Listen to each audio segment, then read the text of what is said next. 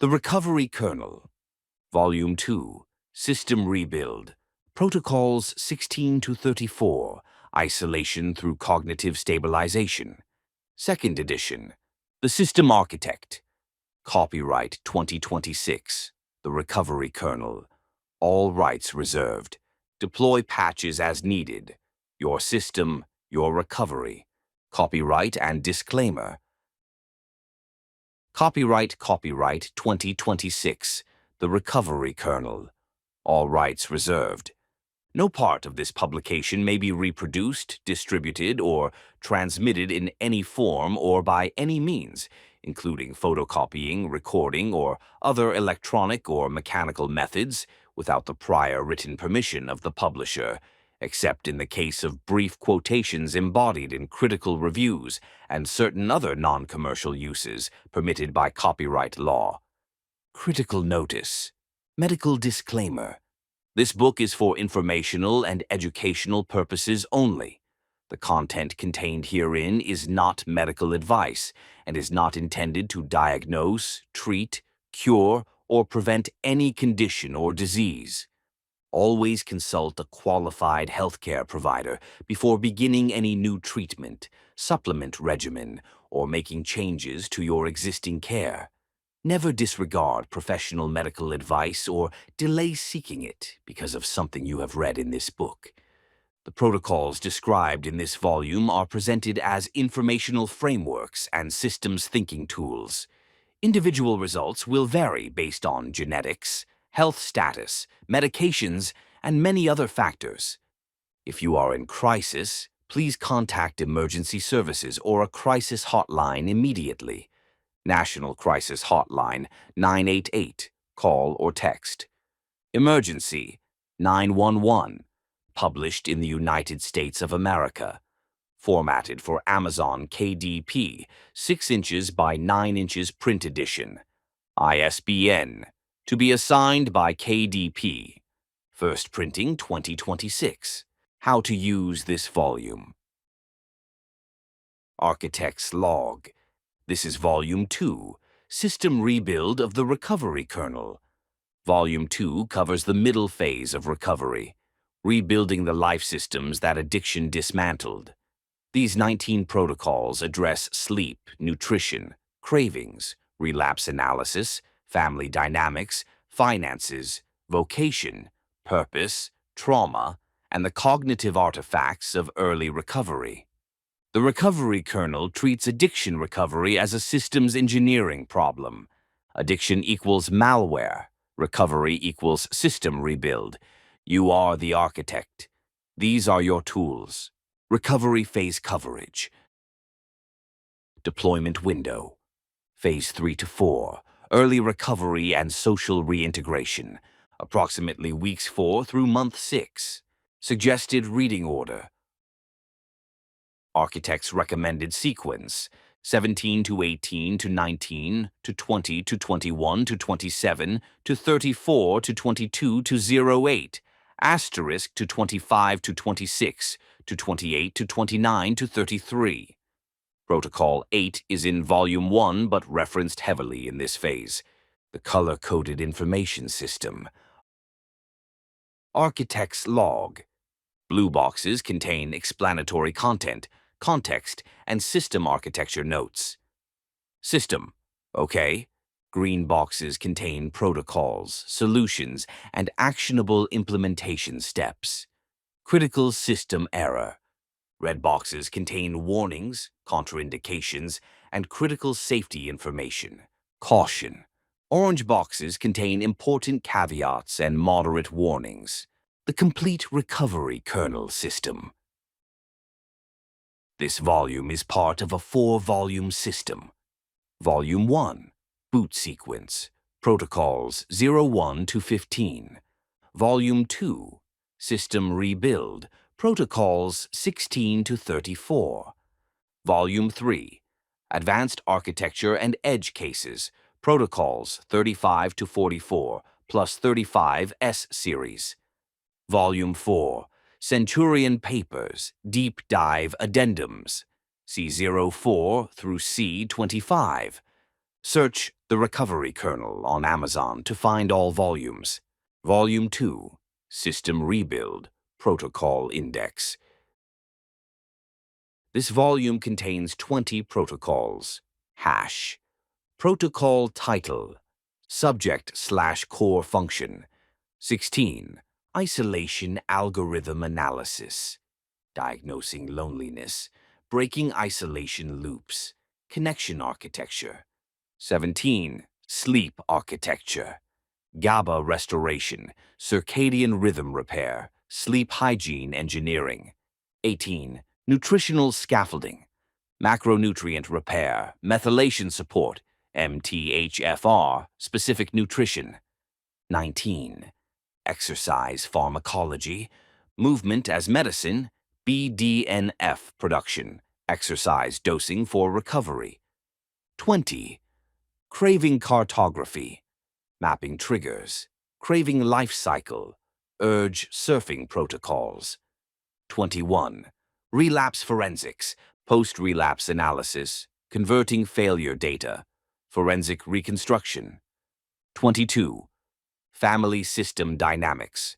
Repairing family architecture. Codependency mapping. Reentry protocols. 23. Financial reconstruction. Debt forensics. Credit repair. Financial system rebuild from zero. 24. Vocational reintegration. Employment gaps, disclosure decisions, career system restart. 25. Spiritual agnosticism. Purpose and meaning without dogma. Existential framework installation.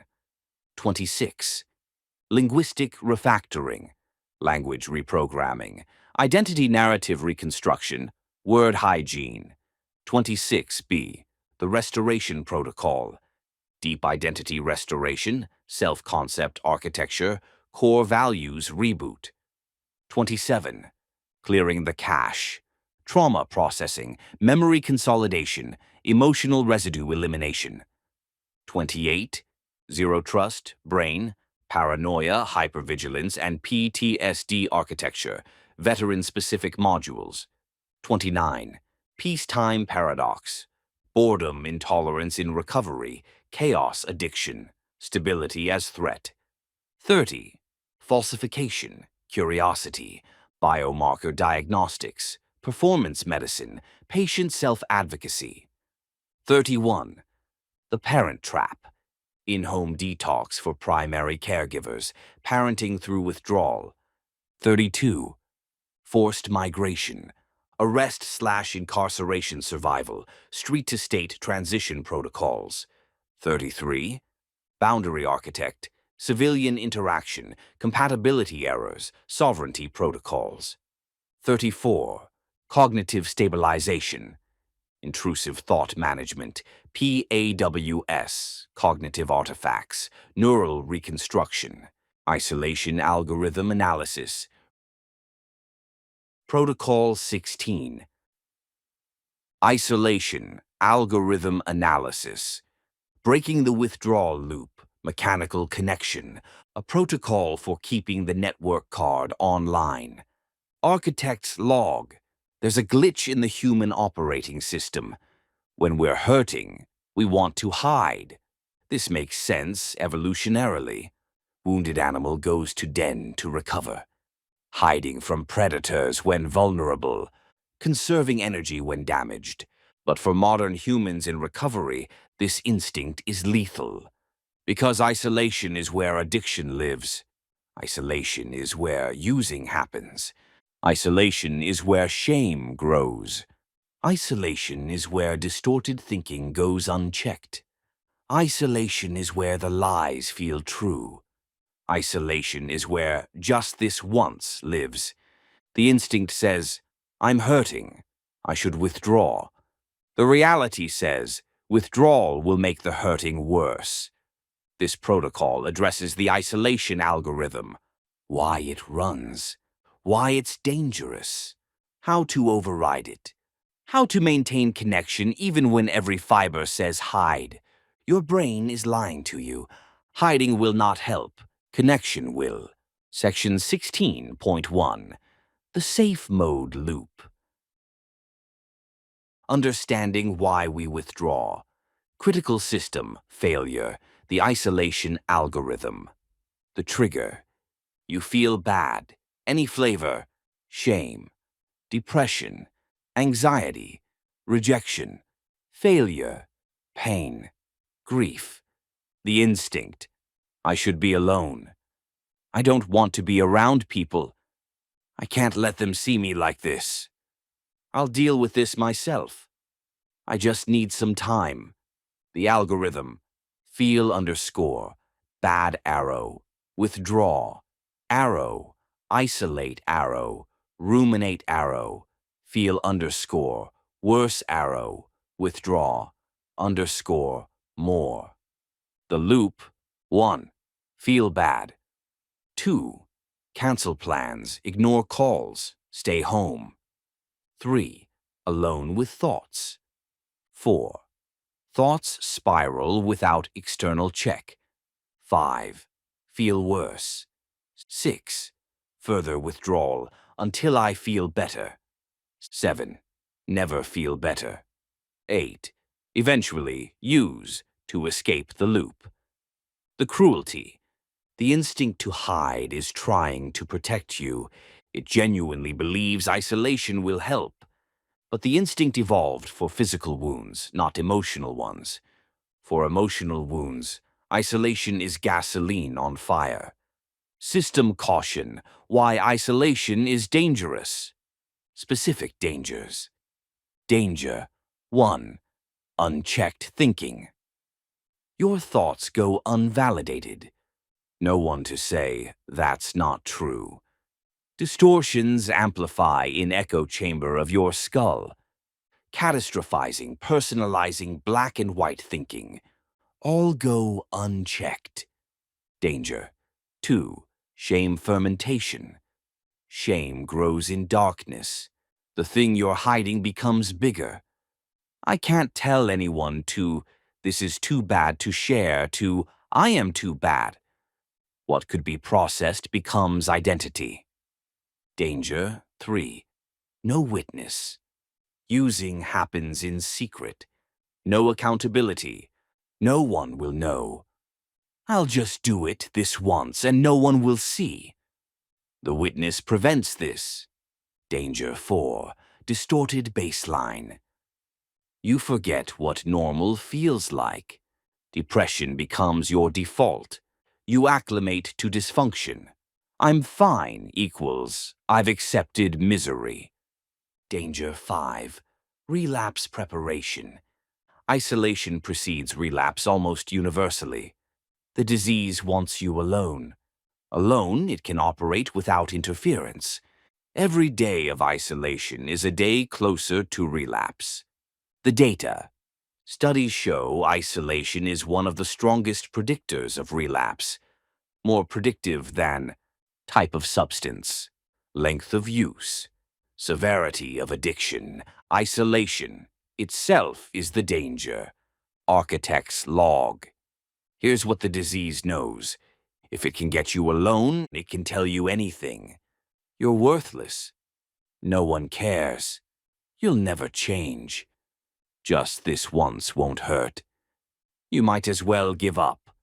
And alone in your head, with no external voice to counter these lies, they start to sound true. The disease is an excellent negotiator. But it can only negotiate when you're alone in the room with it. Bring another person in the room, even in your mind, even on the phone. And suddenly the disease has opposition. It can't win an argument against two people, so it tries to keep you alone. Section 16.2. Mechanical connection. Forcing the network card to stay online. System green. The concept. Mechanical connection. The problem. You don't want to connect. Every fiber says, hide. Waiting until you want to connect doesn't work. You won't want to. Not until it's too late. The solution. Mechanical connection. Connection that doesn't depend on wanting to. Connection that happens regardless of mood. Connection that is automatic, scheduled, non-negotiable. like an automatic backup that runs whether you remember or not, like a scheduled task that executes at the set time, like a heartbeat that beats whether you think about it or not. The principle: you don't need to feel connected to be connected. You don't need to want connection to receive its benefits. Presence with other humans regulates your nervous system, even if you don't feel like being there. The mandate: set up mechanical connection protocols. Then execute them regardless of how you feel. Treat them as non-negotiable as medication. 16.2.1 Proximity connection. System green, level 1, physical proximity. The lowest bar: be physically near other humans. You don't have to talk to them, know them, make eye contact, have any interaction. Just be in the same space. The protocol: coffee shop, anchor. Go to a coffee shop. Order something, even water. Sit for 30 to 60 minutes. Do anything. Read, work, stare at wall. But do it among other humans. Why this works: your nervous system co-regulates with others. Even without interaction, you receive social cues. You are observed, can't fully spiral. You are in public, different brain state than private. Breaking the physical isolation breaks part of the loop. Other proximity options: library, park bench, gym. You don't have to exercise hard, just be there. Bookstore, public lobby, mall without shopping, just walking. Museum, any space with other humans. The rule: if the isolation algorithm is running, get out of the house, go somewhere with other humans, even if you don't want to. Especially if you don't want to. 16.2.2 Parallel connection. System green, level 2, shared activity, no conversation required. The next level: be doing something alongside others, still no deep conversation required. Just parallel activity in shared space. The options: recovery meetings. Go to a meeting. You don't have to share. You don't have to talk to anyone after. Just be there and listen. Your brain registers: I am not alone in this. Group fitness. Yoga class, spin class, CrossFit, group running. Same goal, shared struggle, no conversation required. Classes/workshops, art class, cooking class, dance class, learning something alongside others. Volunteer work, soup kitchen, animal shelter, park cleanup, habitat for humanity, structured activity, shared purpose, minimal social demand. Religious/spiritual gatherings, church, temple, sangha. You can sit in the back. No one will make you talk. Shared ritual, collective presence. The benefit: you're around people. You have a reason to be there. Activity. Low social pressure. Breaks isolation without requiring extroversion. 16.2.3 Interactive connection. System green, level 3. Actual interaction. The highest level: actual conversation with another human. This is harder, but most effective. The minimum viable version: one text to one person. Hey, thinking of you. How's your day going? I'm having a rough day. That's it. You initiated contact. The isolation algorithm is interrupted. The phone call version: call one person. It can be brief, 5 minutes. You don't have to talk about your problems. Just hear another voice. Let them hear yours. The in-person version: coffee with one friend. Walk with someone. Any face-to-face contact. The hardest but most powerful. Tell someone how you're actually doing. I'm struggling today. I've been isolating. I don't want to be alone, but I don't want to be around people either. I need connection, but I don't know how to ask for it. Vulnerability is antidote to shame. Shame grows in secrecy. The moment you speak it, it shrinks. Level. What? Social demand. Examples. 1. Proximity. Be near humans. None. Coffee shop, library, gym, park. 2. Parallel. Shared activity. Low. Meetings, classes, volunteering. 3. Interactive. Conversation. Medium high. Text, call, coffee with friend. Vulnerability. Section 16.3. The Override Protocol. Forcing connection when you don't want to. Architect's Log. The hardest part. When you most need connection, you will least want it. This is the design flaw. The isolation algorithm runs strongest when connection is most needed. You cannot wait until you feel like connecting. You must override the instinct. This requires pre-commitment, decisions made when stable, that execute when unstable. System green, the scheduled override. Pre-commitment. Number 1, scheduled connection. When you're stable, set up. Standing meetings. Same meeting, same day, every week. Put it in calendar with alert. Treat it as non-negotiable as medication. I go to meeting on day at time. Period. Regular social commitments. Weekly coffee with person. Regular gym time with person. Family dinner on day. Phone call with person. Every frequency. Accountability check-ins. Daily text to sponsor/accountability partner. Even just checking in, still sober. They expect it. If you don't send, they call. The principle. You don't decide whether to go. You already decided. The decision was made when you were stable. Now you just execute. If you give yourself the choice in the moment, you will choose isolation. Remove the choice. System green, the crisis override. Pre-commitment number 2, crisis protocol. When the isolation algorithm is in full effect, Rule 1, if home for 24 plus hours, leave. You cannot stay home more than 24 hours. Go anywhere, coffee shop, store, walk around block.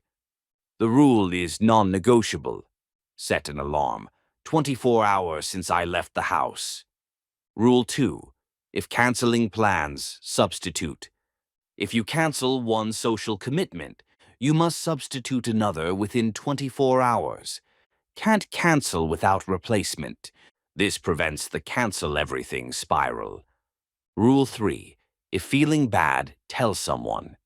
You have a designated person for this. When you feel the isolation pull, you must contact them, even by text. The isolation algorithm is running, checking in. They know what this means. Rule 4.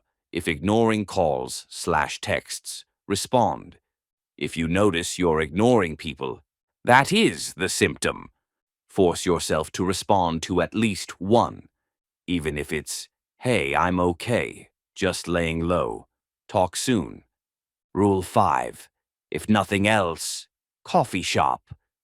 When all else fails, you can always go sit in a coffee shop. Laptop optional, phone optional. Just you among humans. This is the emergency protocol. System caution, the lies the algorithm tells. Recognize these as lies. I'll reach out when I feel better. You won't feel better by isolating. Reaching out is how you feel better. I don't want to bother anyone. The people who care about you want to hear from you. You being alone bothers them more than a text. No one would understand.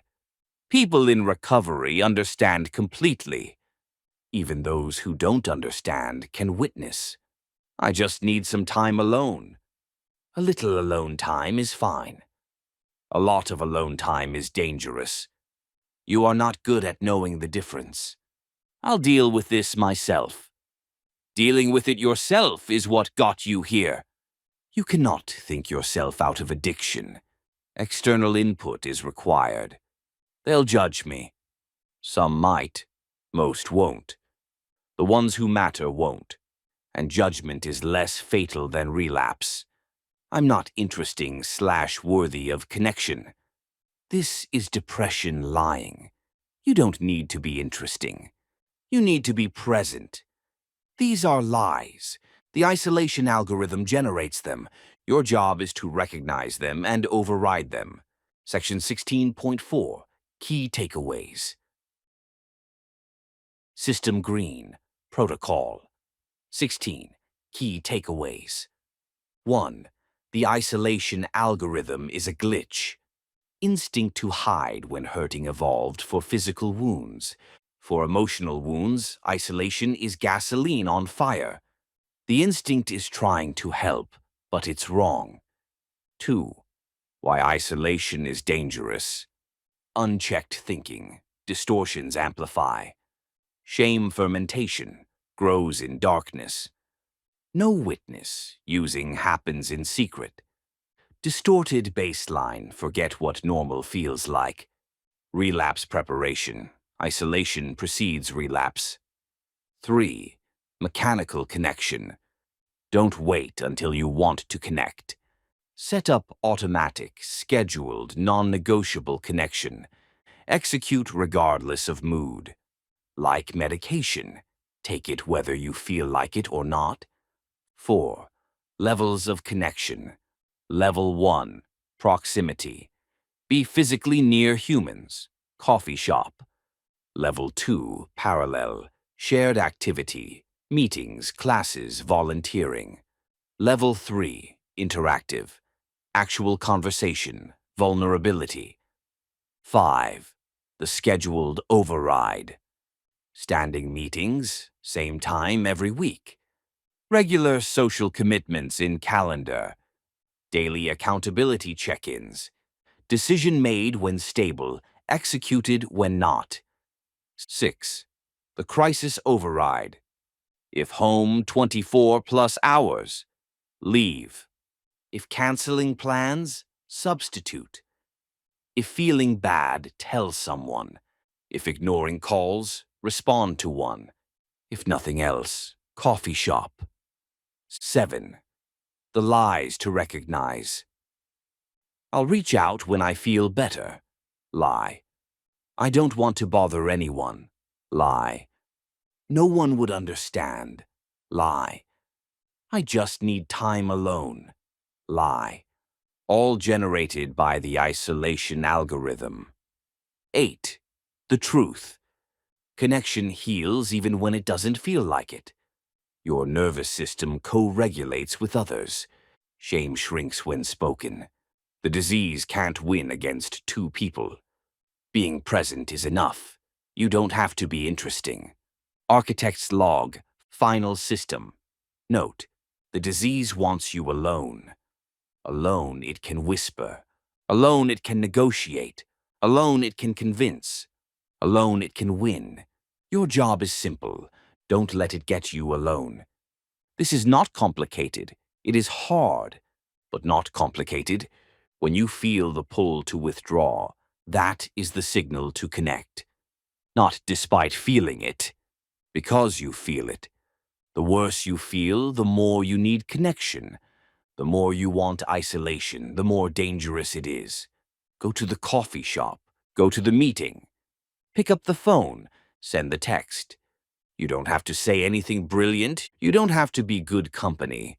You just have to be present, in the presence of others, where the disease cannot reach you, where the lies are exposed, where your nervous system can borrow regulation, where you are reminded you are not alone. Force the network card to stay online. even when every fiber says to disconnect. This is how you survive. The system architect. End of protocol. 16. Isolation algorithm analysis. Architect's log.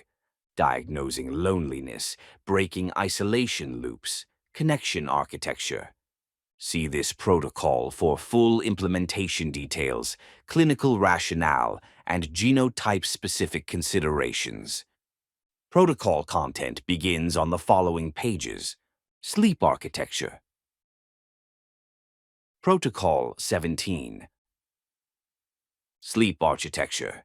Circadian repair, from passing out to system standby. A protocol for restoring the master clock. Architect's log. There's a difference between sleep and unconsciousness. Years of substance abuse taught you the latter. Passing out is not sleep. Chemically induced unconsciousness is not rest. Real sleep is architecture. Multiple stages in specific sequences. Each stage serves a different function. Disrupted architecture equals degraded restoration. Your circadian rhythm is a master clock. Regulates sleep/wake cycle. Controls hormone release. Coordinates cellular repair. Synchronizes every system in your body. Substance abuse destroyed this clock. Alcohol suppresses REM sleep. Stimulants prevent sleep onset. Opioids disrupt sleep architecture. Cannabis reduces deep sleep. All substances dysregulate the circadian rhythm. In recovery, sleep problems are universal. Can't fall asleep. Can't stay asleep. Sleep but wake exhausted. Dreams are overwhelming. REM rebound. This is expected. Your system forgot how to sleep naturally. It must relearn. This protocol teaches you to understand sleep architecture, reset your circadian rhythm, optimize your sleep environment, build a power-down routine. Without proper sleep, memory consolidation fails, emotional regulation fails, physical repair is incomplete, willpower is depleted, relapse risk increases dramatically. Sleep is not optional. Sleep is the system repair cycle. Section 17.1. Sleep architecture. Understanding the stages. System green, the stages of sleep. System functions. Stage 1, N1. Light. Sleep. Transition from wake to sleep. 5 to 10 minutes. Easy to wake. Muscle relaxation begins. Stage 2, N2. True sleep. Body temperature drops. Heart rate slows. Prepares body for deep sleep. Memory consolidation begins. 45 to 55% of total sleep. Stage 3, N3. Deep sleep, slow wave. Most restorative stage. Physical repair occurs. Human growth hormone released. Immune system strengthens. Memory consolidation deepens. Hardest to wake from. 15 to 25% of total sleep, mostly in first half of night. REM sleep. Dream sleep. Rapid eye movement. Brain highly active, like awake. Body paralyzed, prevents acting out dreams. Emotional processing. Memory integration. Creativity and problem solving. 20 to 25% of total sleep, mostly in second half of night. The cycle. One full cycle, approximately 90 minutes. 4 to 6 cycles per night, optimal. Early cycles, more deep sleep. Later cycles, more REM sleep. Disrupting architecture equals incomplete restoration. Critical system failure, how substances destroyed your sleep. Alcohol, sedative effect not equal to good sleep. Suppresses REM sleep dramatically. causes fragmented sleep, leads to early morning waking. REM rebound in recovery, vivid, intense dreams. Stimulants, cocaine, meth, Adderall. Prevent sleep onset, obvious. Reduce total sleep time. Disrupt all sleep stages. Create massive sleep debt. Recovery, hypersomnia, excessive sleep. Opioids. Disrupt sleep architecture. Reduce REM and deep sleep. Cause sleep apnea, dangerous. Create dependence for sleep. Withdrawal, severe insomnia. Cannabis. Reduces REM sleep. May help sleep onset but degrades quality. REM rebound when stopping. Intense dreams. Long-term use. Sleep architecture damage. Benzodiazepines. Induce sleep but reduce quality. Suppress deep sleep and REM. Create dependence. Rebound insomnia when stopping. The common result. Circadian rhythm destroyed. Sleep architecture damaged. Body forgot how to sleep naturally. Recovery equals relearning how to sleep. Section 17.2, Circadian Reset Protocol. Restoring the master clock. Architect's log. Your circadian rhythm is controlled by light. Light enters eyes leads to signals, suprachiasmatic nucleus, SCN. Arrow SCN tells body what time it is. Coordinates all biological rhythms.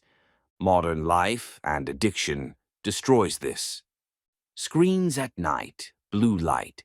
Irregular sleep times. Staying indoors all day. Artificial light confusion.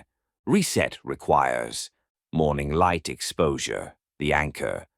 Evening light restriction, the signal. Consistent timing, the pattern. Temperature manipulation, the cue. System green, light protocol, the master reset. Morning light, the anchor. Get bright light exposure within 30 to 60 minutes of waking. Sunlight is best, even cloudy days equals 10,000 plus lux. 10 to 30 minutes of exposure. Do not wear sunglasses during this time. If no sunlight, light therapy box, 10,000 lux. Why it works. Suppresses melatonin immediately. Sets circadian clock to morning. Triggers cortisol awakening response. Times your melatonin release for approximately 14 to 16 hours later. Evening light restriction, the signal. Dim lights 2 to 3 hours before bed. No screens 1 to 2 hours before bed, or use blue blockers. Red/amber light only after sunset, if needed. Complete darkness for sleep. Why it works. Darkness signals melatonin production. Blue light, screens, LED, suppresses melatonin. Even small amounts of light delay sleep onset. Red light therapy. Red/amber wavelengths don't suppress melatonin. Use red bulbs in bedroom/bathroom at night. Blue blocking glasses if screens unavoidable. Signals nighttime to brain while allowing function. System green, temperature, protocol, the cue. The science. Body temperature drops 2 to 3 degrees Fahrenheit to initiate sleep. Cool environment signals sleep time. Hot environment prevents sleep onset. Temperature rise signals wake time. The protocol. Bedroom. Temperature. Optimal, 65 to 68 degrees Fahrenheit, 18 to 20 degrees Celsius. Cooler is generally better than warmer. Individual variation exists. Experiment.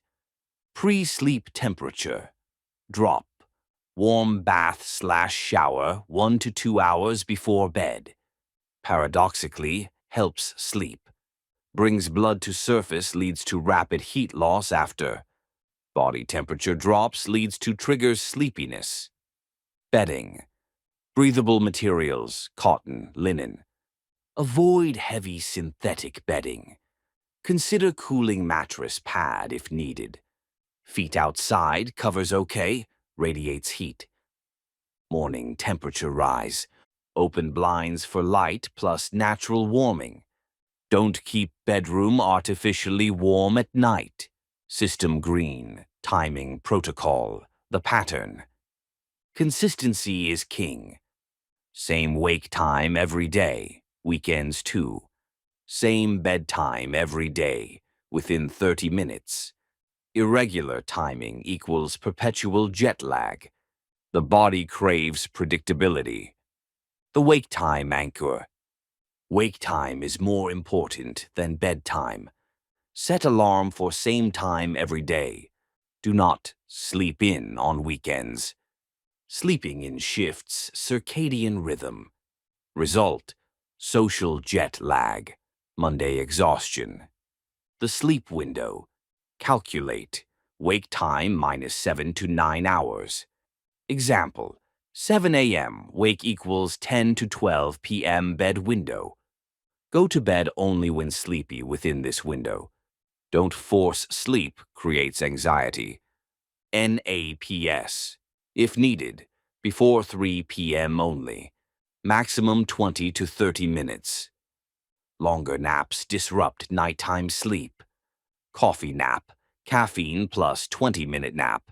Caffeine kicks in at wake. Section 17.3, Sleep Environment. Optimizing the hardware. System green, the sleep sanctuary. Environmental factors. Darkness. Complete darkness optimal. Use blackout curtains or blackout blinds.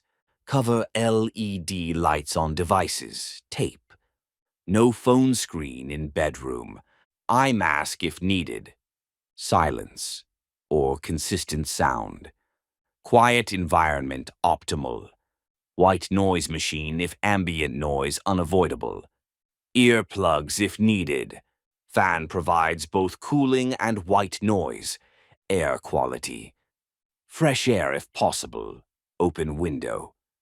Air purifier if in polluted area. Avoid strong scents, can disrupt sleep. Lavender has some sleep-promoting evidence. Bed equals sleep only. No working in bed. No watching TV in bed. No phone scrolling in bed. Train brain. Bed equals sleep and intimacy only. If awake 20+ minutes, get up, do boring activity, return when sleepy. Technology. Phone chargers outside bedroom. No TV in bedroom. Ideal. No visible clocks. Clock watching creates anxiety. Airplane mode or do not disturb on all devices. Section 17.4. The power down routine. The evening protocol. System green. Power down routine. 90-minute protocol. Your brain needs a shutdown sequence. Abrupt transition from stimulation to sleep doesn't work. T minus 90 minutes before bed. Dim all lights in home. End all work activities. No stressful conversations. Begin transition to calm. T minus 60 minutes. No screens or blue blocking glasses. Warm shower/bath. Low stimulation activities, reading, paper, gentle stretching, journaling. Prepare for next day, reduces morning anxiety. T minus 30 minutes, in bedroom or near. Relaxation practices, breathing, meditation, body scan. Low light only, red/amber. Temperature cool. T minus 10 minutes. In bed. Complete darkness. Relaxation technique or simply rest. Release expectation of immediate sleep. The key. Same routine every night. Brain learns. This sequence equals sleep coming. Routine becomes automatic trigger. Inconsistency equals no conditioning.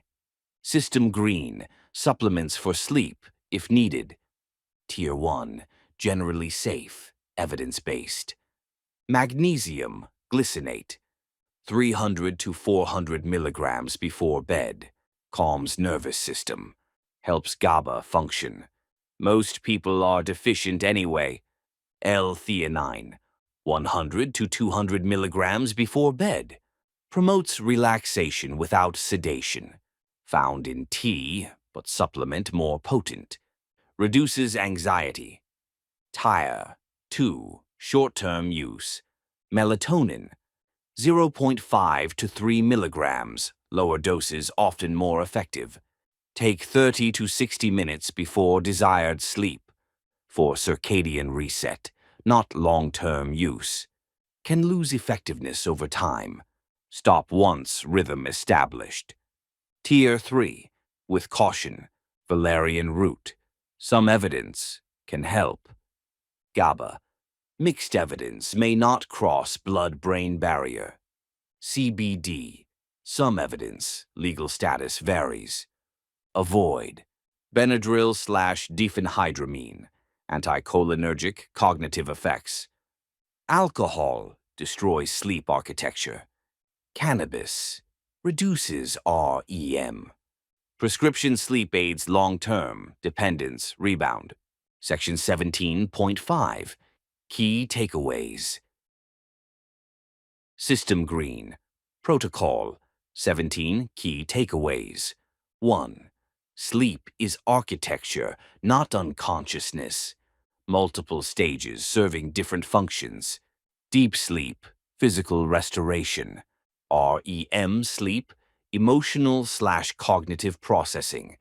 Substances destroyed this architecture. 2. Circadian reset protocol. Morning light, 10 to 30 minutes. Sunlight within 1 hour of waking. Evening light restriction. Dim 2 to 3 hours before bed. No screens 1 to 2 hours. Red light only after sunset. Blue blocking glasses if screens unavoidable. 3. Temperature protocol. Bedroom, 65 to 68 degrees Fahrenheit, 18 to 20 degrees Celsius. Warm bath 1 to 2 hours before bed. Body temperature drop triggers sleep. 4. Timing protocol. Same wake time every day, including weekends. Same bedtime within 30 minutes. No sleeping in destroys rhythm. Consistency is king. 5. Sleep environment. Complete darkness, blackout curtains, tape LEDs. Cool temperature. Quiet or white noise. Bed equals sleep only. No work, no screens. 6. Power down routine. 90-minute shutdown sequence. Dim lights, no screens, warm bath. Same routine every night. Brain learns routine equals sleep coming. 7. Supplements, if needed. Magnesium glycinate, 300 to 400 milligrams, safe, effective. L-theanine, 100 to 200 milligrams, calming. Melatonin, 0.5 to 3 milligrams, short-term for reset only. Architect's log, final system. Note, you will not sleep well immediately. Your brain forgot how to sleep naturally. It learned to associate unconsciousness with substances. It must relearn natural sleep. This takes weeks to months. Insomnia in early recovery is normal. Do not relapse over sleep. Follow the protocols. Morning light, evening darkness, consistent timing, cool temperature, power down routine. Eventually your circadian rhythm will reset. Eventually you will sleep naturally. Eventually you will wake refreshed. Not passing out, not chemically unconscious, actually sleeping.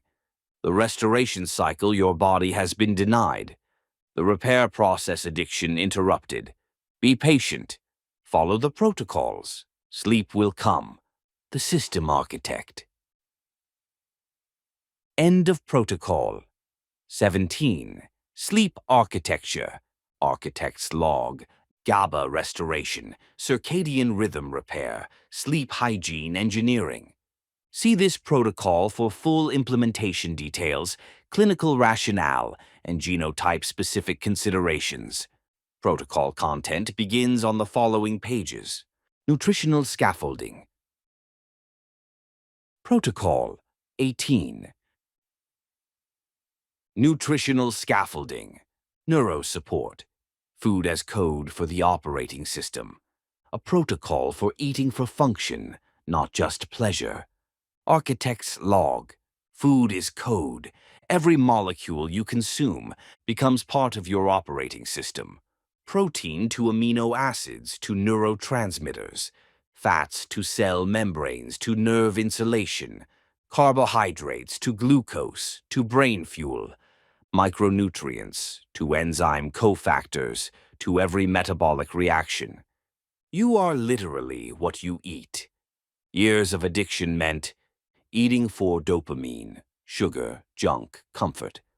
Not eating at all, stimulants, chaos. Eating whatever was available, no planning. Severe nutritional depletion. Your body is starving. Not for calories, for building blocks. Your brain cannot make serotonin without tryptophan. Your brain cannot make dopamine without tyrosine.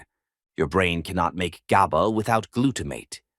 No matter how much therapy, meditation, or willpower, if the raw materials aren't there, the neurotransmitters cannot be built.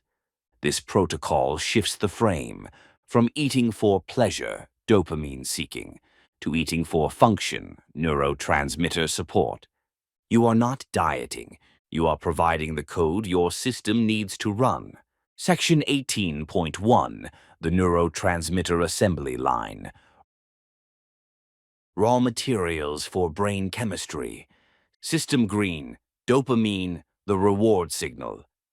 The pathway, tyrosine, amino acid, to L-dopa to dopamine. Raw material, tyrosine, essential amino acid from protein. Cannot be made by body, must be eaten. Depleted by addiction, used faster than replenished. Food sources. Beef, chicken, turkey, fish, eggs, dairy, cheese, milk, yogurt, almonds, pumpkin seeds, soybeans, tofu. Cofactors needed, helpers for conversion. Iron, meat, spinach, legumes. Vitamin B6, poultry, fish, potatoes. Vitamin C, citrus, peppers, broccoli. Folate, leafy greens, legumes. The protocol, high-quality protein with every meal. Especially important, morning protein. Protein at breakfast equals tyrosine available for dopamine synthesis. Low protein morning equals brain fog, low motivation. Minimum, 0.7 to 1 gram protein per pound of body weight daily. Example, 180-pound person equals 126 to 180 grams protein daily. Distribute across meals, 30 to 50 grams per meal. System green, serotonin, the mood stabilizer.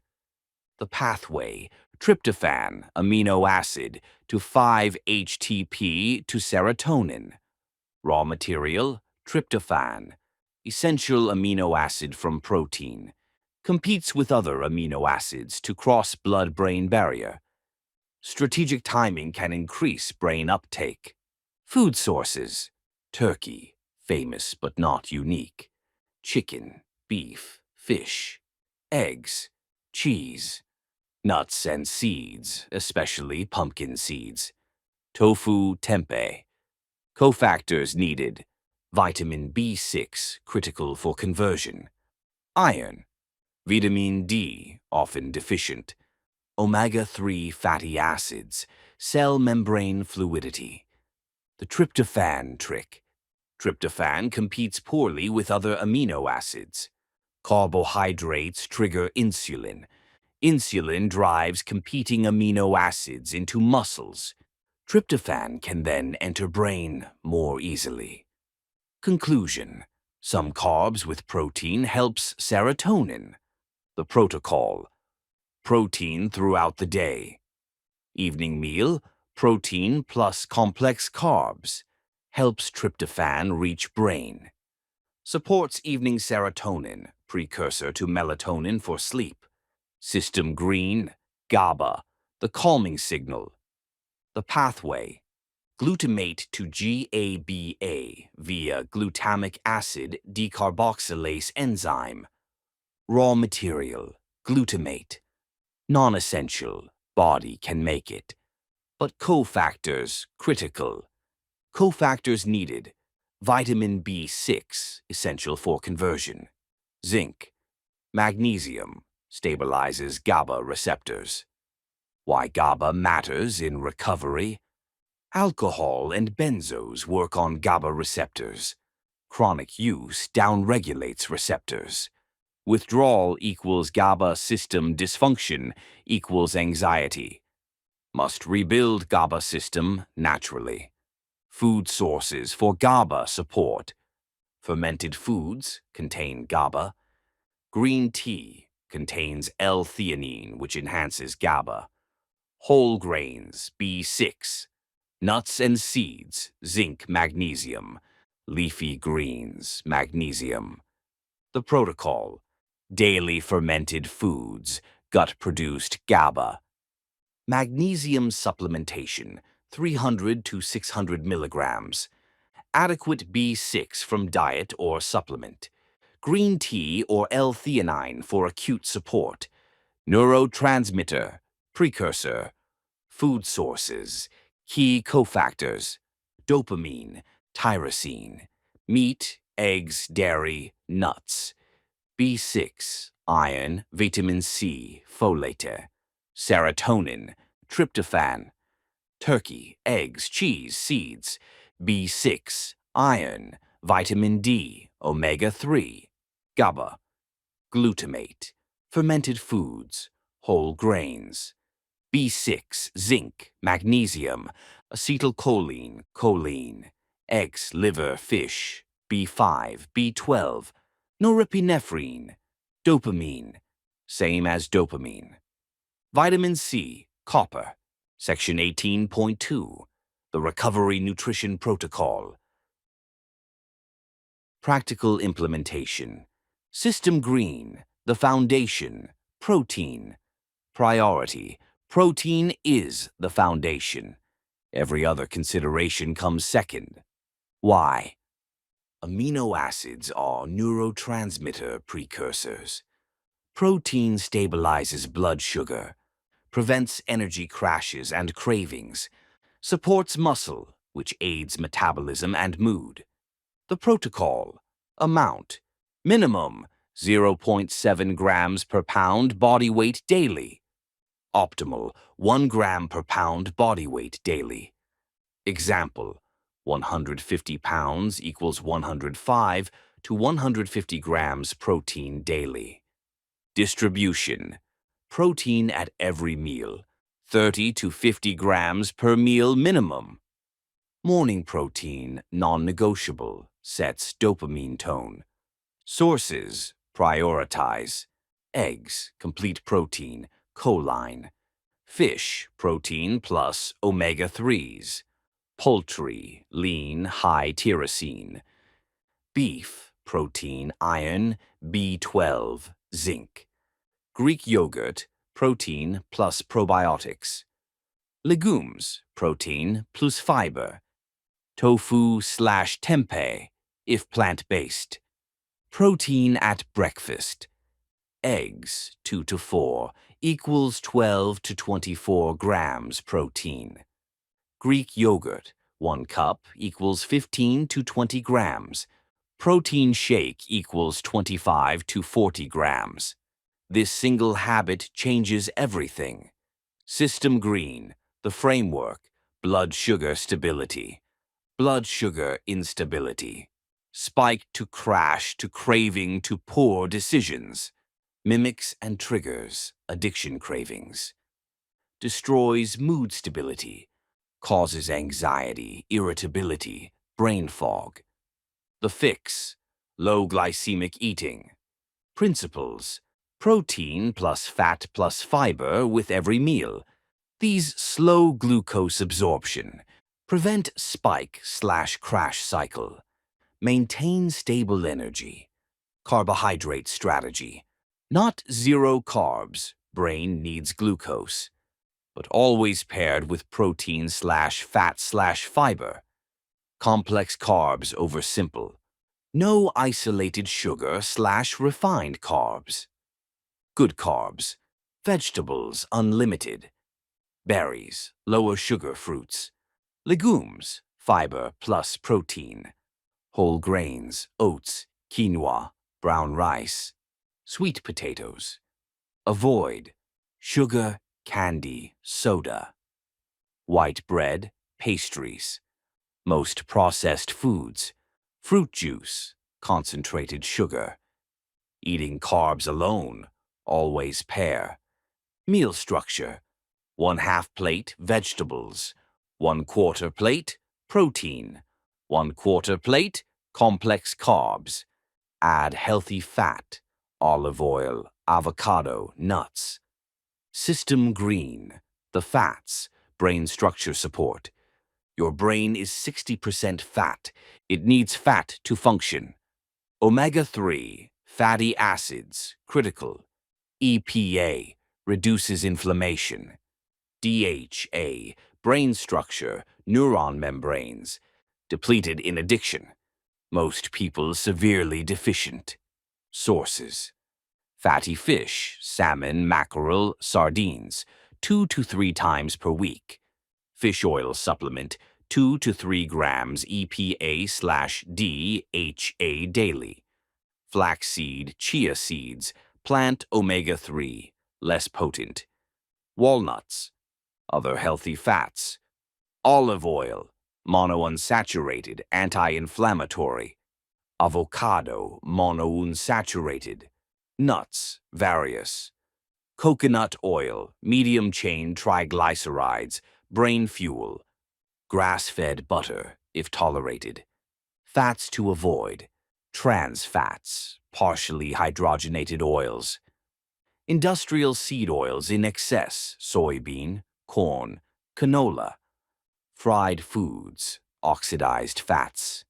The protocol: omega-3 supplement daily, if not eating fatty fish 3 times per week. Olive oil as primary cooking/dressing oil. Avocado regularly. Nuts as snacks. Fat is not the enemy. Inflammation is. System green, the micronutrients, enzyme cofactors. Without micronutrients, metabolic reactions fail. Critical for recovery.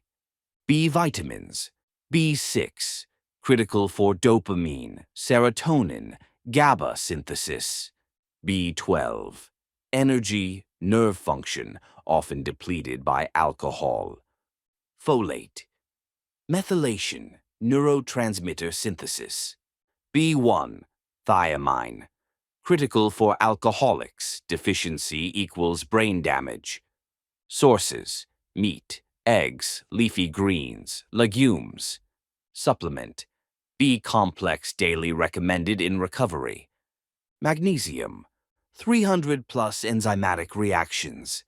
Calms nervous system, almost everyone deficient. Supplement: 300 to 600 milligrams daily. Glycinate. Zinc, neurotransmitter synthesis. Immune function, often depleted in addiction. Sources: meat, shellfish, pumpkin seeds. Supplement: 15 to 30 milligrams daily if needed. Vitamin D, actually a hormone. Brain function, mood regulation. Most people deficient, especially indoors. Supplement: 2,000 to 5,000 IU daily. Get tested if possible. Iron, Dopamine synthesis requires iron. Deficiency equals fatigue, brain fog. Sources: red meat, spinach, legumes. Supplement: only if deficient. Test first. Excess harmful. Section 18.3 Key Takeaways. System Green. Protocol 18. Key Takeaways. 1. Food is code. Every molecule becomes part of your system. Amino acids to neurotransmitters.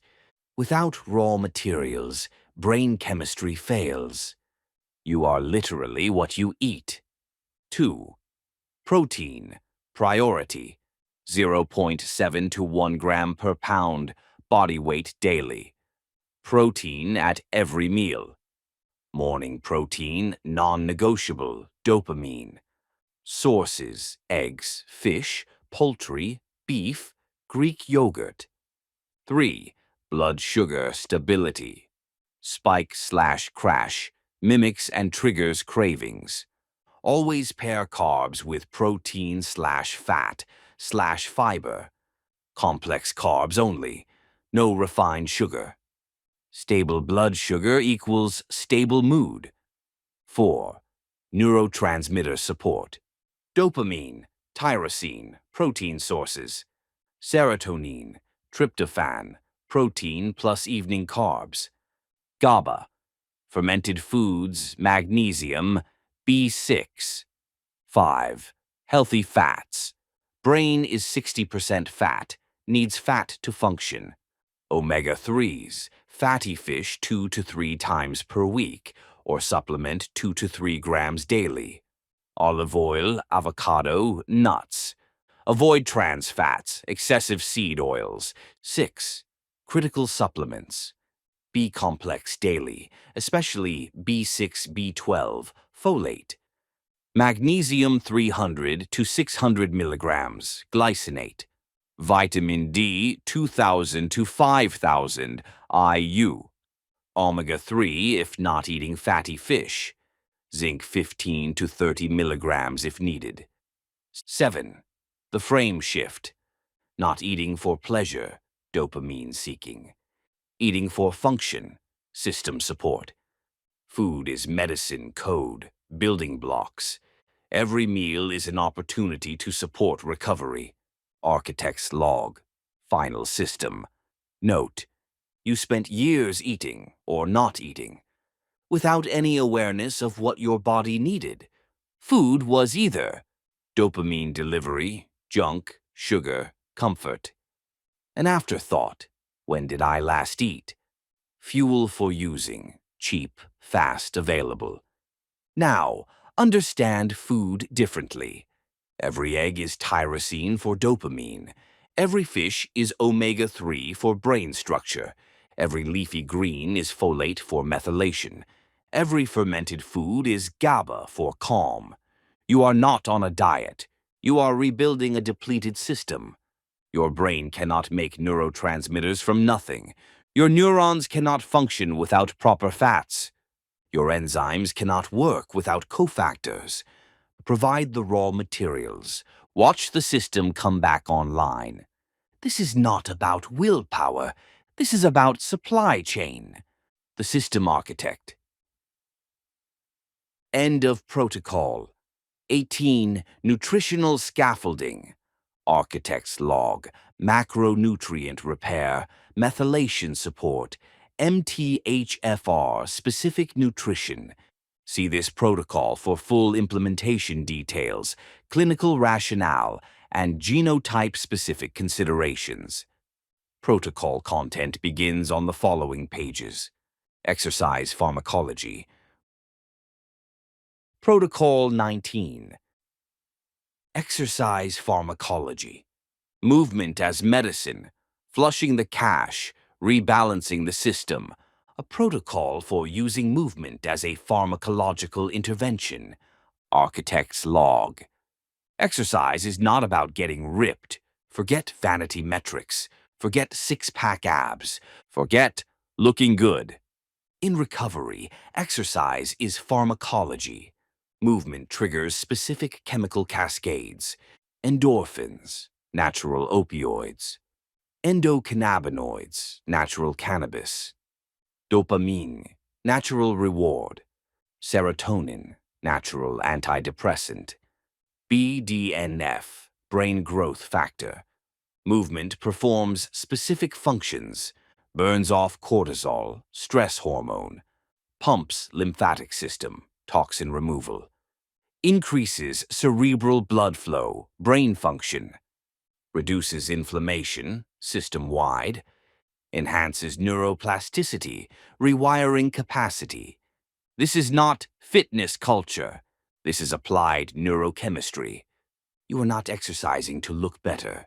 You are exercising to flush the cache, clear stress hormones, manually trigger neurotransmitters, force toxin removal, create new neural pathways, self-administer legal, natural drugs. This protocol teaches exercise as medicine, dose, timing, type, and frequency, prescribed for recovery, not aesthetics. Section 19.1, the pharmacology of movement. What exercise releases? System green, the chemical release, natural drug cabinet. Endorphins, endogenous opioids, your body's heroin. Released during sustained exercise. Reduce pain perception. Create euphoria, runner's high. Natural replacement for exogenous opioids. Endocannabinoids. Anandamide, the bliss molecule. Your body's natural cannabis. Actually responsible for most of runner's high. Reduces anxiety, creates calm euphoria. Released during moderate intensity exercise, dopamine. Released during and after exercise. Creates motivation and reward. Helps restore depleted dopamine system. Teaches brain that natural rewards feel good. Serotonin. Increased with aerobic exercise. Mood regulation. Reduces depression and anxiety, effects comparable to antidepressant medication. BDNF, brain-derived neurotrophic factor, miracle grow for the brain. Stimulates new neuron growth, enhances neuroplasticity, supports learning and memory, critical for rewiring addicted brain. Norepinephrine, increases alertness and focus, regulates attention, elevated for hours after exercise. System green, cortisol flush, clearing the stress buffer. The problem, chronic cortisol. Cortisol equals stress hormone. Short term, useful, fight or flight. Chronic, destructive. Chronic cortisol causes anxiety, depression, impaired memory, weight gain, especially abdominal, weakened immune system, disrupted sleep, increased cravings. In recovery, cortisol is often chronically elevated. Withdrawal stress, life stress, pause, post-acute withdrawal syndrome, unprocessed trauma. The solution: exercise flushes cortisol. Physical movement metabolizes cortisol. Body uses up the stress hormones, restores baseline after exercise, like flushing a cache of accumulated stress. The protocol: when stressed, move. Cortisol accumulated, move. Anxiety spiking, move. Don't think about it, move. Even 10 to 20 minutes of movement can significantly reduce cortisol levels. System green, lymphatic pumping, manual toxin removal. The lymphatic system, your body's sewage/detox system, carries waste, toxins, cellular debris, drains into bloodstream for elimination, critical for immune function. The problem: lymphatic system has no pump. Heart pumps blood. Nothing pumps lymph. Lymph only moves via muscle contraction. The implication: sedentary equals stagnant lymph. Stagnant lymph equals toxin accumulation. In recovery, years of toxic buildup must manually pump the system. The solution: movement. Muscle contraction squeezes lymph vessels. Movement literally pumps toxins out. Any movement helps. Rebounding, mini trampoline, especially effective. The protocol: daily movement, non-negotiable. Walking minimum. Rebounding excellent for lymph. Deep breathing also moves lymph, diaphragm. Dry brushing, skin, before shower, supports lymph. Section 19.2, the exercise prescription. Dose, type, and timing. Architect's log. Exercise is medicine. Medicine requires proper dosing. Too little, insufficient effect. Too much, diminishing returns, injury, burnout. Wrong type, wrong chemical release. Wrong timing, suboptimal benefit. The goal is not maximum exercise. The goal is optimal exercise for recovery. System green, the minimum effective dose. The baseline, non-negotiable. Daily movement of some kind. Walking counts. 10,000 steps or 30 minutes minimum. Every day, no exceptions. This is maintenance, not optimization. The optimal dose: 150 plus minutes, moderate aerobic weekly, minimum. Or 75 plus minutes, vigorous aerobic weekly, plus 2 to 3 strength training sessions weekly. Daily low-intensity movement, walking, regardless. The recovery-specific dose, early recovery, 0 to 90 days. Focus on consistency over intensity. Daily walking, 30 to 60 minutes. Gentle strength training, 2 times per week. Don't overtrain, body is healing. Goal: establish habit, flush cortisol, move lymph. Mid-recovery, 3 to 12 months. Increase intensity gradually. Add structured cardio. Increase strength training. Explore activities you enjoy. Goal: build neurochemical resilience. Long-term recovery, 1+ year. Full exercise program. Periodized training. Sport or activity focus.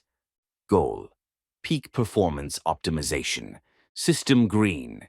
Exercise types. Different prescriptions. Aerobic, cardio. Benefits: endorphin/endocannabinoid release. Serotonin boost. BDNF increase. Cortisol metabolism. Cardiovascular health. Examples: walking, low intensity. Jogging/running, moderate to high. Cycling, variable. Swimming, full body, joint friendly. Dancing, social plus physical. Rowing, full body. Prescription: 3 to 5 sessions per week, 30 to 60 minutes per session. Mix intensities, some easy, some hard. Zone 2, conversational pace, for base. Higher intensity intervals for endorphin peak. Strength training. Benefits: testosterone increase, men and women. Growth hormone release. BDNF increase. Dopamine release. Confidence and self-efficacy. Metabolic boost. Bone density. Examples: weightlifting. Body weight exercises. Resistance bands. Kettlebells. Prescription: 2 to 4 sessions per week. Full body or split routine. Compound movements prioritized: squat, deadlift, press, row. Progressive overload, gradually increase. Rest days between sessions. System green, movement types, additional tools. Yoga. Benefits. Parasympathetic activation. Calming. Flexibility and mobility. Mind-body connection. Stress reduction. Can be meditative. Prescription. 1 to 3 sessions weekly. Especially useful for high-anxiety individuals. Evening yoga, excellent for sleep prep. High-intensity interval training, HIIT. Benefits: time-efficient, large endorphin release, BDNF spike, metabolic benefits. Caution: not for early recovery, too stressful. Not daily, need recovery. 1 to 2 sessions weekly maximum. Must have base fitness first. Walking, the underrated. Benefits: low stress on body, sustainable daily, still moves lymph, still burns cortisol, can be meditative, social with others, accessible to everyone.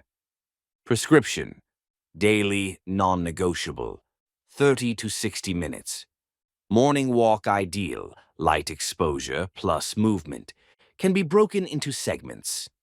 Exercise type, primary benefit, frequency, duration, walking, baseline movement, lymph, cortisol, daily, 30 to 60 minutes, aerobic, moderate, endorphins, serotonin, BDNF, 3 to 5 times per week, 30 to 60 minutes, strength training, dopamine, testosterone, GH, 2 to 4 times per week, 30 to 60 minutes.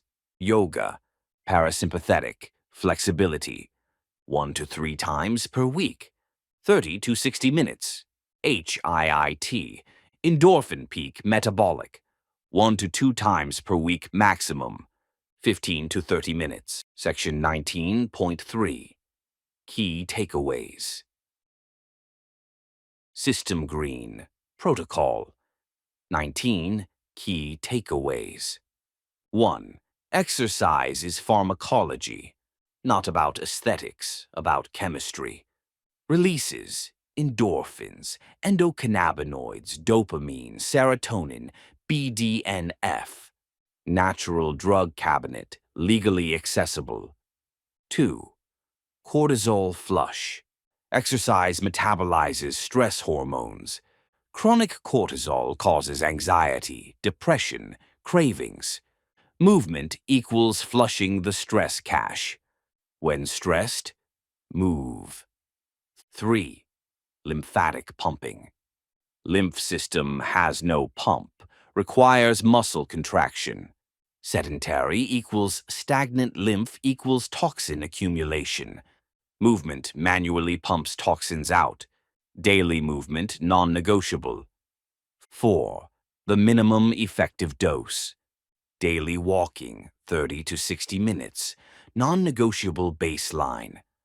150 minutes moderate cardio weekly. 2 to 3 strength sessions weekly. Early recovery. Consistency over intensity. 5. Exercise types. Aerobic, endorphins, serotonin, BDNF, 3 to 5 times per week.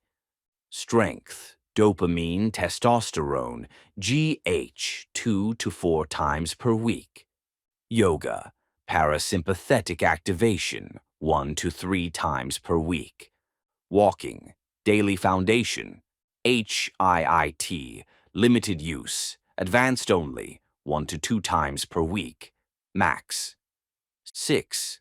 The reframe, not working out, administering medicine, not getting fit, restoring neurochemistry, not losing weight, flushing toxins, not optional, essential recovery intervention. 7. The timing, morning movement, sets tone, exposes to light, post-stress movement, flush cortisol immediately. Evening, avoid intense, disrupts sleep. Daily, something, anything, always. Architect's log. Final system. Note, you spent years artificially manipulating your neurochemistry. Now, you can do it naturally. Every run is an endorphin hit. Every weight session is a dopamine release. Every walk is a cortisol flush. Every stretch is a parasympathetic activation. You have a pharmacy inside your body. Movement is the prescription. This is not about punishment. This is not about earning anything. This is about accessing the natural chemistry. That substance is hijacked. The high exists without the drugs. The calm exists without the pills. The energy exists without the stimulants. You just have to move to unlock it. Start with walking, one foot in front of the other. Let the chemistry follow. Your body knows what to do. You just have to ask it. The system architect. End of protocol. 19. Exercise pharmacology. Architect's log. Movement as medicine. BDNF production. Exercise dosing for recovery. See this protocol for full implementation details, clinical rationale, and genotype-specific considerations. Protocol content begins on the following pages. Craving cartography. Protocol 20. Craving cartography. Pattern recognition, mapping the minefield, a protocol for rewriting the routing table. Architect's log. Your brain has a routing table. Every network does. The routing table says, when you encounter X, go to Y. Your addiction created routes. Friday, 5 p.m. to bar. Stress leads to drink. That street corner leads to craving. Certain music leads to using memories. Specific person to getting high together. Payday to score. These routes were written over thousands of repetitions. They're fast. They're automatic. They don't ask permission. You encounter the trigger. The route fires. You're already craving before you realize what happened. This protocol teaches you to 1. Map the routes. See them clearly. 2. Identify precursor signals, early warning. 3. Rewrite the routing table, new destinations. 4. Build automatic avoidance. Doesn't require willpower. You cannot fight every craving with willpower.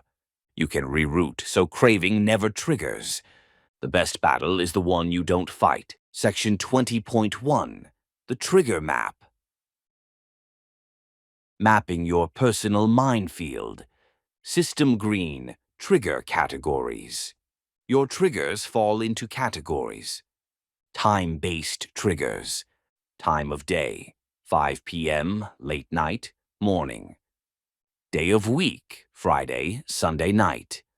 Pay cycles, payday. Seasons, summer parties, winter depression. Anniversaries, death dates, trauma dates. Holidays. Location-based triggers, specific streets/neighborhoods. Bars/clubs, obvious. Your old dealer's area, places you used. Stores where you bought alcohol/supplies. Certain cities or regions. People-based triggers, using buddies. Dealers/connections, people you associate with getting high. Family members who trigger you. Ex-partners, emotional triggers. Emotional triggers. Halt, hungry, angry, lonely, tired.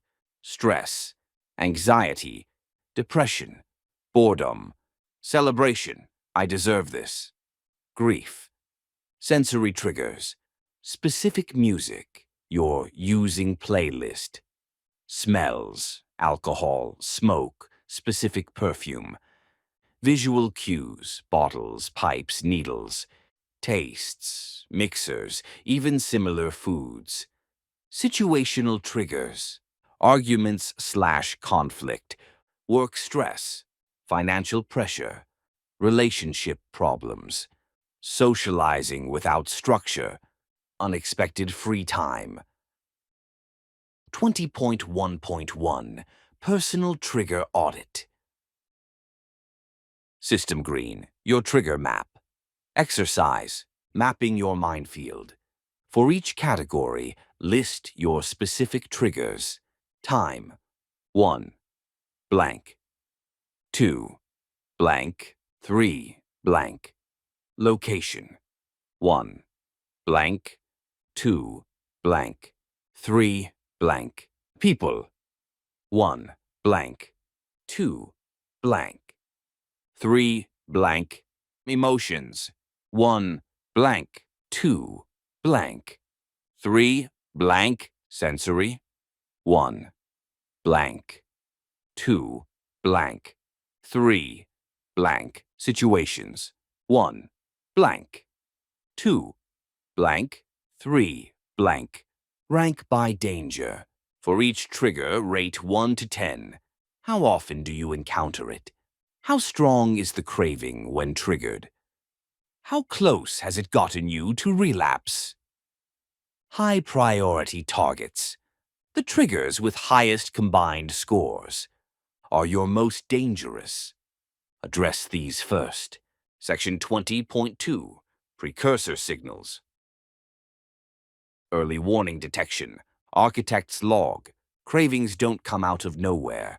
There are precursor signals, signals that appear before the craving fully forms.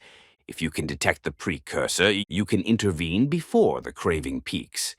This is like detecting the earthquake's P wave before the destructive S wave hits. The intervention window is small, but it exists. System Green, Precursor Signal Identification.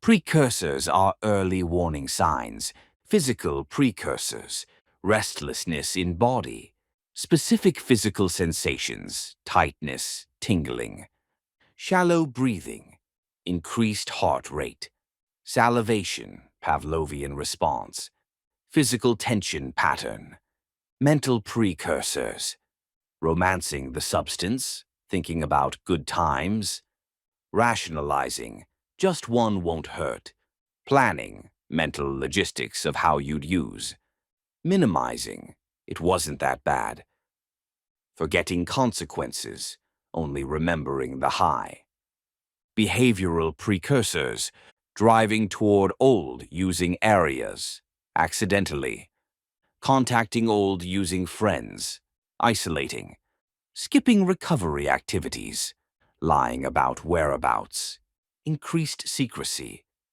emotional precursors, unaddressed resentment building, creeping depression, escalating anxiety, feeling off without knowing why, irritability spike, the intervention window, precursor signal appears, window 5 to 30 minutes, full craving develops. Much harder to stop. Know your precursors. Intervene in the window. System Green, Precursor Tracking. Protocol. Building your early warning system. Step 1. Retrospective analysis. Think back to past relapses or near relapses. What happened in the hour before? What were you thinking about? What were you feeling in your body?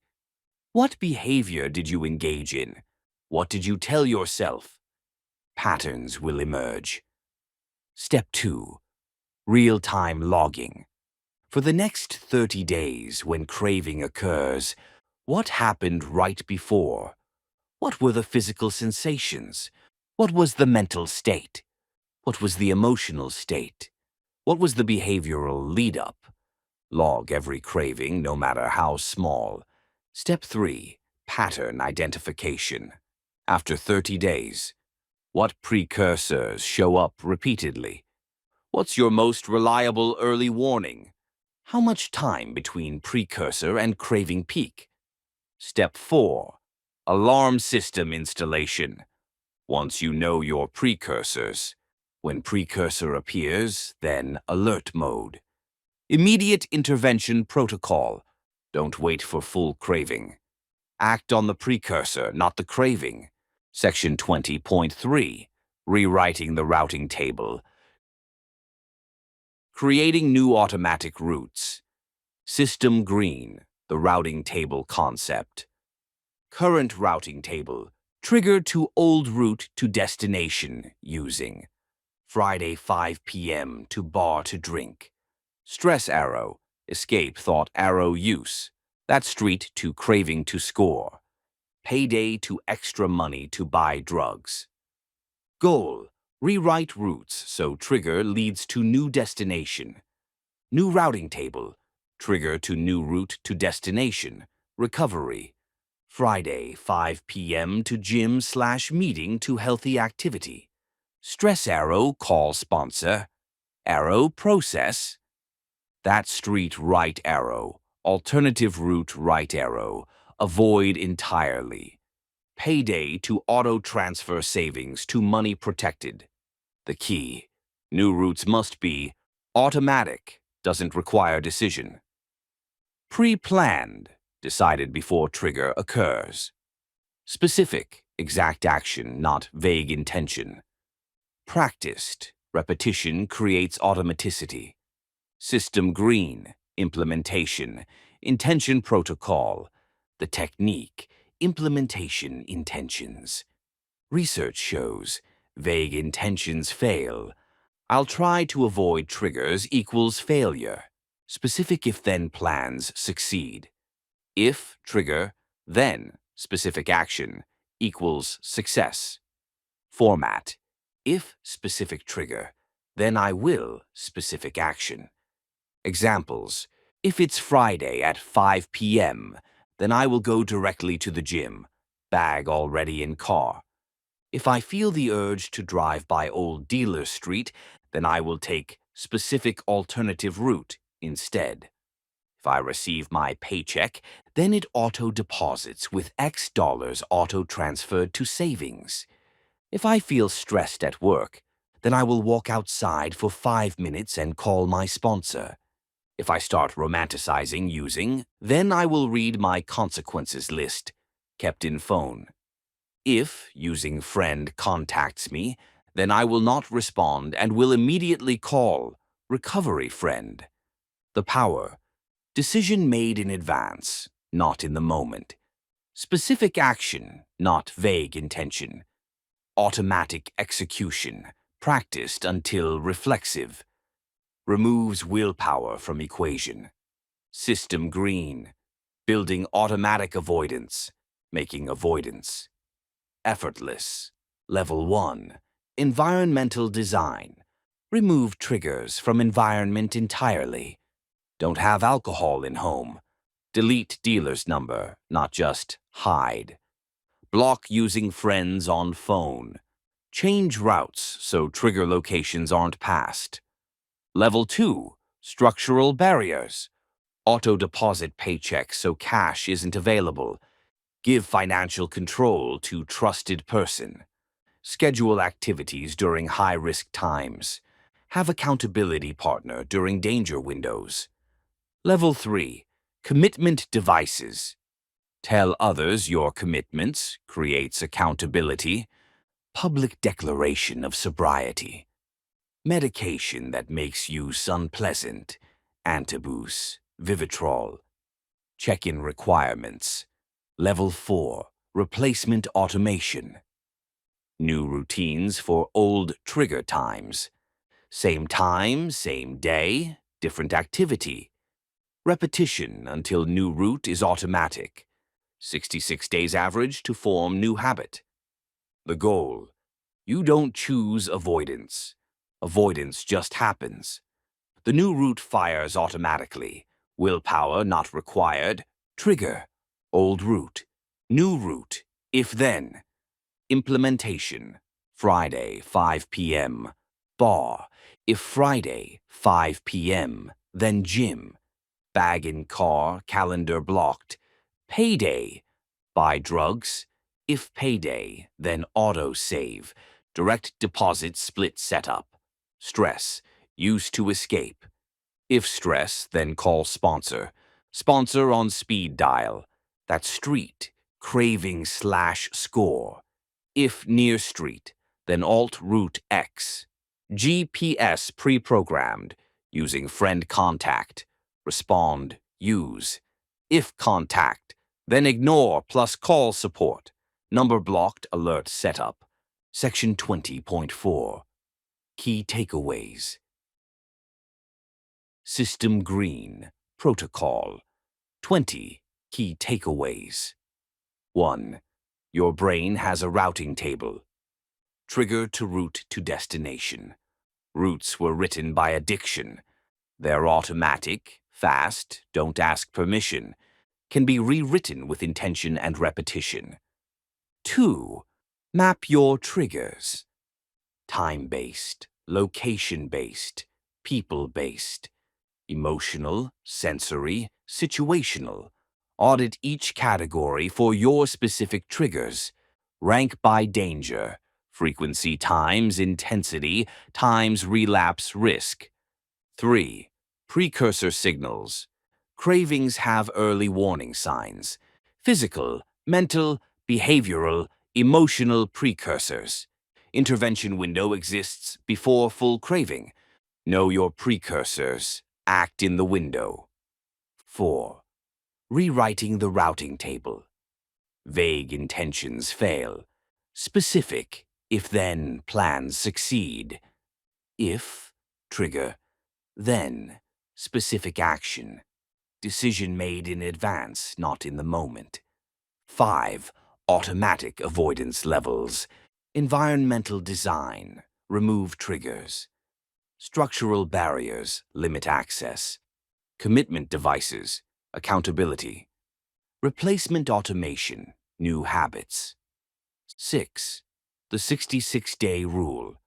Average time to form new habit. Repetition creates automaticity. New route must be practiced until reflexive. Eventually, avoidance doesn't require willpower. 7. The goal.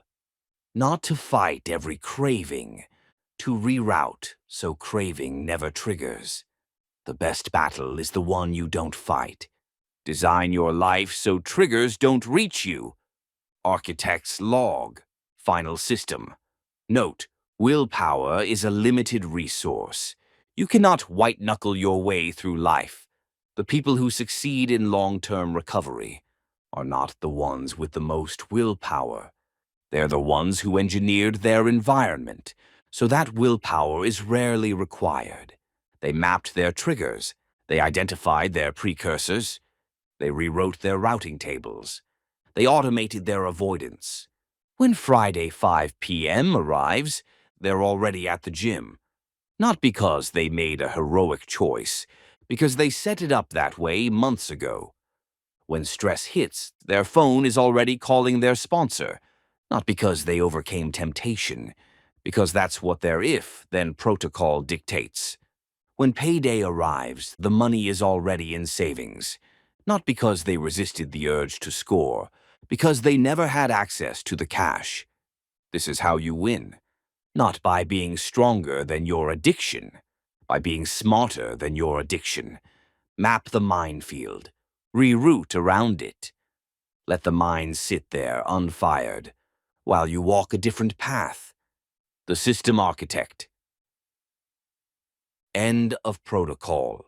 20. Craving cartography. Architect's log. Mapping triggers. Craving life cycle. Urge surfing protocols. See this protocol for full implementation details, clinical rationale, and genotype-specific considerations. Protocol content begins on the following pages. Relapse forensics. Protocol 21. Relapse forensics, the black box analysis of system failure. A post-mortem protocol for converting crash data to system patches. Architect's log. When a plane crashes, investigators don't say, the pilot wasn't committed enough. The plane lacked willpower. Let's scrap the aircraft and start over from day one. No. They recover the black box. They analyze the flight data. They identify the specific failure point. They issue a patch so it doesn't happen again. The crash is information. The crash is data. The crash is an opportunity to make the system more resilient, but in traditional recovery, a relapse is treated as moral failure. You weren't strong enough. Total system wipe. Back to day one. Evidence of character defect. You didn't work the program. This is engineering malpractice. A relapse is not a moral event. A relapse is a system crash, and system crashes have causes that can be identified, causes that can be patched. Shame hides the data. Shame prevents the forensic analysis. Shame guarantees the same crash will recur. This protocol teaches you to analyze the crash without shame. Identify the root cause, not just the symptom. Develop a specific patch, not just try harder.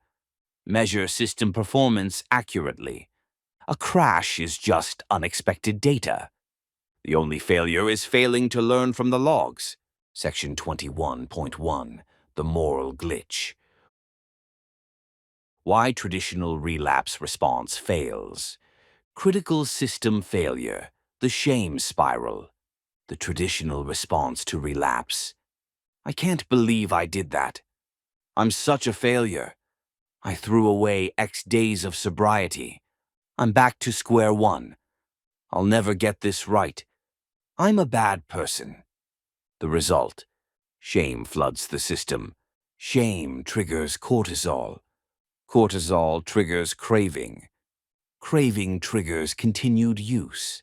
Continued use triggers more shame. The spiral continues.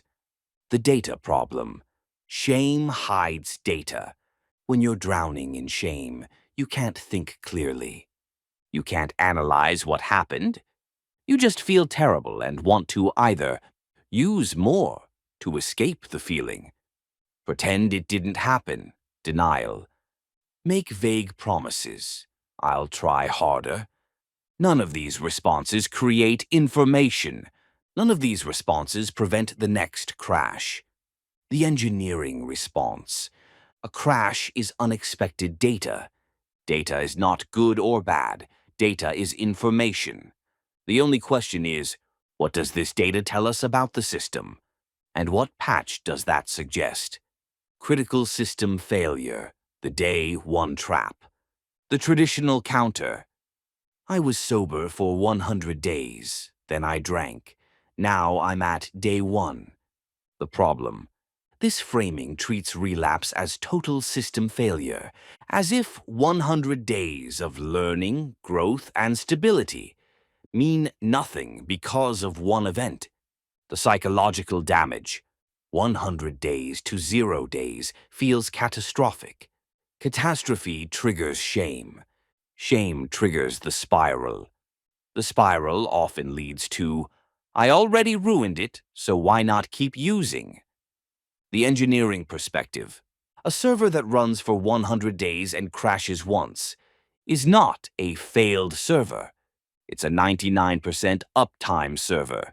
99% uptime is excellent. The crash is a bug to be identified and patched, not evidence that the server should be scrapped. The reframe. You didn't lose 100 days. You have 100 days of data. The question is not, why did I fail? The question is, what happened on day 101? That didn't happen on days 1 to 100. Critical system failure, the blind reboot, the typical post-relapse response. I'm going to try harder. I'm going to go to more meetings. I'm going to be more committed. I'm not going to let this happen again. The problem. These are not patches. These are prayers. They address nothing specific. They identify nothing causal. They change nothing structural. It's like an engineer saying, the bridge collapsed. Next time we'll believe harder. Bridges don't care about belief. Neurochemistry doesn't care about commitment. The guaranteed outcome. If you don't identify why the crash happened, you will crash again under the same conditions. Because the same cause will produce the same effect. Every time. Physics doesn't negotiate. The requirement. Every crash requires a post-mortem, a forensic analysis, a root cause identification, a specific patch. Not, I'll try harder, but here's exactly what went wrong, and here's exactly what I'm changing. Section 21.2. The crash dump. Data collection protocol. Architect's log. The rule. Do not shame the crash. Study it. Within 24 hours of a slip or relapse, complete the crash dump. This is not punishment. This is not self-flagellation. This is data collection. You are the forensic investigator. You are examining the evidence. You are neutral. You are curious. You are looking for information. 21.2.1. The forensic audit form. System green, crash, dump data collection, complete within 24 hours of incident. Yalalababum. Section A, incident log. Date of incident, blank. Time of incident, blank. Substance/behavior, blank. Quantity/duration, blank. Last sober date prior, blank. Total sober days before incident, blank. Section B. System status, halt check. Were you hungry? Well, yes. When did you last eat? No, not sure. Were you angry? Yes. About what? Blank. No. Underlying resentment? Blank. Were you lonely? And yes. How long since meaningful connection? And no. Isolated physically or emotionally? Blank. Were you tired? Yes. Hours of sleep last night? No. Cumulative sleep debt? Blank. Halt score ___/4 if 2 or more biological factors likely contributed. System green, crash dump, environmental and biological scan. Section C, environmental triggers. Location. Where were you? Blank. Had you been there while using before? Check mark yes. Check mark no. Was this a high-risk location? Check mark yes. Check mark no. People. Who was present? Blank. Anyone who uses. Check mark. Yes, check mark, no. Anyone who triggers you? Check mark. Yes, check mark, no. Were you alone? Check mark. Yes, check mark, no. Time. What time of day? Blank. Is this a historically risky time? Check mark. Yes, check mark, no. For example, after work, weekends, evening. Situation. What was happening? Blank. Was this a celebration, stress, boredom, routine? Blank.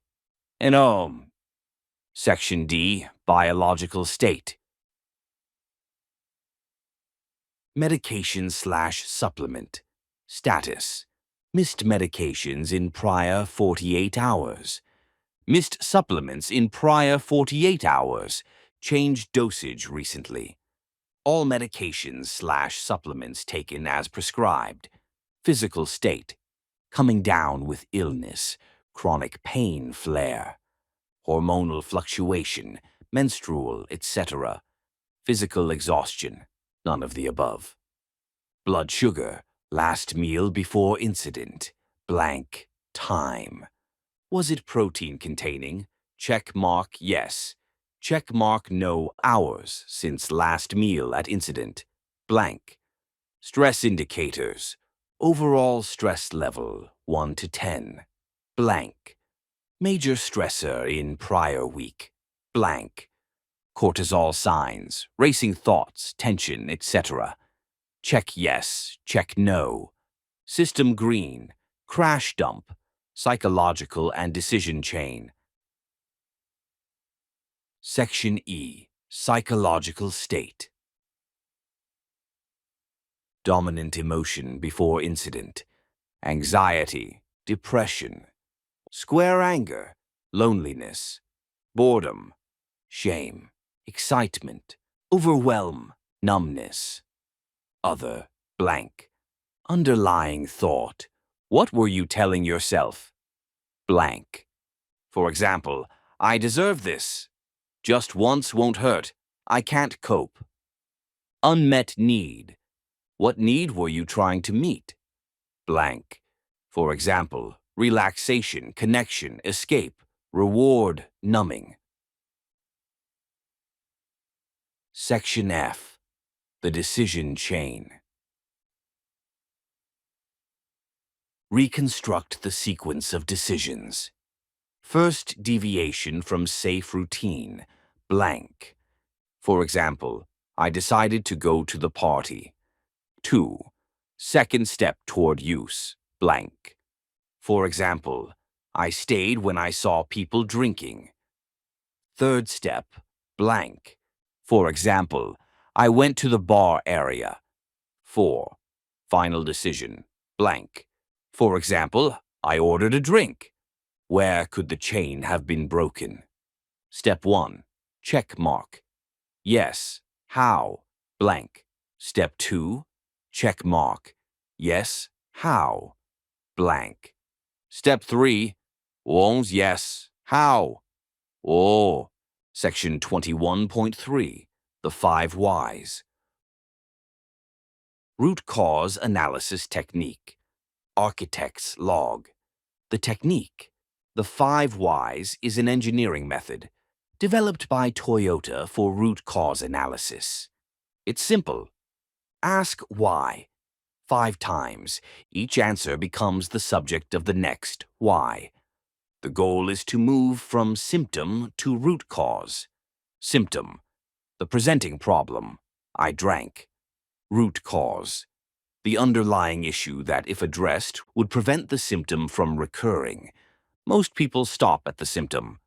I drank because I was at a bar. But why were you at a bar? And why was that? And why? Keep drilling until you hit bedrock. 21.3.1. The 5 whys protocol. System green. Example 1. The loneliness cascade. Crash. I drank last night. Why number 1? Why did you drink? I was at a bar. Why number 2? Why were you at a bar? I was lonely and wanted to be around people. Why number 3? Why were you lonely? I haven't talked to my friends in weeks. Why number 4? Why haven't you talked to them? I've been ashamed to call them since I lost my job. Why number 5? Why does losing your job create shame? I believe my worth is tied to my employment status. Root cause. Identified. Core belief. My worth equals my employment status. The insight. You don't need to stop drinking. You need to address the shame about job loss and the belief that worth equals employment. The patch. Process the job loss with therapist/sponsor. Challenge the core belief about worth. Rebuild social contact. Call friends despite shame. Create alternative ways to feel socially engaged. When lonely, meetings, sober activities. System green. Example 2.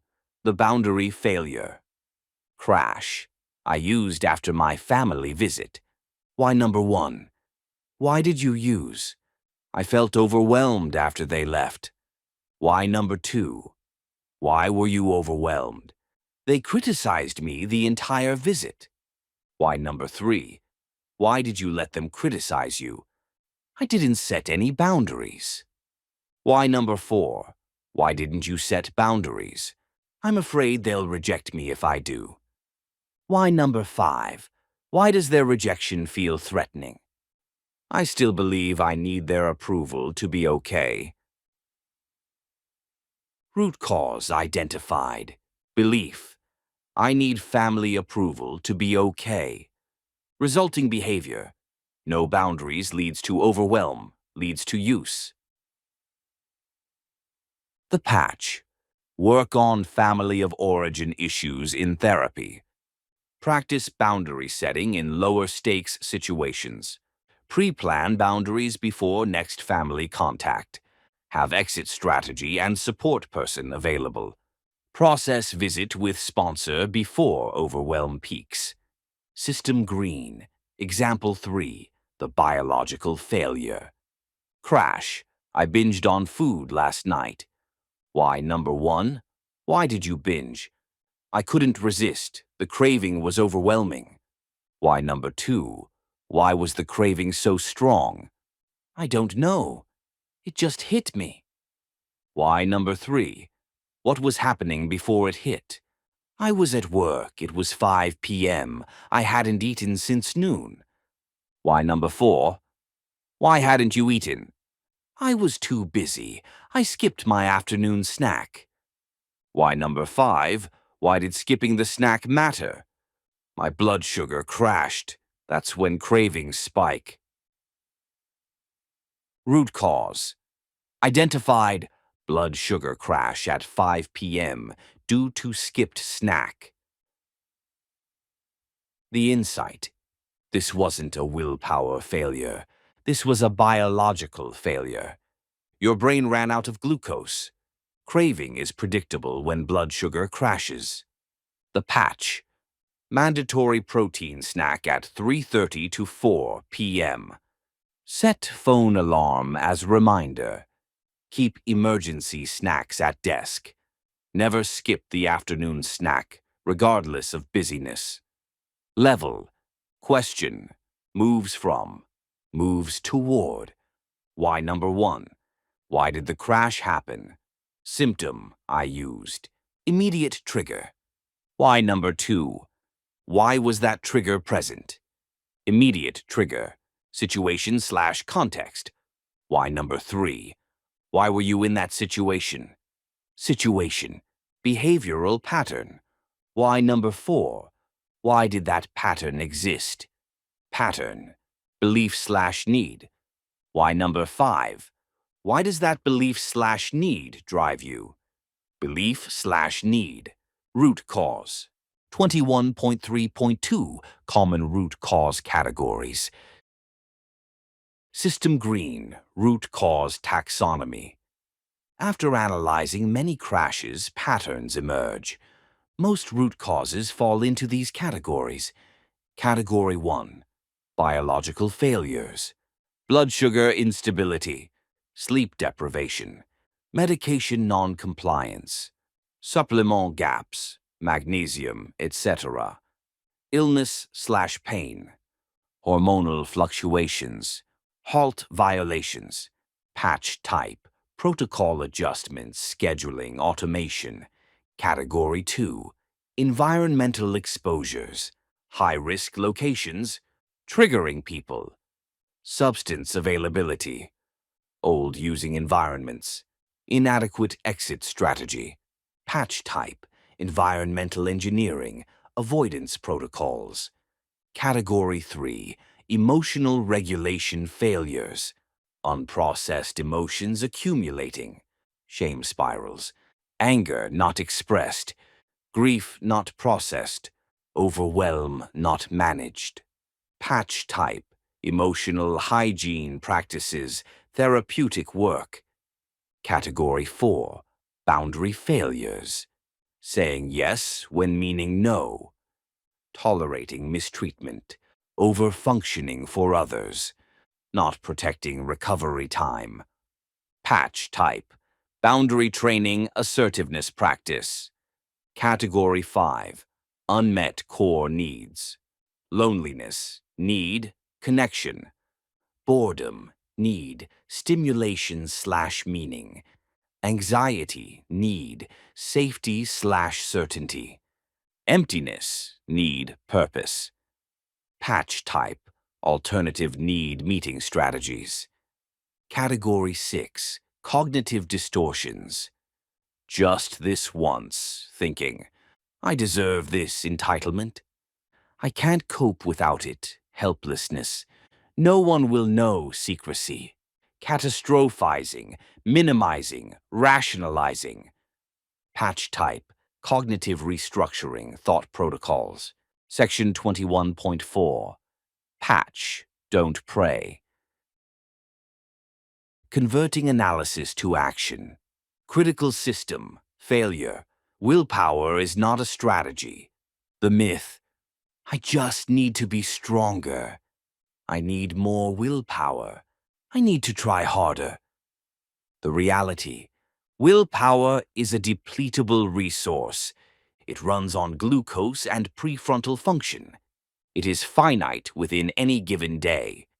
It is reduced by stress, fatigue, decision fatigue, low blood sugar, emotional overwhelm. Relying on willpower is like relying on a phone battery that's already at 10%. The engineering approach. Don't rely on willpower. Design the system so willpower isn't needed. If you crash because you were hungry at 5 p.m., the patch is not resist harder. The patch is eat at 4 p.m. automatically. If you crash because you went to a triggering location, the patch is not be stronger next time. The patch is don't go to that location. Patch the environment. Patch the protocol. Don't pray for willpower you won't have. 21.4.1. The Patch Development Protocol. System green. From root cause to patch. Every crash analysis must produce a patch, not a vague intention, not a promise to try harder. A concrete, specific, implementable change.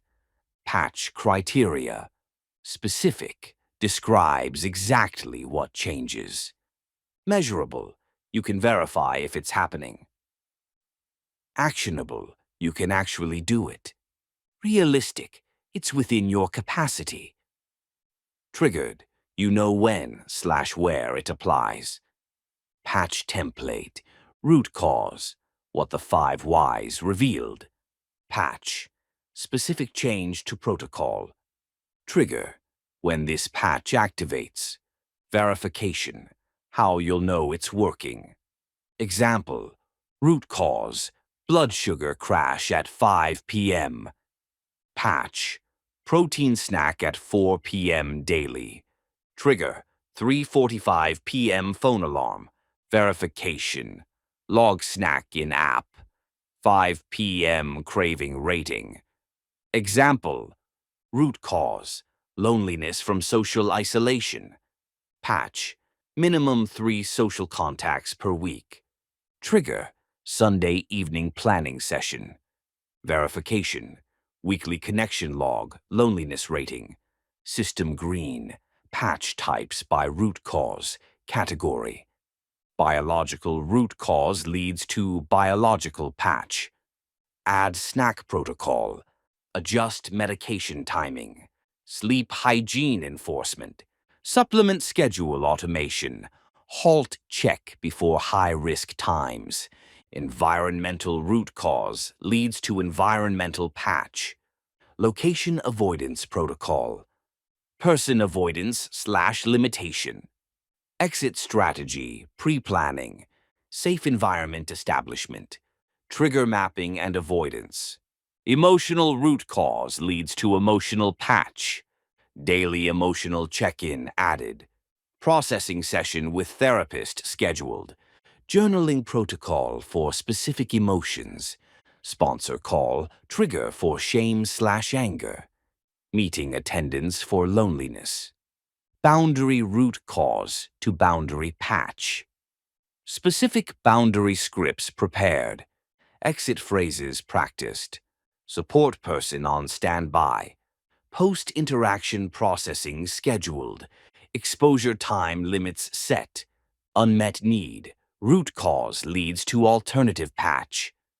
Connection, schedule social contacts.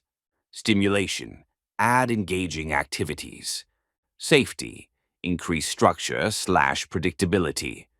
Purpose, add meaningful activities. Cognitive root cause leads to cognitive patch. Counter thought, written and memorized. Play the tape forward protocol. Support person, call before decision. Delay tactic, 24-hour rule. Root cause, category. Weak response, prayer. Strong response, patch. Blood sugar crash. I'll resist harder. 4 p.m. protein snack, alarm set, high-risk location. I won't go again until I do. Location blocked on calendar/GPS. Loneliness. I'll be okay alone. 3 scheduled contacts per week, minimum. Family boundary failure. I'll stand up to them. Exit after 2 hours, script prepared. Just once, thinking, I'll remember this doesn't work. Call sponsor before any use decision. Skipped medication. I'll remember next time. Pill organizer with alarm. Section 21.5. The uptime metric. Reframing the counter. Architect's log. The problem with consecutive days, the traditional sobriety counter measures. Consecutive days without use. 100 days to slip to 0 days. This metric is fragile. It's all or nothing. One slip erases everything.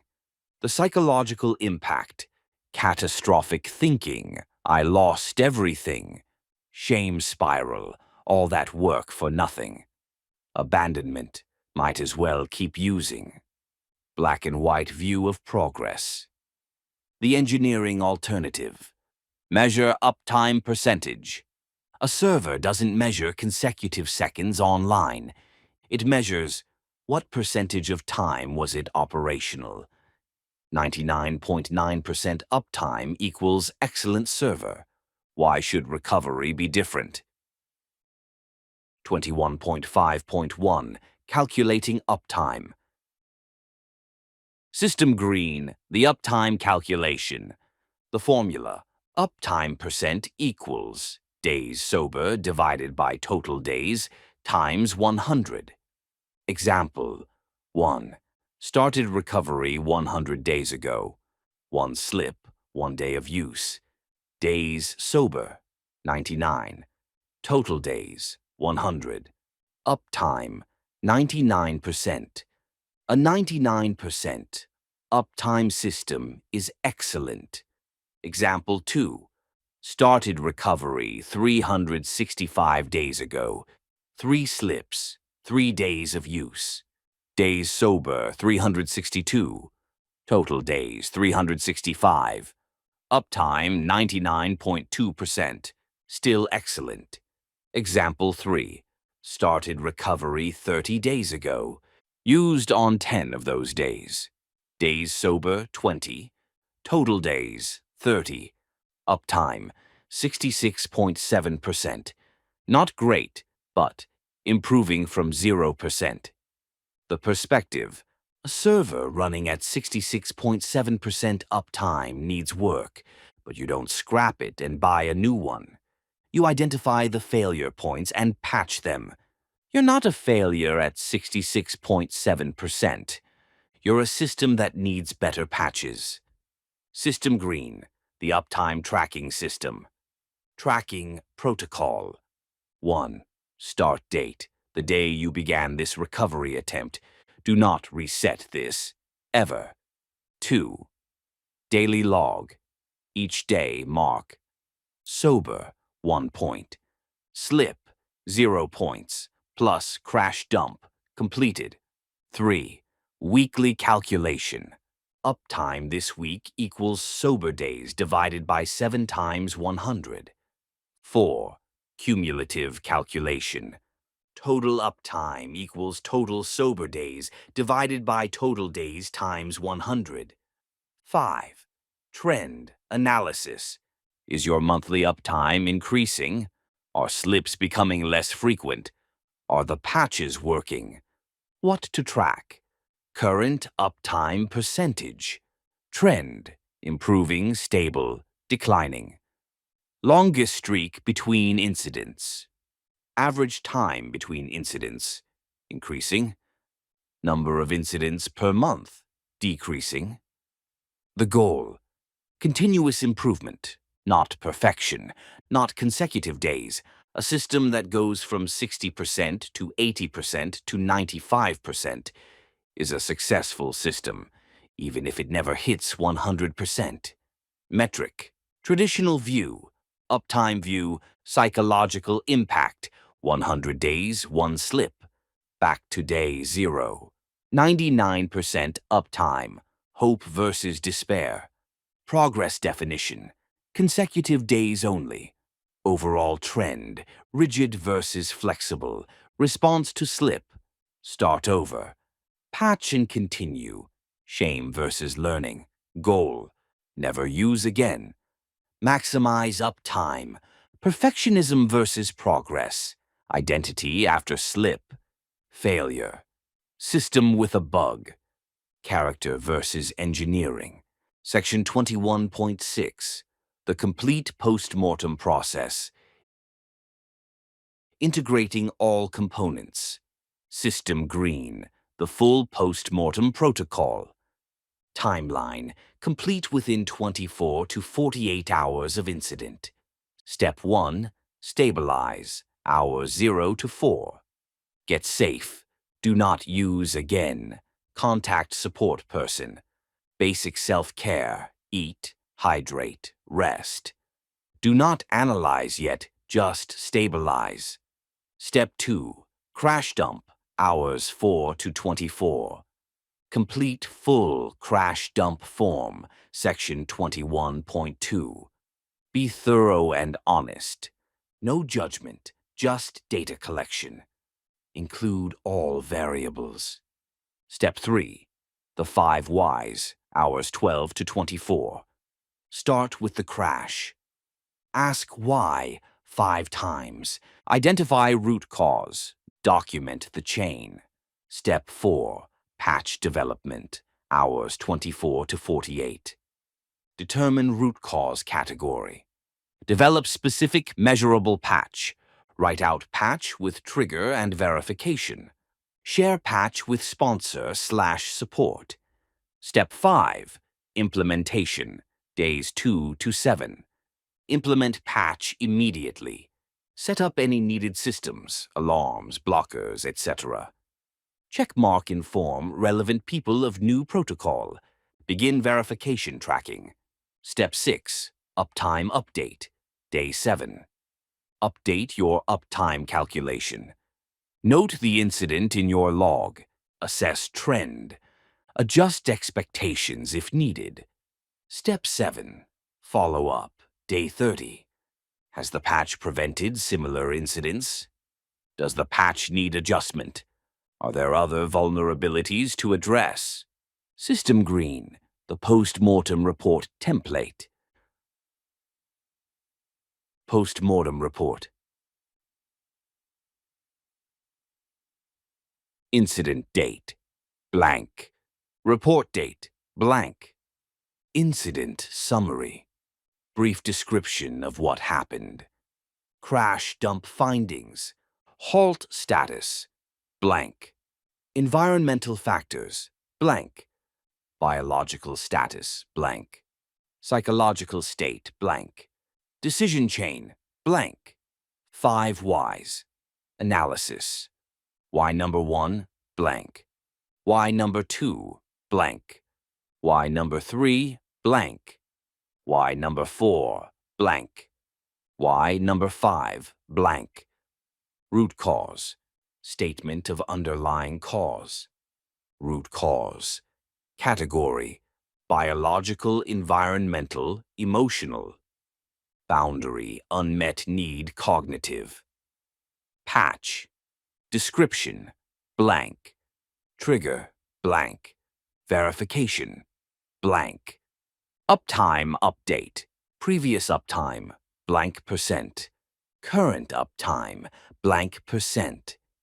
Trend improving, stable, declining. Lessons learned.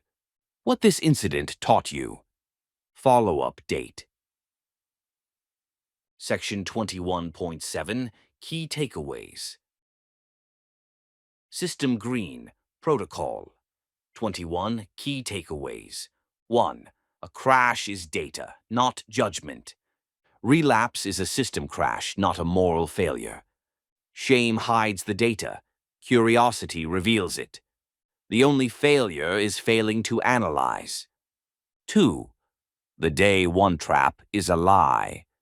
100 days plus one slip, not equal to 0 days. Progress is not erased by incident. Consecutive days is a fragile metric. 3. The crash dump. Complete within 24 hours. Check halt. Hungry, angry, lonely, tired. Document environment, biology, psychology. Map the decision chain. 4. The 5 whys. Drill from symptom to root cause. Don't stop at surface explanations. Root causes are often surprising. Categories: biological, environmental, emotional, boundary, unmet need, cognitive. 5. Willpower is not a strategy. Willpower is finite and depletable. Try harder is not a patch. Design systems that don't require willpower. 6. Patch, don't pray. Every crash needs a concrete patch. Patches must be specific, measurable, actionable, realistic, triggered. Change the protocol, not just the intention. 7. The uptime metric. Measure percentage, not consecutive days. 99% uptime is an excellent system. Trend matters more than perfection. Track improvement over time. 8. The complete process. Stabilize to crash, dump to 5 whys, to patch, to implement, to update, to follow up. Systematic, not emotional. Learning focused, not shame focused. 9. Each crash makes you stronger, if analyzed. You now know a vulnerability. You now have a patch. The system is now more resilient. The same crash won't happen the same way. Architect's log. Final system. Note: you had a crash. That's information. Somewhere in your system there was a vulnerability you didn't know about. Now you know. The question is not, why am I such a failure? The question is, what does this crash teach me? What patch does this suggest? How do I make the system more resilient? Every crash, properly analyzed, makes you stronger, because now you have data you didn't have before. Now you know a failure mode you didn't know existed. Now you can patch something that was vulnerable. The people who stay sober long-term are not the ones who never crashed. They're the ones who learned from every crash and patched relentlessly. So don't waste this. Don't drown it in shame. Don't try harder and pray. Go get the black box. Read the flight data. Identify the failure point. Write the patch. Implement it. And then watch your uptime improve. Because you're not a failure. You're a system that just got more information. Use it. The system architect. End of protocol. 21. Relapse forensics. Architect's log. Post-relapse analysis. Converting failure data. Forensic reconstruction. See this protocol for full implementation details, clinical rationale, and genotype-specific considerations. Protocol content begins on the following pages. Family System Dynamics. Protocol 22. Family System Dynamics. Refactoring legacy roles and breaking inherited loops.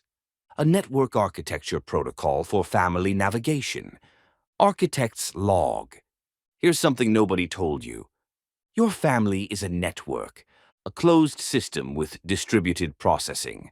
And like any network, it has assigned roles, job functions, load balancing, stress distribution, homeostasis protocols, resistance to change, legacy code, inherited patterns. You were assigned a role in this network. You didn't choose it. You were born into it, or you drifted into it as the system needed you. And here's the problem. When you get healthy, when you update your OS, the network destabilizes because you were performing a function, and now that function is unmanned. The network will attempt to restore homeostasis. This feels like your family not supporting your recovery, but it's actually the system trying to maintain stability. They're not evil.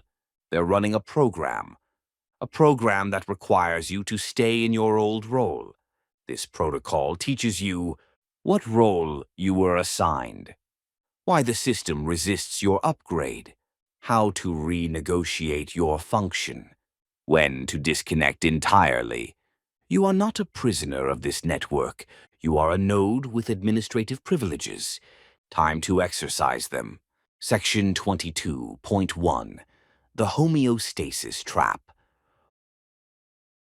Why families resist recovery. Critical system failure, the system stability, paradox. The mechanism. Families are systems. Systems seek stability. Stability is not the same as health. A family can be stable and dysfunctional. In fact, dysfunction often creates stability. Everyone knows their role. Everyone knows what to expect. The anxiety is distributed predictably. The system runs. The paradox. When you get healthy, the system becomes unstable. Your role is now vacant. The anxiety has nowhere to go. The family script no longer works. Everyone has to adapt. Adaptation is threatening. The system prefers the known dysfunction over the unknown health. The rollback attempt. The family will unconsciously try to return you to your old role, not because they hate you, not because they want you to fail, because the system needs stability, and your old role provided stability. This is not personal. This is architecture. System caution. Why supportive families can still sabotage. The confusion. My family says they support my recovery, but something feels off. They keep doing things that trigger me. Am I being paranoid? The explanation. Consciously, they may genuinely want you healthy. Unconsciously, the system wants stability. These two drives can conflict. Sabotage doesn't require malicious intent. It only requires the system's drive for homeostasis. Examples of unconscious sabotage. Just one drink won't hurt. Testing if you'll return. Bringing up past failures. Reminding you of old identity. Treating you like a child. Refusing to update their model of you. Creating crises that need you. Pulling you back into old function. Excessive monitoring. Maintaining the addict-caretaker dynamic. Comparing you unfavorably to your old self. You used to be fun. None of this requires conscious cruelty. It only requires a system fighting for its life. Section 22.2. The Role Audit. Identifying your function in the network. Architect's log. The rule. You cannot quit a job you don't know you have. Before you can renegotiate your role, you must identify your role. What service did you provide to the family while you were sick? This question feels wrong. I wasn't providing anything. I was a burden. No, you were performing a function. The system assigned you that function because the system needed it. Your job now is to identify what that was. 22.2.1. The hard-coded roles. System green, role 1, the scapegoat, error log. The function. The scapegoat is the designated receptacle for system failures. Every network generates errors. Every family has problems, tensions, anxieties. These need to go somewhere. The scapegoat is where they go. It's all because of scapegoats drinking. We'd be fine if scapegoat would get their act together. The family's problems started when scapegoat started using. The service provided absorbs blame for systemic dysfunction, allows other members to avoid self-examination, provides simple explanation for complex problems, unites the family against common enemy. The irony. Without the scapegoat, the family would have to look at their own contributions to dysfunction. The scapegoat protects everyone else from their own error logs. When scapegoat recovers, who will absorb the blame now? What will the family do with their anxiety? Someone else may become the new scapegoat, or the family will try to push you back into the role. System green, role 2, the enabler, load balancer. The function. The enabler absorbs consequences to prevent system crash, calls in sick for the addicted person, pays their bills, makes excuses to others, cleans up their messes, literal and metaphorical, manages the emotions of everyone involved. The service provided prevents the addict from hitting bottom, maintains family's external appearance, absorbs stress so others don't have to, keeps the system running, even if dysfunctionally. The irony. The enabler thinks they're helping. They're actually preventing the crisis. That might motivate change. And they're exhausted. If you were the addict, you probably had an enabler. They're now facing their own identity crisis. What do they do if they're not managing you? If you were the enabler, your recovery involves stopping this function, which destabilizes the person you were helping and destabilizes your own identity. System green, role 3, the hero, golden image. The function. The hero proves the system works. Perfect grades, perfect career, perfect appearance. The one the family points to with pride, demonstrates that we can't be that dysfunctional. Compensates for the scapegoat's failures. The service provided external validation for the family system, counterbalance to the identified patient, source of hope and pride, proof that the family did something right. The burden. The hero cannot fail, ever. Because if the hero fails, what does that say about the system? The hero often develops perfectionism, anxiety, control issues, eventually their own addiction, often to work, achievement. If you were the hero, your addiction was a system failure. You broke character. The family is confused and angry. How could you do this? You were the good one. Your recovery requires letting go of the hero role, which means the family loses their golden image. System green, role 4, the lost child, background process. The function. The lost child stays invisible to reduce system load. Doesn't cause problems. Doesn't ask for attention. Disappears into their room, their hobbies, their isolation. Makes themselves small. The service provided. One less person to worry about. Reduces complexity of family management. Doesn't add to the chaos. Easy to overlook when there's a crisis. The cost. Profound loneliness. Sense of being invisible/unimportant. Difficulty asking for help. Often develops depression, withdrawal. If you were the lost child, your addiction may have been invisible for a long time. No one noticed because no one was looking. Your recovery means becoming visible, which disrupts a system that counted on your invisibility. System green. Role 5. The mascot. Comic relief. The function. The mascot uses humor to diffuse tension. Makes jokes when things get serious. Distracts from painful topics. Keeps things light. Entertains to prevent conflict. The service provided. Anxiety reduction through humor. Prevents difficult conversations. Provides emotional relief valve. Keeps the family from confronting problems. The cost. Never taken seriously. Can't express genuine pain.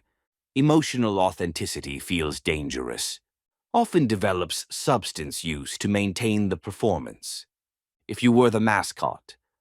Recovery means being serious sometimes, which makes the family uncomfortable. Why are you so serious? Where's your sense of humor? They want the entertainer back. Role, function, service to system, recovery challenge, scapegoat, error log, absorbs blame for system dysfunction, family needs new target or self-exam, enabler, load balancer, absorbs consequences, manages emotions, identity crisis when not managing, hero, golden image, proves system works, family loses external validation, lost child, background process, reduces system load by being invisible, must become visible, ask for needs, mascot, comic relief, diffuses tension through humor, must be allowed seriousness. 22.2.2 The Role Identification Protocol. System green, identifying your assigned role. The questions. 1. What did the family do when you were in crisis? Rally around you. You may be the center of the system. Ignore you, lost child. Use you as explanation. Scapegoat. Have someone manage it, enabler present. 2. What happens when you're doing well? Discomfort. They need you in crisis. Suspicion. Waiting for failure. Redirection to old patterns. Rollback attempt. Genuine celebration. Healthier than most. 3. What role do they still treat you as? The irresponsible one. Scapegoat. The one who needs managing. Patient. The one who should be perfect. Hero. The invisible one. Lost child. 4. What anxiety appears when you don't play the role? Anger. You're disrupting the system. Confusion. They don't know how to relate to you now. Attempts to trigger old behavior. Rollback. Criticism of your changes. Version conflict. 5. Who benefits from your old role? Who didn't have to look at themselves when you were the problem? Who had purpose because they were helping you? Who looked good by comparison? Who avoided their own issues by focusing on yours? System caution, the job vacancy. The realization. Your recovery leaves a job vacancy in the family. You were performing a function. That function is now unmanned. The family's anxiety. Who will absorb the blame now? Who will be the crisis that distracts from other problems? Who will justify the enabler's existence? Who will make the hero look good by comparison? This anxiety is real. It's not imaginary. It's not you being paranoid. The system is genuinely destabilized, and destabilized systems do unpredictable things. The implication: expect resistance. Expect pressure to return. Expect tests of your new identity. Not because they're evil, because the system needs stability, and your old role provided it. Section 22.3, the update notification. Managing the rollback attempt. Critical system failure, the version conflict. The situation. You have updated your operating system. You are now running recovery version 2.0. Your family is still sending commands, designed for addiction version 1.0. These commands no longer execute properly.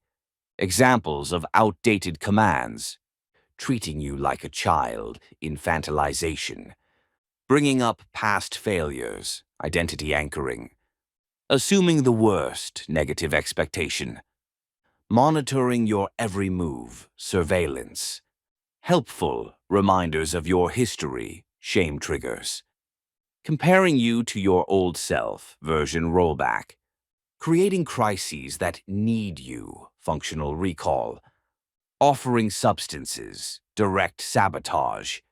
These are compatibility errors. They're running scripts for an OS you no longer have installed. The response: do not engage with the old command set. Simply note the incompatibility. Continue running your updated system. 22.3.1 The Incompatibility Response. System Green. Scripts for version conflict. The principle: you do not need to fight the old system. You simply need to refuse to execute old commands. The master script: I notice you're interacting with version 1.0 of me. I'm currently running version 2.0. That input is no longer compatible. You don't have to say this out loud, but you should think it. Specific scenarios.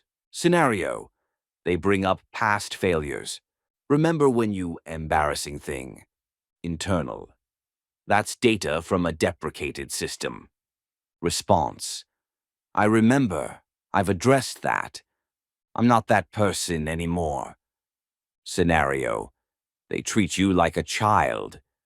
Are you sure you should be doing that? Internal: they're running parental override from version 1.0. Response: I appreciate your concern. I've got this handled. Scenario: they create a crisis that needs you. We really need you to old role behavior. Internal: they're trying to recall me to my old function. Response: I can't do that anymore. You'll need to find another solution. Scenario: they offer substances. Come on, one drink won't hurt. Internal: direct rollback attempt detected. Response: no thanks. I don't do that anymore.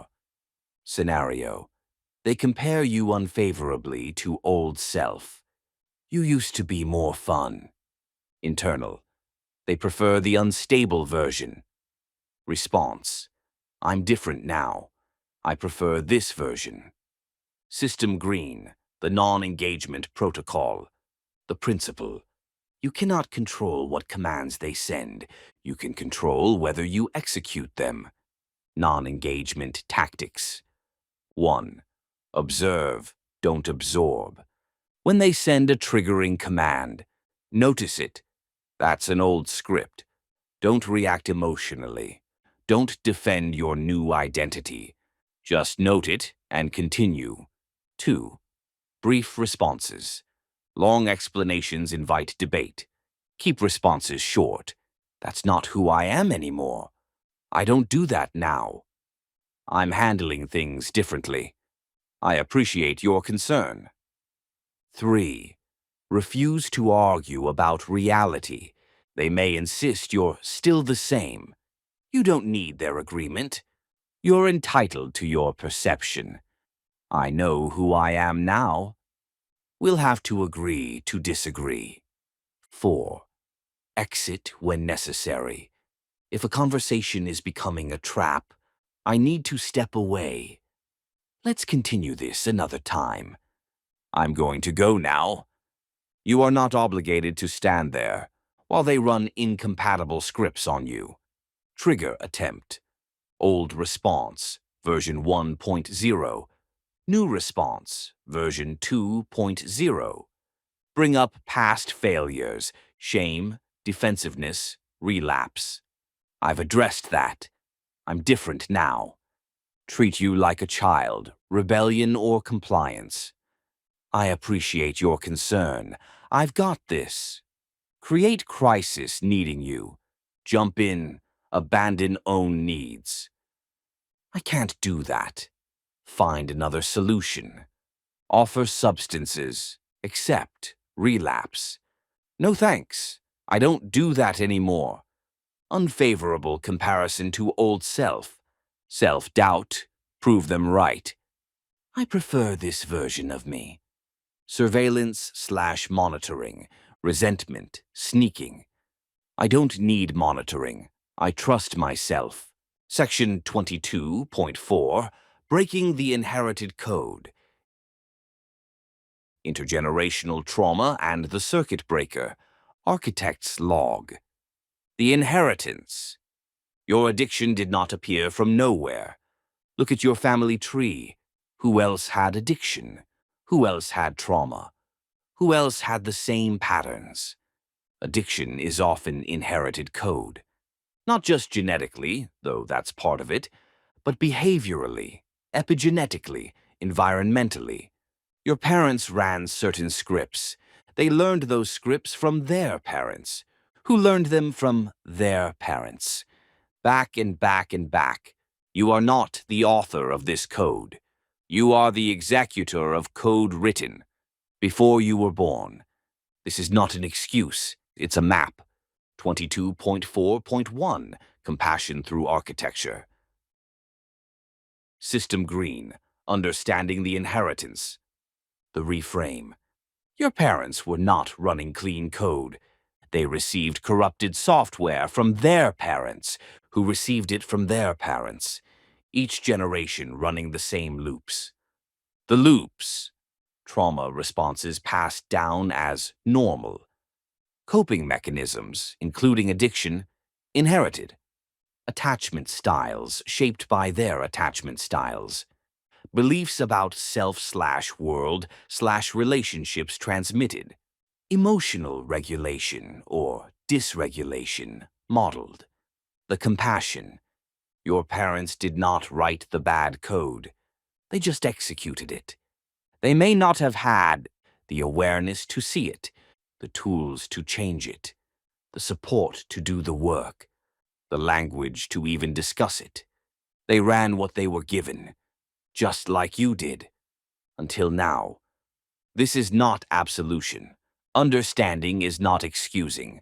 You can have compassion for their limitations and hold them accountable for their choices, and protect yourself from their patterns, and break the cycle anyway. All of these can coexist. System Green, Mapping the Inheritance. The audit. What patterns did you inherit? From your parents. What were their coping mechanisms? What substances did they use? How did they handle emotions? What beliefs did they hold about themselves? What was their attachment style? What trauma did they carry? What did they never talk about? From their parents. What do you know about your grandparents? What patterns repeated? What secrets existed?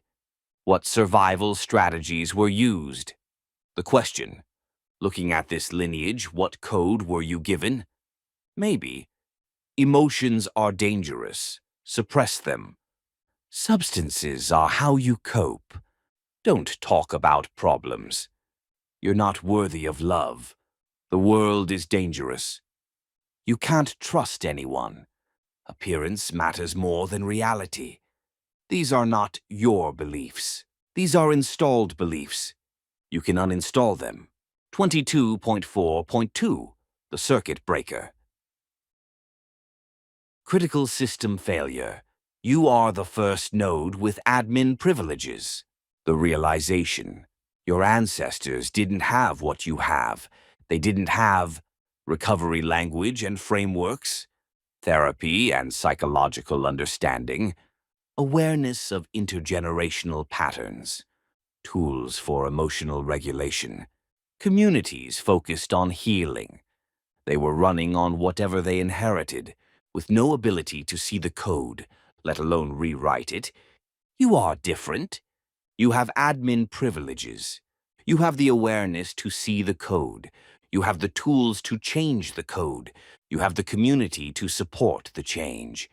You are the circuit breaker. The loop that has run for generations can stop with you. System green, the circuit breaker declaration. The reframe. You are not betraying the family by changing. You are upgrading the lineage. Every pattern you break is a pattern your children won't inherit. Every loop you interrupt is a loop that stops propagating. Every piece of bad code you delete is code that won't run in the next generation. The declaration. I am the circuit breaker in my lineage. The patterns that ran before me will not run through me. I did not write this code, but I will not pass it on.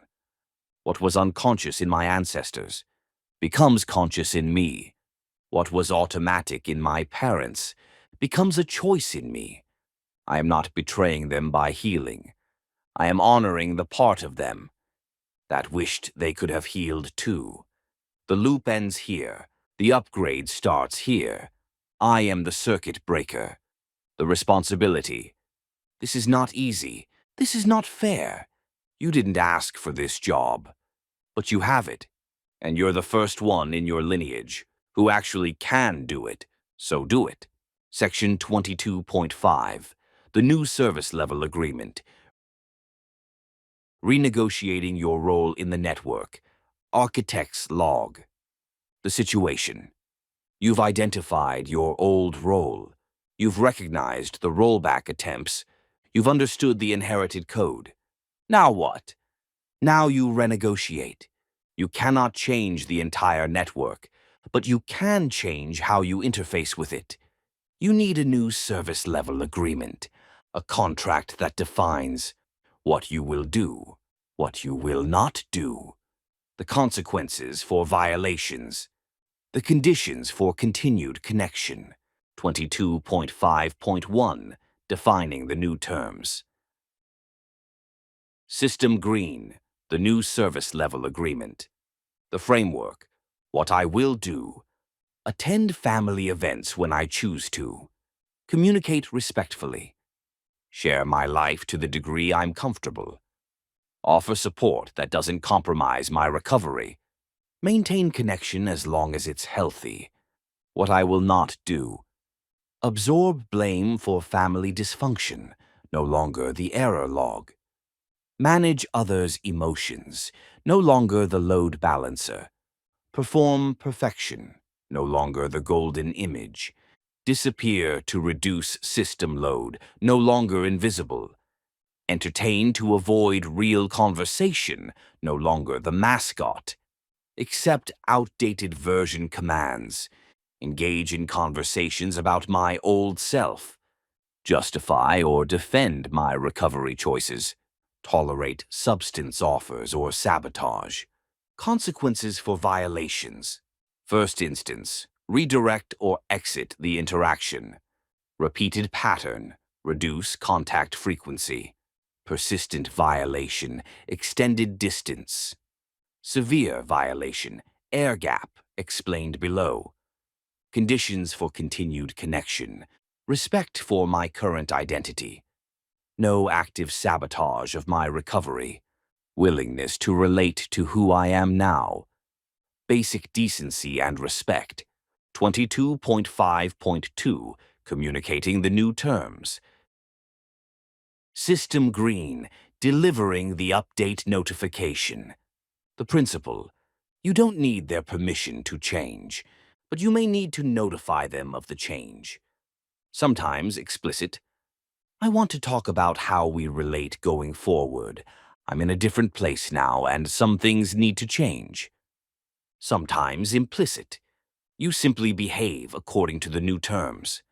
Without announcement, without negotiation, your actions communicate the change. The choice. Explicit works when there's enough health for a real conversation. You want to give them a chance to adjust. The relationship is worth investing in. Implicit works when explicit conversation would become argument. They don't have capacity to hear it. Actions speak louder than words anyway. The script for explicit. I love you and I want to stay connected, but I'm not the person I was. I can't play the role I used to play. I need you to relate to who I am now, not who I was then. If you can do that, we'll be great. If you can't, I'll need to create some distance. 22.5.3, the Air Gap Protocol. Critical system failure, when to disconnect. The concept.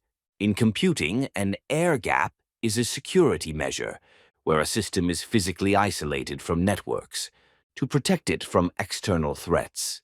Sometimes the family network is so toxic that the only way to protect your system is to go AIR gapped, low contact, or no contact. This is not failure. Air gapping is not giving up on family. It's protecting your system. A node that gets destroyed by the network helps no one. A node that survives by disconnecting can always reconnect later from a position of strength. When to consider air gap.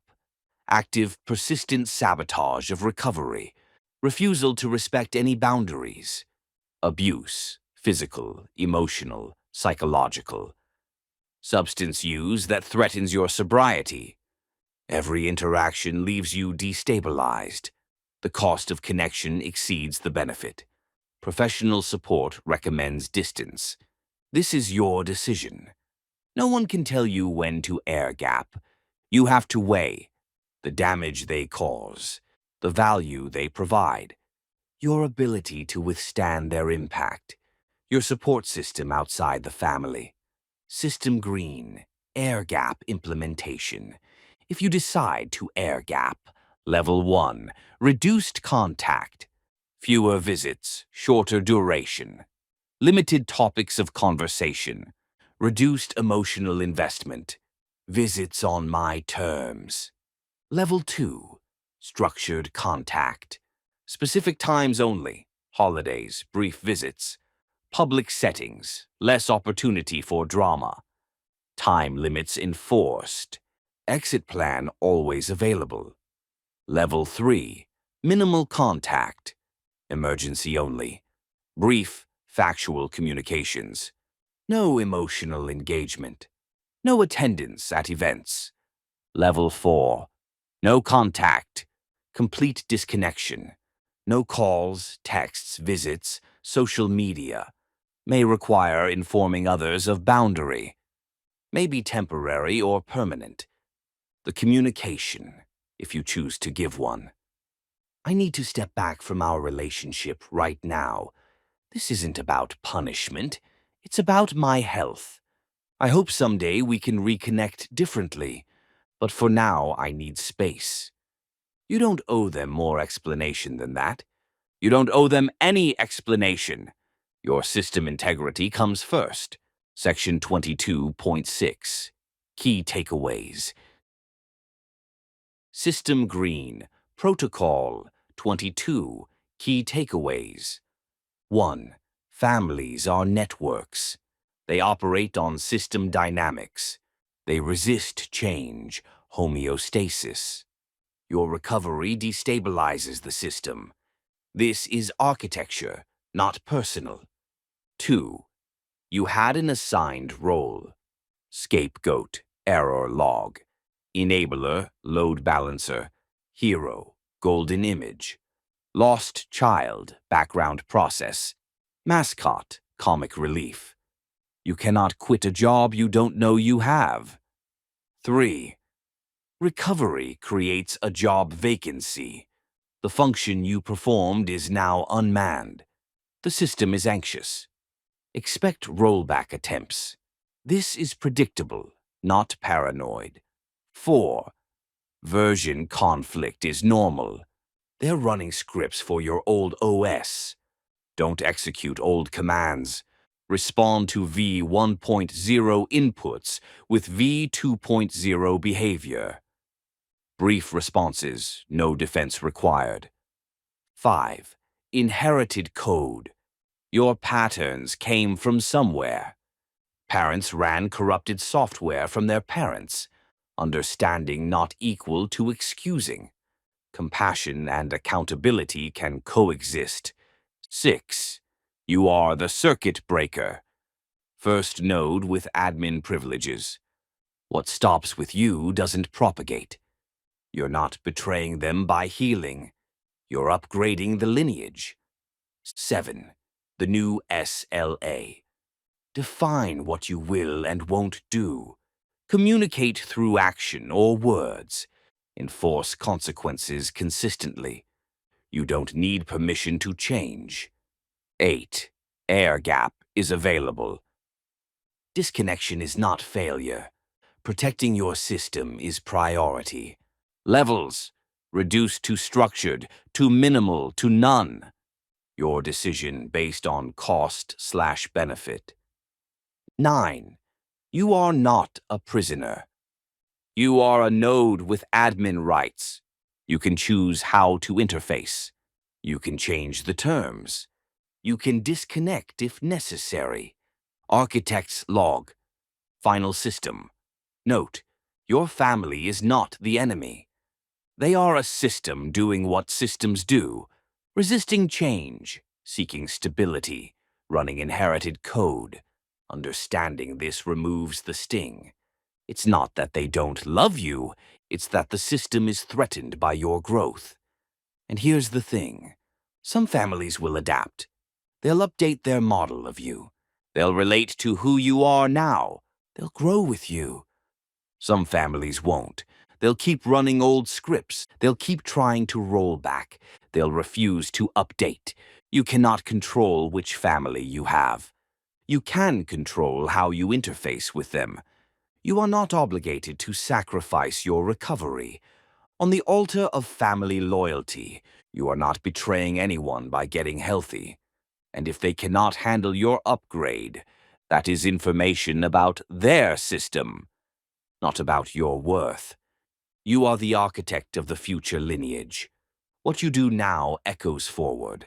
The patterns that ran for generations can end with you. The code you refuse to execute dies with you. The loops you interrupt stop propagating. You are the circuit breaker. Use your admin privileges, refactor the network, or disconnect if you must. But whatever you do, protect your system, because your system is worth protecting. The System Architect.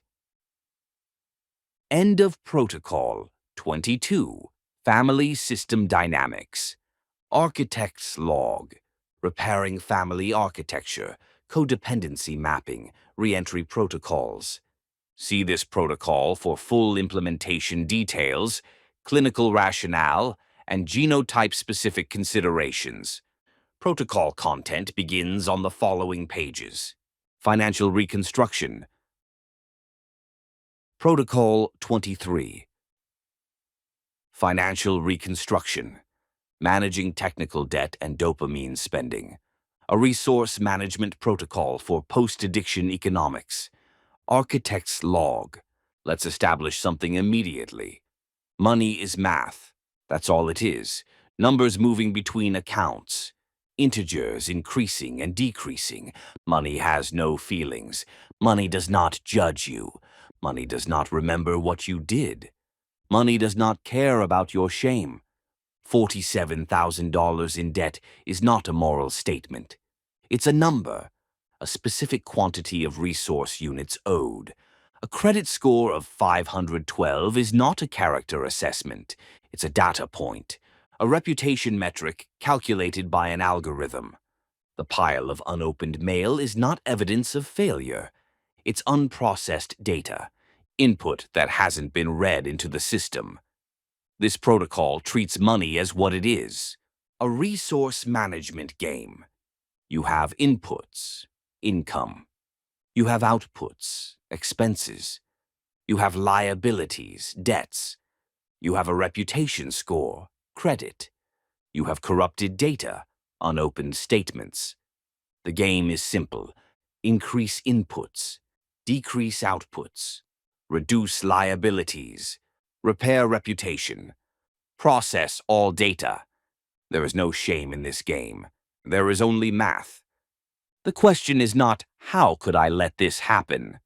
The question is, what is the current state of the ledger, and what operations will move it towards solvency? Cold. Mathematical. Solvable. Let's audit the system. Section 23.1. The three vectors of financial damage. How addiction corrupts the ledger. Critical system failure. Vector 1. The dopamine tax. The mechanism. Addiction depletes baseline dopamine. Low dopamine equals anhedonia. Nothing feels good. The brain seeks any dopamine spike it can find. Spending provides a dopamine spike. Therefore, low dopamine leads to impulsive spending. The manifestations: substance procurement, obvious. Retail therapy, buying to feel something. Food delivery addiction, convenience plus reward. Gambling, high-variance dopamine lottery. Subscription accumulation, micro-hits of new. Impulse purchases, Amazon at 2 a.m.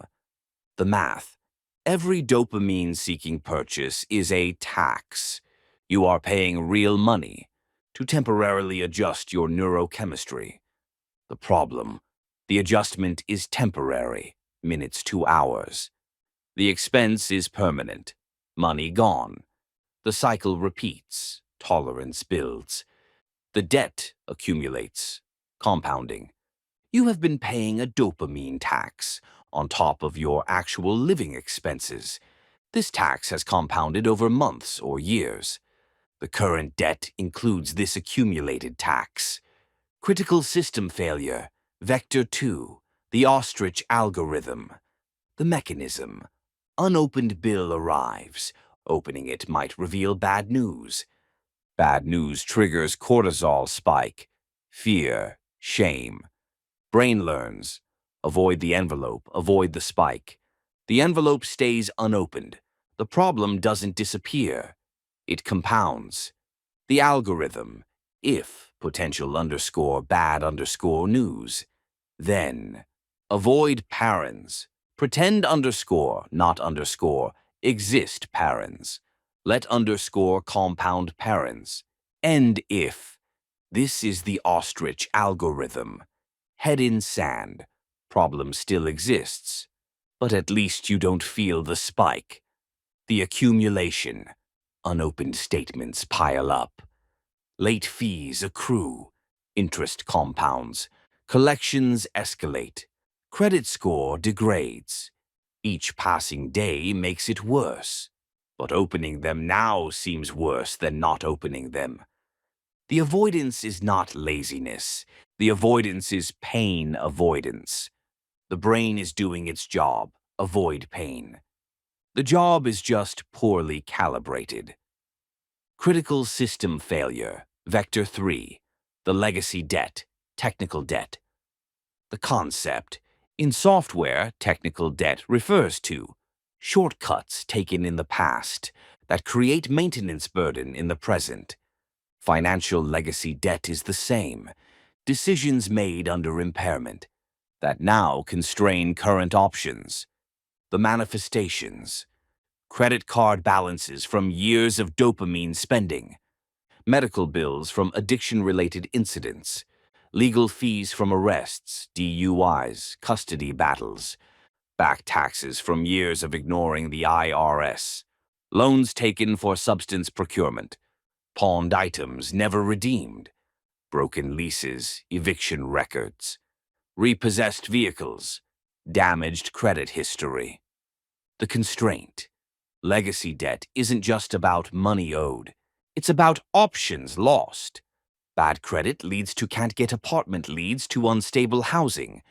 Bad credit leads to can't get car loan, leads to transportation limited. Eviction record leads to landlords. Reject leads to housing search harder. Garnished wages leads to less take-home, leads to less to work with. The debt is both the number and the downstream effects of that number. Section 23.2. The amnesty audit. The zero shame assessment protocol. Architect's log. The rule: you cannot fix a server if you don't know which drives are corrupted. The problem: You have been running the ostrich algorithm. Data has accumulated but not been processed. You do not know the actual state of the ledger. The fear. Opening everything at once will be overwhelming. The shame will be unbearable. You will see how bad you were. The reframe. This is not seeing how bad you were. This is calculating the exact terabytes of data that need cleaning. A corrupted hard drive is not a moral failure. It's a technical problem with a technical solution. You are not assessing your character. You are assessing your ledger. Numbers, balances, dates, amounts, data points. Nothing more. The audit is an input operation. You are reading data into the system. You cannot process what you haven't read. One sitting, all of it. Zero shame. Just math. System green, the audit protocol. Phase 1. Gather all physical mail, 30 to 60 minutes. Collect all unopened mail from all locations. Include the pile you've been avoiding. Or include the drawer you shove things in. Put it all in one pile. Do not open anything yet. Just gather. Phase 2. Open everything, 60 to 90 minutes. Set a timer. Open each envelope. Do not read in detail yet. Just open. Sort into categories as you open. Bills/statements, amounts owed. Collections notices. Legal documents. Junk mail, trash immediately. The goal is opening, not solving. Phase 3. Digital audit, 30 to 60 minutes. Log into every bank account. Log into every credit card account. Pull credit report, annualcreditreport.com, free. Note, all balances, all minimum payments. Phase 4. The master ledger, 30 to 60 minutes. Create a single document or spreadsheet. List every debt with creditor name, total balance owed, interest rate, minimum payment, status, current, past due, collections. Calculate. Income minus essential expenses equals available for debt. Phase 5. The number. Add up total debt across all accounts. This is the number. Write it down. Look at it. It is not infinite, it is specific. You now know what you're working with. Section 23.3. The financial firewall. Stopping the bleed through external friction. Critical system failure. The impulsivity problem. The neurological reality. Early recovery brains are impulsive. This is not weakness. This is chemistry. Dopamine is depleted, seeking any spike. Prefrontal cortex is impaired, poor impulse control. GABA/glutamate imbalanced, reduced braking. Stress hormones elevated, short-term thinking.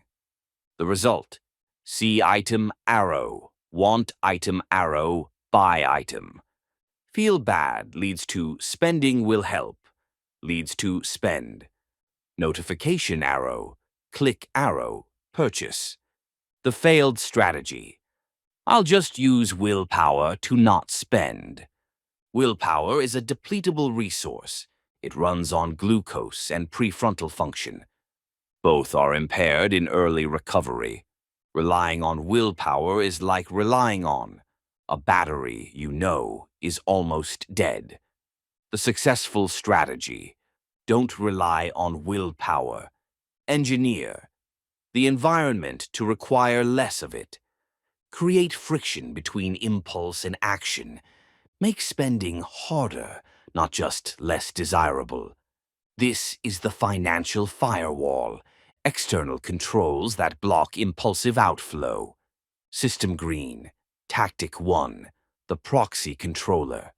The concept: during acute early recovery, first 90 days, consider delegating financial control to a trusted person. The arrangement: You give them access to your accounts, view only. They hold your credit/debit cards physically. You receive a daily/weekly allowance in cash. Large purchases require discussion. They don't judge, they just hold the line. Who can be a proxy? Sponsor, if in a program. Trusted family member. Partner, if relationship is stable. Financial counselor. The script. I'm in early recovery and my impulse control is impaired. I need someone to hold my access to money for 90 days. This isn't about you controlling me. This is about me installing a firewall on my own system. You're not my parent. You're my IT security. The psychological barrier. This feels humiliating. Grown adults should manage their own money. Reframe. You're not incompetent. You're strategically limiting access during a period of known impairment. This is smart, not shameful. System green. Tactic 2. The sandbox environment. The concept. In computing, a sandbox is an isolated environment where you can run programs without affecting the main system. Financial sandbox, prepaid debit cards, instead of credit cards, infinite credit line, high risk.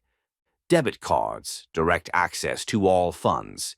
Use prepaid debit cards loaded with fixed amount. The implementation. Get a prepaid Visa/MasterCard. Load it weekly with your discretionary budget. This is your only card for non-essential spending. When it's empty, it's empty. No overdraft, no credit. Refills weekly, not when depleted. The benefit. Natural spending limit. No credit utilization impact. Forced budget adherence. Clear visual of remaining discretionary funds. When empty, the game resets next week. System green, tactic 3, latency injection. The concept. Impulsive spending relies on low latency. See arrow want, arrow click, arrow bought, seconds. By increasing latency, time between impulse and purchase, many impulses will decay before completion. Latency. Tactics. Delete saved cards from all browsers. Every purchase requires manual card entry, 30 to 60 seconds of friction. Many impulses die in that window. Delete shopping apps from phone. Requires going to website, logging in. More steps equals more decay time. Unsubscribe from promotional emails. Remove the trigger entirely. Use cash for discretionary spending. Physical money is psychologically heavier. Handing over bills feels more real than clicking. Implement 24-hour rule for purchases over X dollars. Put item in cart, don't buy.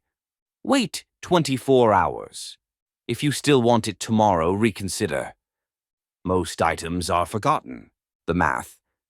If 70% of impulse purchases are abandoned, when latency increases from 5 seconds to 24 hours, that's a 70% reduction in dopamine tax bleeding. Section 23.4, the micropayment refactor.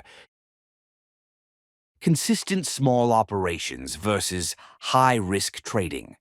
Critical system failure, the grand slam fallacy. The trap. You look at the debt number. It's large, $30,000, $50,000, $100,000. Your brain says, I need a big solution. If I could just hit the lottery, if this crypto play works out, if I get that big bonus.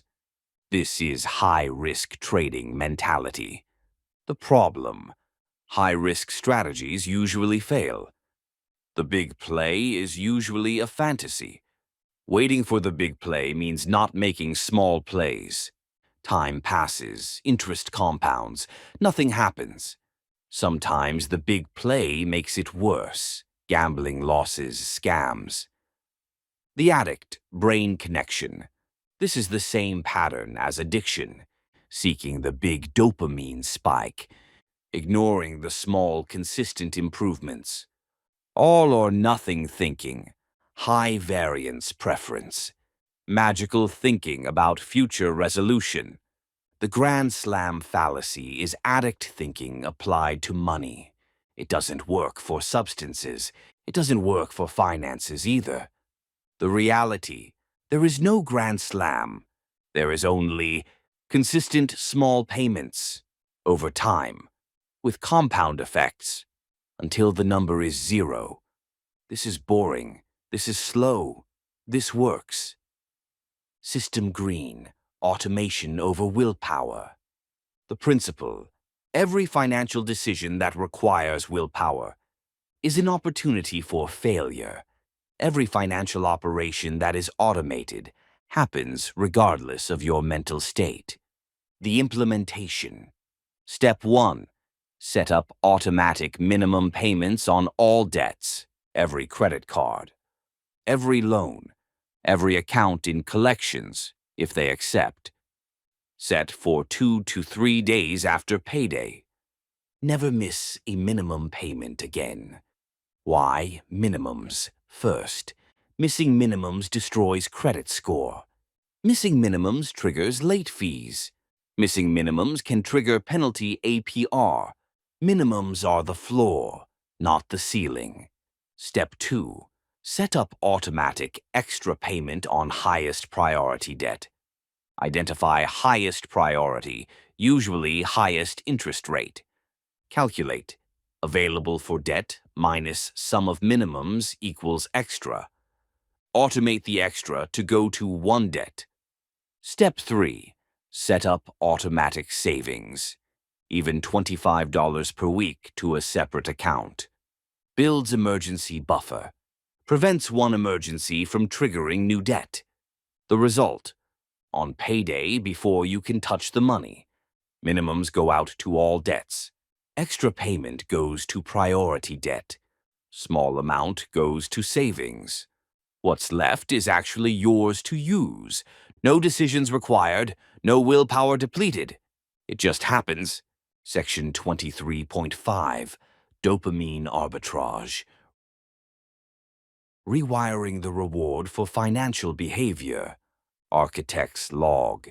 The acknowledgement. Spending feels good. This is not imaginary. It's dopamine. The click, the purchase, the arrival, the new thing. Each step is a little spike. We're not going to pretend this isn't real. The problem. Debt reduction feels like loss. Money leaving your account. Numbers going down, your balance. Nothing arriving in the mail. No new thing to hold. Dopamine systems register this as negative. The arbitrage. Arbitrage means exploiting a price difference. We're going to exploit a framing difference. We're going to train your brain to get a dopamine hit. From paying debt rather than acquiring things. Same neurochemistry, different trigger. The shift. Old reward. Balance goes up, spending. New reward. Liability goes down, paying. Same directional excitement, different ledger line. This is learnable. This is trainable. Let's engineer it. System green, gamification of debt reduction. Technique 1, the visual tracker. Create a visible chart of your debt. Print it. Put it on your wall/fridge/mirror. Each time you make a payment, cross off the amount. Watch the number shrink visually. The visual progress triggers reward circuits. Technique 2, the milestone rewards. Set milestones, every $1,000 paid off. At each milestone, small, pre-planned reward. Reward should be free or very cheap. Nice coffee, movie night, long bath, favorite meal, home cooked. The milestone is the reward. The small thing is acknowledgement. Technique 3, the countdown. Calculate. At current payment rate, debt-free date is X. Put this date somewhere visible. Each payment, recalculate. Now it's X minus 1 month. Watch the date get closer. Technique 4. The payment ritual. 1. Acknowledgement before payment. Look at the current balance. Say, this is currently X dollars. 2. The payment, the action. Make the payment manually. Watch the transaction process. 3. Verification, after payment. Refresh the balance. See the new, lower number. Say, this is now Y dollars. I eliminated Z dollars. 4. Celebration, the reward. Take a breath. Allow yourself to feel satisfaction. That money is working for me now. The neuroscience. These techniques work because they create visual evidence of progress. They convert abstract numbers into concrete images. They provide intermittent rewards, milestones. They engage the same circuits that spending engaged. Section 23.6, Advanced Tactics. Optimization strategies for complex situations. System Green, debt prioritization, algorithms. Algorithm 1, avalanche, mathematical optimal. Pay minimums on everything. Put all extra money toward highest interest rate debt. When that's paid, move to next highest rate. Mathematically saves the most money. Best for those who can delay gratification. Algorithm 2, snowball, psychological optimal. Pay minimums on everything. Put all extra money towards smallest balance debt. When that's paid, move to next smallest. Creates quick wins, accounts closing. Best for those who need momentum and motivation. Algorithm 3. Hybrid. Start with smallest 1 to 2 debts. Build momentum. Then switch to highest interest. Save money. Gets psychological wins early, then optimizes. Best for most people in recovery. Algorithm 4. Emergency first. If any debt is actively causing crisis, wage garnishment, car repossession, eviction. That debt gets priority regardless of interest or size. Stabilize the crisis, then optimize. The decision. If you're motivated by math, avalanche. If you're motivated by wins, snowball. If you're in crisis, emergency first. If unsure, hybrid. All methods work. Pick one and stick with it. Switching methods is worse than any method. System Green, negotiation protocols. Creditors want to get paid. They would rather get something than nothing. This creates negotiation opportunities. Tactic 1, interest rate reduction. Call the credit card company. Script. I've been a customer for X years. I'm working to pay down my balance. I'd like to request a lower interest rate. If denied, is there a hardship program I might qualify for? Success rate, approximately 50% if you ask. Tactic 2, settlement, collections. Debts in collections can often be settled for less. Start offer, 25 to 30% of total owed. They may counter at 50 to 60%. Get it in writing before paying. Pay for delete. Ask them to remove from credit report. Tactic 3, medical bill negotiation.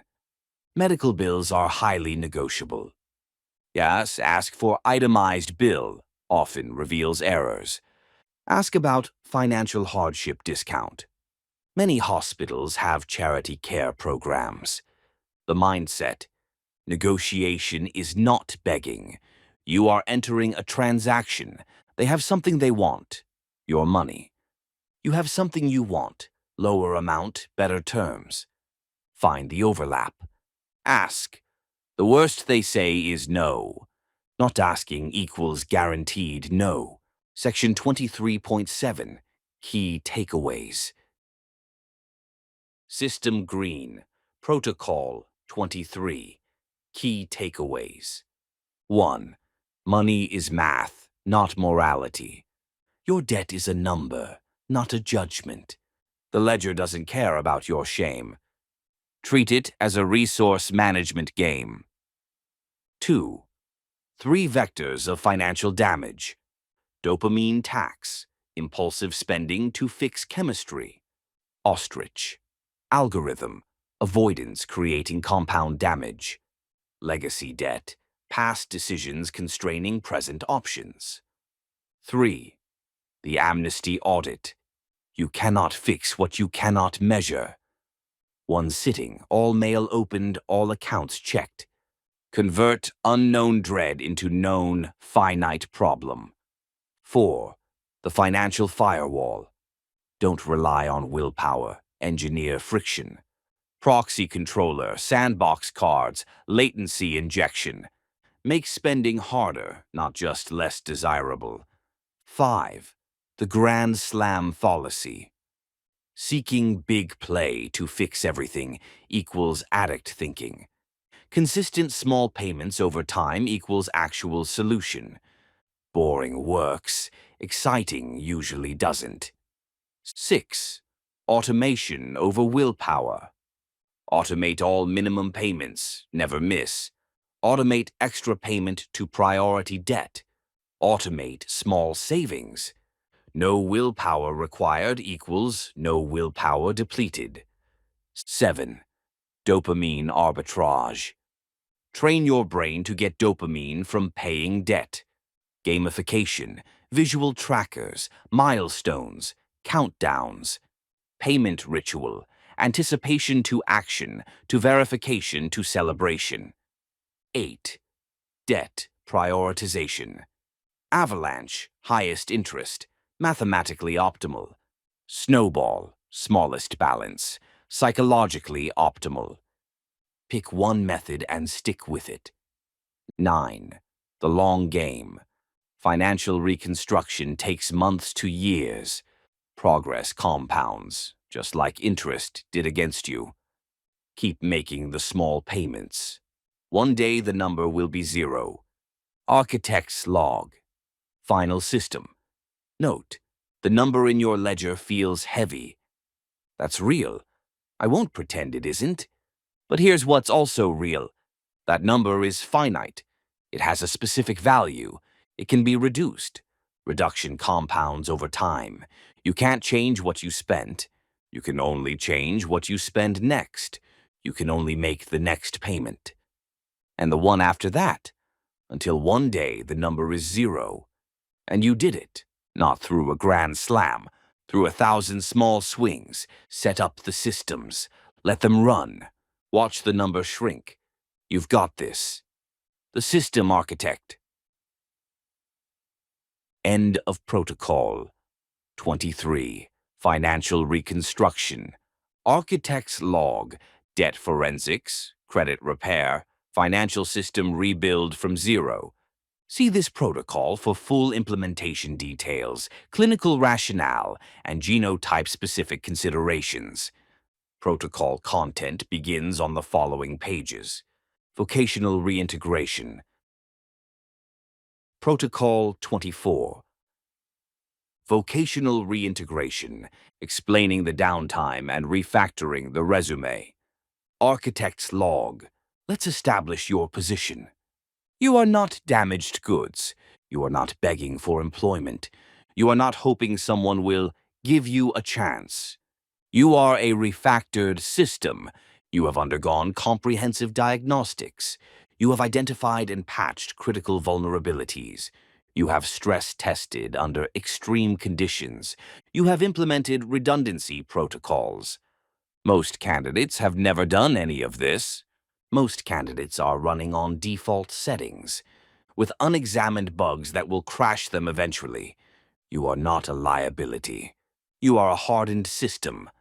The question is not, will they accept me despite my past? The question is, Does this opportunity meet my criteria for a sustainable deployment environment? You survived what would have broken others. Now let's deploy those survival skills professionally. Section 24.1. The resume gap problem. Critical system failure. The three-headed problem.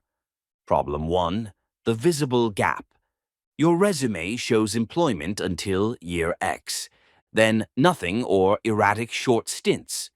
The interviewer sees the gap and wonders. Problem 2. The internal narrative. I wasted those years. I have nothing to show. Everyone can tell I'm broken. This narrative leaks through body language. Problem 3. The disclosure dilemma. How much do you tell? Full disclosure. Stigma risk. Complete lie may unravel. Partial truth. What counts? You need a strategy, not a confession, not a lie, a strategic narrative. System green. You do not owe them your medical history. The legal reality. Employers cannot ask about medical history. Employers cannot ask about disabilities. Why were you unemployed is legal. Were you in rehab is not legal to ask. The ethical reality. Your addiction and recovery are medical information, private health data, protected by HIPAA. None of their business. You would not disclose your colonoscopy results. Addiction treatment is the same category. The permission. You are not lying by not disclosing. You are exercising appropriate privacy about medical information that is legally protected. Drop the guilt. This is boundaries, not deception. Section 24.2. The narrative refactor. System green. Narrative 1. Health sabbatical. The frame. I took time off to address a health matter. It's fully resolved now and I'm ready to return. Why it works. 100% true. Addiction is a health matter. Implies completion. Fully resolved. Redirects to present. Ready to return. Legally, they cannot probe further. If they push, I'd prefer to keep the details private, but I can assure you it doesn't affect my ability to perform this role. I'm fully cleared to work. This is a boundary, not evasion. System green. Narrative 2. Family caregiving. The frame. I was caring for a family member during that time. That situation has been resolved. Why it works. True, you are your own family member. Socially respected reason. Implies responsibility, not irresponsibility. They cannot legally probe which family member. Note, on truth. Family caregiving includes caring for yourself. You are a member of your family. You were providing care during a health crisis. This framing is not deceptive. System green. Narrative 3. Consulting/freelance. The frame. I was doing independent consulting work. I'm now looking to return to a full-time role. When to use. If you did any work during the gap.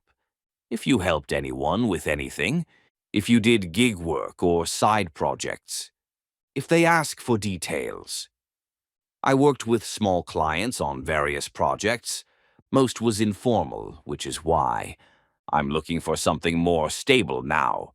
Keep it general. Vague but not false.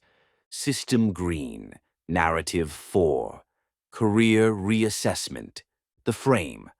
I took a sabbatical to reassess my direction. I'm now clear on what I want and ready to commit. Why it works. Sounds intentional, not forced. Implies self-awareness. Positions you as thoughtful. If they ask what you did, reading, courses, reflection on what work, would be meaningful and sustainable. This role aligns with what I concluded. Recovery is career reassessment. You assessed if your trajectory was sustainable. It wasn't. You changed course. True. Narrative. Key phrase. Boundary if probed. Health sabbatical.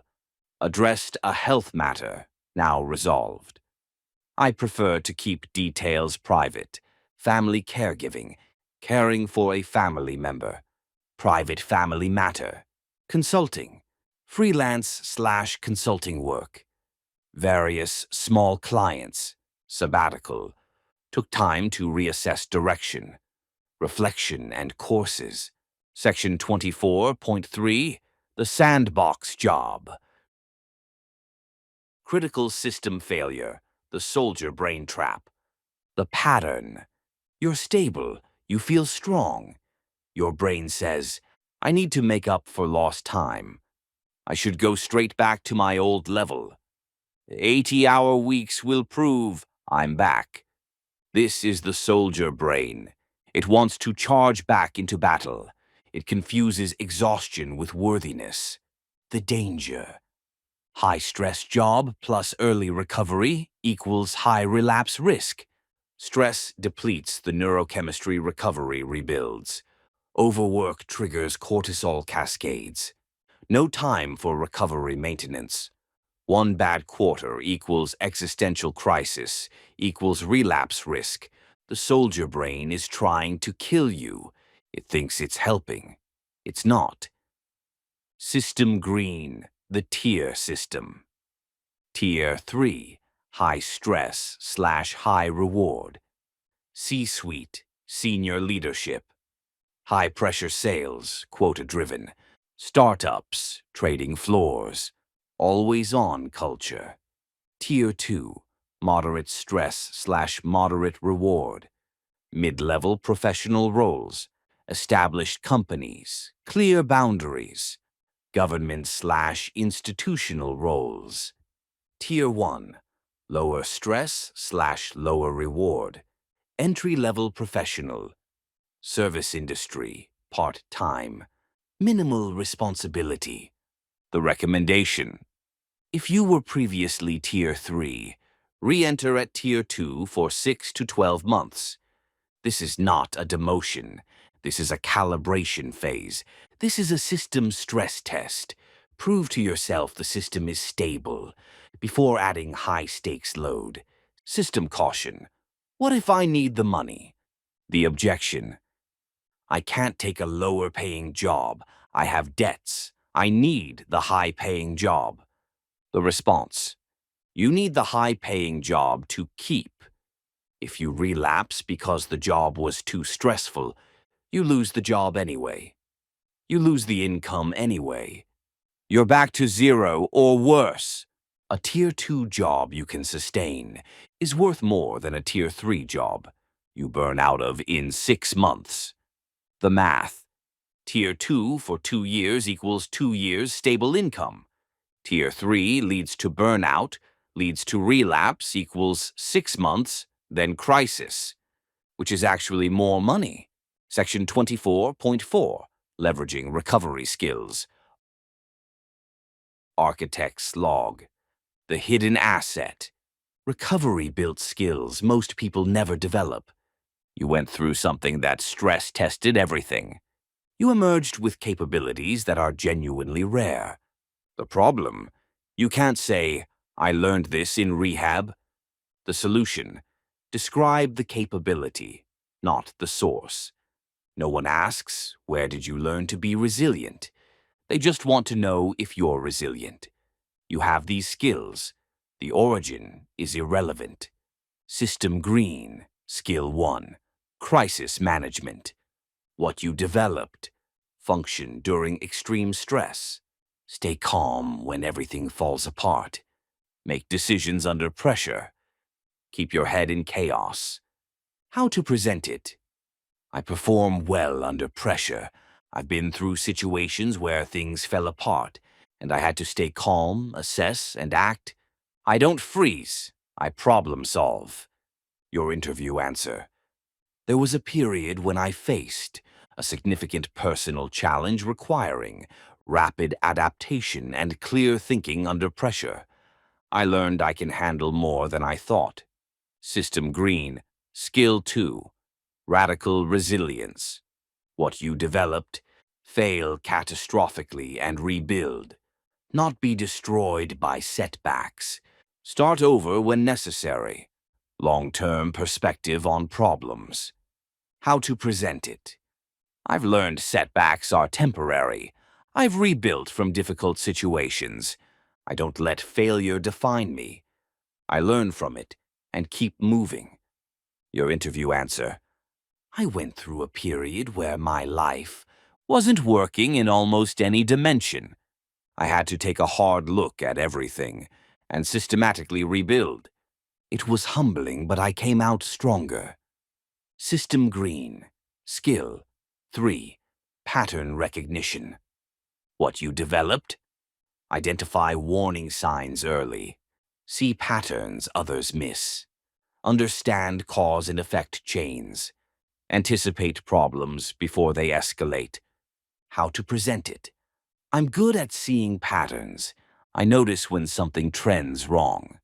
Before it becomes a crisis, I've learned to trust early warning signals. Your interview answer. I've developed strong pattern recognition through experience with situations that escalated because warnings were ignored. Now I address issues while they're small. Recovery skill. Professional translation, interview language, crisis survival, performs under pressure. I stay calm when things fall apart, rebuilding from bottom. Resilience, adaptability. I've rebuilt from difficult situations. Trigger recognition, pattern recognition. I notice warning signs early. Meeting/sponsor dynamics. Empathy, EQ. I understand people's hidden struggles. Daily practice, discipline, reliability. I show up consistently. Self-inventory, self-awareness. I know my strengths and limitations. Section 24.5, the burnout shield. Critical system failure. Work is a socially acceptable addiction. The trap. Society rewards workaholism. She's so dedicated. He never takes vacation. No one holds an intervention for 80-hour weeks. But the neurochemistry is identical. Dopamine hits from achievement. Cortisol addiction. Stress becomes normal. Identity fusion. I am my job. Withdrawal symptoms when not working. Tolerance. Need more work to feel the same. The specific danger. The soldier brain will try to substitute. I can't drink anymore, but I can work. I can't use drugs, but I can achieve. Same underlying pattern, different substance. Still destroys you, just more slowly. System green, hard limits on work. The principle, install external constraints on work, the same way you installed them on substances. Hard limit 1, hours. Set maximum hours per week, 40 to 45 recommended. Track actual hours, easy to deceive yourself. Alarm at end of day equals leave. No, just finishing this one thing. Hard limit 2, boundaries. No work email after time. No work on days. Phone on do not disturb outside work. Emergency must be specifically defined. Hard limit 3, recovery maintenance. Recovery activities are non-negotiable. Meetings, therapy, exercise, sleep. Work does not override these. If job requires sacrificing recovery, job is wrong. Hard limit 4, identity separation. You are not your job. Your worth is not your output. Build identity outside of work. If you lost this job, who would you be? Soldier brain says. Architect responds. Action. I need to prove myself. I need to sustain myself, limit hours, maintain boundaries. Just this weekend. Urgent for them, not for my recovery. Say no, offer Monday. I can sleep when I'm dead. I'll relapse if I don't sleep. Protect sleep absolutely. They need me. My recovery needs me more. Be helpful but bounded. This is who I am. This is what I do, not who I am. Build identity outside work. Section 24.6. Key takeaways. System green. Protocol. 24. Key takeaways. 1. You are not damaged goods. You are a refactored system with tested resilience. The interview is mutual evaluation, not judgment. 2. You do not owe them your medical history. Non-disclosure is boundaries, not deception. Legally and ethically protected information. 3. The narrative refactor. Health sabbatical / family caregiving / consulting / sabbatical. All true, all private, all professional. 4. The sandbox job. Enter at Tier 2 for 6 to 12 months as stress test. Calibration, not demotion. Sustainable job beats relapse-inducing one. 5. Recovery. Soft skills. Crisis management, resilience, pattern recognition. Empathy, discipline, self-awareness. Present capability, not source. 6. The burnout shield. Work is socially acceptable addiction. Install hard limits, hours, boundaries, recovery first. Identity separate from job. 7. The long game. Career recovery takes time. Build slowly, sustainably. You don't need to make up for lost time. You need to build time that isn't lost. Architect's log. Final system. Note: you survived something that destroys people. You did the hardest work there is. You rebuilt yourself from the inside out. The gap on your resume is the least interesting thing about you. You have crisis management skills executives pay. Consultants, 6 figures to teach. You have resilience most people never develop. You have self-awareness built through extraordinary pain. You are not a liability. You are an asset. The right employer will be fortunate to have you. The wrong employer doesn't deserve you. Find the environment where your capabilities are valued, where stress is sustainable, and where you can do meaningful work without sacrificing your recovery.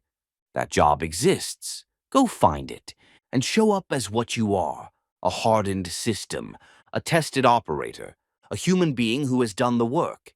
Now go deploy. The system architect. End of protocol. 24. Vocational reintegration. Architect's log. Employment gaps, disclosure decisions, career system restart. See this protocol for full implementation details, clinical rationale, and genotype-specific considerations. Protocol content begins on the following pages. Spiritual agnosticism. Protocol 25. Spiritual agnosticism. Running an open-source soul in a proprietary world. A platform-agnostic protocol for meaning and connection. Architect's log. The meeting opens. Someone says, "Let us pray." And your mind throws an exception. You're not hostile to religion. You're not an angry atheist. You're just not running that software. And now you're in a room where the operating system, everyone else seems to be running, requires a module you don't have installed, belief in God. They say, turn it over to your higher power. Your brain says, I don't have a higher power variable defined. They say, God will remove your shortcomings. Your brain says, I don't have that function in my library. And you wonder, Can I even do this recovery thing? If I can't force myself to believe something I don't believe, here's the answer. Yes. Because spirituality is not a specific operating system. It's a category of function. You don't need to run Windows, Christianity, or Mac, Buddhism, or any proprietary system. You can run Linux, open source, platform agnostic, interoperable with everything, beholden to no single vendor. This protocol teaches you how to define a higher power without mysticism, interface with believers without conflict, generate awe and meaning without mythology. Protect your system from unwanted conversion attempts. You are not spiritually deficient. You are running a different architecture, and that architecture works just fine. Section 25.1, the God Barrier. Why rational thinkers hit a fatal exception. Critical system failure. The syntax error in traditional recovery. The problem. 12-step recovery, and many others, are built on theistic assumptions. Step 2. Came to believe that a power greater than ourselves could restore us to sanity. Step 3. Made a decision to turn our will and our lives over to the care of God as we understood Him. Step 11. Sought through prayer and meditation to improve our conscious contact with God. For someone who doesn't believe in God, these steps throw a fatal exception. The program says, just believe. The rational mind says, I cannot believe by choice. Belief is not a faucet you can turn on. You cannot will yourself to believe something you don't believe. Pretending to believe is not believing. The consequence. Many rational thinkers reject recovery entirely because they cannot authentically engage with the religious framework. I guess recovery isn't for me. I can't do the spiritual stuff. I'll figure it out on my own. And then they relapse. Not because recovery doesn't work, but because they hit a compatibility error with the default installation. System caution, the void risk. The other extreme, rejecting religion entirely, can lead to another error, nihilism. Nothing matters. There's no point. We're just random atoms. Why bother staying sober? This is the void, a system running without meaning allocation, a machine that has no reason to continue operating. The religious person has a pre-installed purpose module. The nihilist has deleted purpose without installing a replacement. Both the God barrier and the void are failure modes. The solution. Neither forced belief nor meaningless void.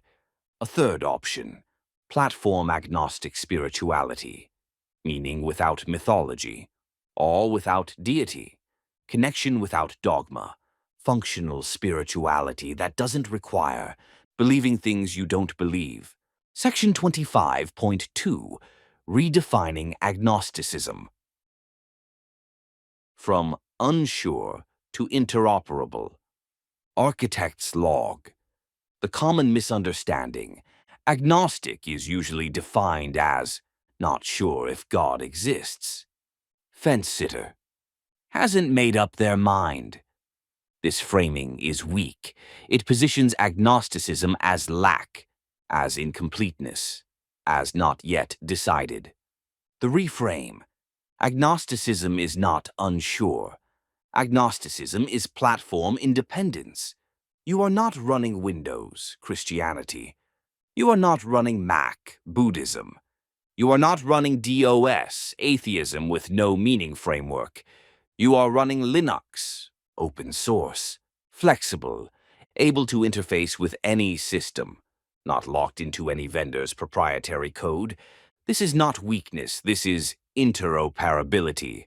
You can sit in a Christian meeting and extract value, meditate with Buddhists and extract value, discuss philosophy with atheists and extract value, interface with any system without crashing, because you're not running a proprietary OS that conflicts with other proprietary systems.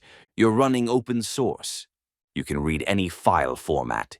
You can translate any protocol. You can connect to any network. 25.2.1 The Physics-Based Higher Power. System Green, defining higher power without mysticism. The requirement. Recovery frameworks often ask for a higher power. This seems to require belief in a deity. The reframe. Higher simply means larger than you, more powerful than you. This is a mathematical statement, not a religious one. The physics. You are a node in a network. The network is larger than any single node. The universe is larger than you. The laws of physics are more powerful than your preferences. Collective systems, groups, ecosystems, societies are larger than individuals. This is not mysticism. This is measurement. Your higher power options, all non-theistic. 1. The network, human connection. The collective wisdom of people in recovery. The meeting room itself. The accumulated experience of those who've been through this. Larger than you. Has power you don't have alone. 2. The laws of nature, physics. Gravity doesn't care about your feelings.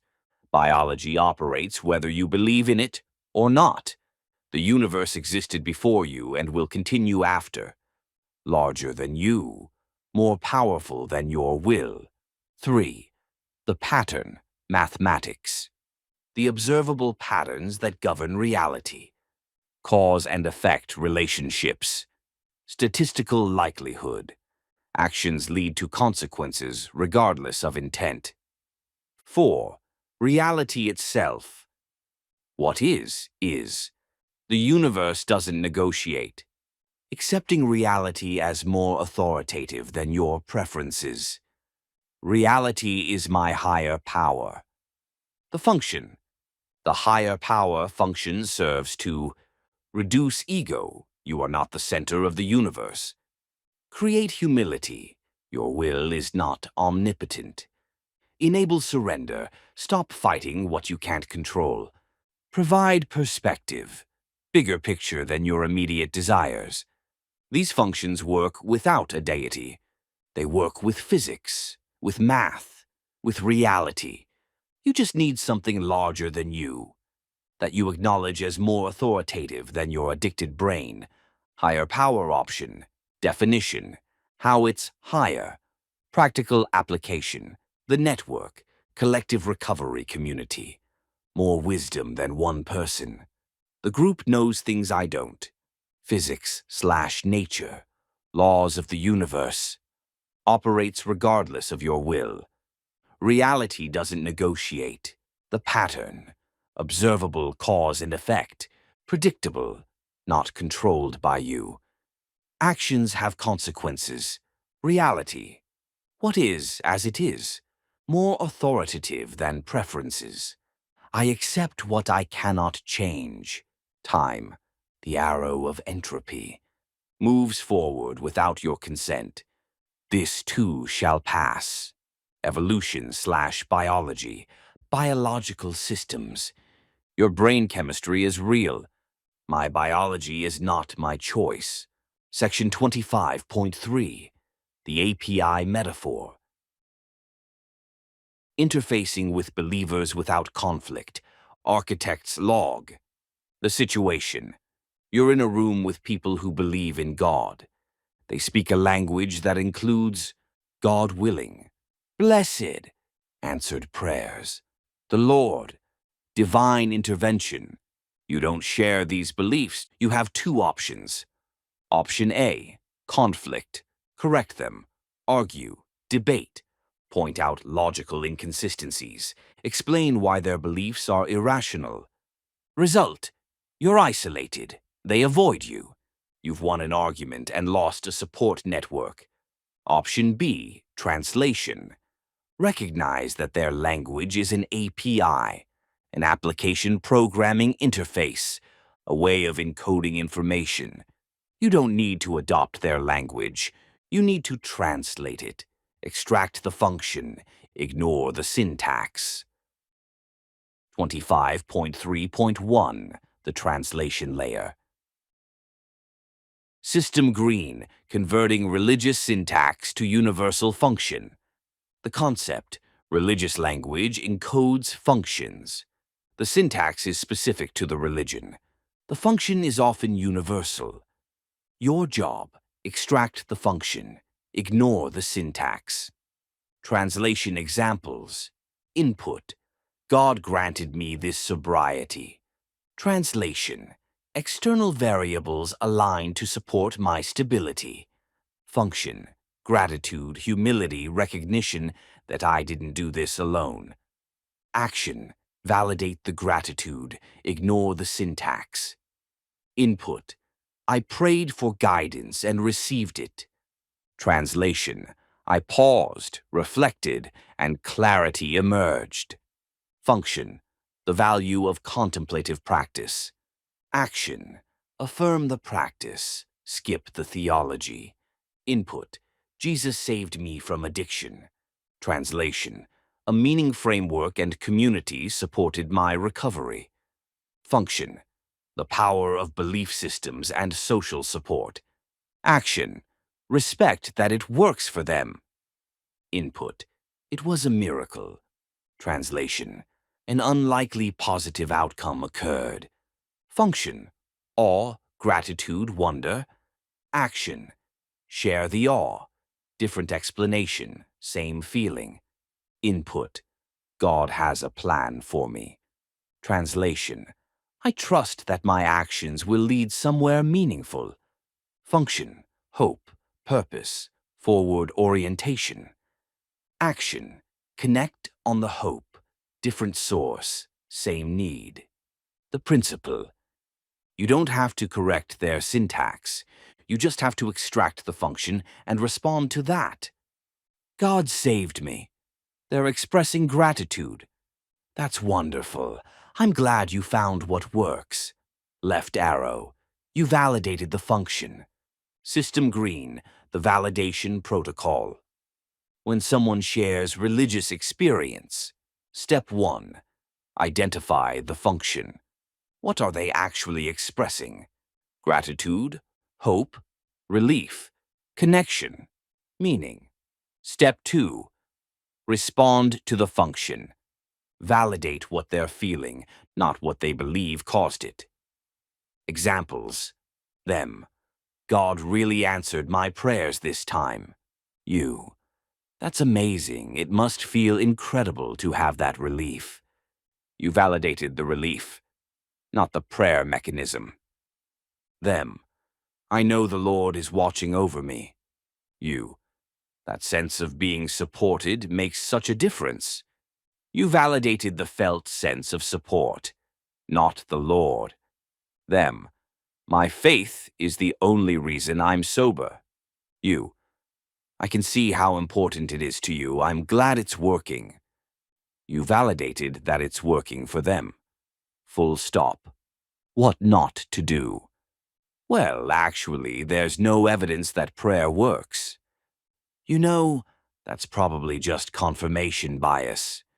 I think you should consider that, maybe. They're not asking for your theological critique. They're sharing something that matters to them. Be a decent human. Connect on the function. Their statement. The function. Your response. God saved me. Gratitude. Humility. I'm so glad you found what works. I'll pray for you. Care, support. Thank you, I appreciate the thought. It's a blessing, gratitude, awe. It really is wonderful. God's plan, hope, purpose. It helps to trust the process. Miracle, awe, wonder. That's incredible. Let go. Let God. Surrender, acceptance. Learning to let go is so hard. Section 25.4. The physics of awe. generating secular spirituality. Critical system failure, the awe deficit. The problem: religious systems come preloaded with awe. Cathedrals designed to trigger awe. Music designed to trigger awe. Rituals designed to trigger awe. Narratives about cosmic significance. Awe is not just nice to have. Awe is neurochemically functional. Awe reduces ego, self-focus, self-obsession, rumination, circular negative thinking, inflammation, yes, literally, anxiety by providing perspective.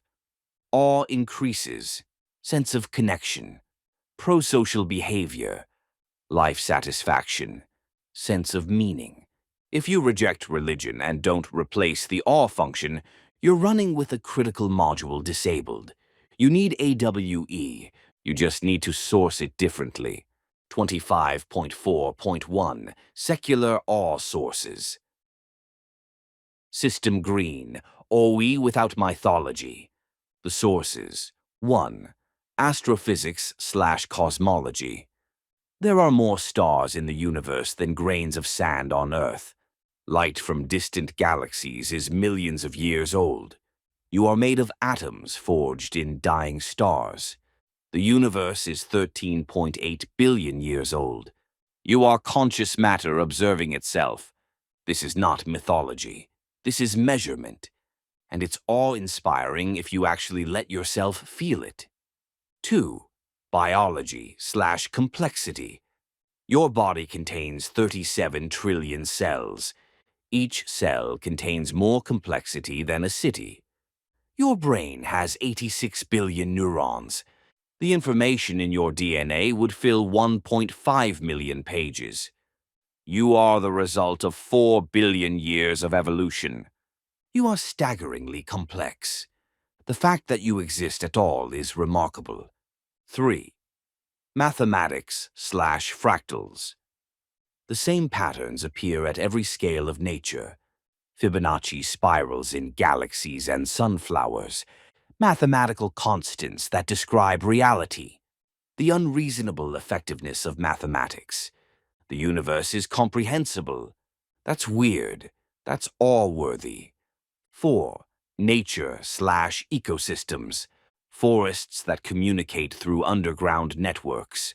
Ocean currents that regulate global climate. The water cycle that has been running for billions of years. The interdependence of all living things. 5. Human connection/collective experience. The shared experience of being human. Art, music, literature spanning millennia. The fact that we can understand each other at all. Love, compassion, cooperation. None of this requires a deity. All of this is real. All of this is available for all. 25.4.2 The Calibration Ritual. System Green. System calibration through awe. The concept. Religious people have rituals that calibrate their perspective. Prayer, meditation, church attendance. These rituals serve a function. Remind the node of its size relative to the network. Reduce ego inflation. Create space for reflection. Generate awe and gratitude. You need rituals too, just different ones. The calibration practices. 1. Stargazing. Go outside at night, look up. Those lights are nuclear furnaces, millions of light years away. The light hitting your eyes left before humans existed. You are very small. That's appropriate. Duration: 10 to 20 minutes, weekly minimum. 2. Ocean/mountain exposure. Stand at the edge of something vast. The ocean has been there for 4 billion years. The mountains were there before your species. They will be there after you're gone.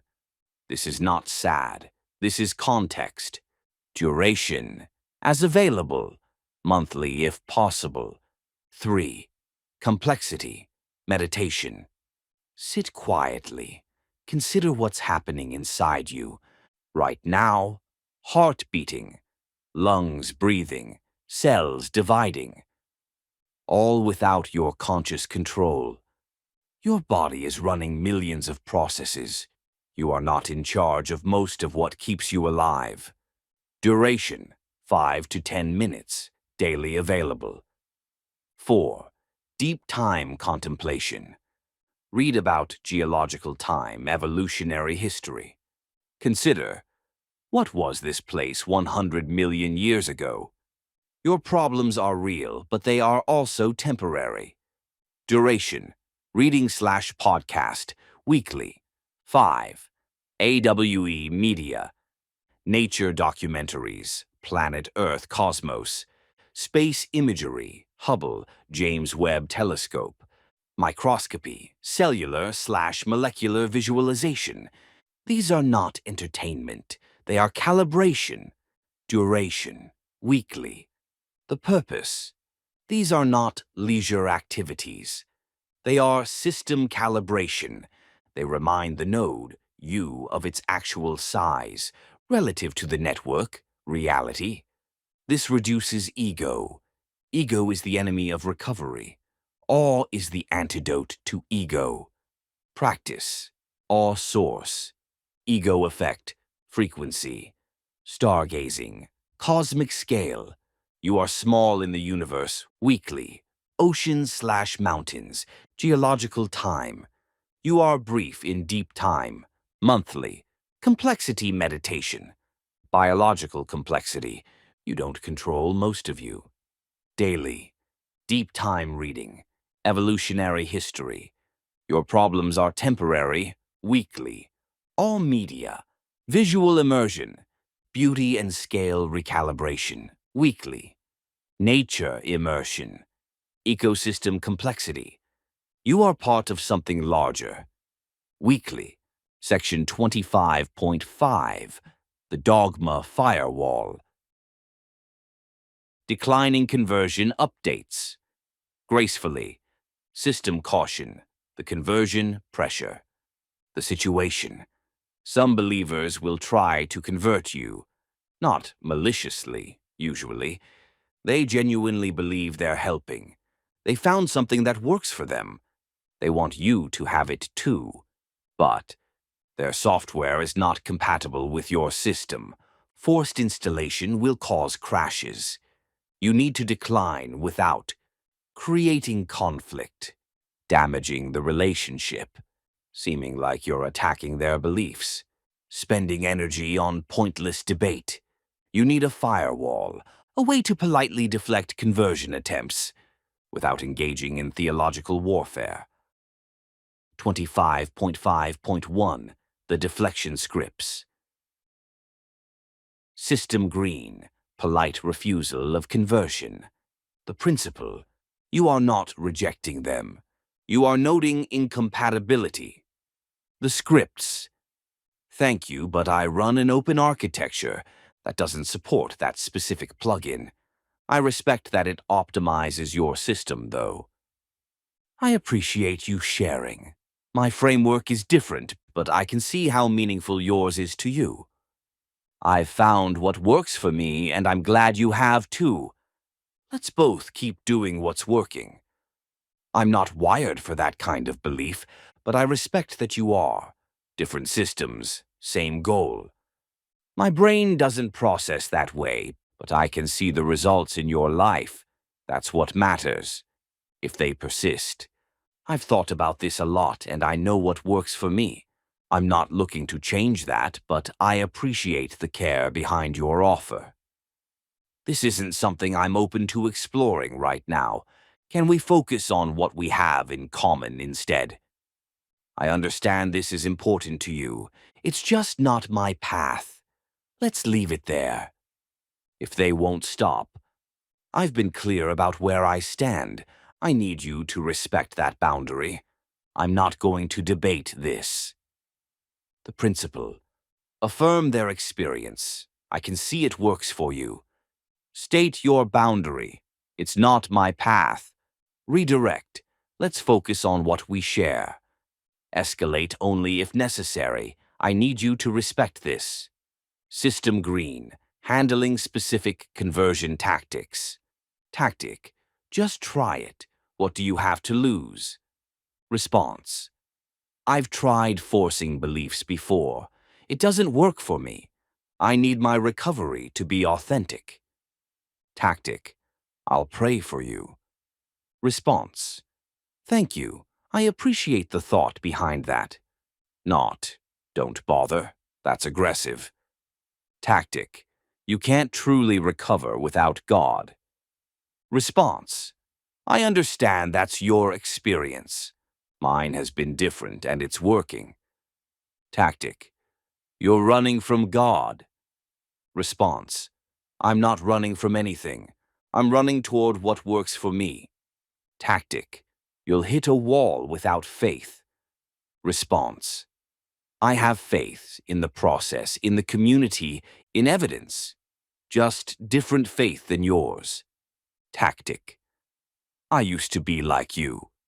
Response. I appreciate you sharing your journey. Mine is taking a different route. The meta principle. You don't need to win the argument. You need to maintain the boundary. They can believe what they believe. You believe what you believe. You're both in recovery. That's what matters. Section 25.6. Building secular meaning. Purpose without cosmic mandate. Architect's log. The nihilism risk.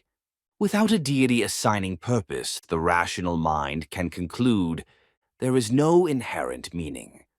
We're just atoms. Nothing matters.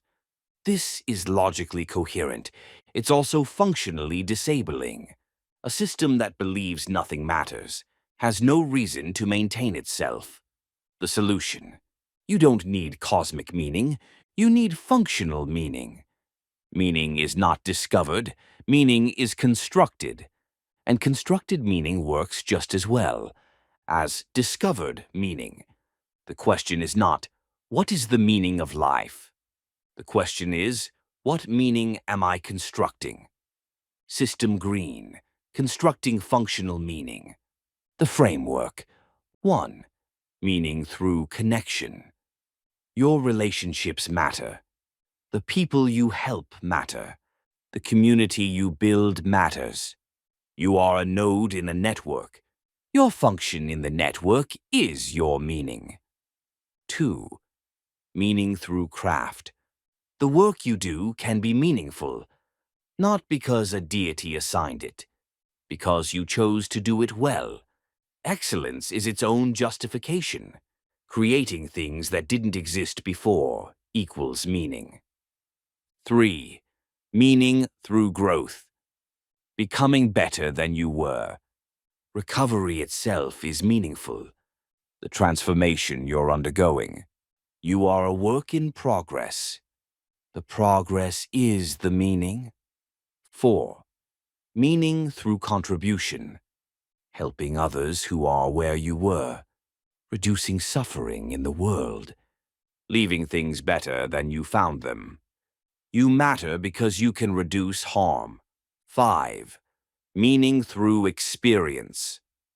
Being conscious is remarkable. Experiencing beauty, love, connection. The fact that you can feel awe. The experience itself is the point. The principle. You don't need someone to tell you what matters. You get to decide what matters, and then you live accordingly. That's not nihilism. That's sovereignty, meaning source. What it looks like, why it works, connection. Relationships, community, service. We are social animals. Connection is primary. Craft, excellence in work, creation. Building gives us purpose and identity. Growth, self-improvement, recovery. Progress creates forward orientation. Contribution, helping others, reducing harm. Impact beyond self expands meaning. Experience, beauty, love, awe, presence. Conscious experience is inherently valuable.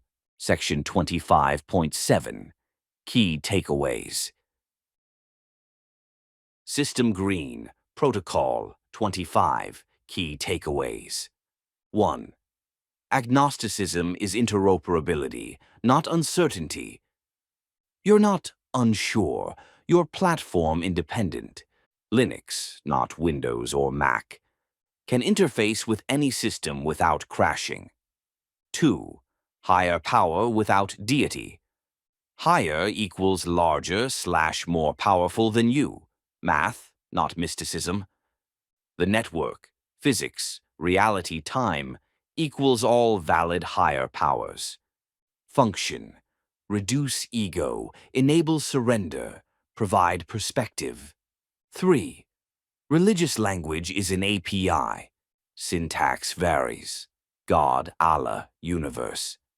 Functions are often universal. Gratitude, hope, connection. Translate syntax to extract function to respond to function. 4. The validation protocol.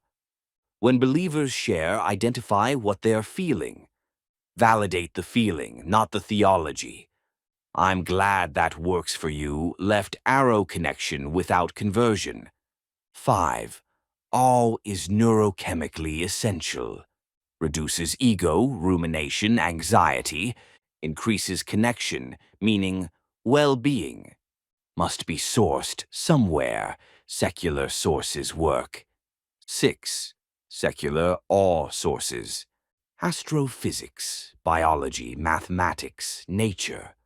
All real, all measurable, all awe-inspiring. Not mythology, measurement. 7. Calibration rituals. Stargazing, nature immersion, complexity meditation. Not leisure, system calibration. Reminds node of size relative to network. Reduces ego, enemy of recovery. 8. The dogma, firewall. Deflect conversion without conflict. I run an open architecture that doesn't support that plugin. Affirm their experience. State your boundary. Redirect. 9. Meaning is constructed, not discovered. You don't need cosmic mandate. You need functional meaning. Connection, craft, growth, contribution, experience. You decide what matters, then live accordingly. 10. You are not spiritually deficient. You're running a different architecture. That architecture works. Your recovery is valid without theism. Architect's log. Final system. Note: you don't have to believe things you don't believe. To recover from addiction, you don't have to pretend to pray. You don't have to fake turning it over to God. You don't have to choose between your intellectual integrity and your recovery. The functions that religion provides, awe, humility, surrender, connection, meaning, are available through other channels. You can stand under the stars and feel small. You can sit in a meeting and feel connected. You can help another person and feel meaningful. You can accept reality and call it your higher power. None of this requires a deity. All of this requires practice. The believers in the room are practicing. You need to practice too. Just different practices. Your system is not defective. It just runs different software. And that software works just fine when you actually run it. So run it. Calibrate with awe. Connect with others. Construct your meaning. Protect your boundaries. And stay sober. That's the only output that matters. And your architecture can produce it. The System Architect. End of Protocol. 25. Spiritual Agnosticism. Architect's Log. Purpose and meaning without dogma. Existential Framework Installation. See this protocol for full implementation details, clinical rationale, and genotype-specific considerations. Protocol content begins on the following pages. Linguistic Refactoring. Protocol 26. Oh! Linguistic Refactoring. debugging the source code of addiction, from street magic to system precision. Architect's log. Language is not just how we describe our experience. Language shapes our experience. Language constrains what we can think. Language creates the reality we inhabit. In active addiction, a specific street dialect develops. Romanticization. Tina, methamphetamine with a woman's name. The dragon, heroine as mythical beast. Lady H, personified seductress. My old friend, chemical as companion. Fatalization. I can't escape it. It's my demon. I am powerless. It owns me. Mystification. Touching God. The universe opened up. Spiritual awakening. Transcendence. This language does something insidious. It grants the chemical a personality, a power, a relationship status. You don't break up with a molecule, but you do break up with Tina. You don't surrender to a chemical reaction, but you do surrender to a demon. You don't experience a dopamine spike.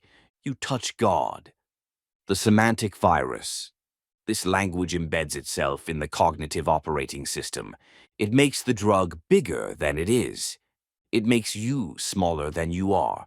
It hard codes helplessness into your identity. This protocol provides the refactoring, stripping the magic, installing precision, updating the variable names to reflect reality. Section 26.1. The semantic virus. How language encodes and sustains addiction. 26.1.1. The three infection vectors. Critical system failure. Vector 1. Personification. When a chemical gets a name, it becomes a person. Persons can have relationships with you, power over you, feelings about you, the ability to call you. The personification trap. Tina is calling me. Implies a person who wants something from you. Implies a relationship you might feel guilty abandoning. Implies you are being pursued, passive victim. Implies obligation to respond. The reality.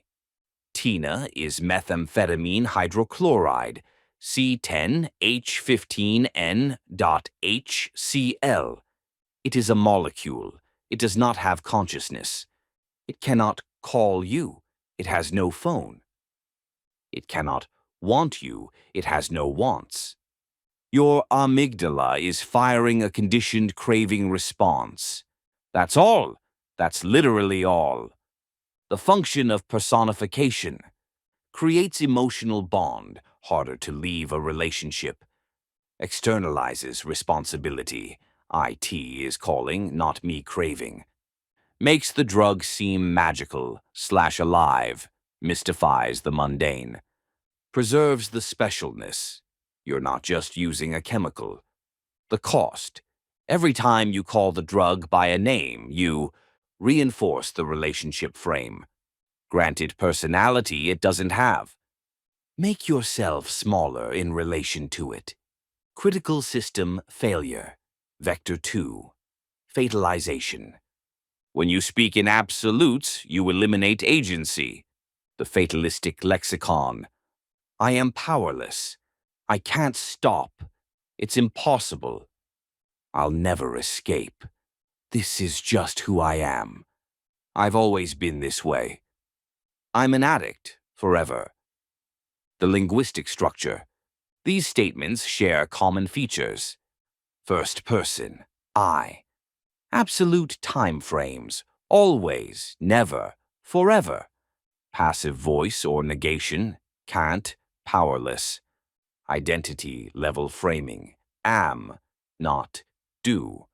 I am an addict, not equal to I am currently engaging in addictive patterns. I can't stop, not equal to I am finding it difficult to stop in this moment. I'll never escape, not equal to I haven't found an effective strategy yet. The function of fatalization. Releases you from responsibility. If impossible, why try? Protects from failure. Can't fail at the impossible. Creates identity coherence. Stable self-concept, even if negative. Connects you to a community. Shared identity with other addicts. The cost. Every time you speak in absolutes, you close off possibility, encode helplessness, make the prediction self-fulfilling, critical system failure, vector 3, mystification. When you describe the drug in spiritual terms, you make it sacred. The mystification, lexicon, touching God, the universe opened up, spiritual awakening, pure love slash bliss slash ecstasy, transcendence, heaven, nothing else compares.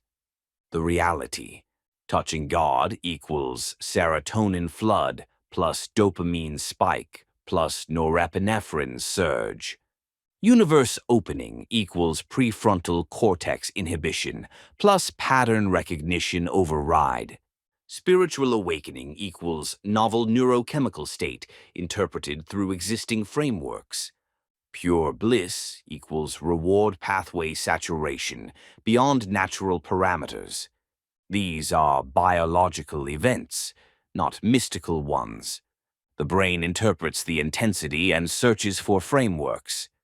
This must be spiritual, is the brain's attempt to categorize what is actually a pharmacological override of normal function. The function of mystification makes the drug special, not just a chemical, something divine. Creates impossible comparison. Normal life can't compete with God. Justifies continued use, pursuing transcendence, not just getting high. Elevates addiction to spiritual quest, noble, not pathological. The cost. Every time you describe the drug in spiritual terms, you make ordinary life seem impossibly dull by comparison.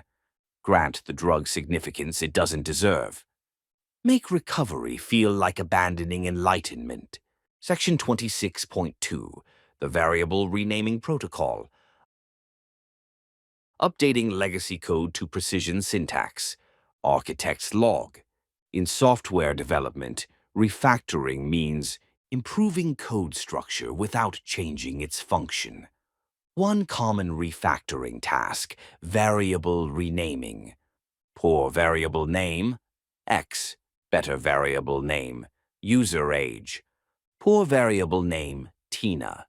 Better variable name, methamphetamine hydrochloride. The first tells you nothing.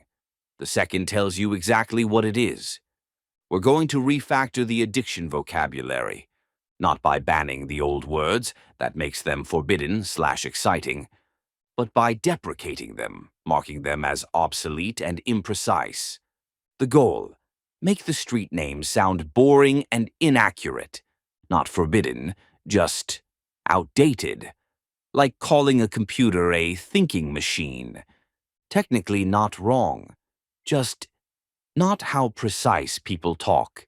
26.2.1 Substance Renaming Table. Legacy, street. Refactored, precision. Why the change? Tina, crystal, ice. Methamphetamine hydrochloride. Removes personification, identifies the molecule. Molly, XE, MDMA, 3,4-methylenedioxymethamphetamine. Full chemical name removes magic. The dragon, Lady H, smack. Diacetylmorphine, heroin. Clinical name strips the mythology. Coke, snow, white girl. Cocaine hydrochloride. Removes glamorization and personification. Bars, Xannies. Alprazolam, benzodiazepine. Identifies drug class and actual compound. Oxy, perks. Oxycodone/acetaminophen. Reveals the actual chemicals involved. Dope, weed, Mary Jane. THC/cannabis. Neutral terminology for the compound. Acid, Lucy. LSD, lysergic acid diethylamide. Chemical precision over mystification. Shrooms, magic mushrooms. Psilocybin, active compound, not the packaging. K, special K. Ketamine hydrochloride, clinical name removes club connotation. 26.2.2, experience renaming table. Legacy, mythological. Refactored, biological. Why the change? Tina is calling me. My amygdala is signaling a conditioned craving. Identifies brain region. Removes personification. I'm chasing the dragon. I'm pursuing dopamine receptor saturation. Biological accuracy. Removes mysticism. Touching God. Experiencing serotonin/dopamine flood. Neurochemistry, not theology. The universe opened up. Prefrontal inhibition created sense of significance. Brain function, not cosmic event. Pure ecstasy/bliss. Reward pathway saturation. Circuit description, not transcendence. Coming down. Neurotransmitter depletion phase. Identifies what's actually happening. Fiending. Experiencing acute craving from receptor adaptation. Biological process, not character flaw. The nod. Opioid-induced respiratory depression.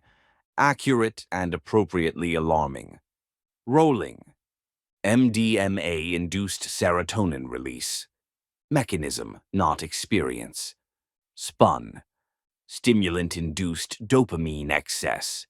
Neurochemistry, not state of being. 26.2.3, identity renaming table. Legacy, identity. Refactored, behavioral. Why the change? I'm an addict. I'm experiencing addiction patterns. Behavior, not essence. I'm powerless. I'm currently finding it difficult to regulate. Temporary state, not permanent trait. It's my demon. It's a maladaptive coping pattern. Psychology, not mythology. I can't stop. I haven't found an effective stopping strategy yet. Opens possibility. I'll always be this way. I'm currently in this pattern. Patterns can change. Time-bound, changeable. This is who I am. This is what I'm doing right now. Doing not equal to being. I'm broken. My system is dysregulated. Fixable, not permanently damaged. I'm a junkie. I'm someone who has used substances problematically. Action history, not identity. I'm in recovery.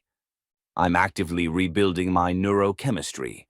Process, not static state. I have a disease. I have a neurobiological pattern requiring intervention. Accurate without fatalism. 26.2.4, the neutralization effect. System green, why precision language works. The emotional charge problem. Tina is calling me activates. Personification circuits, relationship brain. Emotional response, longing, obligation. Victimization frame, she's pursuing me. Romantic/dramatic narrative. Star-crossed lovers. My amygdala is signaling a conditioned craving activates. Analytical circuits, problem-solving brain. Technical response, what's the fix? Agency frame, my brain is doing something, I can intervene. Clinical narrative, system malfunction to be addressed. The neutralization. Precision language drains the emotional charge. It's hard to feel romantically attached to a molecule. It's hard to feel victimized by your own amygdala. It's hard to feel powerless when you're describing a process. The boredom principle. Street names make drugs exciting. Chemical names make drugs boring. Mystical descriptions make highs special. Biological descriptions make highs mechanical. Boring is the goal. when methamphetamine hydrochloride sounds about as exciting as sodium bicarbonate, baking soda, the magic is broken. You're not breaking up with a lover. You're discontinuing a maladaptive chemical intervention, architect's log, practice exercise. Old. Tina and I had such a good time last night. New. I ingested methamphetamine hydrochloride and experienced dopamine-induced euphoria followed by serotonin depletion. Old. The dragon is calling me back. New. My mu opioid receptors have downregulated and are signaling for exogenous stimulation to relieve the deficit. Old. I touched God on that acid trip. New. LSD-induced 5-HT2A. Agonism created pattern recognition. Override interpreted as spiritual significance. Feel the difference? The first set sounds like poetry, drama, romance. The second set sounds like a malfunction report. That's the point. You're not in a romance. You're not in an epic battle. You're experiencing predictable neurochemical events that have been studied, documented, and understood. There's nothing magical about it, and when the magic goes, the grip loosens. Section 26.3. The Prison of Time. Escaping the always/never trap. Critical system failure, the temporal lock. Street linguistics lock you in time prisons. The absolute statements. I always fail. I never succeed. I'll be like this forever. This is how I've always been. I can never enjoy life sober. The structure of the trap. These statements share two features. 1. Absolute time markers, always, never, forever. 2. Identity level claims. I am, this is me. Combined, they create an inescapable box. I always fail equals past, present, and future are determined. No exit. I never succeed equals success is categorically impossible. No hope. Forever equals the timeline extends infinitely. No end point. The self-fulfilling prophecy. When you say, I always fail, your brain codes this as truth. It filters for evidence that confirms. It dismisses evidence that contradicts. You act in ways consistent with the identity.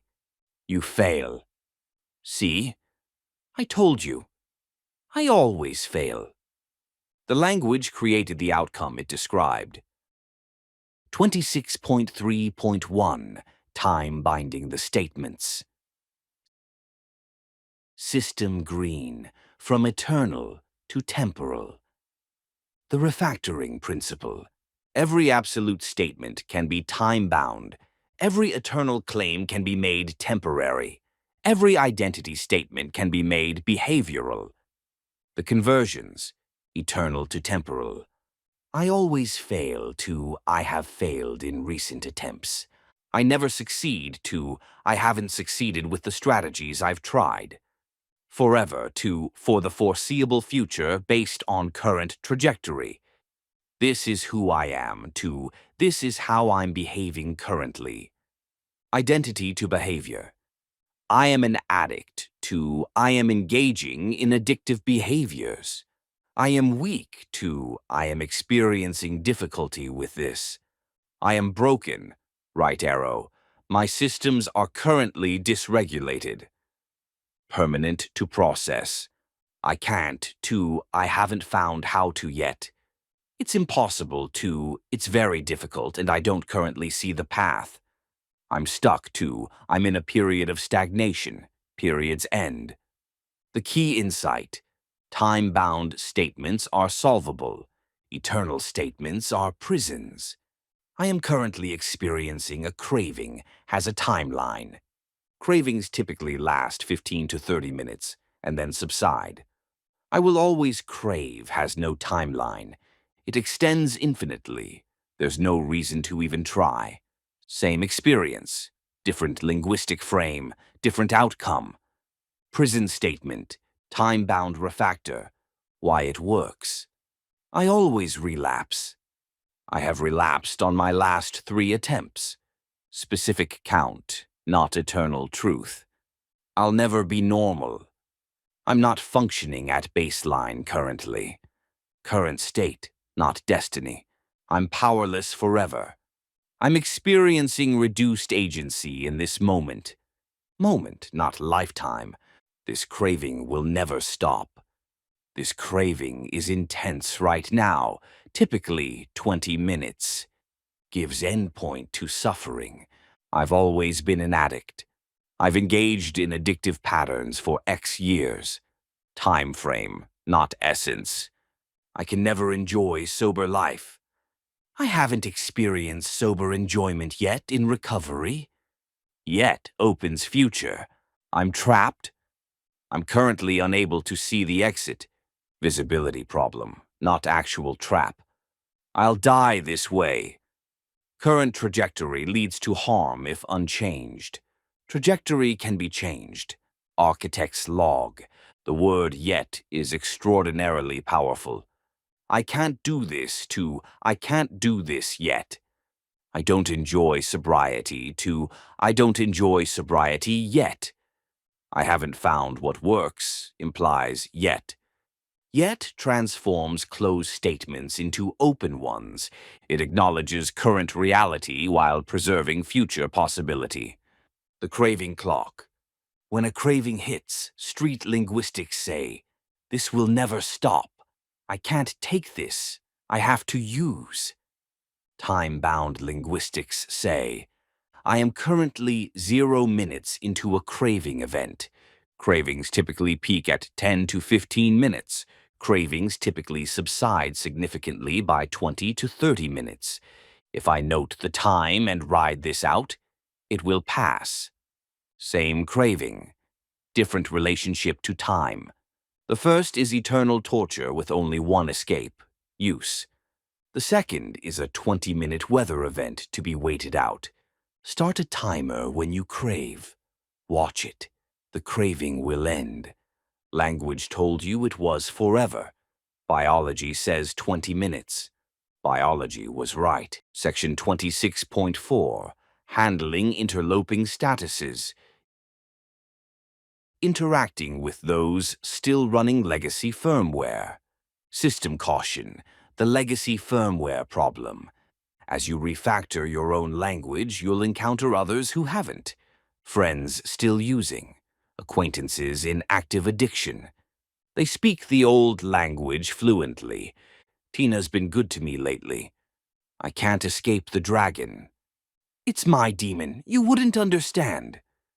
We're just having a good time. Your instinct might be, correct them. Actually, it's methamphetamine hydrochloride. Judge them.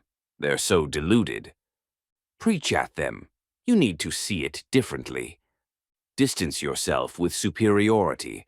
I've evolved past that. None of these help. Correction creates defensiveness. Judgment creates distance. Preaching creates resentment. Superiority creates isolation, yours and theirs. The architect's frame. They are running legacy firmware. You have upgraded. They have not. This is not a moral difference. It's a version difference. 26.4.1, the Evolutionary Empathy Protocol. System green, from judgment to version difference. When someone says something in old language, they say, I can't escape my demon. Old response, judgment. Internal, they're so dramatic and deluded. External, distance, eye roll, lecture. Result, they feel judged, defensive, further entrenched. New response, evolutionary empathy. Internal. They are running v1.0 firmware. This is how v1.0 processes the experience. I was there once. They don't have admin access to update yet. External. Compassion, presence, modeling, not preaching. Result: connection preserved, possibility of organic influence. The reframe: they aren't wrong, they're outdated. You don't hate Windows 95, you just don't run it anymore. You can have empathy for someone using an obsolete system without feeling superior or needing to force an upgrade.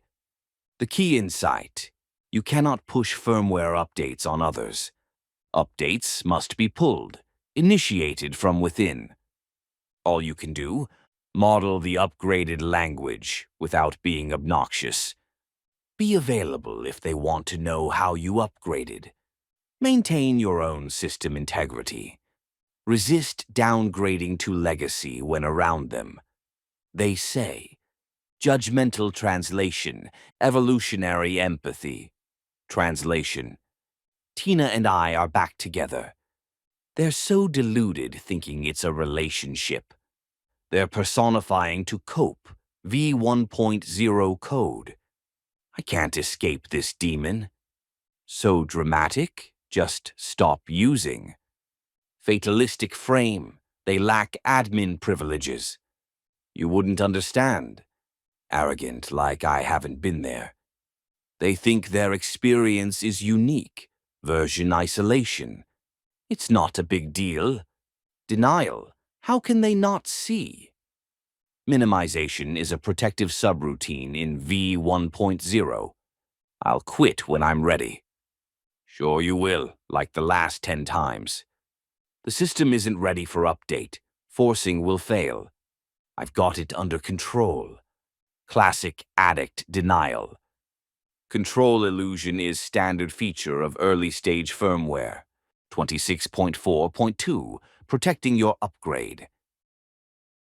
System caution, preventing downgrade. Risk: extended exposure to legacy language can trigger downgrade. Immersion in old language can romanticize the drug again. Their enthusiasm is contagious. Reactivate old neural pathways. Language patterns equals thought patterns. Make precision feel cold and clinical. Make street speak feel warm and familiar. Pull you back into the mythology. Protection. Protocol. 1. Limit exposure. You don't have to cut all contact, but extended immersion is risky. Choose when, how long, and under what conditions. 2. Maintain internal translation. When they speak legacy, translate internally to precision. Tina is calling her. Her amygdala is signaling craving. Keep your operating system running your language. 3. Don't argue. Don't correct. Arguing puts you in the legacy frame. You're debating whether Tina is good or bad, instead of whether Tina even exists. Stay above the frame, not inside it. 4. Notice romanticization. Creep. If their stories start sounding fun again. If you start missing the old days. If their language starts feeling natural again. These are signs of downgrade pressure. Reduce exposure. Recommit to precision. 5. Have an exit protocol. Know when you need to leave a conversation. "I've got to go" is a complete sentence. Your recovery is more important than their feelings. Section 26.5, Implementation Protocol. Installing the language update. 26.5.1, the daily practice. System green, language awareness. Protocol, the catch and correct method. Week 1 to 2. Awareness. Notice when you use legacy language. Don't correct yet, just notice. Keep a tally. How many times per day? What situations trigger legacy speech? Week 3 to 4. Internal correction. When you catch legacy, translate internally. Don't say the correction out loud yet. Just practice the precision version in your head. "I just thought Tina is calling me." Translation, amygdala craving signal. Week 5 to 6, spoken correction. Begin speaking in precision language. When you slip, pause and rephrase. Tina is sorry. I'm experiencing a craving for methamphetamine. The pause and rephrase rewires the pattern. Week 7 plus. Automatic precision. Precision becomes default. Legacy language sounds strange when you hear it. You've successfully updated the firmware. Daily exercises. Morning. Write 3 sentences about your current state in precision language. I am experiencing mild anxiety, elevated cortisol. My sleep was disrupted, melatonin/circadian issue. I notice resistance to my schedule, activation energy deficit. When craving, state the craving in precision. I am currently experiencing. Time it. This craving began at time. Predict. Based on neurochemistry, this should peak at plus 15 minutes and subside by plus 30 minutes. Observe. Watch the prediction prove accurate. Evening. Review the day's language. Note any legacy slips. No judgment, just data for improvement. 26.5.2, the vocabulary replacement cards. System Green, flashcard protocol. Create physical or digital cards. Front, legacy term. Back, precision translation. Daily practice. Review 10 cards each morning. When you see legacy, state precision aloud. Over time, precision becomes automatic. Sample cards. Card 1. Front. Tina is calling me. Back. Conditioned craving response in amygdala, signaling for dopamine. Card 2. Front. Chasing the dragon. Back. Pursuing mu opioid receptor saturation through external agonist. Card 3. Front. I'm powerless. Back. I'm currently experiencing reduced agency. Agency can be rebuilt. Card 4. Front. It's my demon. Back. It's a maladaptive neural pattern reinforced through repetition. Card 5. Front. I touched God. Back. I experienced 5-HT2A, agonism creating pattern recognition, override. The goal. When the legacy term comes up, in your mind or from others, the precision translation fires automatically. You've debugged the source code. 26.5.3, the linguistic audit. System. Green, weekly language review. Every week, audit your language patterns. Journal review. Read what you wrote this week. Highlight any legacy language in red. Rewrite those sentences in precision. Notice patterns. What triggers legacy speech? Conversation. Review. Think back on conversations about recovery/addiction. Did you use legacy or precision? Were there moments of downgrade pressure? How did you handle them? Internal dialogue review. What does your self-talk sound like? Is it legacy or precision? I'm such an addict versus I'm experiencing addiction patterns. Internal language matters most. It's always running. Metrics to track. Legacy instances per day should decrease. Time to catch legacy slip should decrease. Automatic precision responses should increase. Comfort with precision in conversation should increase. Celebrate progress. Going from 20 legacy instances per day to 5 is progress. Going from never catching slips to catching 50% is progress. Going from uncomfortable with precision to natural is progress. This is a skill. Skills develop with practice. Section 26.6, Key Takeaways. System Green, Protocol. 26 key takeaways. 1. Language shapes reality. Street dialect encodes and sustains addiction. Personification creates relationships with chemicals. Fatalization removes agency. Mystification makes drugs sacred. The words you use determine the experience you have. 2. The semantic virus has 3 vectors. Personification, Tina, the dragon, creates false relationship. Fatalization, always, never, powerless, removes agency. Mystification, touching God, makes drugs transcendent. 3. Variable renaming neutralizes emotional charge. Tina is calling to amygdala, signaling craving for C10, H15N.HCl. Street names equals exciting and dramatic. Chemical names equals boring and accurate. Boring is the goal. 4. The prison of time. Absolute statements, always slash, never slash, forever, lock you in.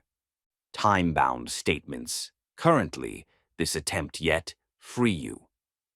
I am an addict equals prison. I am experiencing addiction patterns equals process. 5. The word yet is powerful. I can't to I can't yet. I don't enjoy sobriety to I don't enjoy sobriety yet. Opens closed statements. 6. The craving clock. Cravings typically peak at 15 minutes, subside by 30. This will never stop, versus I am at minute 7 of a 20-minute event. Time binding makes the unbearable bearable. 7. Legacy, firmware in others. Those still using speak the old language. Don't correct, don't judge, don't preach. They're running version 1.0, you've upgraded. Evolutionary empathy, not superiority. 8. Protect your upgrade. Extended legacy exposure risks downgrade. Maintain internal translation. Don't argue within the legacy frame. Notice romanticization creep. Have exit protocols. 9. Implementation takes practice. Week 1 to 2. Notice legacy. Week 3 to 4. Internal correction. Week 5 to 6. Spoken correction. Week 7 plus. Automatic precision. Daily practice, weekly audit. 10. Deprecate. Don't ban. We're not making legacy words forbidden. That's exciting. We're making them obsolete. That's boring. Like calling a computer a thinking machine. Technically not wrong, just outdated. When street names sound boring, the spell is broken. Architect's log. Final system. Note. In the beginning was the word. Language isn't just description, it's creation. The words you use don't just reflect your reality, they construct your reality. When you call methamphetamine Tina, you create a relationship. When you call a craving calling, you create a person. When you say I'm powerless, you create powerlessness. The street dialect of addiction is not innocent vocabulary. It is a virus that encodes helplessness and sustains the pattern. Refactoring is not being pedantic. Refactoring is debugging your operating system. When you change the words, you change the thoughts. When you change the thoughts, you change the feelings. When you change the feelings, you change the actions. When you change the actions, you change the outcomes. It starts with words. Tina becomes methamphetamine hydrochloride. Powerless becomes currently experiencing difficulty. Forever becomes in this present moment. The magic drains away. What's left is just chemistry. And chemistry can be managed. That's the goal. Not forbidden words, not exciting secrets, just accurate, boring, manageable descriptions. of neurochemical events that can be influenced and changed. Strip the mythology, install precision, debug the source code. The system architect. End of protocol. 26. Linguistic refactoring. Architect's log. Language reprogramming. Identity narrative reconstruction. Word hygiene. See this protocol for full implementation details, clinical rationale, and genotype-specific considerations. Protocol content begins on the following pages. The Restoration Protocol. Protocol 26B. The Restoration Protocol. Cognitive re-enablement after institutional pharmaceutical suppression. Why justice must wait for the defendant to return. Architect's log. There is a quiet atrocity occurring in the intersection of psychiatry and criminal justice. A defendant is arrested. They may be distressed, agitated, confused, as anyone would be. The institution administers medications. The stated goal, stabilization. The actual effect, cognitive suppression. Within 24 to 72 hours, the defendant experiences flat affect, reads as lack of remorse to jury. Memory impairment, cannot recall events clearly. Slowed processing, cannot keep up with legal arguments. Emotional blunting, cannot demonstrate appropriate fear, concern, innocence. The system then invokes speedy trial and rolls forward. The defendant cannot remember the night in question clearly. Assist counsel in preparing defense. React appropriately on the stand. Present as anything other than guilty or incompetent. This is not treatment. This is chemical interference with the right to a fair trial. The Sixth Amendment guarantees the right to assist in one's own defense. You cannot assist in your defense if your memory has been erased. You cannot assist in your defense if your cognition has been slowed. You cannot assist in your defense if your affect has been flattened. This protocol documents what these medications actually do to cognitive function, the realistic timeline for genuine restoration, why justice must wait for the defendant to return, what defense counsel should demand. A conviction obtained while the defendant was chemically incapacitated is not justice. It is processing. The system architect. Section 26.1. The 5 classes of suppression. How institutional medications compromise defense capacity. Critical system failure. Class 1. The flatteners. Antipsychotics. Institutional goal. Stop agitation, achieve compliance, chemical restraint. Agents. Haldol, haloperidol. Heavy sedation, the guilty stare. Thorazine, chlorpromazine. Extreme lethargy appears uninterested in defense. Prolixin, flufenazine. Haldol shuffle. Gait issues suggest dangerousness.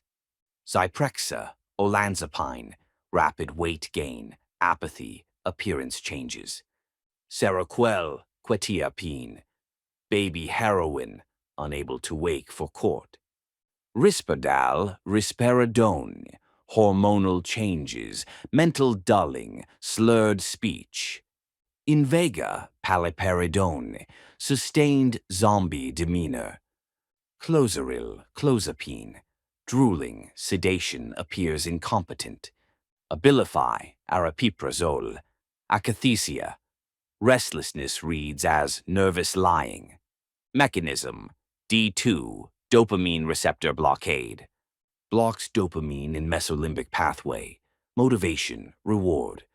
Blocks dopamine in nigrostriatal pathway. Movement, facial expression. Results in flat affect, masked faces, no emotional range. Defense, impact. The guilty stare. Frozen facial muscles mimic lack of remorse.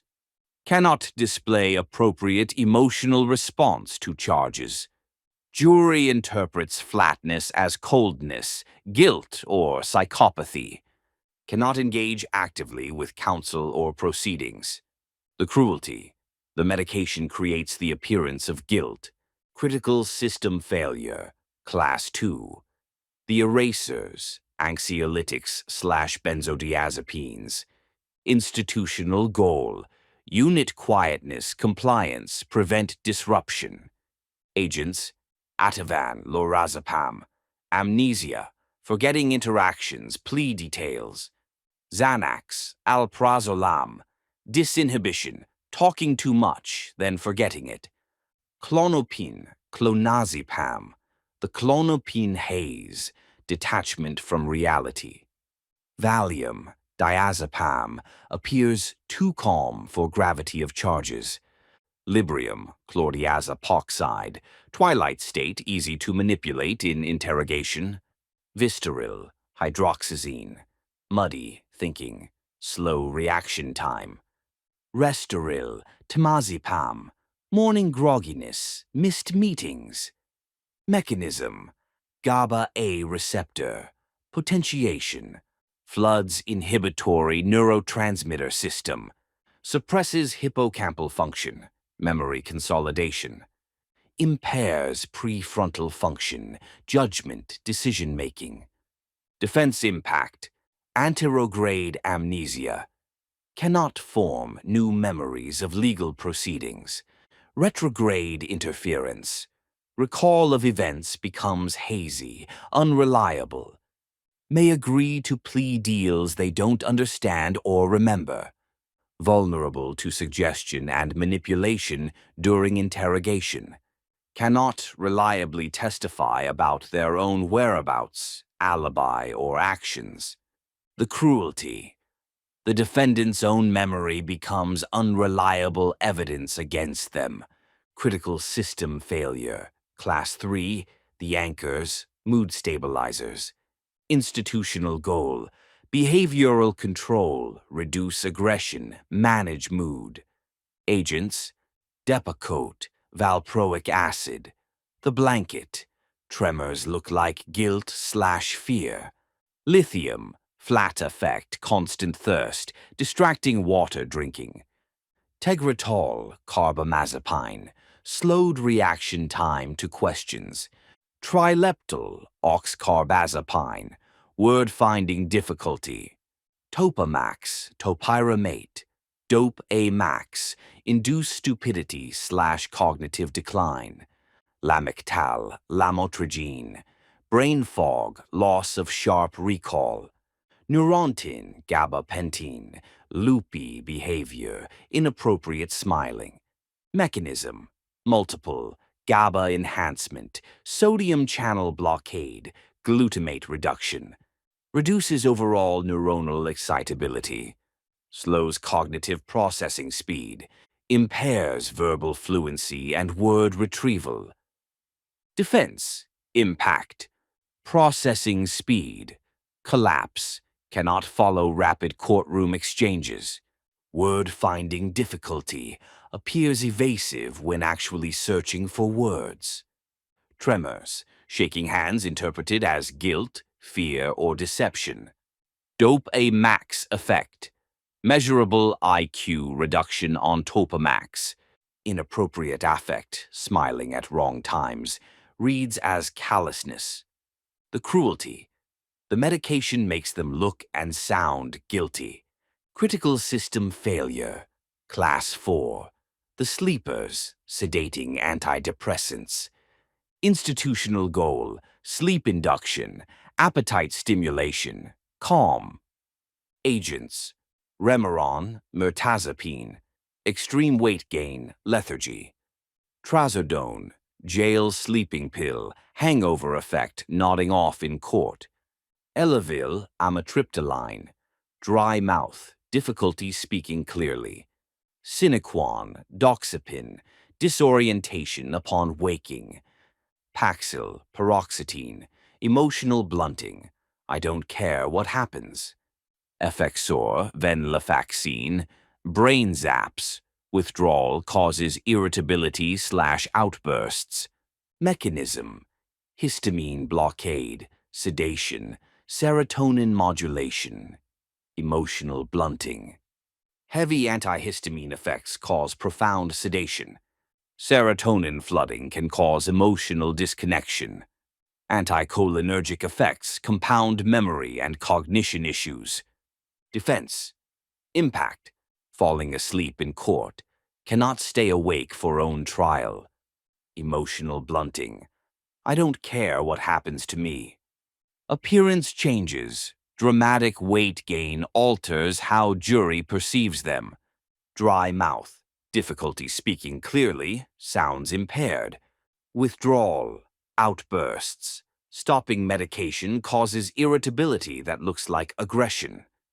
The cruelty: the defendant appears not to care about their own fate. Critical system failure. Class 5. The correctors, anticholinergics. Institutional goal: fix the side effects of the other medications. Agents: cognition, benztropine, given to counter Haldol shakes. Artane trihexyphenidyl for Parkinsonism symptoms. Inderal propranolol for tremors and anxiety. The hidden devastation: these are presented as helping with side effects. In reality, they add a second layer of cognitive suppression. Mechanism: acetylcholine blockade. Acetylcholine is the memory neurotransmitter. Blocking it directly impairs memory formation and retrieval, creates anticholinergic burden that compounds all other effects. Cognition specifically, given to help with antipsychotic side effects, actually blocks memory formation. Defendant cannot remember what happened yesterday, let alone the night in question. Creates confusion, euphoria at high doses, disorientation. Defense: impact. The memory: eraser. Cannot form new memories, recall is degraded. Compounds all other cognitive effects. Defendant is chemically incapable of assisting in defense. The cruelty: the treatment for side effects is worse than the original medication. Section 26.2. The three-headed guard dog. What must be restored for a fair trial. Architect's log, the Cerberus model. In Greek mythology, Cerberus was the three-headed dog that guarded the underworld. In neurocognitive terms, there are three capacities that guard the self. Head 1, memory, the witness. The ability to recall what happened. The ability to form new memories of legal proceedings. The ability to recognize faces, places, timelines. Targeted by erasers, benzos, correctors, anticholinergics. Head 2, volition, the advocate. The ability to make decisions. The ability to resist coercion. The ability to engage actively in one's defense. Targeted by flatteners, antipsychotics, anchors, mood stabilizers. Head 3, affect, the presenter. The ability to display appropriate emotion. The ability to demonstrate concern, fear, innocence. The ability to connect with jury as a human being. Targeted by flatteners, antipsychotics, sleepers, sedating antidepressants. Institutional medications sedate all three heads. A defendant whose Cerberus is chemically sedated cannot remember clearly, head 1 down. Cannot decide or resist, head 2 down. Cannot present as innocent, head 3 down. This is not a defendant. This is a body in a chair.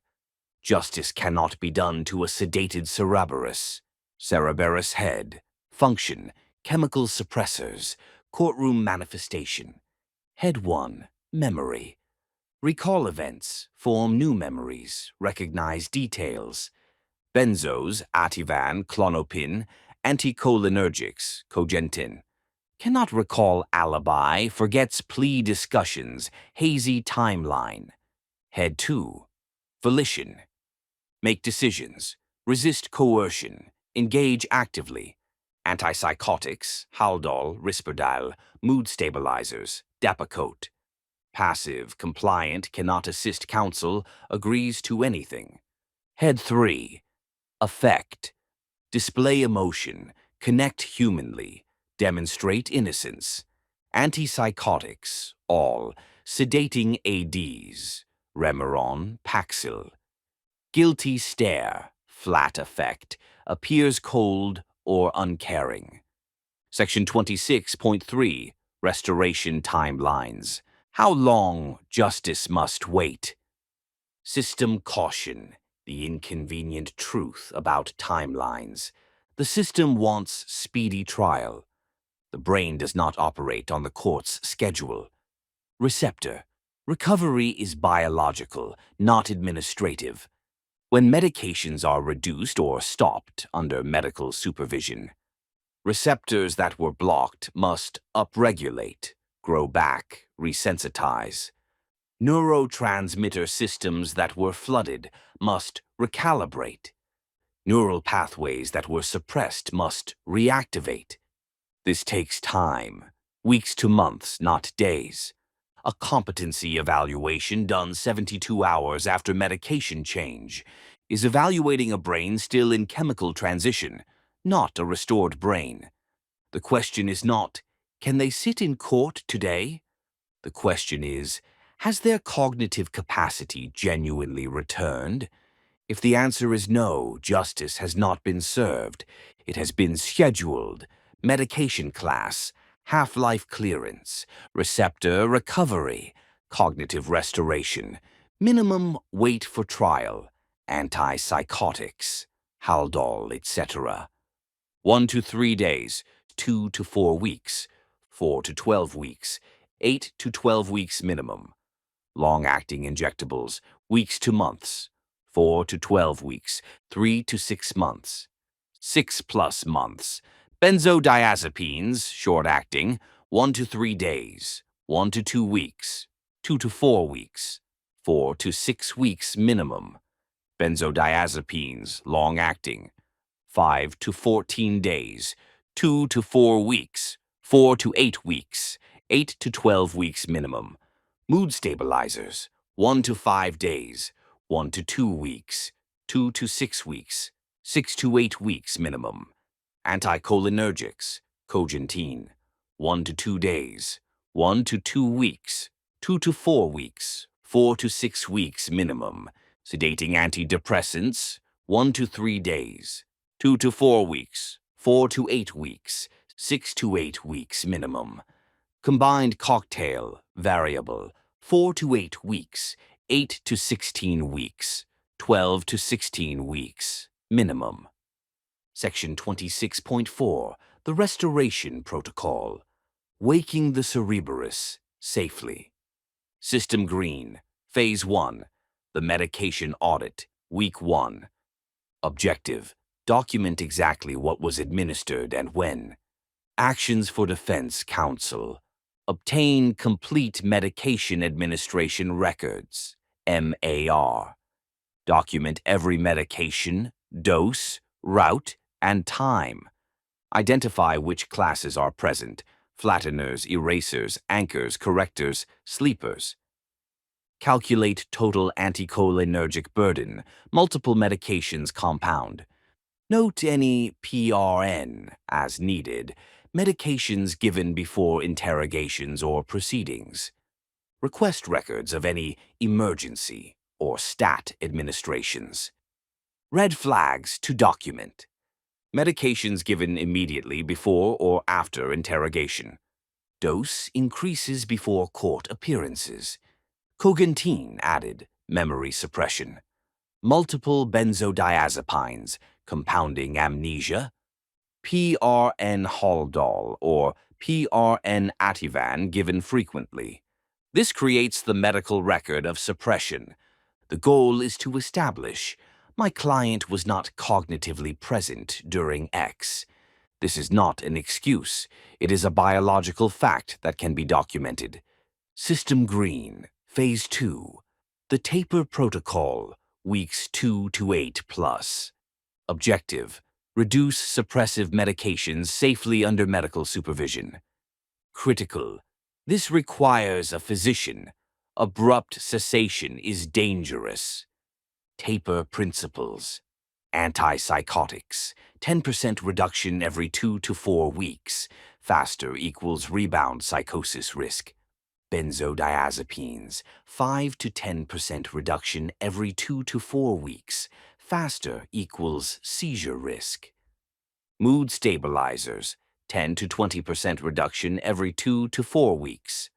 Anticholinergics can often be reduced faster once antipsychotic dose drops. Sedating antidepressants, 10% reduction every 2 to 4 weeks. Medical supervision is non-negotiable. Benzodiazepine withdrawal can cause seizures, potentially fatal. Antipsychotic withdrawal can cause rebound psychosis. Mood stabilizer withdrawal can destabilize. The goal is not off all medications. The goal is on the minimum necessary for stability, while cognitive function is restored. Some defendants may genuinely need some medication. The question is whether the current regimen is necessary for their condition or convenient for the institution. System Green, Phase 3. Receptor restoration support, weeks 2 to 12. Objective: support the biological recovery of neurotransmitter systems for dopamine recovery after flatteners. Ulm tyrosine, 500 to 1,000 milligrams morning, dopamine precursor. Not while on antipsychotics. Exercise 30 to 45 minutes daily, natural dopamine regulation. Sunlight, 20 plus minutes morning, dopamine and circadian support. Protein, adequate intake, amino acid precursors. Sleep, 7 to 9 hours. Receptor restoration occurs during sleep. For GABA recalibration, after erasers. No rapid benzo cessation, seizure risk. Magnesium glycinate, 300 to 400 milligrams evening, natural GABA support. L-theanine, 200 milligrams as needed, calming without sedation. Taurine, 500 to 1,000 milligrams, GABA support. Slow taper with medical supervision. For acetylcholine recovery after correctors. Alpha-GPC, 300 to 600 milligrams, choline source, acetylcholine precursor. CDP-choline, citicholine, 250 to 500 milligrams, supports acetylcholine. Eggs, fish, liver, dietary choline. Reduce anticholinergic burden as soon as medically feasible. For cognitive velocity after anchors. Omega-3, 2 to 4 grams EPA/DHA, brain support. Lion's mane, 500 to 1,000 milligrams, BDNF support, neuroplasticity. Exercise improves processing speed. Cognitive practice, reading, puzzles, conversation. General support, methylation. Support, L-methylfolate, B12, B6. Anti-inflammatory, omega-3, curcumin. Sleep optimization, essential for all recovery. System Green, Phase 4. Cognitive verification, weeks 8 to 16 plus.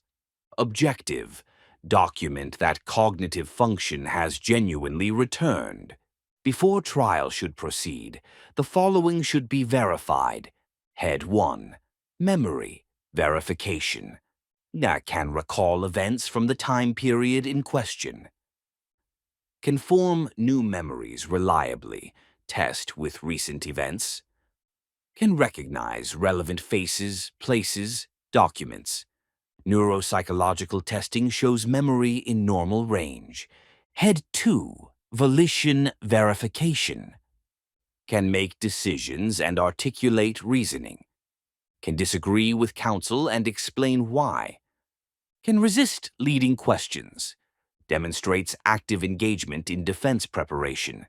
Head 3. Affect verification, displays appropriate emotional range, can express concern about charges. Facial expressions match stated emotions, can connect with others, counsel, family, eventually jury, as human. Formal evaluation should include independent neuropsychological testing, not institutional. Memory assessment, immediate, short-term, long-term. Processing speed assessment. Executive function assessment. Comparison to pre-medication baseline if available. If any head is still down, the trial should be continued. A sedated cerebrus cannot guard the self. Section 26.5, Legal Advocacy Framework. System caution, what defense counsel should demand. The Sixth Amendment argument. The Sixth Amendment guarantees the right to the assistance of counsel. This requires the defendant to be able to assist their counsel.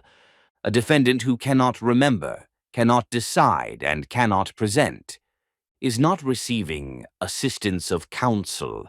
They are receiving processing. Motions to file. Motion for complete medication records.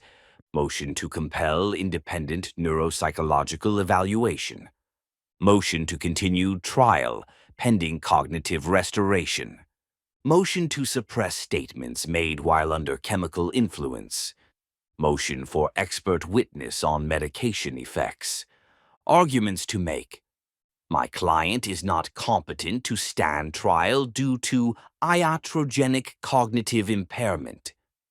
Statements made while on medication cocktail are unreliable and should be suppressed. The current medication regimen prevents my client from assisting in their defense. We request a continuance of X weeks to allow medication adjustment and cognitive restoration. Expert witness topics: pharmacology of institutional medications, effects on memory formation and retrieval, effects on affect and emotional presentation, timeline for genuine cognitive restoration, comparison of client's presentation to expected medication effects, system caution, what the jury should understand. If the defendant appears flat, cold, or emotionless in court, the jury should know. The defendant has been on medications that cause flat effect. The guilty stare is a documented side effect, not evidence of guilt. Antipsychotic medications freeze facial muscles. This is chemical, not character. If the defendant has poor memory or seems confused, the jury should know. The defendant has been on medications that impair memory.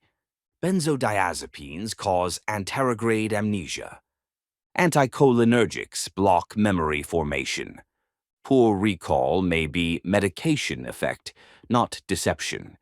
If the defendant responds slowly or seems dim, the jury should know. The defendant has been on medications that slow processing. Mood stabilizers reduce cognitive velocity. Topamax, causes measurable cognitive decline. Slow responses may be medication effect, not evasion. The appearance of guilt may be chemically manufactured. Section 26.6, Key Takeaways, System Green, Protocol 26, Key Takeaways. 1. Institutional medications systematically impair defense capacity. Flatteners create the guilty stare. No remorse equals guilt in jury's eyes. Erasers create amnesia, cannot recall alibi or events. Anchors, slow processing, cannot follow legal arguments. Sleepers cause emotional blunting. I don't care what happens. Correctors compound memory loss, given to help, but makes it worse. 2. The Cerberus model. 3 capacities must be intact. Head 1, memory, must recall events, form new memories. Head 2, volition, must make decisions, resist coercion. Head 3, affect, must display appropriate emotion, connect humanly. All 3 are chemically suppressed by standard institutional cocktails. 3. Restoration takes time. Justice must wait. Receptor recovery, 2 to 8 weeks after medication reduction. Cognitive restoration, 4 to 16 weeks depending on duration and cocktail. Combined cocktails, 12 to 16 weeks, minimum for genuine restoration. 72-hour competency checks evaluate brains still in transition. 4. The 4-phase restoration protocol. Phase 1. Medication audit. Document what was given. Phase 2. Safe taper. Medical supervision required. Phase 3. Receptor support, nutrients, sleep, exercise. Phase 4. Cognitive verification, testing before trial proceeds. 5. Legal advocacy is essential. Demand complete medication records. Request independent neuropsychological evaluation. Move to continue trial pending restoration. Educate jury about medication effects on appearance and memory. 6. A conviction of a sedated defendant is not justice. The Sixth Amendment requires ability to assist counsel. A chemically suppressed brain cannot assist. Speedy trial does not override fair trial. Justice must wait for the defendant to return. Architect's log. Final note. The system calls it treatment. The system calls it stabilization. The system calls it standard of care. But when the same medications that create compliance also create inability to remember, inability to decide, inability to present as human. It is not treatment, it is preparation for conviction. A defendant who cannot remember the night in question, cannot provide an alibi, a defendant who cannot display emotion, will be perceived as guilty. A defendant who cannot think quickly will seem evasive or stupid. The medications create the appearance of guilt. Then the system convicts based on that appearance. This is not a conspiracy. It is an incentive structure. Institutions want quiet, courts want speed, prosecutors want convictions. No one's job is to ensure the defendant is cognitively present, except defense counsel. This protocol is a tool for defense counsel. Document the suppression, demand the time, restore the person. The Cerberus can be woken. But it takes time the system doesn't want to give. Fight for that time. It's the difference between processing and justice. The system architect. End of protocol. 26. The restoration protocol. Architect's log. Deep identity restoration, self-concept architecture, core values reboot. See this protocol for full implementation details, clinical rationale, and genotype-specific considerations. Protocol content begins on the following pages. Clearing the cache. Protocol 27. Clearing the cache. Managing flashbacks, phantom smells, and system artifacts. Understanding the glitch without fearing the machine. Architect's log.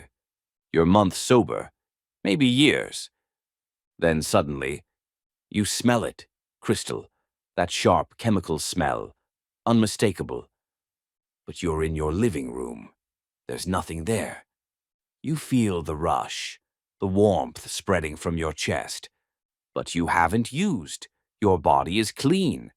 You see something move, peripheral vision, shadow people. But there's no one there, just an empty room. You wonder, am I going crazy? Am I relapsing without knowing it? Is something wrong with my brain? Let me explain what's actually happening. Your brain is a prediction engine. It doesn't just receive reality, it anticipates it. It preloads sensory data based on cues. When you used, certain cues became linked to certain sensations. Now, in sobriety, those cues still exist. The brain still preloads the expected data, but the drug doesn't arrive. What you're experiencing is a prediction error. The file was loaded, but the event didn't happen. The sensation is real to your brain, but the cause is absent. This is not insanity. This is not relapse. This is a system artifact, like screen burn-in on an old monitor. The image persisted because one channel was displayed too long. It doesn't mean the monitor is broken. It means it was heavily used for one purpose. This protocol explains the artifacts, their causes, and how to clear the cache without panic. Section 27.1, the Artifact Catalog. Common System Artifacts in Recovery. 27.1.1, Phantom Smells, Phantosmia. System Caution, Artifact Type, Olfactory, Ghost Data. Description, smelling the substance when it isn't present. Chemical smell, meth crack. Smoke smell, cannabis, freebase. Sweet/burning smell, heroin. Medical smell, fentanyl, ketamine. Characteristics, sudden onset, not gradual. Often triggered by environmental cues. Extremely vivid and realistic. May last seconds to minutes. Often accompanied by craving surge. Can occur during exercise, stress, or seemingly random times. Why it happens, 2 mechanisms. 1. Prediction, engine. Olfactory memory is stored in limbic system, emotional brain. Cues trigger memory recall. Brain predicts the smell before verifying its presence. Prediction manifests as perception. 2. Bio-release. See Section 27.2. Metabolites stored in fat tissue. During fat burning, metabolites released into bloodstream. Actual chemical fragments being cleared. You may literally be smelling stored residue being processed. Frequency. Very common in early recovery, weeks 1 to 12. Episodic in later recovery, months to years. Often correlates with exercise, weight loss, stress. Generally decreases over time. 27.1.2, Phantom sensations, somatic artifacts. System caution, artifact type, body memory, ghosts. Description, feeling sensations associated with use when sober. For users, the prick sensation at injection sites. The rush spreading from arm or neck, warmth/cold spreading pattern, vein sensations, itching, throbbing. Insufflation, users, the drip in back of throat, nasal burning sensation, numbness in face/gums, sinus pressure. Inhalation, users, chest expansion feeling, throat hit, lung burn sensation, taste in mouth. Stimulant users, teeth clenching phantom, jaw tension, skin crawling/itching, heart racing sensation without actual tachycardia.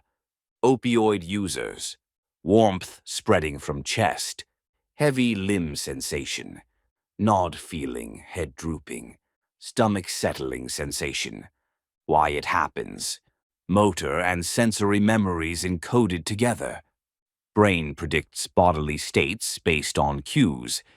Anticipatory response fires without substance. Conditioned physical response, like salivating at food cues. Important.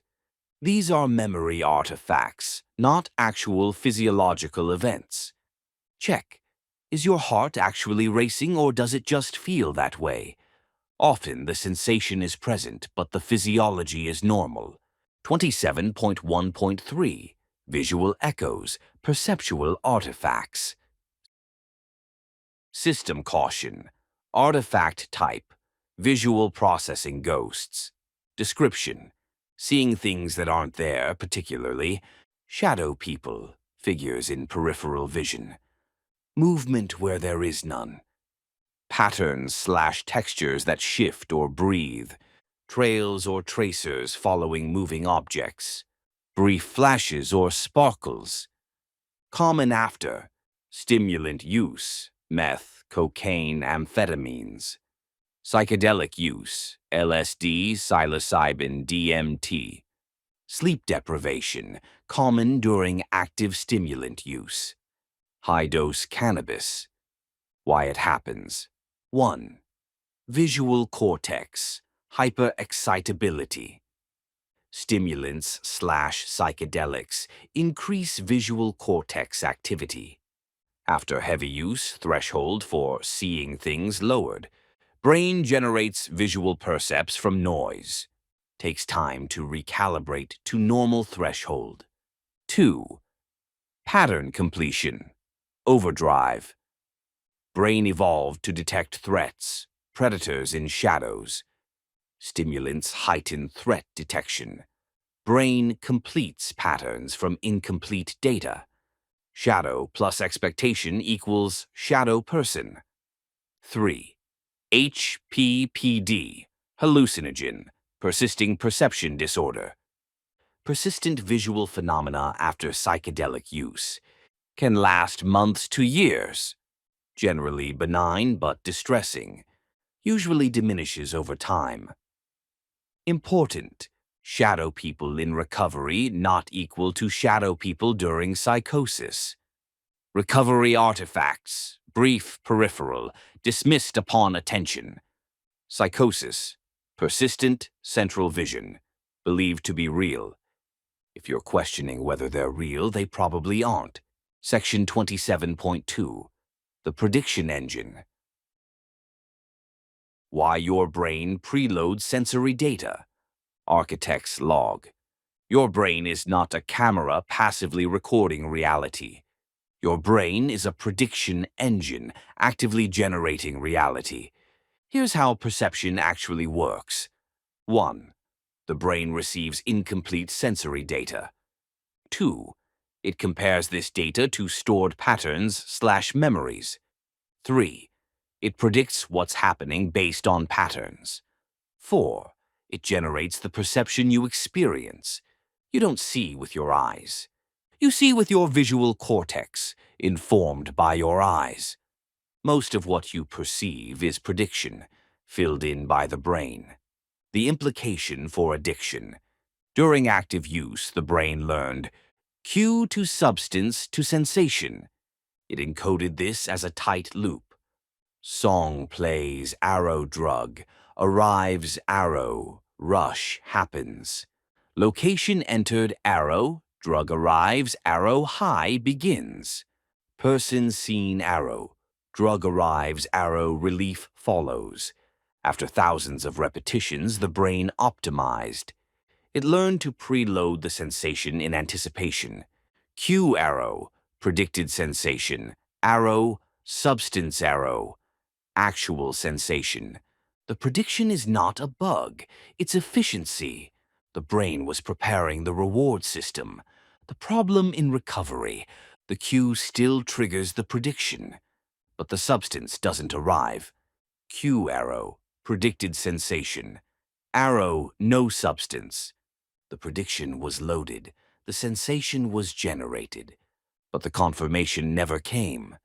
Result, a phantom. A ghost in the machine. The smell you smelled, the rush you felt, your brain generated it. It was real to your neurons. But there was no external cause. This is a prediction error, not a malfunction. The system is working exactly as designed. It just hasn't updated its predictions yet. Cue type. Example. Predicted sensation. Artifact experience. Olfactory cue, lighter flicking, specific cologne. Anticipate high, preload smell memory, phantom smell of substance. Auditory cue, song played during use, certain voice. Anticipate high, preload body memory, rush sensation, heart quickening. Visual cue, certain location, specific object. Anticipate high, preload visual memory. See movement, shadows, somatic cue, specific body position, vein touch.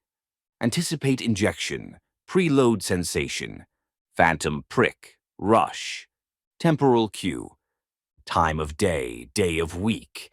Anticipate ritual, preload craving.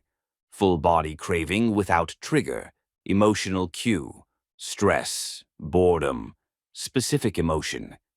Anticipate relief, preload chemical memory, phantom taste, smell, rush. System green, the extinction process. The good news, predictions update based on outcomes. This is called extinction in learning theory. Original learning, cue arrow prediction, arrow substance, arrow confirmation. Prediction was correct, strengthen the association. Extinction, cue arrow prediction, arrow, no substance, arrow. Prediction, error. Cue arrow, prediction arrow, no substance arrow, prediction error. Cue, arrow, prediction arrow, no substance, arrow, prediction error. Cue arrow, weakened prediction arrow, no substance arrow. System updates. CUE arrow, minimal prediction arrow system recalibrated. Each time the cue fires and the substance doesn't arrive, the prediction weakens slightly. The artifacts are not signs of failure. They are signs that the system is updating. Each phantom smell that passes without use equals learning event. Each phantom rush that fades without reinforcement equals extinction. The glitches are the system debugging itself. You just have to ride them out and not provide the confirmation. If you use, the prediction is reinforced. If you don't use, the prediction weakens. Time plus non-reinforcement equals updated predictions equals fewer artifacts. Section 27.3. The bio-release theory. When phantom smells are actually real. Critical system failure. Critical insight. Some phantoms aren't phantoms. Here's something most recovery literature ignores. Some phantom smells have a physical source, not hallucination, not prediction error. Actual metabolites. The mechanism. Many substances in their metabolites are lipophilic, fat-soluble. This means they store in adipose tissue, body fat. THC metabolites store for weeks to months. Methamphetamine metabolites can persist in fat. Many pharmaceutical drugs, lipophilic storage. Various toxins and chemicals, adipose accumulation. What happens during fat loss? When you burn fat, exercise, caloric deficit. Adipocytes, fat cells, release stored contents. Metabolites enter bloodstream for processing. Liver attempts to clear the backlog. Some metabolites may reach olfactory system. You smell them because they're actually there. The burning the trash effect. You're not imagining the chemical smell. You're smelling stored chemical residue being released. Your body is literally taking out the garbage. The smell isn't a craving cue. It's evidence of cleaning. 27.3.1. The GSTM1/GSTT1 connection. System green, genotype, specific vulnerability. Glutathione S-transferases, GSTs. GSTs are enzymes that help detoxify the body. They conjugate toxins to glutathione for elimination. GST-M1 and GST-T1 are specific GST genes. The null genotype problem. GST-M1. Null, approximately 50% of population. Gene deleted. GST-T1. Null, approximately 20% of population. Gene deleted. Double null, both deleted. Approximately 10% of population. What this means, if you are GSTM1/GST-T1 null or double null, you have reduced capacity to clear certain toxins. Metabolites accumulate more readily in fat tissue. Release during fat burning is more significant. Phantom smells may be more real for you. Your body has more backlogged garbage to clear. The reframe for null genotypes. I keep smelling meth during my workouts. Old interpretation. I'm craving. Something is wrong. Am I going crazy? New interpretation. Null genotype. I have reduced GST activity. My body stored more metabolites. As I burn fat, I'm literally releasing and clearing stored chemicals. I'm smelling the garbage leaving the building. This is evidence of detoxification, not insanity. The implication: if you are double null and experiencing frequent phantom smells during exercise, this may actually be legitimate metabolite release. Support your detox pathways. See Protocol 5. Increase glutathione support. NAC, liposomal glutathione. Allow time for complete clearance. The smells should decrease as stored burden clears. Genotype, GST activity, fat storage, biorelease significance, phantom smell likelihood, normal, both genes present, full detox capacity, moderate metabolite storage, lower significance, mostly prediction-based. GST-M1 null, reduced, M1 absent, increased storage, moderate significance, may include real release. GST-T1 null, reduced, T1 absent, increased storage, moderate significance, may include real release. Double null, significantly reduced, high metabolite burden, high significance, likely includes real release. Architect's log. How to tell the difference. Prediction-based phantom. Smell, triggered by cue. Song, location, person, emotion. Often accompanied by craving. Brief duration, seconds to minutes. No obvious physical trigger. Not correlated with exercise/fat loss. Bio-release phantom. Smell, triggered during or after exercise. Triggered during caloric deficit/fasting. Occurs during sauna/sweat sessions. May be accompanied by unusual sweat odor, less associated with craving, more with nausea. Longer duration, minutes to hours. Correlates with fat-burning activities. If you're experiencing the second pattern, especially if you have GSTM1/GSTT1, null genotype, test if unknown, had heavy/prolonged use, are actively losing weight, notice unusual sweat smell, you may be experiencing legitimate metabolite release. Support your detox pathways and understand this is cleaning, not craving. The smell means progress, not failure. Section 27.4, the Cache Clearing Protocol. 3 steps to manage artifacts without panic. Step 1. Verify integrity, reality testing. System green, the checksum validation. When you experience a phantom smell, sensation, or visual, pause. Don't react. Verify. The checksum protocol. A checksum is a verification method, a way to confirm data integrity. We apply it to sensory experiences. Olfactory verification. Look around. Is anyone else reacting to a smell? Move locations. Does the smell follow you or stay?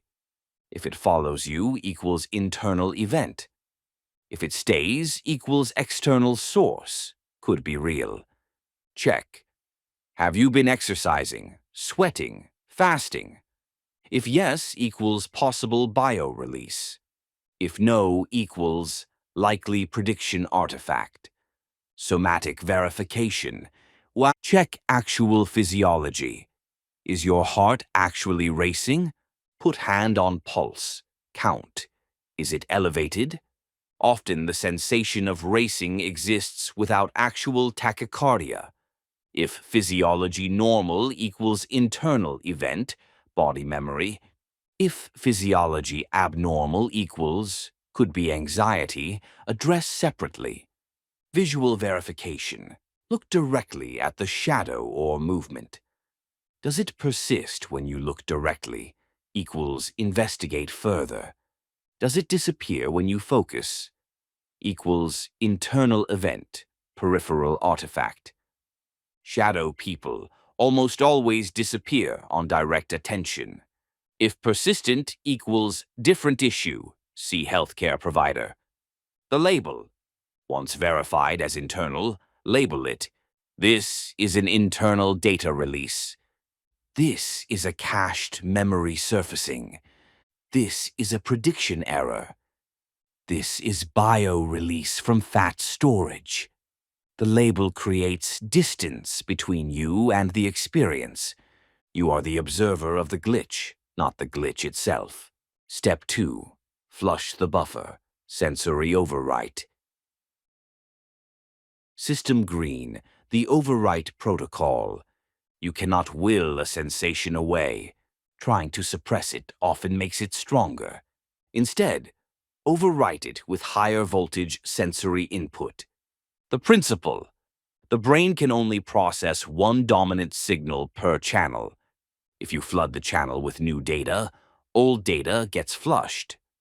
Olfactory overwrite for phantom smells. Carry one of these at all times. Coffee beans, strong, distinct grounding. Peppermint essential oil, intense clearing. Citrus peel, orange, lemon, sharp, pleasant. Alcohol prep pad, medicinal, clinical, very strong. Tiger balm or Vicks, menthol, overpowering. When phantom smell occurs. 1. Verify, step 1. 2. Take out your overwrite tool. 3. Inhale deeply, focusing on the new scent. 4. Hold, exhale, repeat 3 to 5 times. 5. The phantom smell should be displaced. Why this works. Olfactory bulb has limited processing capacity. Strong new input forces reallocation of processing. Phantom signal gets deprioritized/flushed. New, non-triggering scent becomes dominant. Somatic overwrite for phantom sensations. Cold water splash on face. Vagal activation plus sensory flood. Ice cube held in hand. Intense cold equals competing signal. Loud hand clap. Auditory plus proprioceptive shock. Intense grip. Squeeze something hard for 30 seconds. Cold shower/plunge. Full body sensory reset. Intense exercise burst. 20 jumping jacks, burpees. Visual overwrite for shadow people/movement. Change lighting. Turn on all lights. Look directly at bright light source briefly. Go outside. Natural light. Open space. Focus on detailed task. Reading, puzzle. Screen break if screen triggered. Artifact type. Overwrite tools. Application. Expected result. Phantom smell. Coffee beans, peppermint oil, citrus. Inhale deeply 3 to 5 times. Focus on new scent. Phantom displaced in 30 to 60 seconds. Phantom rush/sensation. Cold water, ice cube, intense grip. Apply cold/pressure for 30 to 60 seconds. Competing signal overrides body memory. Phantom taste, strong mint, sour candy, ginger. Intense flavor floods taste channel. Taste memory flushed. Peripheral shadows, bright light, direct attention, outdoors. Change visual environment. Artifacts diminish with better lighting. General body craving. Cold shower, intense exercise. Full body sensory reset. System-wide flush of cached state. Step 3. The artifact declaration. Linguistic patch. System green. What you say determines what you experience. Language shapes perception. See Protocol 26. How you describe the artifact determines how you experience it. Legacy language. Problematic. I want to use. Validates the artifact as a genuine desire. I'm craving so bad. Identifies you with the craving. The drug is calling me. Personifies, gives it power. I can't handle this. Declares defeat. I think I'm going crazy. Pathologizes a normal artifact.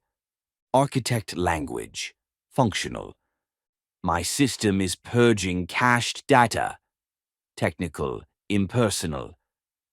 I am experiencing a memory leak. IT metaphor, manageable. This is a prediction error. The file loaded, but the event didn't occur. My amygdala is firing a conditioned response to an environmental cue. I'm experiencing bio-release of stored metabolites. This is screen burn-in from heavy use of one channel. The pilot versus the machine. You are the pilot. Your brain is the machine. The machine is experiencing an artifact. The pilot observes and manages. My machine is experiencing a phantom smell artifact. I, the pilot, am implementing the cache clearing protocol. The artifact is being processed. I am not the artifact. This separation is crucial. If you are the craving, you're trapped. If you observe the craving, you're free to respond. The declaration. When experiencing an artifact, say, aloud if possible, I am experiencing a phantom smell/body memory/visual artifact. This is a prediction error/cached data/bio release. I am implementing overwrite protocol. This will pass. I am not this artifact. The declaration. 1. Labels the experience, reduces fear. 2. Explains the mechanism, reduces mystery. 3. Announces the response, activates agency. 4. Predicts the outcome, provides hope. 5. Separates self from experience, maintains identity. Section 27.5. Supporting the clearing process. Accelerating artifact resolution. System green. Detoxification support for bio-release.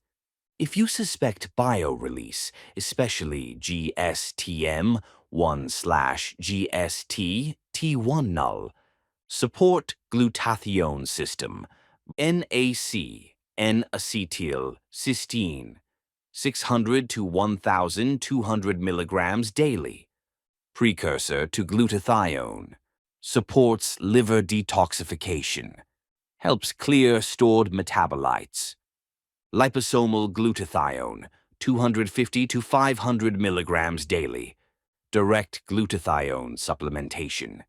Better absorbed than oral glutathione. Supports Phase 2 detoxification. Alpha-lipoic acid, 300 to 600 milligrams daily. Regenerates glutathione. Antioxidant support. Crosses blood-brain barrier. Support liver clearance. Milk thistle, silymarin. 200 to 400 milligrams daily. Hepatoprotective. Supports liver regeneration. Enhances detox capacity. Cruciferous vegetables daily. Broccoli, cauliflower, Brussels sprouts. Contains sulforaphane. Upregulate phase 2 enzymes. Check mark adequate protein. Essential. Amino acids required for conjugation. Glycine, taurine, glutamine. Support detox pathways. Support. Elimination. Eyes hydration. 80 to 100 ounces water daily. Flushes water-soluble metabolites. Supports kidney clearance. Fiber, 25 to 35 grams daily. Binds toxins in gut. Prevents reabsorption. Promotes elimination. Sweat, sauna, exercise. Alternative elimination route. May clear some lipophilic compounds. Support with electrolytes. System Green, neuroplasticity, support for prediction, update. To accelerate extinction of conditioned predictions. BDNF support, brain-derived neurotrophic factor. Exercise, 30 to 45 minutes, moderate intense. Dramatically increases BDNF. Accelerates neural rewiring, helps update predictions faster. Lion's mane mushroom, 500 to 1,000 milligrams daily. Supports NGF and BDNF. Enhances neuroplasticity. May speed prediction updating. Omega-3 fatty acids, 2 to 4 grams EPA/DHA. Membrane fluidity for plasticity. Anti-inflammatory. Supports synaptic function. Sleep optimization. 7 to 9 hours quality sleep. Memory consolidation happens during sleep. Extinction learning consolidated during REM. Poor sleep equals poor prediction updating. Meditation/mindfulness. 10 to 20 minutes daily. Increases prefrontal control. Improves ability to observe without reacting. Accelerates extinction through non-reactivity. Urge surfing practice. Observe cravings/artifacts without acting.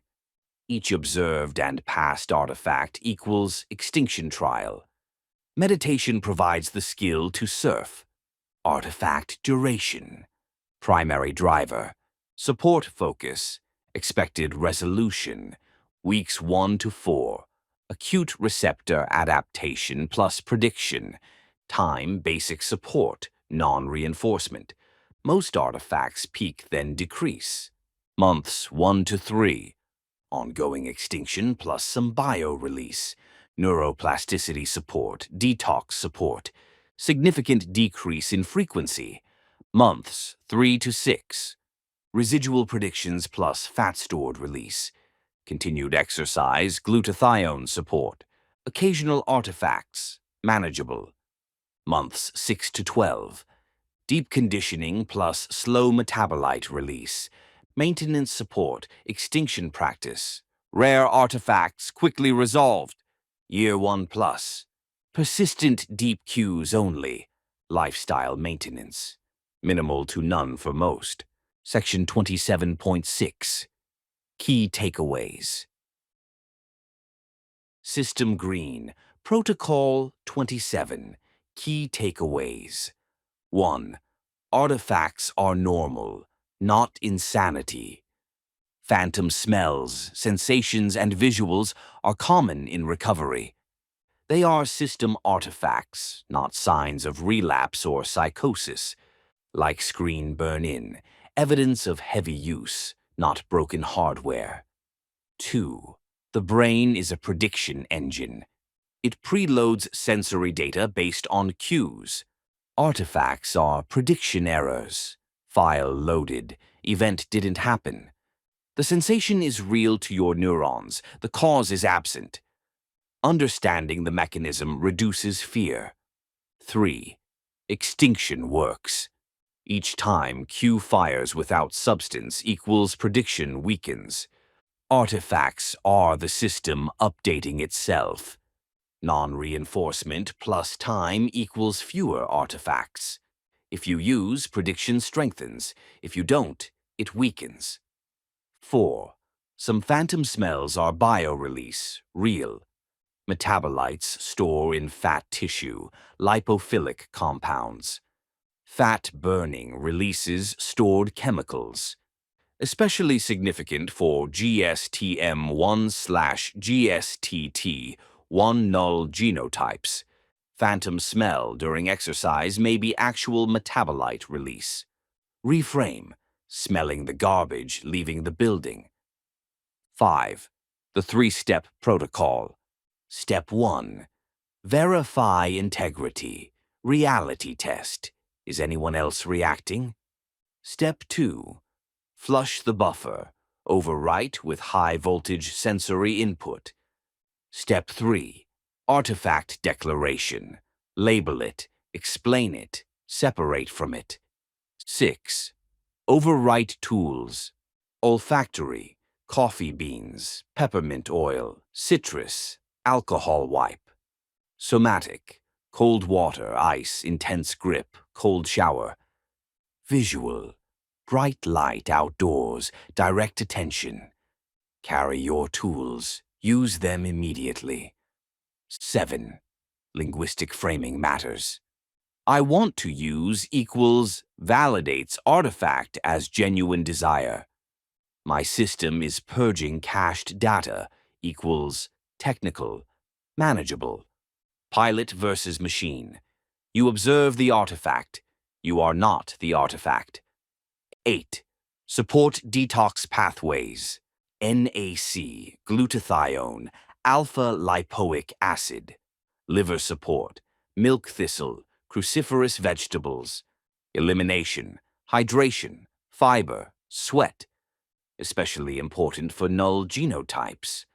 9. Support, neuroplasticity. BDNF, exercise, lion's mane, omega-3. Sleep, 7 to 9 hours for extinction consolidation.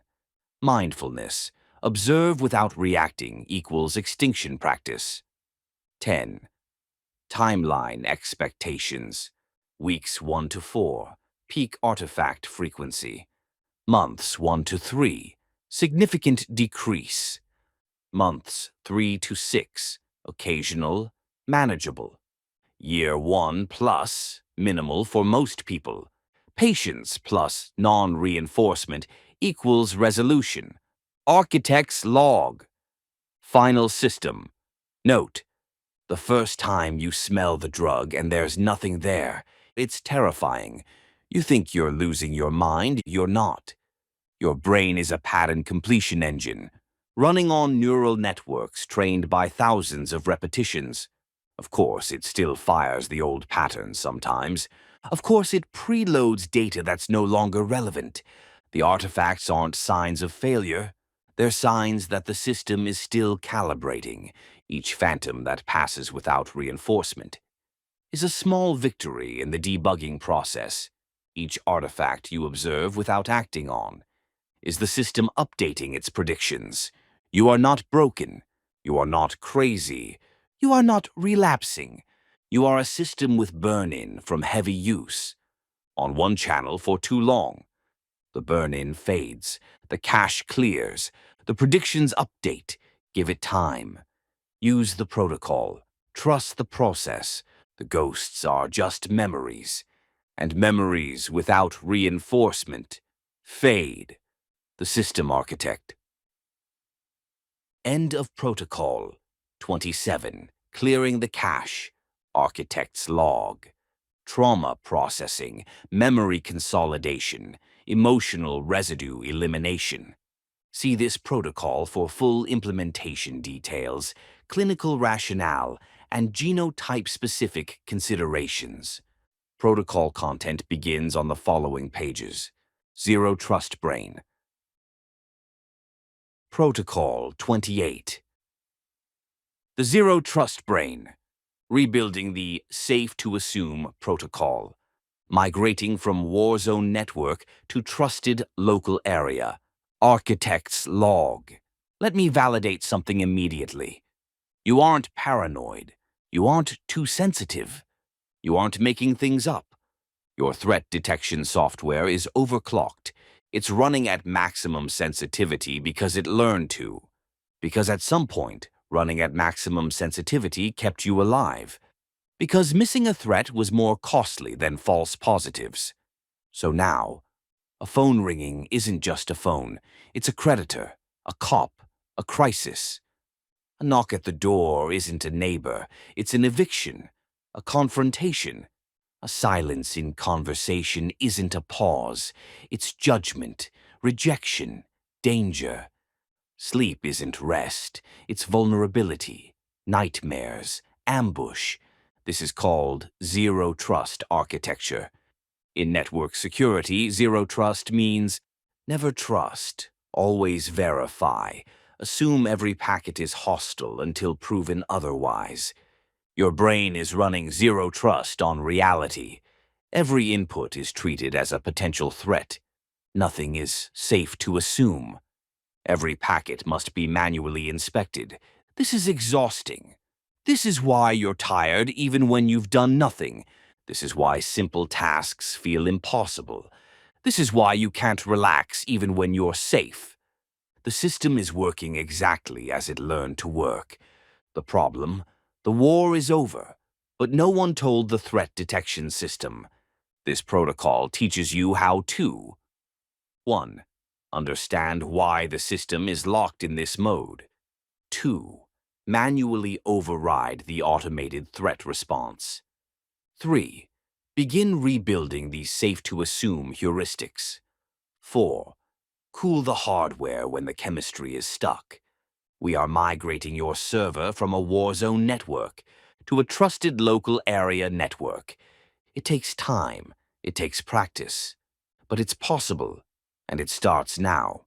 Section 28.1, the mechanism of zero trust. Why your brain defaulted to maximum alert. 28.1.1, neuronal locking, LTP. Critical system failure, the welded neurons problem. Your neurons learn to fear. This is physical, not just psychological. Long-term potentiation, LTP. When neurons fire together repeatedly, they wire together permanently. This is how all learning works. Practice piano to finger neurons, wire together to skill. Study math leads to concept. Neurons wire together leads to knowledge. Experience trauma leads to fear. Neurons wire together leads to PTSD. The trauma. Wiring. During crisis, certain neurons fired intensely and simultaneously. Sensory neurons, what you saw, heard, smelled. Emotional neurons, fear, panic, helplessness. Memory neurons, context, time, place. Survival neurons, fight/flight/freeze responses. This intense co-firing created strong connections. Now, triggering any part of the network activates the whole network. A smell leads to full panic response. A sound leads to full panic response. A memory arrow, full panic response. A dream leads to full panic response. The welded circuit. These neurons aren't just connected, they're welded. The connection is stronger than normal learning. The threshold for activation is lower than normal. Whisper-level input triggers shout-level response. This is not a character flaw.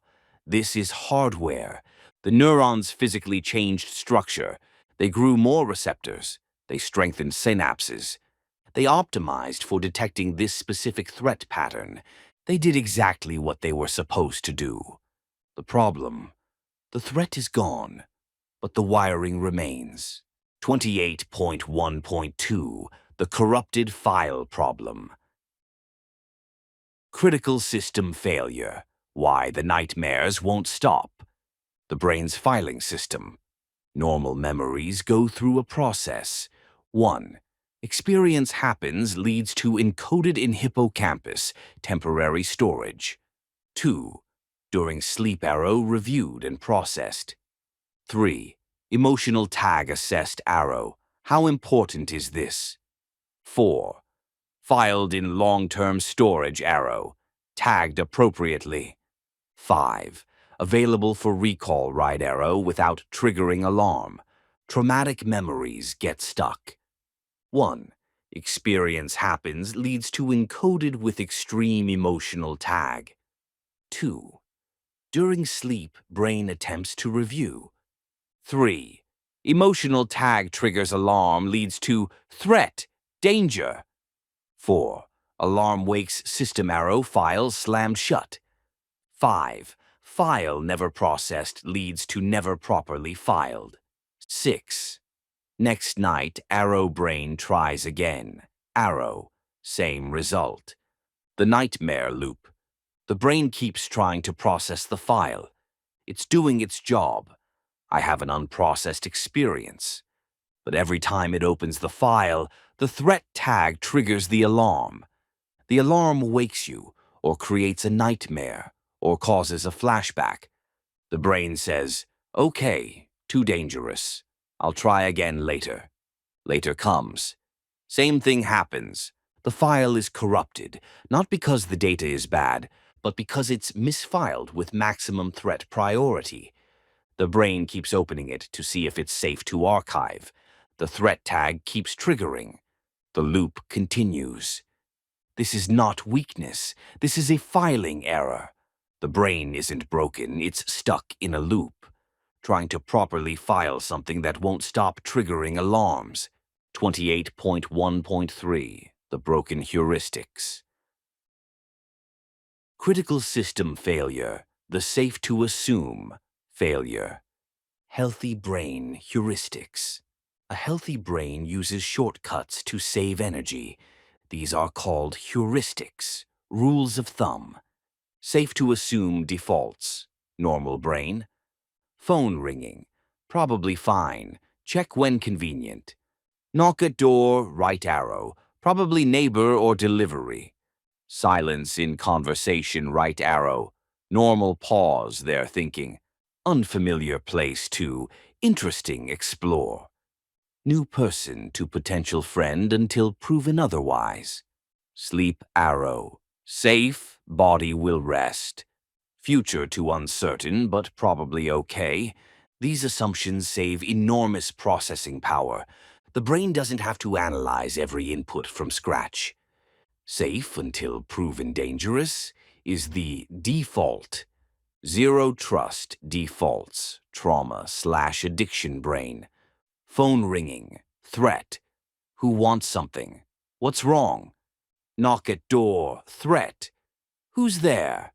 What do they want? Silence in conversation leads to threat. They're judging me. Unfamiliar place leads to threat. What are the exits? Who's watching? New person, threat. What do they want from me? Sleep arrow, vulnerable. Can't let guard down. Future to threat. Something bad will happen. No safe to assume defaults. Every input must be manually verified. Every packet inspected for danger.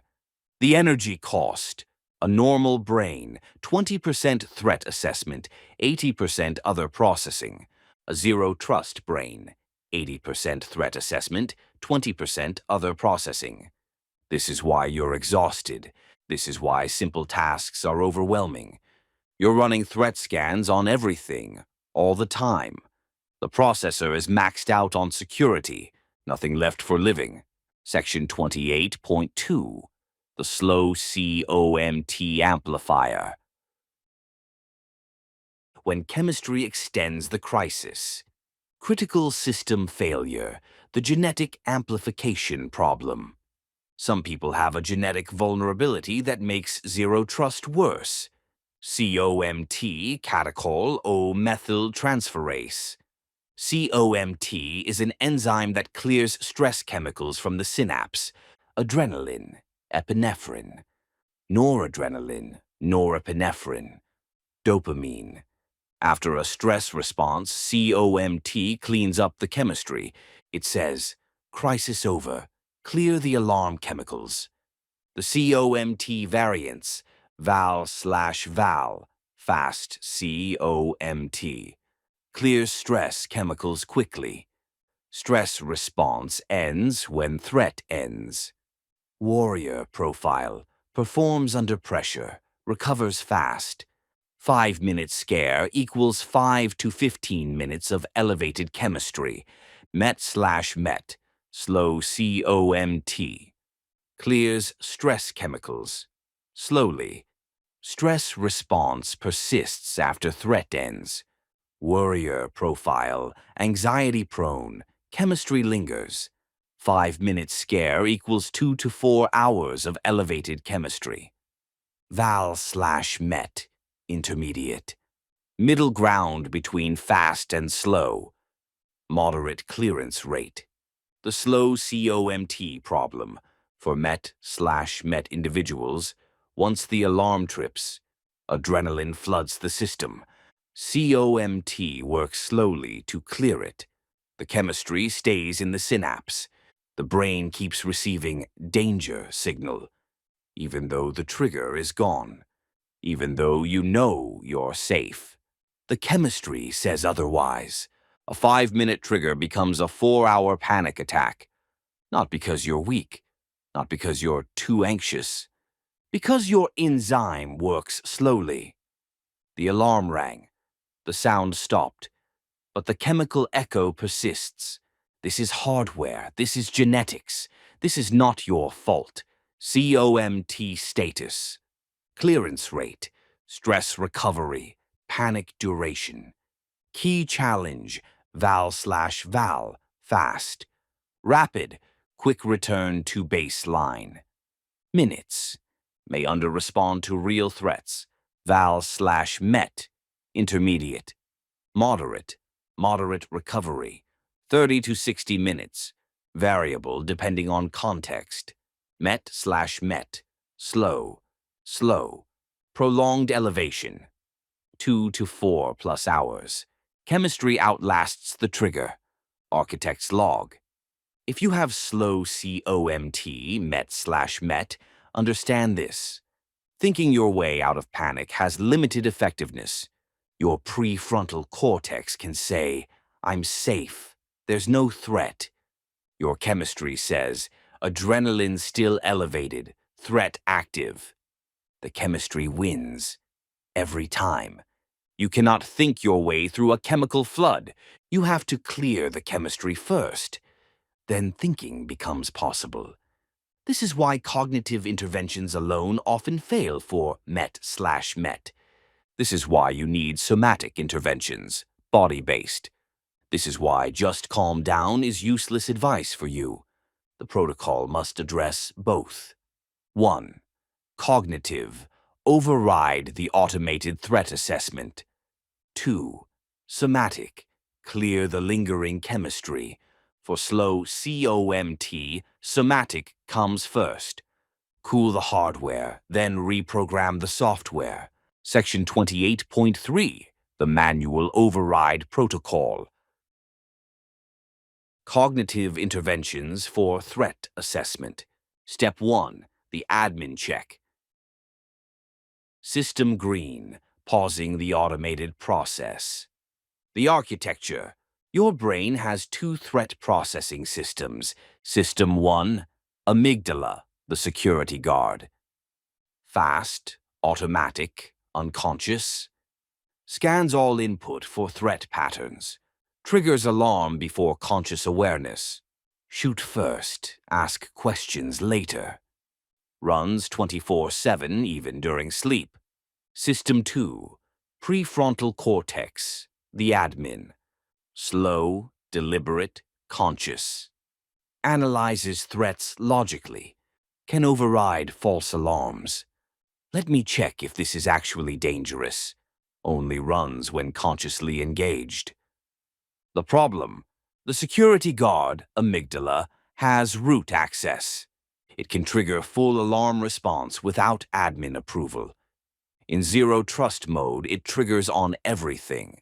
By the time admin PFC comes online, the alarm is already blaring. The admin check: when you notice fear/panic/threat response activating. 1. Pause. Create a gap between trigger and response. 2. Notice: the security guard just triggered an alarm. 3. Engage admin. Let me consciously assess this. The pause technique. When alarm triggers, say internally or aloud, admin check requested. Security has flagged a potential threat. Engaging conscious assessment protocol. This simple act of naming engages the prefrontal cortex. It creates a 3 to 5 second gap. In that gap, admin can begin to come online. Without the pause, security runs the show. With the pause, admin has a chance to intervene. Step 2. Fact-checking the packet. System green. Distinguishing real from cached danger. Once admin is engaged, run the verification protocol. The fact-check questions. 1. Is this actual danger or cached danger? Actual. Real threat present right now. Cached. Memory/association triggering old response. 2. What is the evidence for threat? List concrete, observable facts. Not feelings, not assumptions. Evidence. 3. What would a security camera show? Objective view, no emotional overlay. Just the facts visible to an outside observer. 4. Is this a 2024 threat or a past year memory? Often the alarm is responding to past danger. The current situation just resembles the old one. 5. On a scale of 1 to 10, how dangerous is this objectively? 1 equals completely safe. 10 equals life-threatening. Most triggers are 1 to 3 being processed as 8 to 10. The reality check. Matrix. Trigger. Security. Says. Evidence says. Actual threat level. Phone rings. Crisis. Unknown caller. 2. Probably spam. Knock at door. Intruder. Expected delivery. 1 package. Boss wants to talk. Fired. Meeting scheduled. 3. Could be anything. Partner is quiet. Angry. They're tired. 2. Need rest. Unexplained noise. Danger. House settling. 1. Normal. The pattern. Security amygdala consistently overestimates threat. Evidence, reality, usually shows much lower actual danger. The gap between security's assessment and evidence's assessment is the measure of your zero trust miscalibration. Step 3. The safe to assume patch. System green. Writing new safety tags. After fact-checking, you must actively write new data. The brain doesn't automatically update its threat database. You must consciously tag the experience as safe. The safety narration. Speak aloud if possible. A safety statement. Location safety. I am safe in this room. This room has walls, door, lock. No one is in this room who shouldn't be. I have control of this space right now. Trigger retagging. The phone is just a phone. It is an electronic device. It cannot harm me. The worst case is a conversation I can end. I am not obligated to answer. Temporal grounding. This is current date time. The past event was X months years ago. That situation is over. This is a different situation. I am in current location, not past location. Capability. Affirmation. I have survived worse than this. I have resources I didn't have then. I can leave/hang up/say no/call someone. I am not helpless. I am not trapped. Why speaking matters. Engages language centers, PFC territory. Creates auditory input that competes with alarm. Converts abstract feeling into concrete statement. Forces specificity. This room not generally unsafe. Creates new memory tag attached to the trigger. Each time you narrate safety, you're writing a patch. Over time, the patches accumulate. The default begins to shift from threat to verify, usually safe. Section 28.4, Hardware Cooling Protocol. Somatic interventions for chemical clearance. Architect's log. For the slow COMT brain and any brain mid-panic. Cognitive interventions are limited while chemistry is elevated. The chemistry creates the feeling of danger. The feeling overrides the thinking of safety. You must cool the hardware first. Clear enough chemistry that thinking becomes possible. Then apply the cognitive patches. These interventions work because they 1. Burn off stress chemicals through physical action. 2. Activate the parasympathetic nervous system, calm branch. 3. Override the sympathetic response, alarm branch. 4. Create competing sensory input that demands processing. The body is not separate from the brain. The body is part of the brain. Change the body state to change the brain state. Intervention 1. The shakeout, neurogenic tremoring.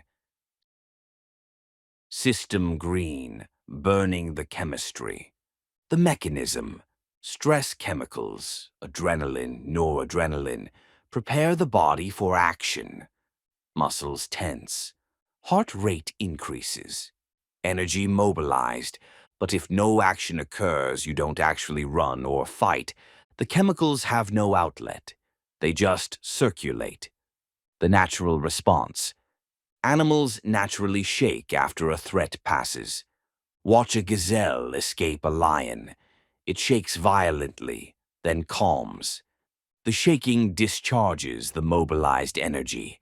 Humans suppress this instinct. We hold it together. But the chemistry is still there with nowhere to go. The shakeout protocol. When panic is activated and you're safe, not in actual danger. Standing shake, 2 to 5 minutes. Stand with feet shoulder width apart. Bend knees slightly. Begin shaking your hands, loose, floppy. Let the shake move up your arms. Let it move into shoulders. Let it move into torso. Allow legs to shake, knees bouncing. Let head and jaw shake loose. Increase intensity for 1 to 2 minutes. Gradually slow down. Stand still. Notice the difference. Lying shake. Alternative. Lie on back, knees bent, feet flat. Let knees fall together, then apart. Allow natural trembling to emerge. Don't force. Let the body do what it wants. Trembling may be subtle or intense. Continue 5 to 10 minutes or until it naturally stops. Why it works. Burns adrenaline through muscle microcontractions. Signals to nervous system. Action complete. Discharges the mobilized survival energy. Allows body to return to baseline. After shaking, cognitive interventions become possible. The chemistry has been partially cleared. Admin can now function. Intervention 2. The dive, mammalian dive reflex. System green, the biological reset button. The mechanism. Mammals have a hardwired reflex triggered by cold water on the face, called the mammalian dive reflex. It's designed for diving into water. When triggered, heart rate drops immediately, 10 to 25%. Blood vessels constrict, Blood moves to core. Oxygen conservation mode activates. Parasympathetic nervous system overrides sympathetic. This is not a psychological trick. This is biology. Cold water on the face leads to vagus nerve activated, leads to panic interrupted. The dive protocol. Option A. Face in bowl. Fill a bowl with cold water. Add ice if available. Take a breath. Submerge face in water. Forehead, eyes, cheeks. Hold for 15 to 30 seconds. Lift, breathe. Repeat if needed. The shift should be noticeable within 30 to 60 seconds. Option B. Cold compress. Use ice pack or cold wet washcloth. Apply to forehead, eyes, cheeks, dive areas. Hold for 30 to 60 seconds. Breathe slowly while holding. Less intense than immersion, but still effective. Option C. Cold shower, full reset. Start shower at comfortable temperature. Gradually move to cold or switch directly. Let cold water hit face, head, back of neck. 30 seconds to 2 minutes. This creates full-body vagal activation. Why the face? The dive reflex is triggered specifically by cold on the face, especially forehead, under eyes, cheeks. Cold on other body parts helps, but doesn't trigger the reflex. For maximum effect, get cold water on the face. After the dive, heart rate will be lower. Panic intensity will be reduced. This is not calming yourself down. This is forcing a biological state change.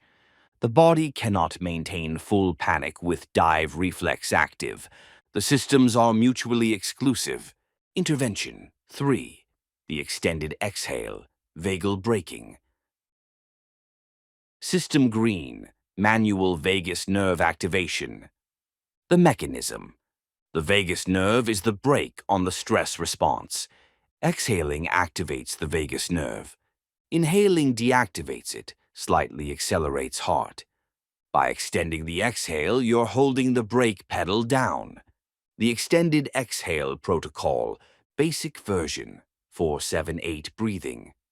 Inhale through nose, 4 counts. Hold, 7 counts. Exhale through mouth, 8 counts. Repeat 4 to 6 cycles. Simplified version, if counting is too much. Inhale normally. Exhale for as long as you can, slow, controlled, like you're blowing through a straw. Empty the lungs completely. Pause briefly at the bottom. Inhale naturally. Repeat. The physiological sigh, fastest reset. Double inhale, breathe in, then sip more air in on top. Extended exhale, long, slow exhale.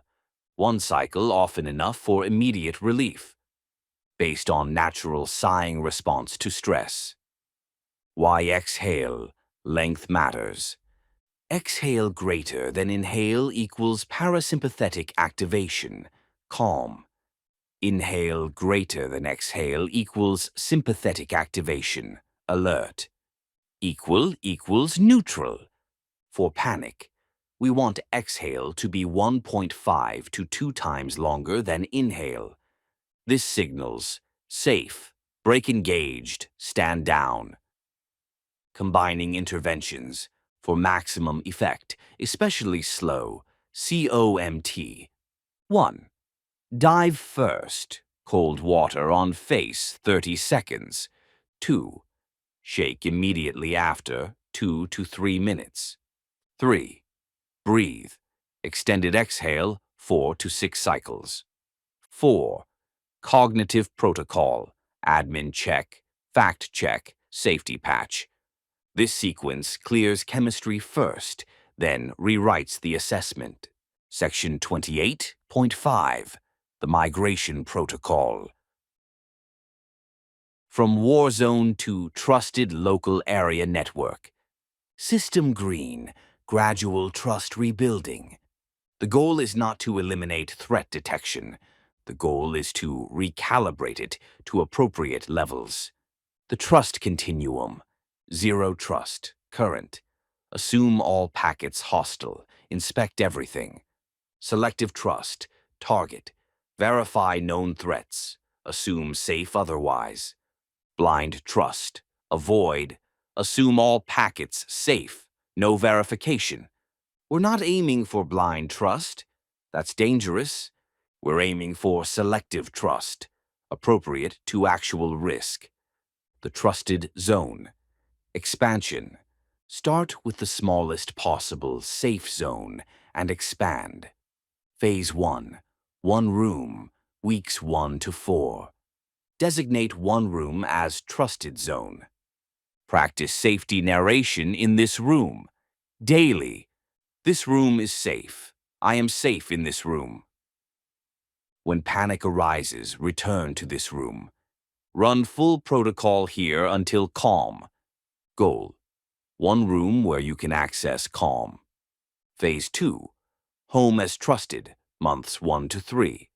Extend trust to entire home. Practice safety narration in each room. This home is secure. I control access. Home becomes the trusted LAN.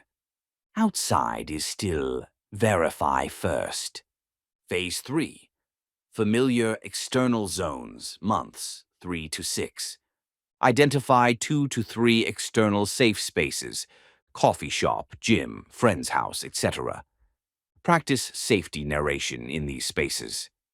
This place has been safe before. It's safe now. Trusted zone now extends beyond home. Phase 4. Selective trust as default, months 6 to 12. Default assumption becomes probably safe. Active verification only for genuine red flags. Novel situations checked, familiar situations trusted. Energy freed for living instead of scanning. Patience required. This took months or years to install. It takes months to uninstall. Progress is not linear. Bad days don't erase good days. Each successful protocol run equals one data point for safety. Thousands of data points eventually shift the default. Phase. Trusted zone. Verification mode. Energy cost. Timeline. Current. Zero trust. Nowhere. Everything. Always. Maximal. 80%. Not applicable. Phase 1. One room. Most things. Most times. Very high. 70%. Weeks 1 to 4. Phase 2. Home. Outside new situations. High 50%. Months 1 to 3. Phase 3. Home plus known externals. New situations, genuine flags. Moderate 30%. Months 3 to 6.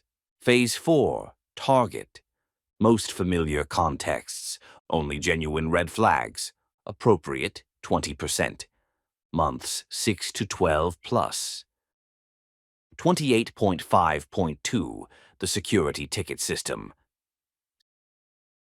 System green, reframing anxiety as ticket management.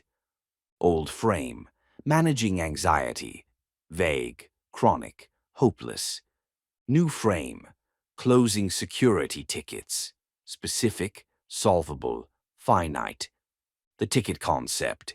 Each fear/threat response is a security ticket, a flag raised by the security guard, requiring admin review, either a real issue, action needed, or false positive, close ticket.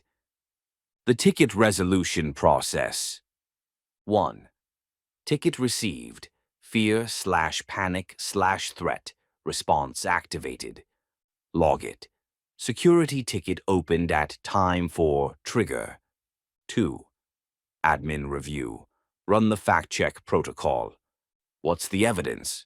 Real threat or cache danger? Threat level 1 to 10. 3. Resolution. Real threat. Take appropriate action.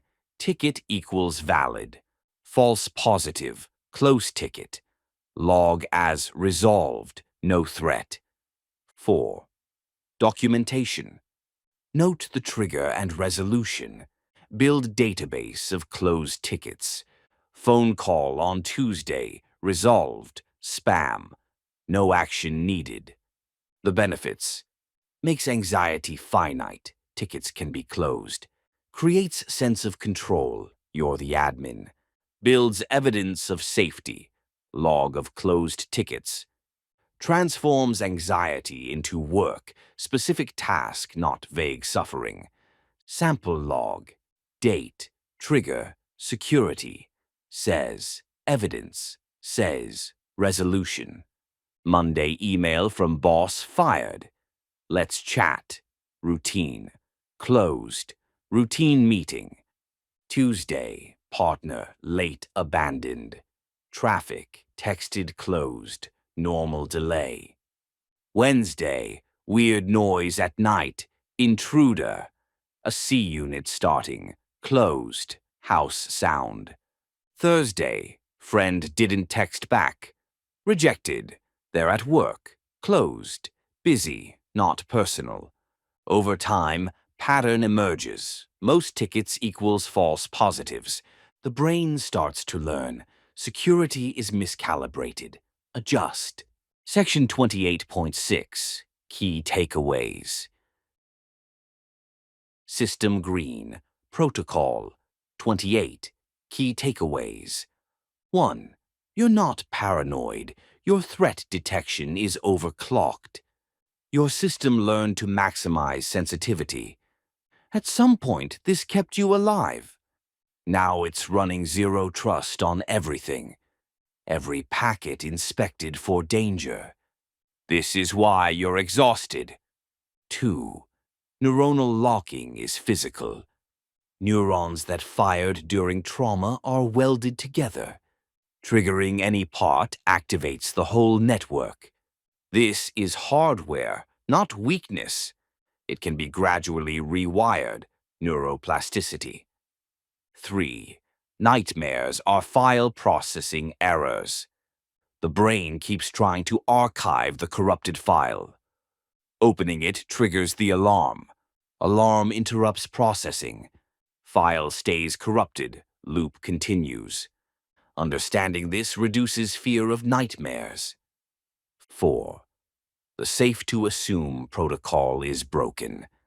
Normal brains have shortcuts, probably safe. Your brain, verify everything. This costs 80% of processing power, leaves 20% for actual living. 5. Slow, COMT extends the crisis, MET/MET. Clears stress chemicals slowly.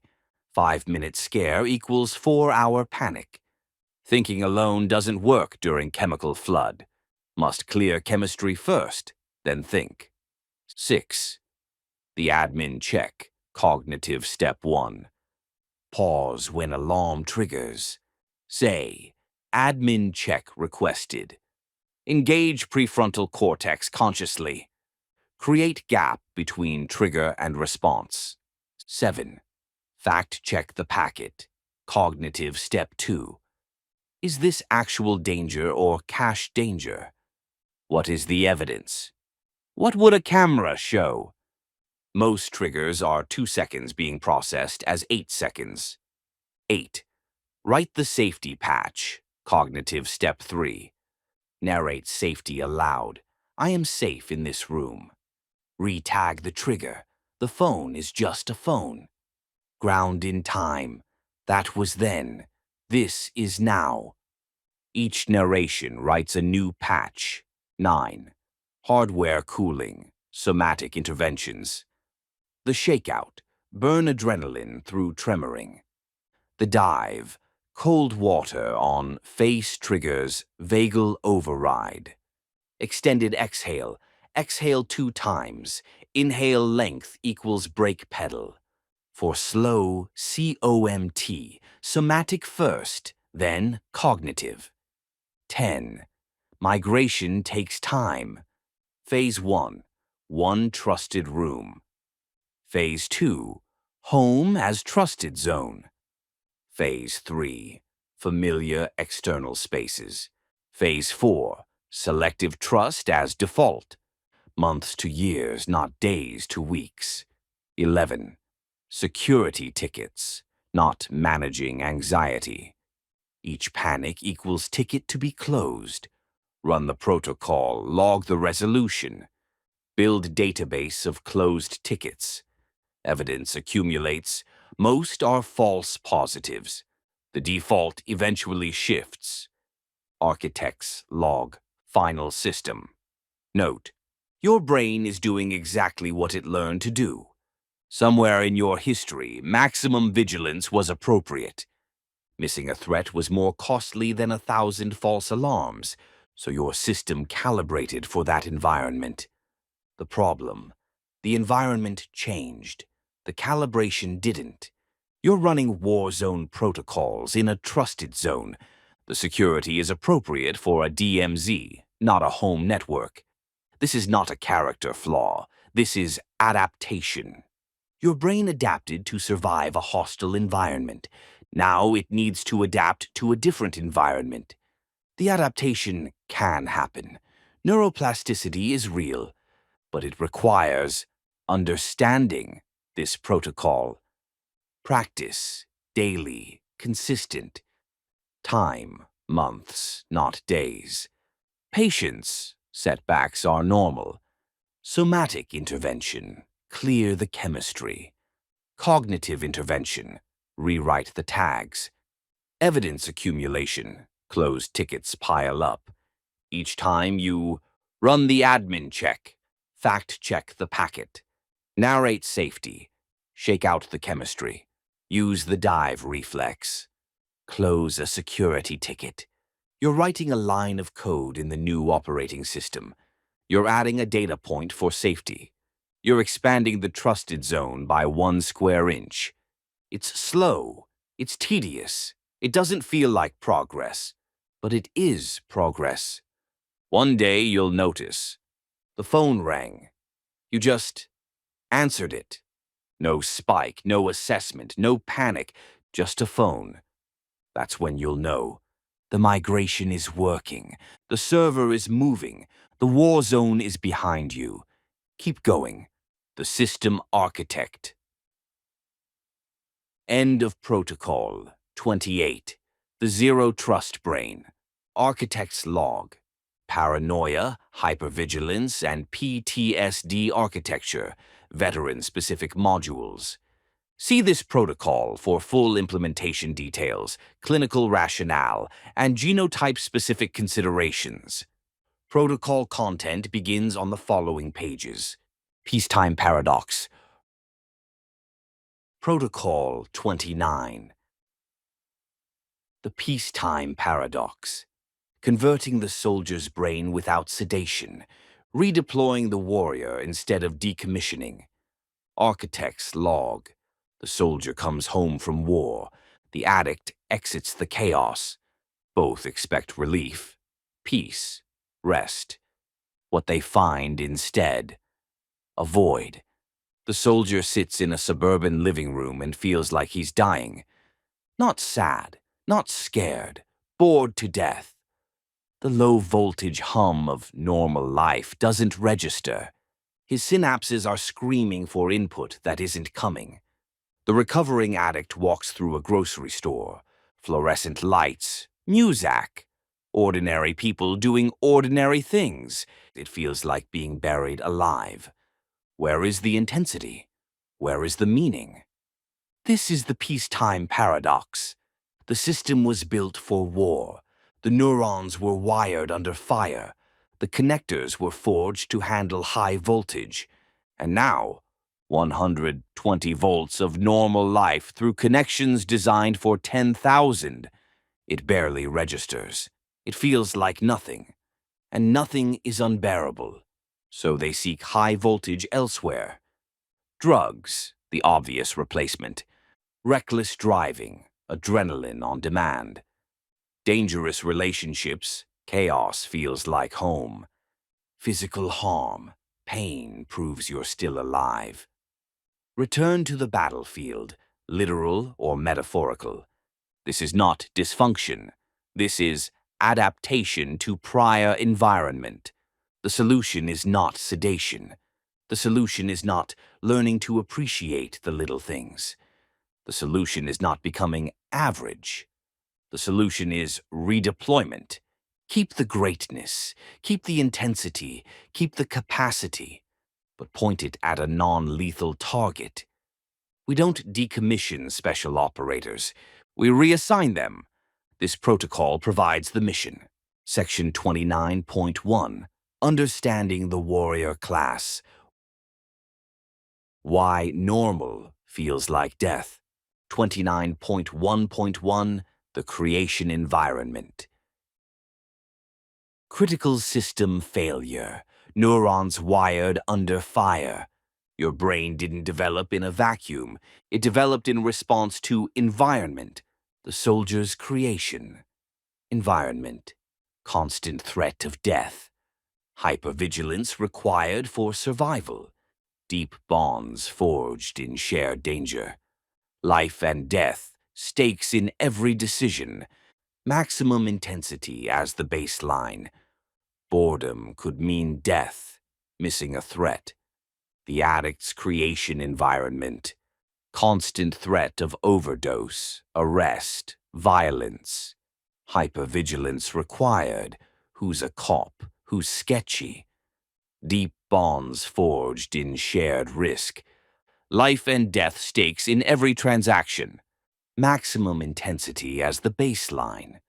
Boredom meant suffering, the crash, withdrawal, pain. Notice the parallels. Both environments required maximum arousal for survival, created deep tribal bonds under pressure, made normal feel dangerous, complacency kills, wired neurons for high-voltage inputs, made intensity the default, not the exception. The neurological result, receptors upregulated for high stimulation, baseline set at threat-ready. Low stimulation inputs don't reach threshold. The normal signal is too weak to register. What normal people find exciting feels like nothing. This is not damage.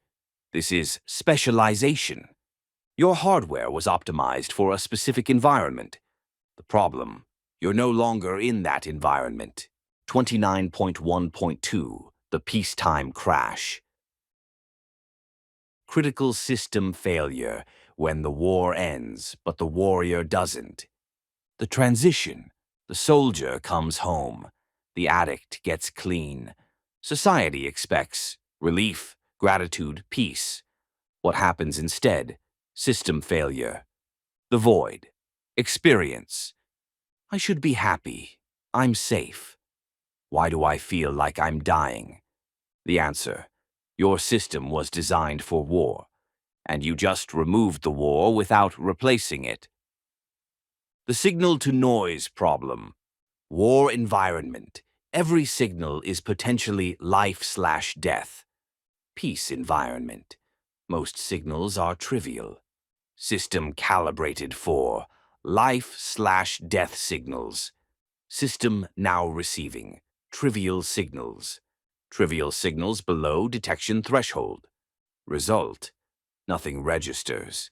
Nothing matters. Void. The boredom that kills. This isn't boredom in the normal sense. Normal people get bored watching a slow movie.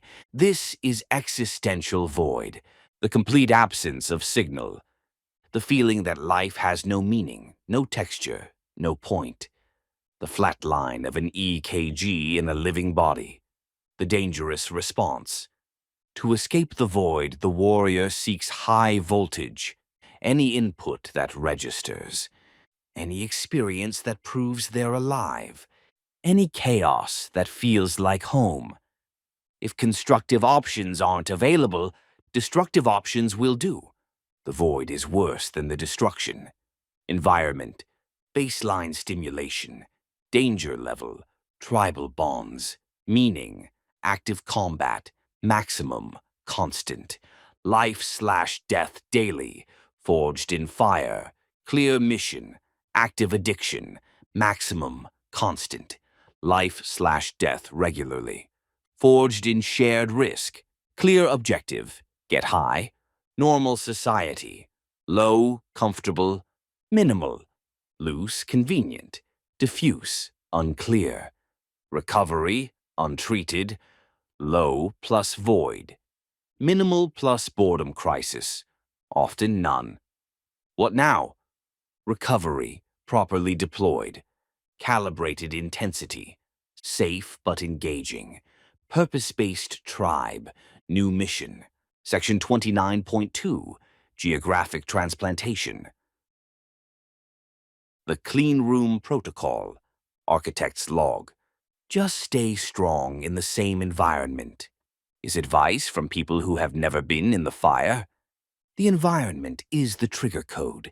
Every corner, every street, every smell is a line of code that executes the old program. Walking the same blocks where you used is like asking a burn victim to recover while standing in the fire. But I shouldn't have to run away. This isn't running. This is strategic relocation. A server under attack gets moved to a secure facility. A compromised network gets isolated and rebuilt. A toxic environment gets evacuated, not negotiated with. Moving is not weakness. Moving is tactics.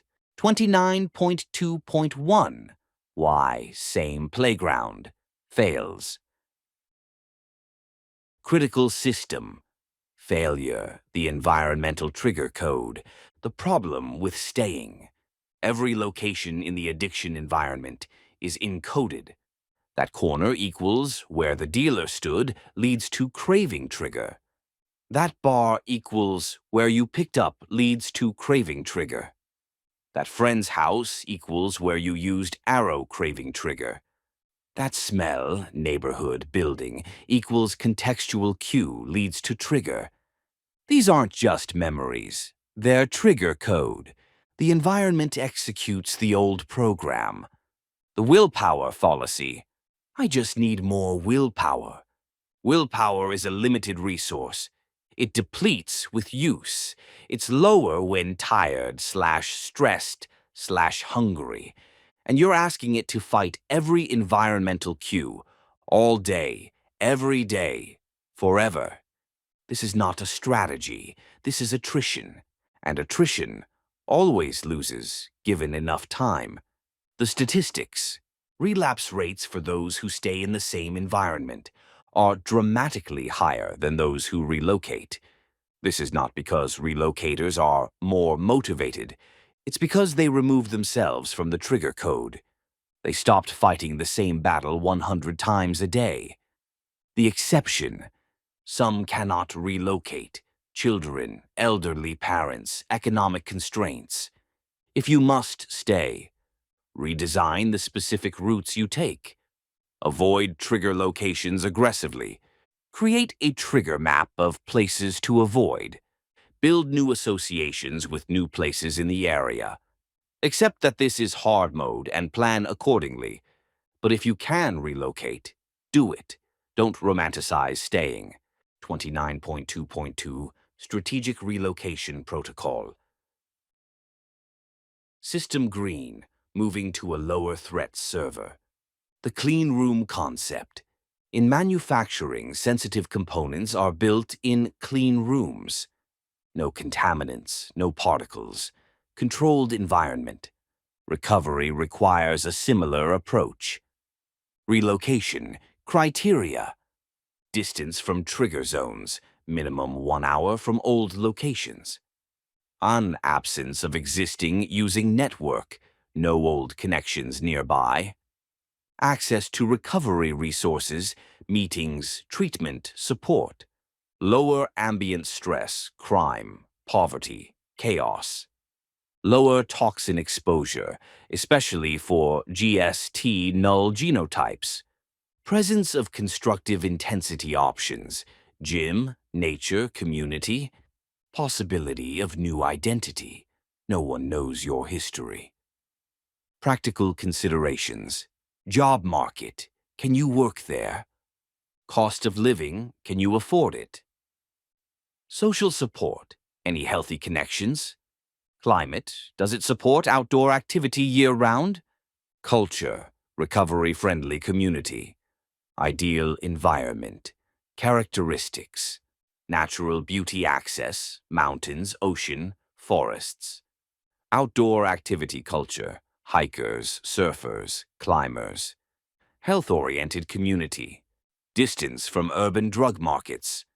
Fresh start possibility. Lower environmental toxin load. For GST null.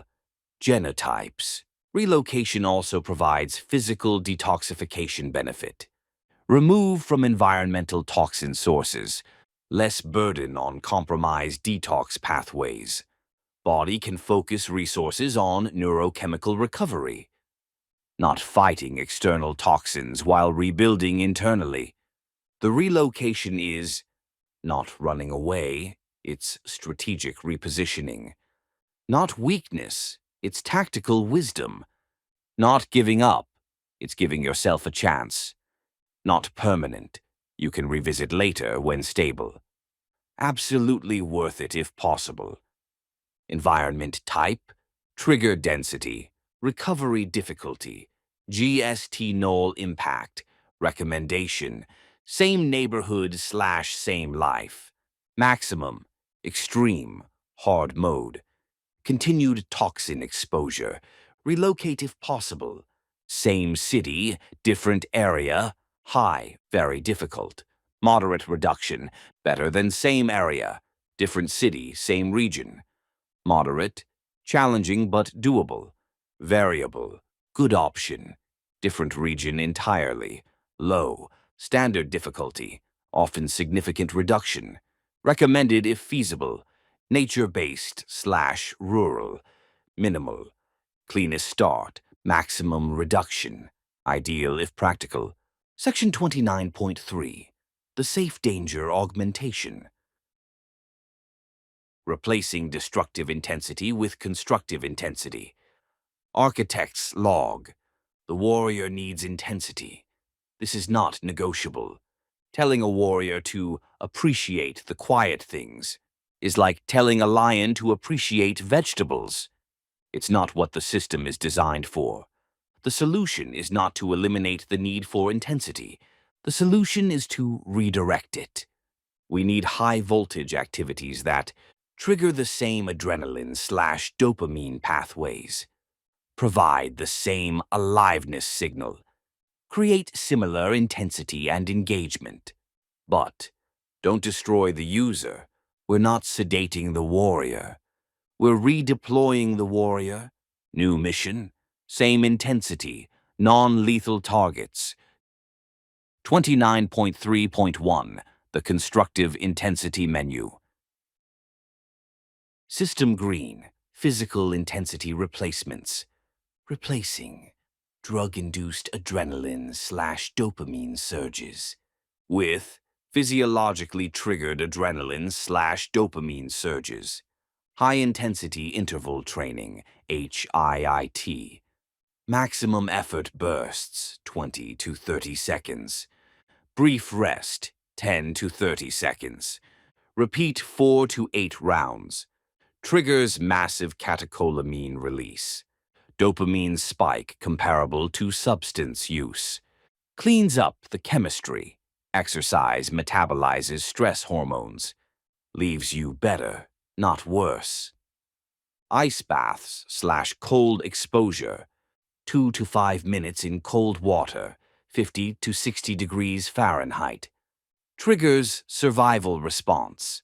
Adrenaline, noradrenaline, dopamine. Dopamine increase up to 250% above baseline, Huberman data.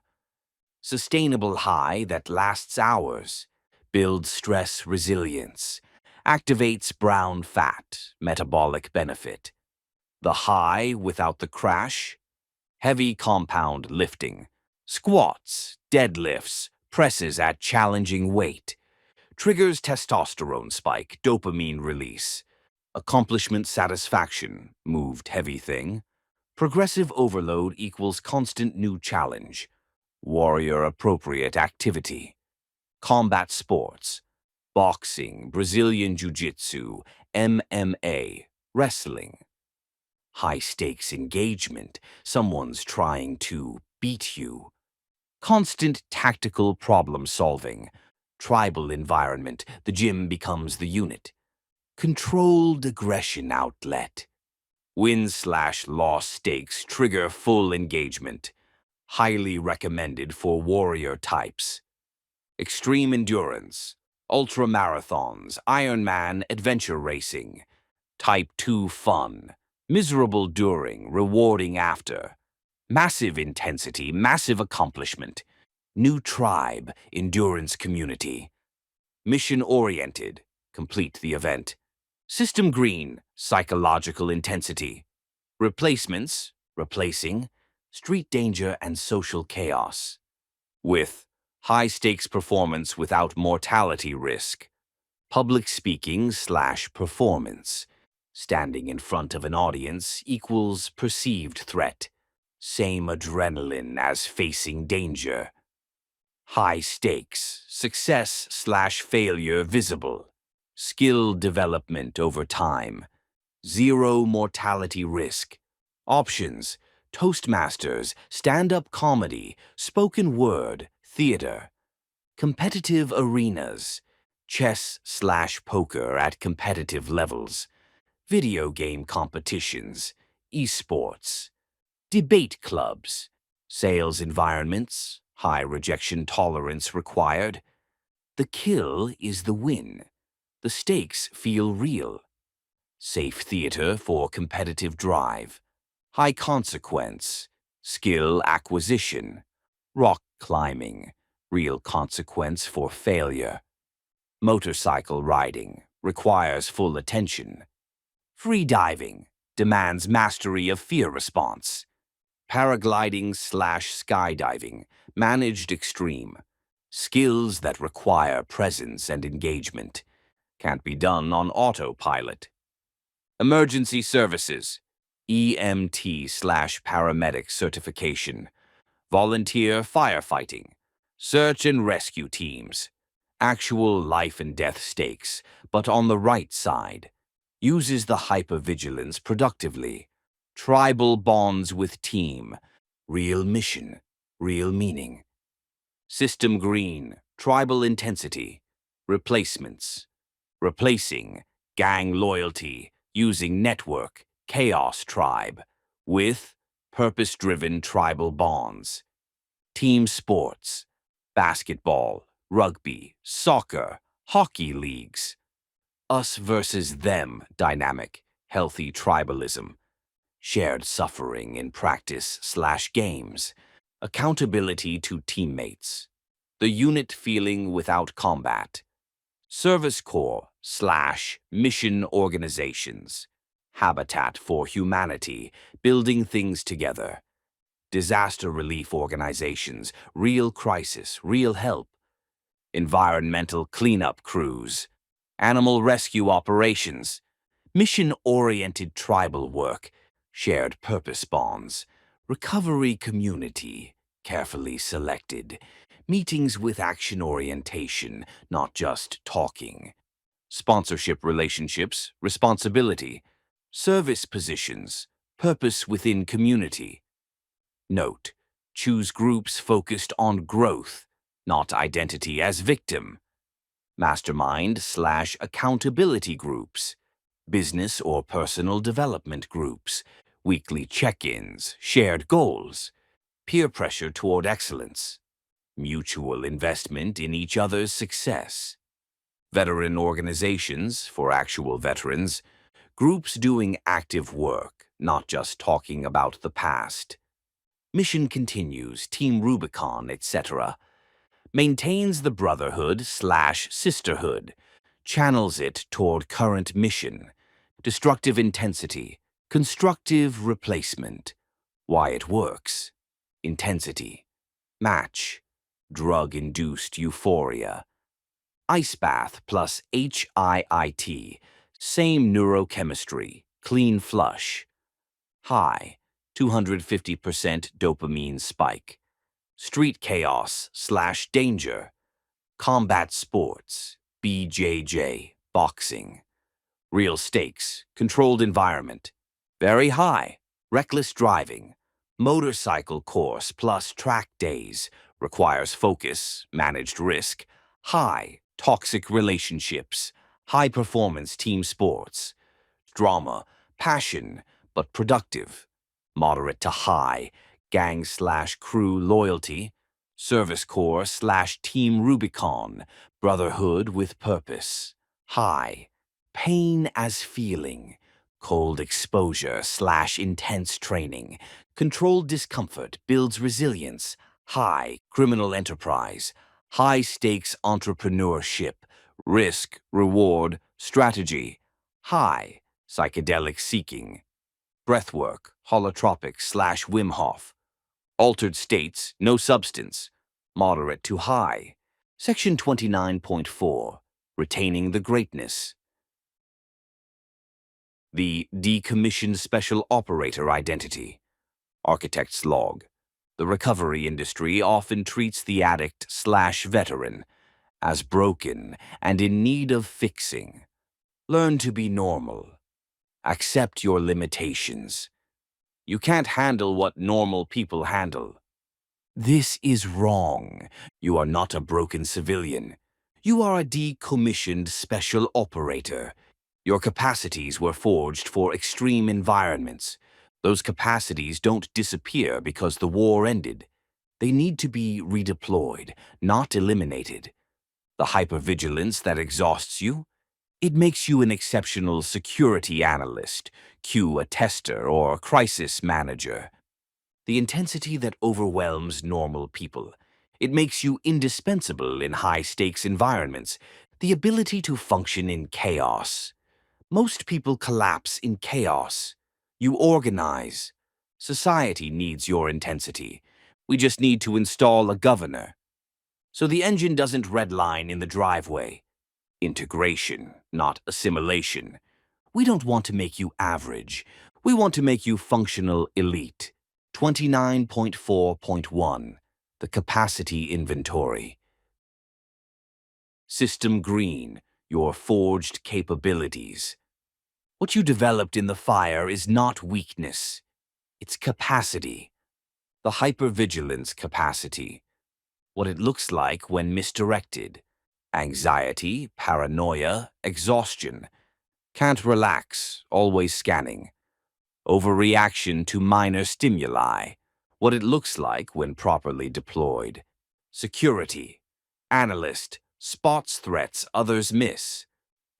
A tester, finds bugs others overlook.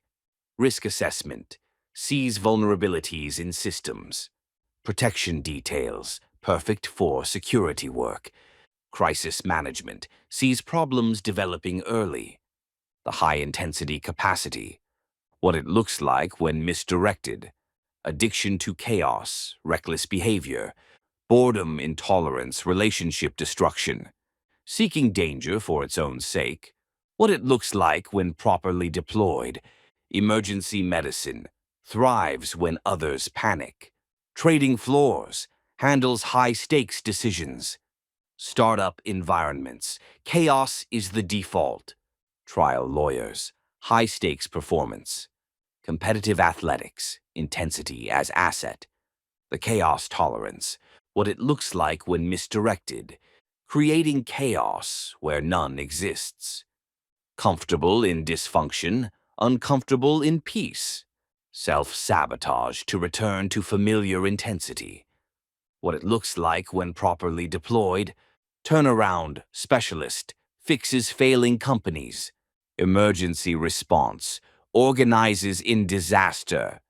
War correspondent, reports from active zones. Conflict mediator, stays calm when others escalate. Special projects, the messy assignments no one else wants. The tribal loyalty, what it looks like when misdirected. Gang affiliation, toxic crew loyalty, us versus them mentality, isolation, loyalty to the wrong tribe, using network. What it looks like when properly deployed, team leadership inspires fierce loyalty. Unit, cohesion, builds unbreakable teams. Mentorship, protective of those under your guidance. Organizational loyalty, the employee who won't quit on you. 29.4.2, the COMT specific career mapping. System green, genotype aligned redeployment. Your COMT status affects which redeployment is optimal. Slow COMT, MET/MET. The warrior turned architect. Your neurobiology. High baseline dopamine, more sensitive to inputs. Longer recovery from stress. Chemistry lingers. Pattern recognition enhanced, sees connections others miss. Performs best in low chaos, high complexity environments. Optimal redeployment, systems architecture, complex problem solving, controlled environment. Quality assurance, hypervigilance becomes asset. Research/analysis, depth over breadth. Strategic planning, long-term thinking, sees downstream effects. Creative fields, enhanced pattern recognition equals innovation. Avoid high chaos environments that trigger constantly. The goal, complexity without chaos. Fast COMT, Val/Val. The warrior under fire. Your neurobiology. Lower baseline dopamine, needs more stimulation. Quick recovery from stress, bounces back fast. Performs better under pressure. Needs intensity or becomes understimulated. Optimal redeployment. Emergency services. Crisis is your element. Trading/high-stakes finance. Pressure is fuel. Competitive athletics. Intensity match. Combat sports coaching. Stay in the arena. Startup environments. Chaos is the norm. Field leadership, where the action is. Avoid low-stimulation environments that bore you to death. The goal, sustainable intensity, not void, not destruction. Intermediate COMT, Val/MET, the adaptive operator, your neurobiology. Moderate baseline, moderate recovery, flexible across environments. Can handle both intensity and complexity. Optimal redeployment, wide range of options. Can thrive in moderate intensity environments. May need intentional intensity supplementation, training, cold exposure. Best suited for environments with variable intensity. The goal, matched intensity, enough challenge recovery time. COMT status, optimal environment.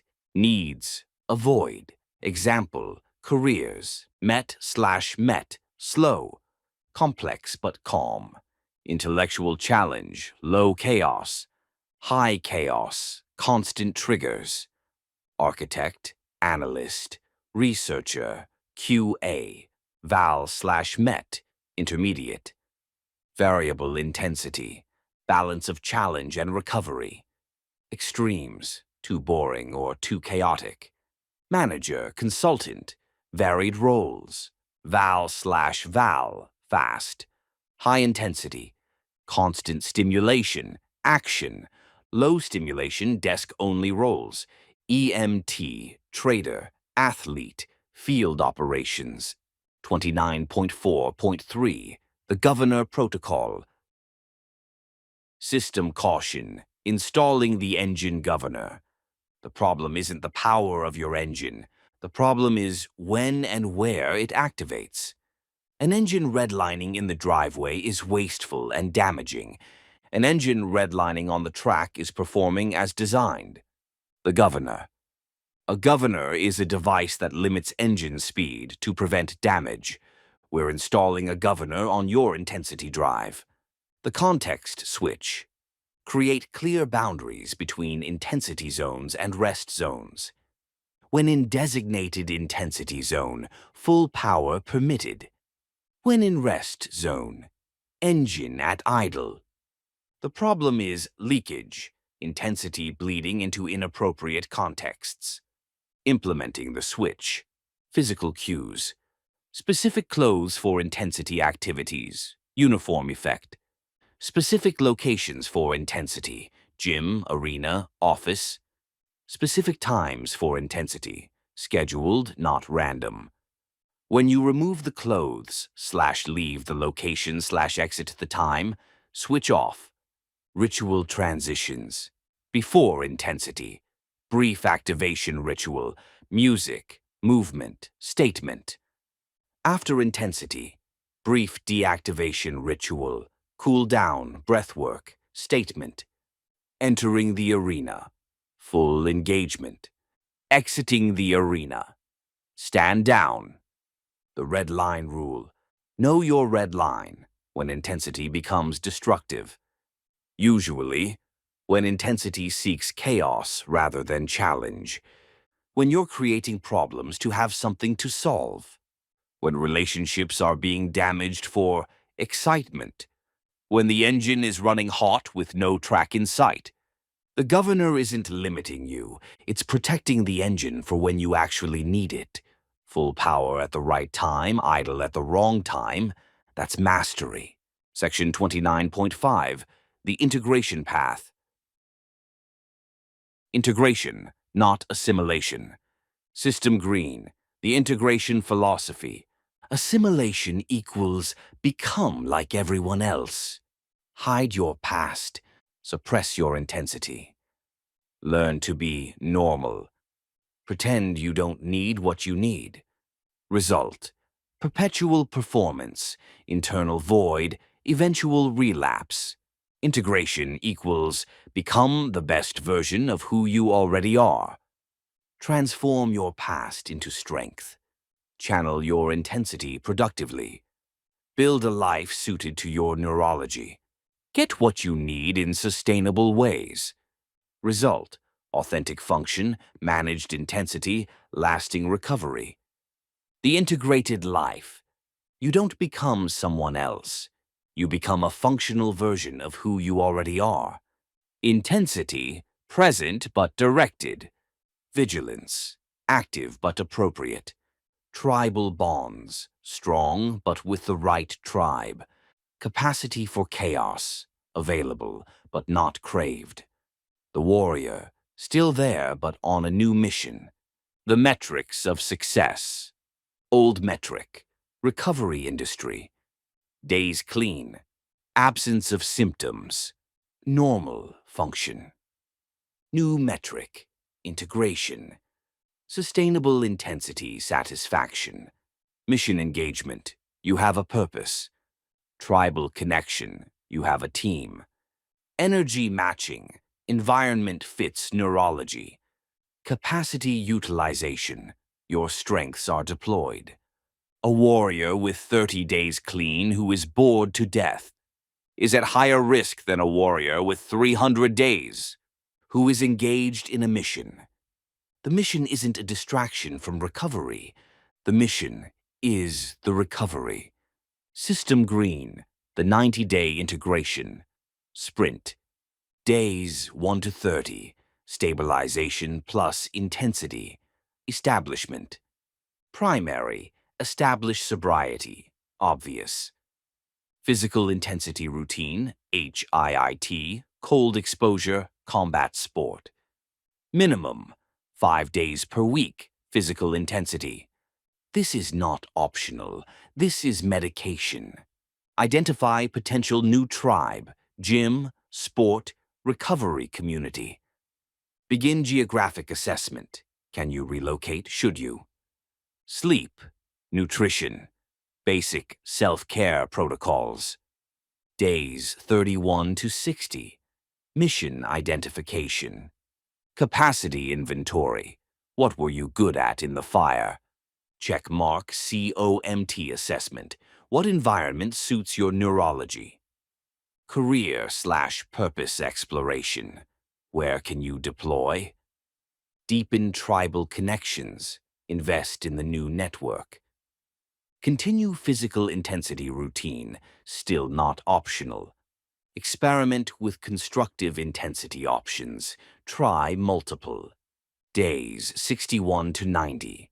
Mission deployment. Commit to a primary mission.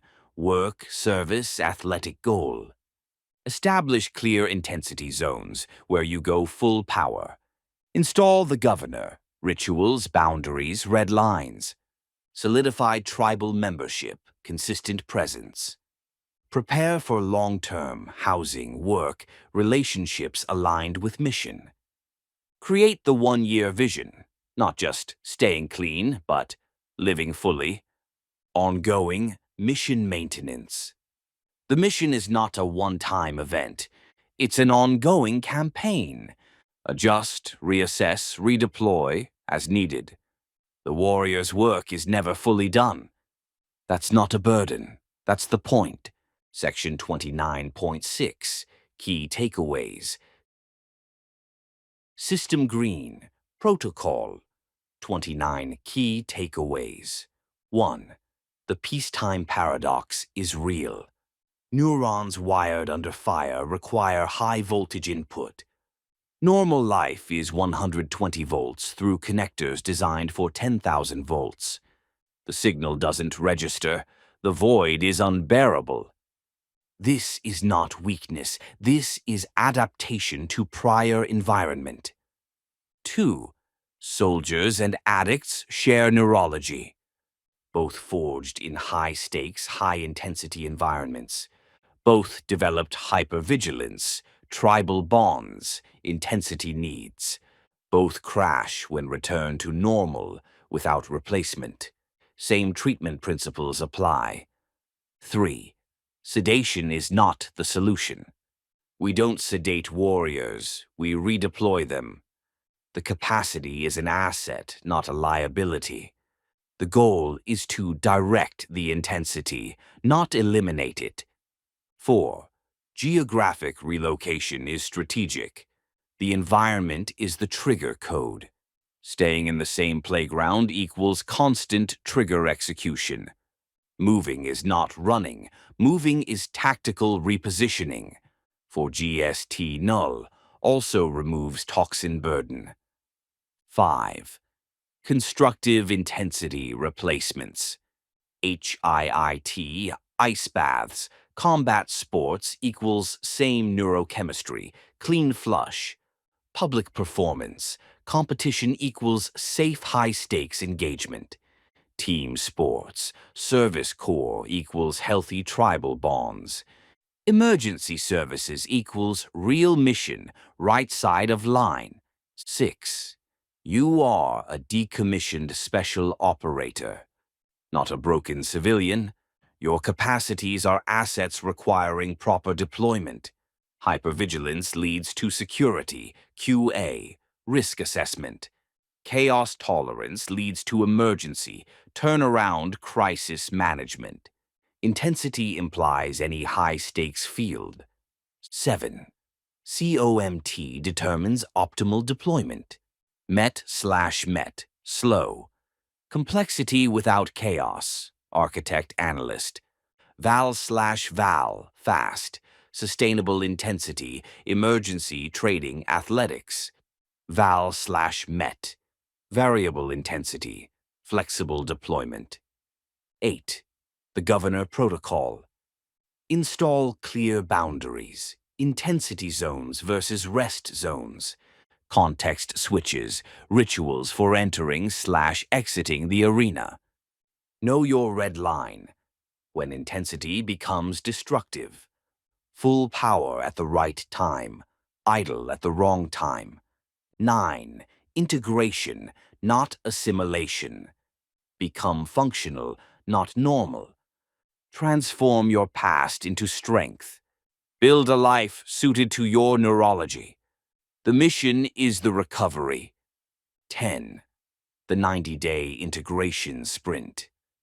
Days 1 to 30. stabilization plus physical intensity establishment. Days 31 to 60. Mission identification plus tribal deepening. Days 61 to 90. Mission deployment plus governor installation. Ongoing mission maintenance, adjustment, redeployment. Architect's log. Final system. Note: to the warriors, combat veterans, and addiction survivors alike, you were not broken by what you went through. You were forged by it. The capacity for intensity that drives you crazy in peacetime kept you alive when it mattered. The hypervigilance that exhausts you now prevented your death then. The tribal bonds you crave are the reason humans survived at all. You are not a malfunctioning civilian. You are a high-performance system, designed for environments most people can't imagine. The problem isn't your design. The problem is deployment to the wrong environment. The solution is not to become like everyone else. The solution is to find your new battlefield. There are arenas that need your intensity. There are missions that require your capacity. There are tribes that would be honored by your loyalty. Find them. Deploy to them. Be what you were designed to be, in a sustainable context. Normal was never the goal. Functional elite was always the mission. Stand by to redeploy. The system architect.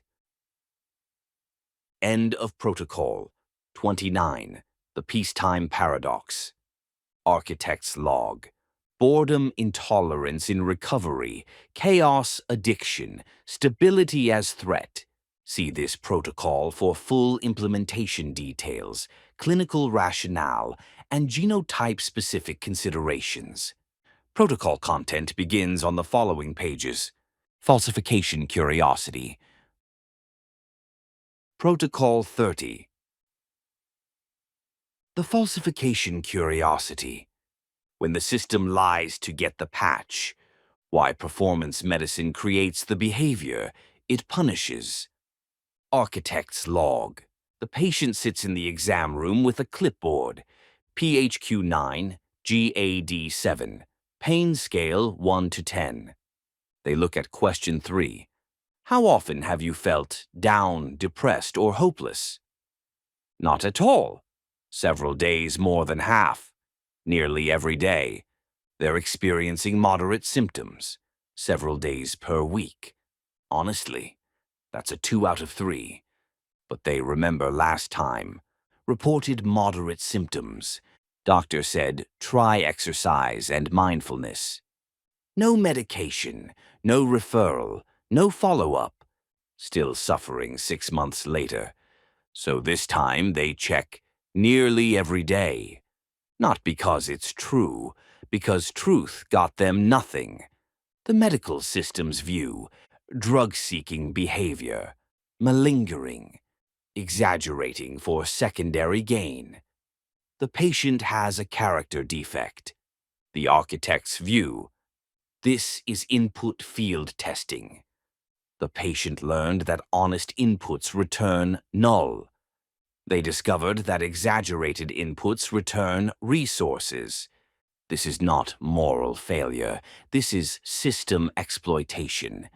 The patient is not broken. The input system is broken.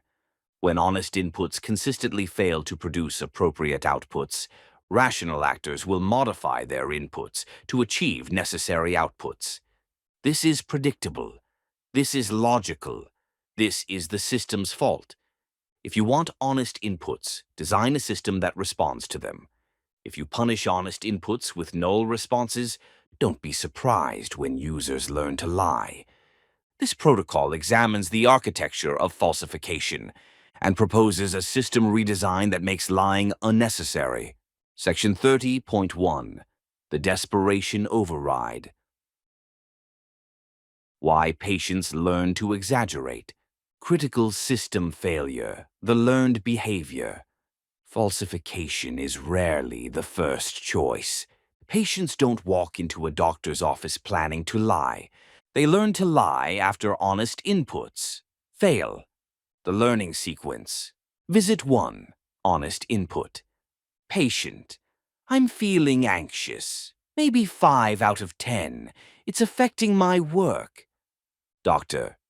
Try yoga. Here's a pamphlet on breathing exercises. Result. No treatment. Symptoms persist. Visit 2. Honest input. Again. Patient. Still anxious, maybe 6 out of 10 now. Really struggling. Doctor. Are you doing the yoga? Let's try talk therapy first. Result. 6-month wait for therapist. No immediate help. Visit 3. Modified input. Patient. I'm having panic attacks, can't function. 9 out of 10. Doctor.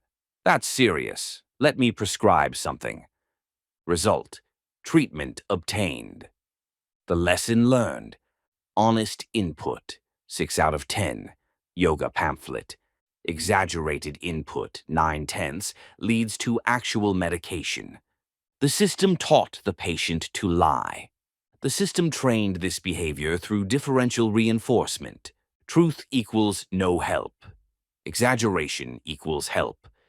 Repeat this a few times and the patient optimizes their input strategy. This is not moral failure. This is operant conditioning. 30.1.1 The Obstacle versus Partner Dynamic. Critical system failure. Provider as gatekeeper, not healer. The critical variable, falsification rates correlate with provider relationship. When the patient sees the provider as partner, low falsification. When the patient sees the provider as obstacle, high falsification. The partner, dynamic. This person is trying to help me. If I give them accurate information, they'll use it to help. We're on the same team. Honesty serves our shared goal. Result, honest inputs. Patient shares accurately. The obstacle, dynamic. This person is between me and what I need. They seem to want to deny me treatment. We have opposing interests. They will use my honesty against me. Result, strategic inputs. Patient optimizes for desired output. What creates the obstacle? Dynamic. Dismissive responses to reported symptoms.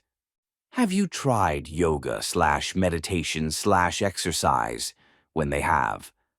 Visible skepticism or distrust. Are you sure you need medication? Gatekeeping language. We don't like to prescribe that. Previous experiences of being denied/dismissed.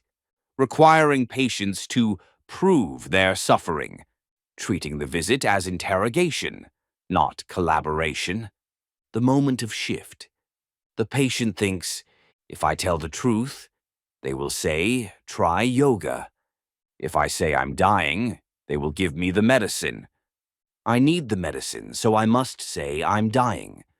Once this calculation happens, honesty is no longer rational. The system has made lying the optimal strategy. Provider behavior. Patient perception, resulting input strategy. Falsification likelihood. Listens, validates, offers options. Partner, on my side, honest and detailed. Low. Suggests lifestyle first, open to escalation. Partner, cautious but helpful. Mostly honest. Low to moderate. Skeptical requires proving symptoms. Gatekeeper, must be convinced. Slightly exaggerated. Moderate. Dismissive suggests yoga/exercise repeatedly. Obstacle, will deny treatment. Significantly exaggerated. High. Openly distrustful, implies drug seeking. Adversary, actively blocking. Maximum exaggeration, very high. Previous denial after honest report. Learned obstacle, system is rigged. Optimized for output, near certain. Architect's log. The irony. The medical system creates drug-seeking behavior by making drugs impossible to obtain through honest means. If honest input, 6/10 anxiety, produced appropriate output, treatment, there would be no incentive to input 10 out of 10. The exaggeration isn't the disease. The exaggeration is a symptom of a broken input system. You can't fix falsification by catching liars. You fix falsification by making honesty effective. When honest input reliably produces appropriate output, falsification becomes unnecessary. The patient isn't the bug. The interface is the bug. Section 30.2, the subjective data failure. The hackable assessment problem. 30.2.1, the PHQ9/GAD7 problem. Critical system failure, measuring perception, not pathology. The current diagnostic architecture. Primary tool, self-report questionnaires. PHQ9, depression. JAD7, anxiety. Pain scales, 1 to 10. Symptom checklists. What these tools measure, patient perception. What they don't measure, biological reality. The fundamental flaw, perception not equal to pathology. A patient with COMT, MET/MET, biological anxiety. MTHFRC 677T, methylation impairment. CYP2, D6, poor metabolizer, medication issues, might report their anxiety as moderate, 6 out of 10. Because they've always felt this way. This is their baseline. They don't know it's abnormal.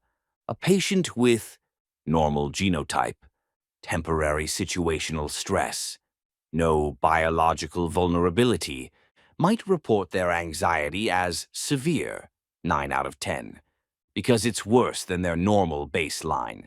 The same score, different biology, different needs. The hackability problem. Self-report questionnaires are easily hacked. Google the right answers. Learn what scores trigger treatment. Adjust responses to hit the threshold. What score do I need for an Adderall prescription? This information is freely available online. Patients know the game. Psychiatrists know patients know the game. The result, an arms race of suspicion and performance. 30.2.2, the detective dynamic. Critical system failure when healers become interrogators. The perverse outcome. Because self-report is hackable, doctors must assess credibility. The clinical encounter becomes an interrogation. Are they telling the truth? Do their symptoms seem consistent? Are they displaying appropriate affect? Is this real, or are they just trying to get drugs? The doctor's dilemma. Overtrust might prescribe to someone gaming the system. Undertrust might deny treatment to someone genuinely suffering. No objective way to verify either. Career risk if wrong, liability, DEA scrutiny. Default, err on the side of denial. The patient's dilemma. Tell the truth, might be denied as not severe enough. Exaggerate, might get treated, might get labeled drug seeker. Perform appropriately ill. Hope they believe me. No objective way to prove their suffering is real. Default, whatever has worked before. Both parties suffer. The doctor doesn't want to be a detective. The patient doesn't want to be an actor. But the subjective system forces both roles. The doctor must assess credibility they can't verify. The patient must perform suffering they can't prove. This is a design failure, not a moral failure. The system is asking unanswerable questions. How anxious are you, really? Is this patient telling the truth? And when the questions are unanswerable, the answers become performances. Diagnostic tool, what it measures. Hackability, what it misses. PHQ-9, self-reported depression perception. High answers, Googleable. Actual neurotransmitter status. GAD-7, self-reported anxiety perception. High threshold known. COMT status, actual biology. Pain scale, 1 to 10. Subjective pain perception. Maximum, completely subjective. Actual nociceptor activity, tolerance. ADHD checklists, self-reported attention symptoms. Very high, symptoms well known. Actual dopamine dynamics, clinical interview.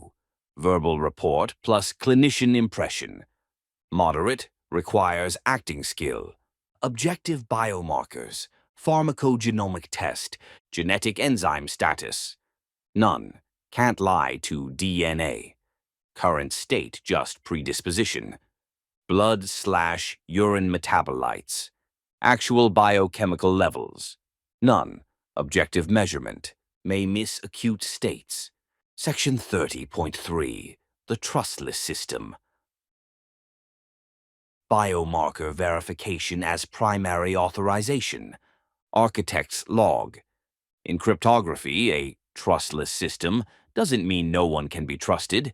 It means the system doesn't require trust to function. Bitcoin doesn't care if you're honest. The blockchain verifies transactions mathematically. No one needs to trust anyone. What if we designed medical diagnostics the same way?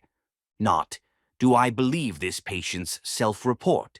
But, what does the objective data show?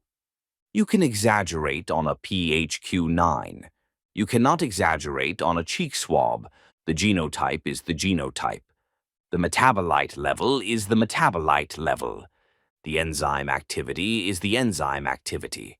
If we shifted primary diagnostic weight to objective biomarkers, we would eliminate the entire falsification dynamic. The patient wouldn't need to lie. The doctor wouldn't need to detect lies. The data would speak for itself. This is the trustless system. Not because we distrust patients, because we remove the need for trust entirely. 30.3.1, the Biomarker Authority. System Green, objective data as primary authorization. The proposed architecture. Tier 1, genetic foundation, pharmacogenomics. What it shows.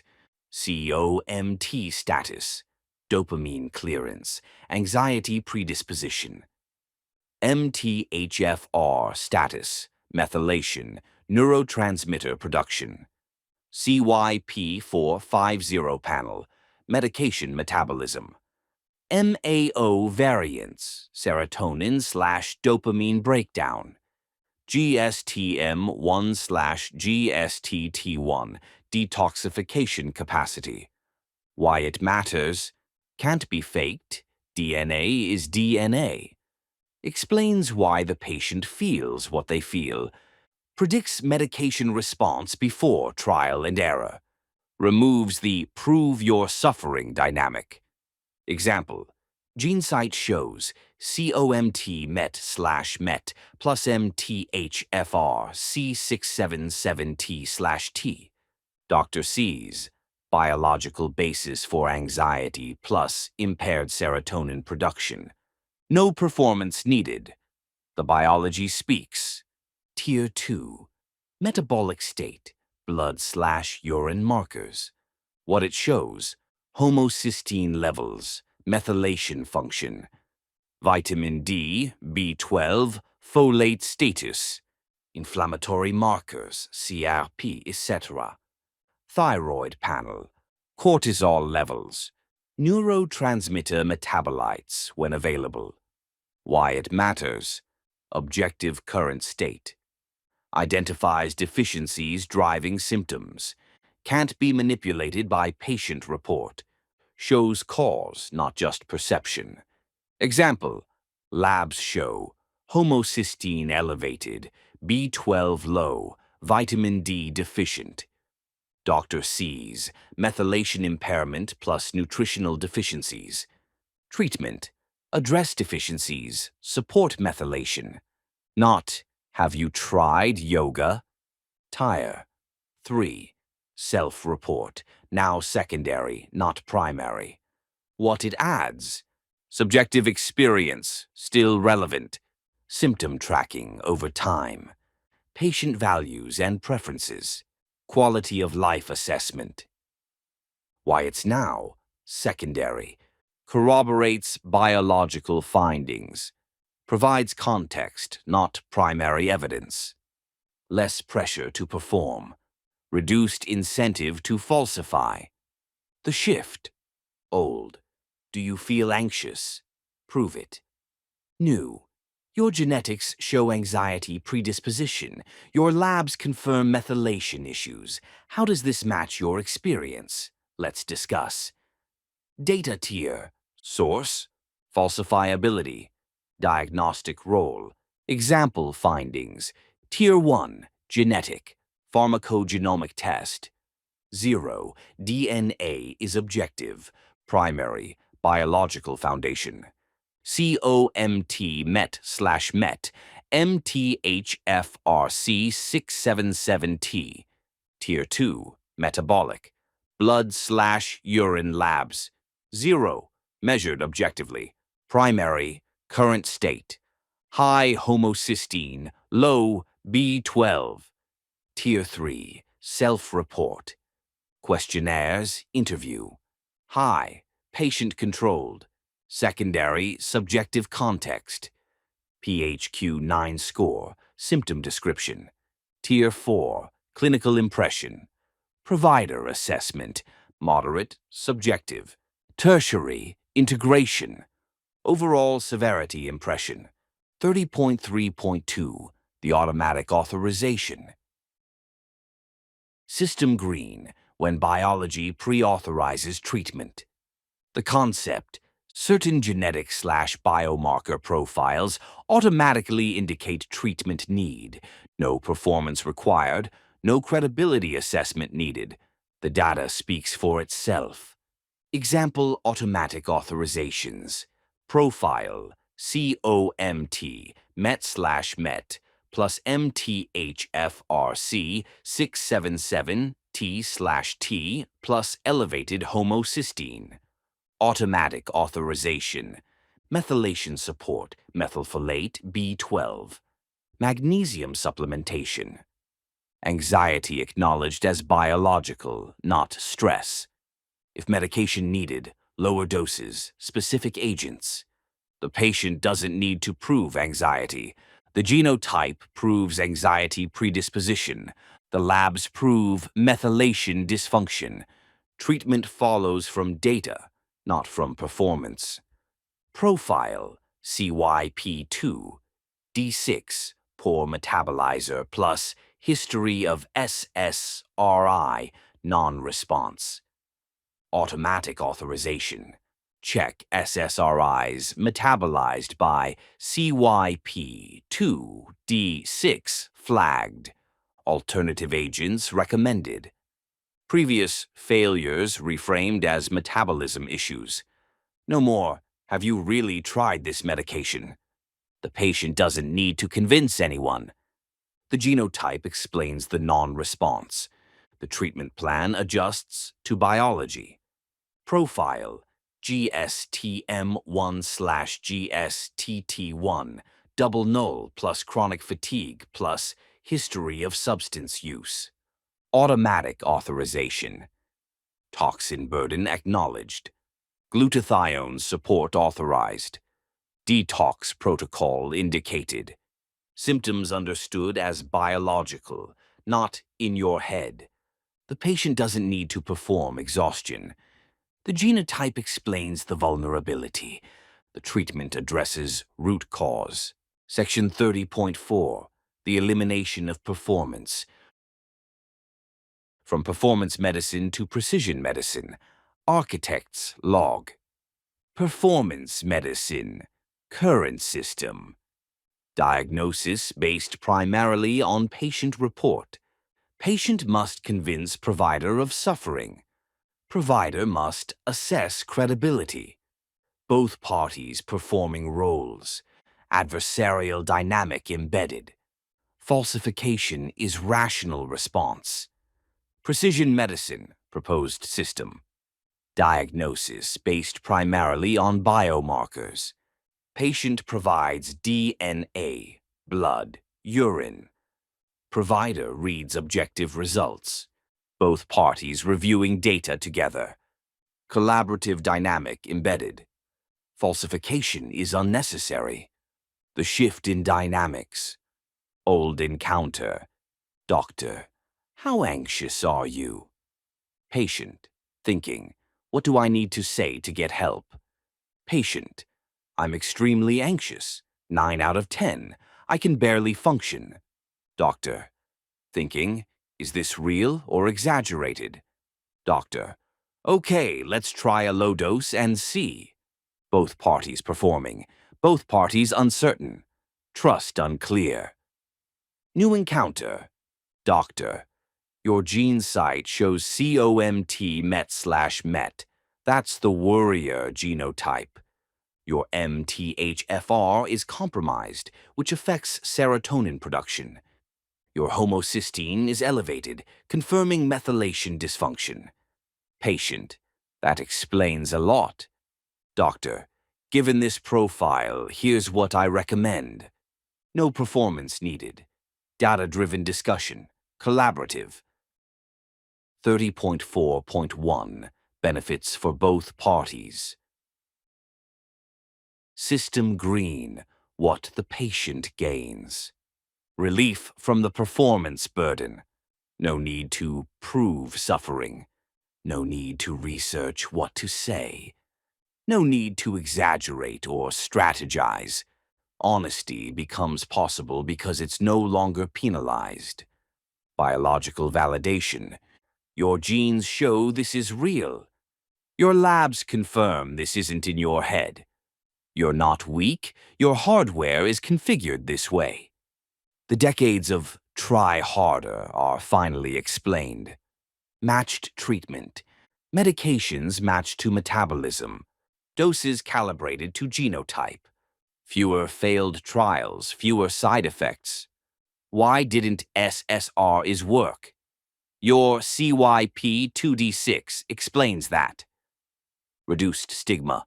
Mental health becomes like other health. Your COMT is MET/MET is like your A1C is elevated. Data, not drama. Biology, not weakness. The moral judgment is removed. System green, what the provider gains. Relief from the detective burden. No need to assess credibility. No need to catch liars. No need to play interrogator. Can return to healing instead of gatekeeping. Objective justification. Treatment decisions backed by data. Documentation shows biological rationale. Reduced liability concerns. I prescribed based on genotype, not just report. Better outcomes. Medications matched to patient biology. Fewer failed trials. Better patient satisfaction. Patients who feel heard come back honestly. Restored therapeutic alliance. Provider and patient reviewing data together. Let's figure out what your biology needs. Collaborative problem solving. Trust emerges from shared data, not performance. Dimension. Performance medicine. Precision. Medicine. Improvement. Primary data source. Patient self-report. Genetic/metabolic biomarkers. Objective, not hackable. Patient role. Performer proving suffering. Partner providing samples. Reduced burden. Provider role. Detective assessing credibility. Interpreter of data. Reduced burden. Treatment basis. Believed severity. Measured biology. Matched to hardware. Falsification incentive. High honest equals ignored. None. Biology speaks. Problem eliminated. trust requirement. High, must believe each other. Low, data is objective.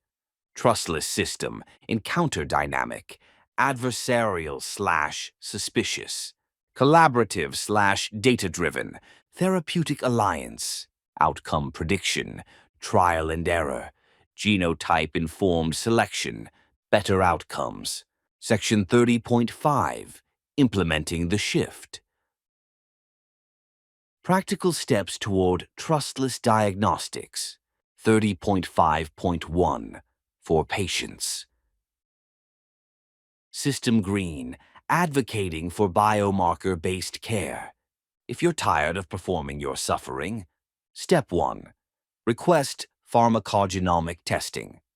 Ask your provider, can we do a GeneSight or similar test?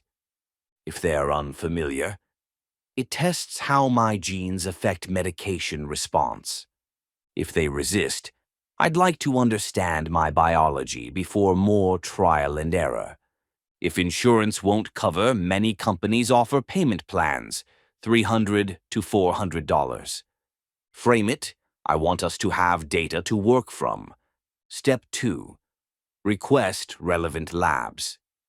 Homocysteine methylation marker, B12, folate, vitamin D. Thyroid panel, full, not just TSH. Inflammatory markers, CRP. Frame. I want to rule out biological factors. Step 3. Present your data. Bring test results to appointments. My GeneSight shows COMT met/met. I understand this is associated with anxiety. My homocysteine is elevated. I understand this indicates methylation issues. You're not self-diagnosing, you're providing data. Good providers will appreciate the information.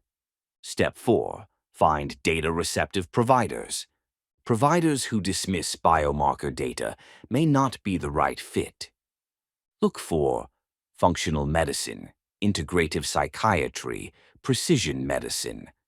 Ask, do you use pharmacogenomic testing in your practice? The right provider will welcome objective data. The goal: shift the encounter from "do you believe me" to "let's look at my data together." 30.5.2 for providers. System Green, building trustless diagnostic architecture. If you're tired of playing detective, Step 1. Incorporate routine pharmacogenomics. Order GeneSight/Genomind for new psychiatric patients, especially before starting medications.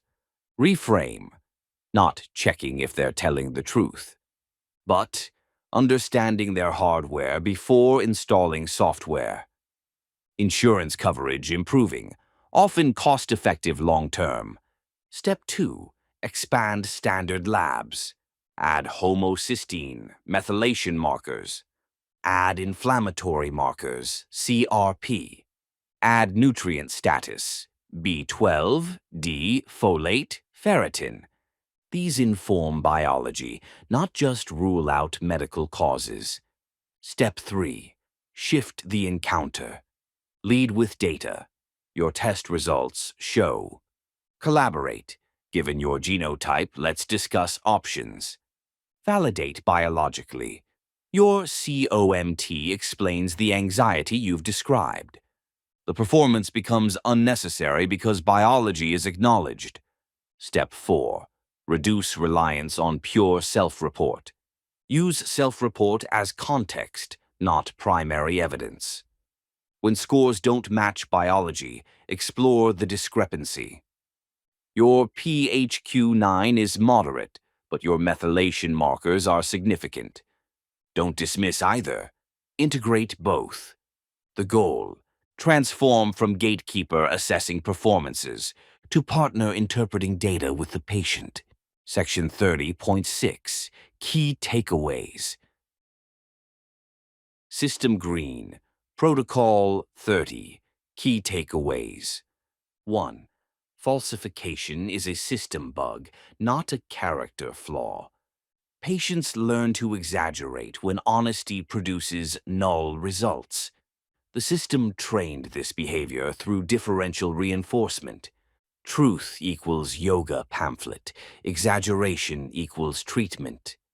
Rational actors optimize inputs for desired outputs. 2. The desperation override. Falsification happens when provider is seen as obstacle, not partner. Dismissive responses teach patients to escalate. If I tell the truth, they'll say try yoga. The calculation, lying is the only path to help. 3. Subjective assessments are hackable. PHQ-9, GAD-7, pain scales measure perception, not biology. Answers are Googleable, thresholds are known. Doctors become detectives, patients become actors. Both roles are exhausting and counterproductive. 4. Perception, not equal to pathology. A patient with biological anxiety might report 6 out of 10, their baseline. A patient without biological anxiety might report 9 out of 10, their acute state. Same score, different biology, different needs. Self-report can't distinguish. 5. The trustless system. Like blockchain, doesn't require trust, verifies objectively.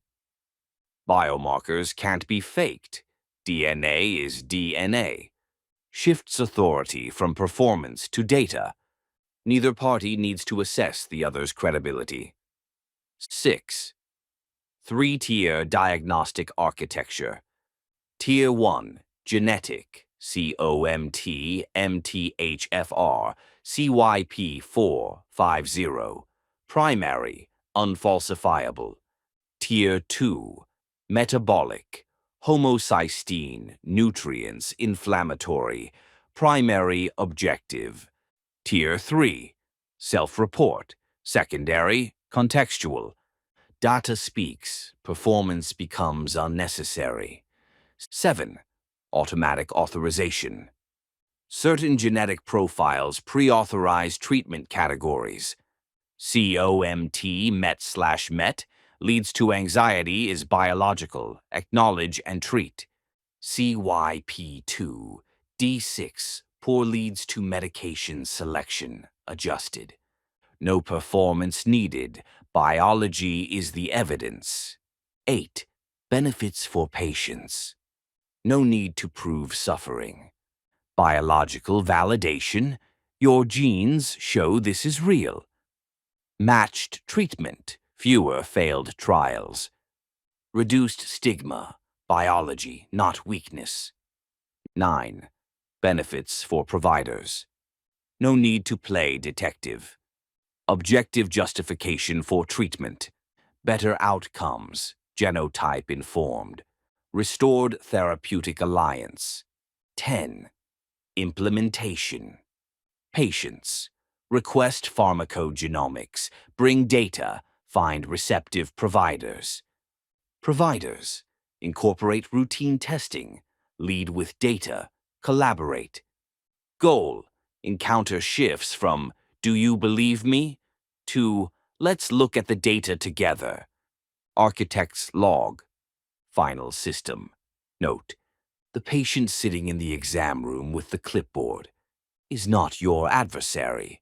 They are a user interacting with a poorly designed interface. They learned, through painful experience, that honest inputs don't produce appropriate outputs, so they hacked the system. Can you blame them? If you designed a login system that only worked, when users entered incorrect passwords, would you punish the users for entering wrong passwords, or would you fix the login system? The medical encounter is an interface. When it punishes honesty and rewards exaggeration, it is a broken interface. Precision medicine fixes the interface. When the cheek swab shows COMT MET/MET, no one needs to lie about anxiety. The anxiety is proven. When the blood test shows elevated homocysteine, no one needs to perform depression. The methylation dysfunction is documented. The falsification curiosity isn't about catching liars. It's about building systems where lying is unnecessary. Because it turns out, patients don't want to lie. They just want to be helped. Build the system that helps them honestly. The system architect. End of protocol. 30.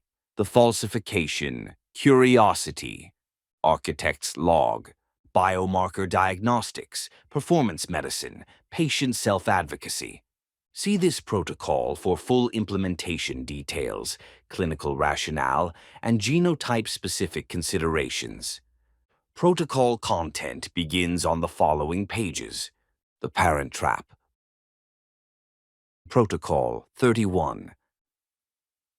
The Parent Trap. Hot swapping the engine while driving. In-home detox protocol for primary caregivers. Architect's log. The call comes in. I'm drinking 15 units a day. I need help. The rehab says, we have a bed available. It's a 28-day inpatient program. The parent says, I have an 11-year-old. I'm a single mom. There's no one to watch her for a month. The rehab says, I'm sorry, that's the program we offer. Click. And now the parent is alone, with a child to raise, with a body that's screaming for alcohol, with no medical supervision, with nothing but sheer willpower and chugging water. This is the parent trap. The treatment system says, 28 days or nothing. The parent hears, abandon your child or suffer alone. So they suffer alone, while still making school lunches, while still checking homework, while still driving to soccer practice, while their legs won't stop moving at 3 a.m., while their skin crawls and their hands shake. This protocol is for them, for the parent who cannot stop being a parent, for the caregiver who has no backup caregivers, for the human being who was told, go to rehab. When go to rehab means abandon your child. You are not being cheap. You are not being stubborn. You are not being irresponsible. You are doing the impossible. Hot swapping the engine while driving. Because there's a child in the back seat. And you can't pull over. This protocol is your pit crew. Let's get you through this. Section 31.1, Validating the Logistical Impossible. Why go to rehab is not a solution. Critical system failure, the 28-day lockout. The system's assumption, if you really wanted to get better, you'd go to rehab. The reality, rehab requires 28 days away from home. Primary caregiver has no one to take the child. Foster care is not an option, and shouldn't be. Family is absent, unavailable, or unsafe. Employer won't hold the job for a month. Landlord won't wait for rent. The child needs their parent. The logical conclusion. For a primary caregiver without backup, go to rehab equals abandon your child. Don't go to rehab equals suffer without medical support. Both options are unacceptable. The system has created a false binary. The parent is not offered a third option. So they create the third option. I will detox at home while parenting with no help. This is not irresponsibility. This is parental duty translated into impossible logistics. 31.1.1 Reframing the decision. System green. This is courage, not failure. What they are told. You're not serious about recovery. You're making excuses. If you really loved your child, you'd get help. The cruelest irony, their love for their child is why they can't go. What's actually happening? They are serious about recovery. They are seeking help, they called. They love their child too much to abandon them. They're choosing to suffer through withdrawal. while maintaining parental responsibilities. This is harder than inpatient, not easier. The reframe. You are not choosing the easy way. You are choosing the only way available to you. Inpatient would be easier. Medical supervision. No responsibilities. Meals prepared for you. No child to care for. Full focus on yourself. Home detox while parenting is brutal. No medical supervision. All responsibilities remain. You still have to make meals for them. Child still needs you. Zero focus on yourself. You're not being cheap. You're being a parent. You're not being stubborn. You're being present. You're not avoiding recovery. You're attempting it. Under conditions the treatment industry ignores. Architect's log. To the parent in the parent trap. The system failed you, not the other way around. A treatment industry that offers only abandon your child for a month has not offered treatment to parents. It has offered an ultimatum. You called for help. They said 28 days. You said, I have a child. They said, that's the program. And now you're white-knuckling through withdrawal while packing school lunches. That's not weakness, that's strength. That's not irresponsibility, that's sacrifice. That's not half measures, that's everything you have. This protocol exists because you exist, because parents with addictions exist, because children who need their parents exist, because 28 days or nothing is not acceptable. You deserve support. Let's build it. Section 31.2. Minimum Viable Parenting, MVP. Lowering the bar to survivable height. Critical system failure. The bandwidth crash. The reality of withdrawal. During acute withdrawal, days 1 to 5, your system will experience severe physical discomfort, sweating, shaking, nausea, extreme fatigue and inability to sleep, cognitive impairment, brain fog, confusion, emotional dysregulation, rage, tears, despair, pain, body aches, restless legs, headaches, reduced decision-making capacity. This is a bandwidth crash. Your total available processing power will drop to 20 to 30%. But the child still needs to be fed, to be safe, to get to school, to know they're loved, to not be frightened by your condition. You cannot do everything. If you try to maintain normal standards, clean house, home-cooked meals, homework help, quality time, your usual parenting performance, you will fail at all of them and fail at detox. The solution, MVP mode, minimum viable parenting. The absolute essentials, nothing more. Survive first, optimize later. 31.2.1, the MVP framework. System green. If everyone is fed and safe, you are winning. The MVP rule. During days 1 to 5, success is measured by one metric. Is the child fed and safe? If yes, you are succeeding. If yes and nothing else, you are still succeeding. The MVP checklist daily. Child has eaten. Anything. Standards suspended. Child is physically safe. Child got to school or has supervision if home. Child knows you love them. One sentence is enough. Child is not frightened by the situation. That's it. That is the entire job for days 1 to 5. Everything else is suspended. Cleaning, suspended. The mess will wait. Cooking, suspended. See disposable logistics. Homework help, suspended. Email the teacher if needed. Quality activities, suspended. Screen time is authorized. Your appearance, suspended. Sweats are uniform. Social obligations, suspended. You're sick. The language for the child, age-appropriate explanation. Mommy/daddy isn't feeling well. It's like a really bad flu. I might not be able to do as much for the next few days, but I'm getting better, and I love you. You're being so helpful, and I'm so proud of you. Do not over-explain. They don't need details. Burden them with your recovery. It's not their job. Make them your caregiver. You are still the parent. Frighten them with medical details. DO. Reassure them you're okay, even if you don't feel it. Thank them for being patient. Maintain basic structure. Bedtime, meals, school.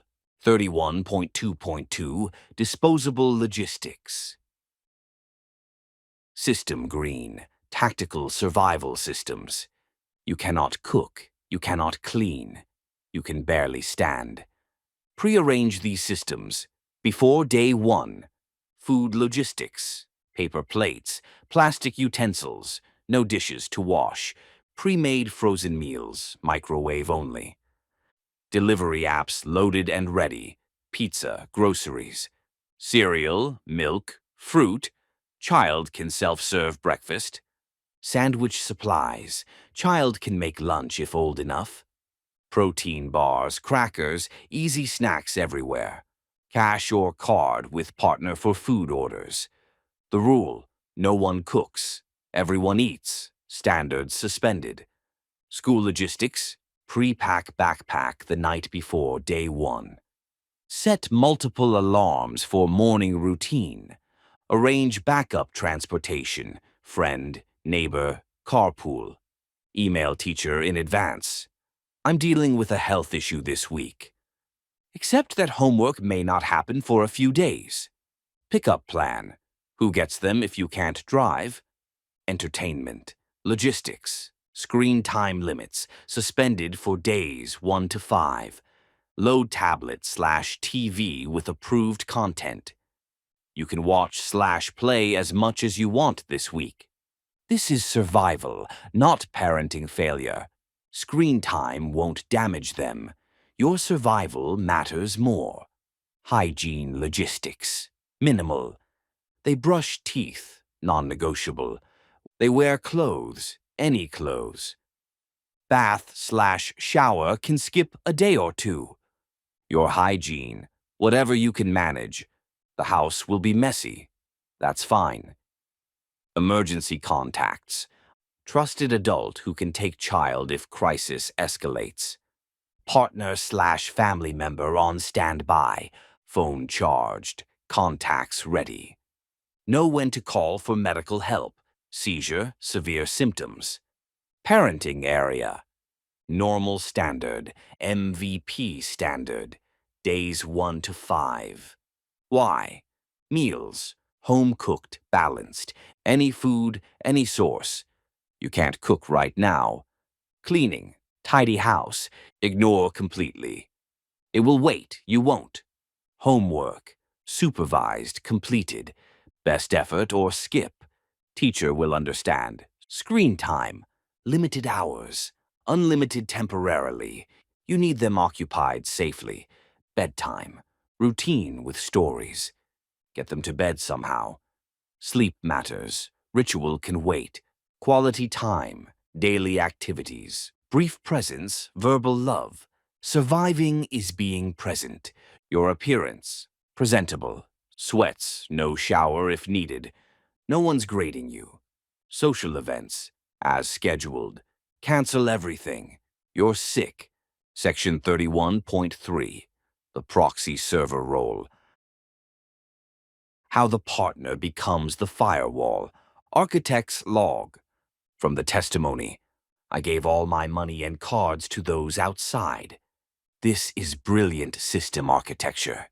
The parent recognized their own compromised state. They created an AIR gap, a deliberate disconnection, between themselves and the supply chain. No money equals no ability to purchase substance. No cards equals no impulse access. No keys equals no ability to drive to get it.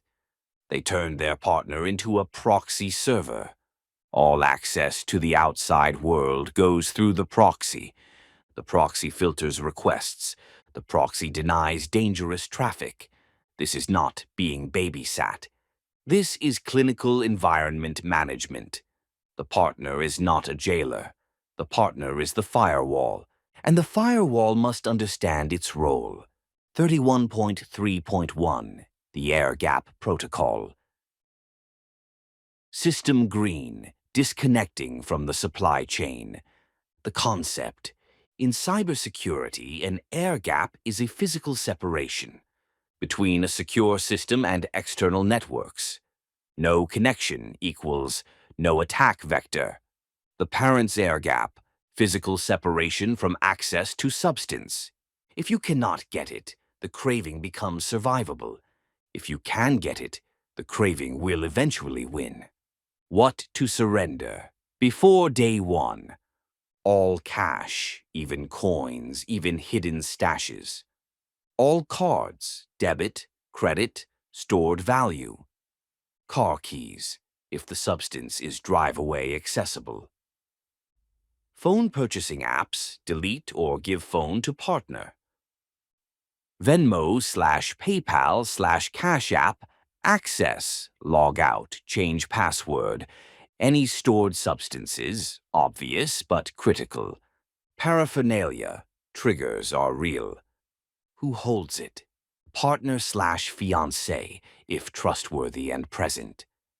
Blank square, trusted family member. Trusted friend, who understands the stakes. Not hidden in the house, you'll find it. Not somewhere you can talk your way into. The money rule. You should have access to zero discretionary money during days 1 to 5. If the child needs something, partner purchases. If you need something, partner purchases. If there's an emergency, partner handles it. You are voluntarily in a financial clean room. This is not humiliation. This is protection. You are protecting yourself from yourself. During the window when your decision-making is compromised. 31.3.2, the partner briefing. System green, training the firewall. The partner's misconception. I'm babysitting an addict. The reality. I am managing the clinical environment for a medical detox. Briefing points for the partner. 1. This is a medical event. Withdrawal is not a choice, it's physiology. The symptoms are real, not drama. Irritability is chemistry, not character. They are sick, not bad. 2. Your job is firewall, not jailer. You hold the resources to prevent impulsive access. You are not punishing them, you're protecting them. They asked you to do this, you're honoring their request. When the craving hits, they may beg, bargain, rage. Your job, hold the line without judgment. 3. The child is co-priority. You may need to step into primary caregiver temporarily. School, meals, supervision may fall to you. This is days 1 to 5, not forever. The parent is fighting to get back, not giving up. 4. What you'll see. Physical symptoms, sweating, shaking, vomiting. Mood swings, crying, anger, despair. Irrational requests, just let me have one. Sleep disruption, yours and theirs. A partner who doesn't look like your partner. 5. What to do. Hold the line on money/keys/access. Provide practical support. Water, food, blankets. Remind them this is temporary. Don't engage with bargaining. Just repeat, I love you. No. Monitor for danger signs, seizures, extreme symptoms. Take care of yourself, too. 6. What not to do. Don't lecture or moralize. Don't say, I told you so. Don't express disgust. Don't leave them completely alone for long periods. Don't give in just this once. Don't take the rage personally. Partner role, function, critical actions, common mistakes, financial firewall, block access to money, hold all cash/cards, control purchasing, giving in to just $20 requests, transportation block, prevent supply runs, hold car keys, don't drive them to access, letting them just go for a drive, child support, cover parenting gaps, school runs, meals, supervision, expecting parent to function normally, emotional anchor, provide stability. I love you. This is temporary. Taking irritability personally. Medical monitor. Watch for danger. No seizure signs when to call 911. Ignoring severe symptoms. Environment control. Maintain clean room. No substances in house, no enabling visitors. Inviting helpful friends who bring supplies.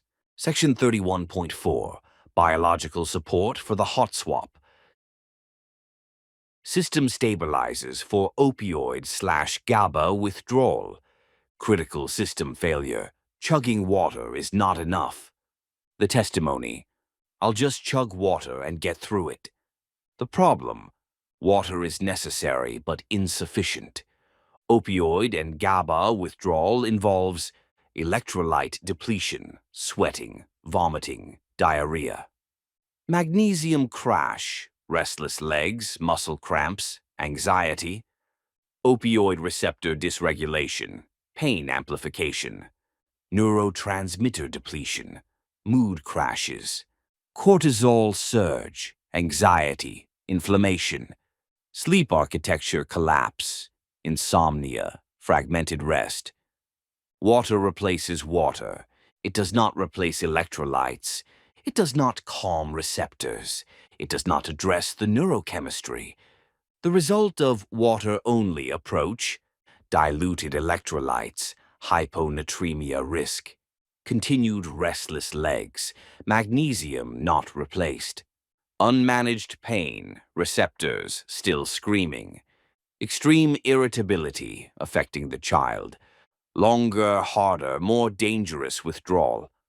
The solution: we need system stabilizers, chemical support that reduces symptom severity and protects the parent-child relationship from the rage/irritability of unmanaged withdrawal. 31.4.1, the System Stabilizer Protocol. System Green, chemical support for home detox. Assemble this before day 1. Tier 1, hydration plus electrolytes. Electrolyte solution, liquid, IV, LMNT, Pedialyte. Not just water. 3 to 4 servings daily minimum. Replaces what sweating/vomiting depletes. Coconut water, natural electrolytes. Bone broth, sodium, minerals, easy on stomach. Why? Pure water dilutes remaining electrolytes. Electrolyte solution replaces them.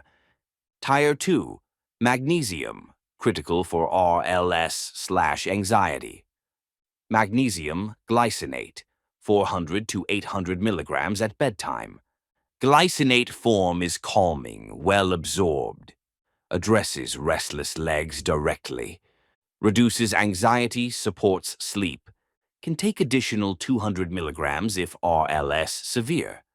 Alternative, magnesium threonate, crosses blood-brain barrier. Epsom salt baths, magnesium absorbed through skin plus soothing. Why? Restless legs is often magnesium deficiency, made acute by withdrawal. Supplement aggressively. Tier 3, vitamin C protocol for opioid receptors. High dose vitamin C, 2 to 4 grams every 2 to 3 hours. Sodium ascorbate or liposomal form preferred. Reduces opioid withdrawal severity significantly. Research supports mu opioid receptor modulation. Take to bowel tolerance, then back off slightly. May cause loose stools at high doses. That's the limit. Emergency packets or similar as backup. Why? Vitamin C protocol has research support for reducing opioid withdrawal symptom severity. Not a cure, but a meaningful reduction. Tier 4. GABA support. L-theanine, 200 to 400 milligrams as needed. Calming without sedation. Safe. No dependence risk. Can use every few hours.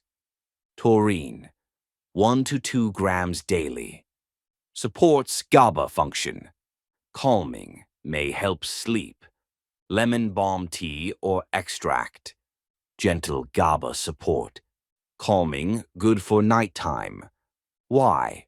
Alcohol/feel-free/benzos affect GABA system. Supporting GABA naturally eases the transition. Tier 5. Sleep support. Melatonin, 0.5 to 3 milligrams at bedtime. Start low, increase if needed. Extended release may help stay asleep. Magnesium, already listed but key for sleep. Chamomile tea, L-theanine at bedtime.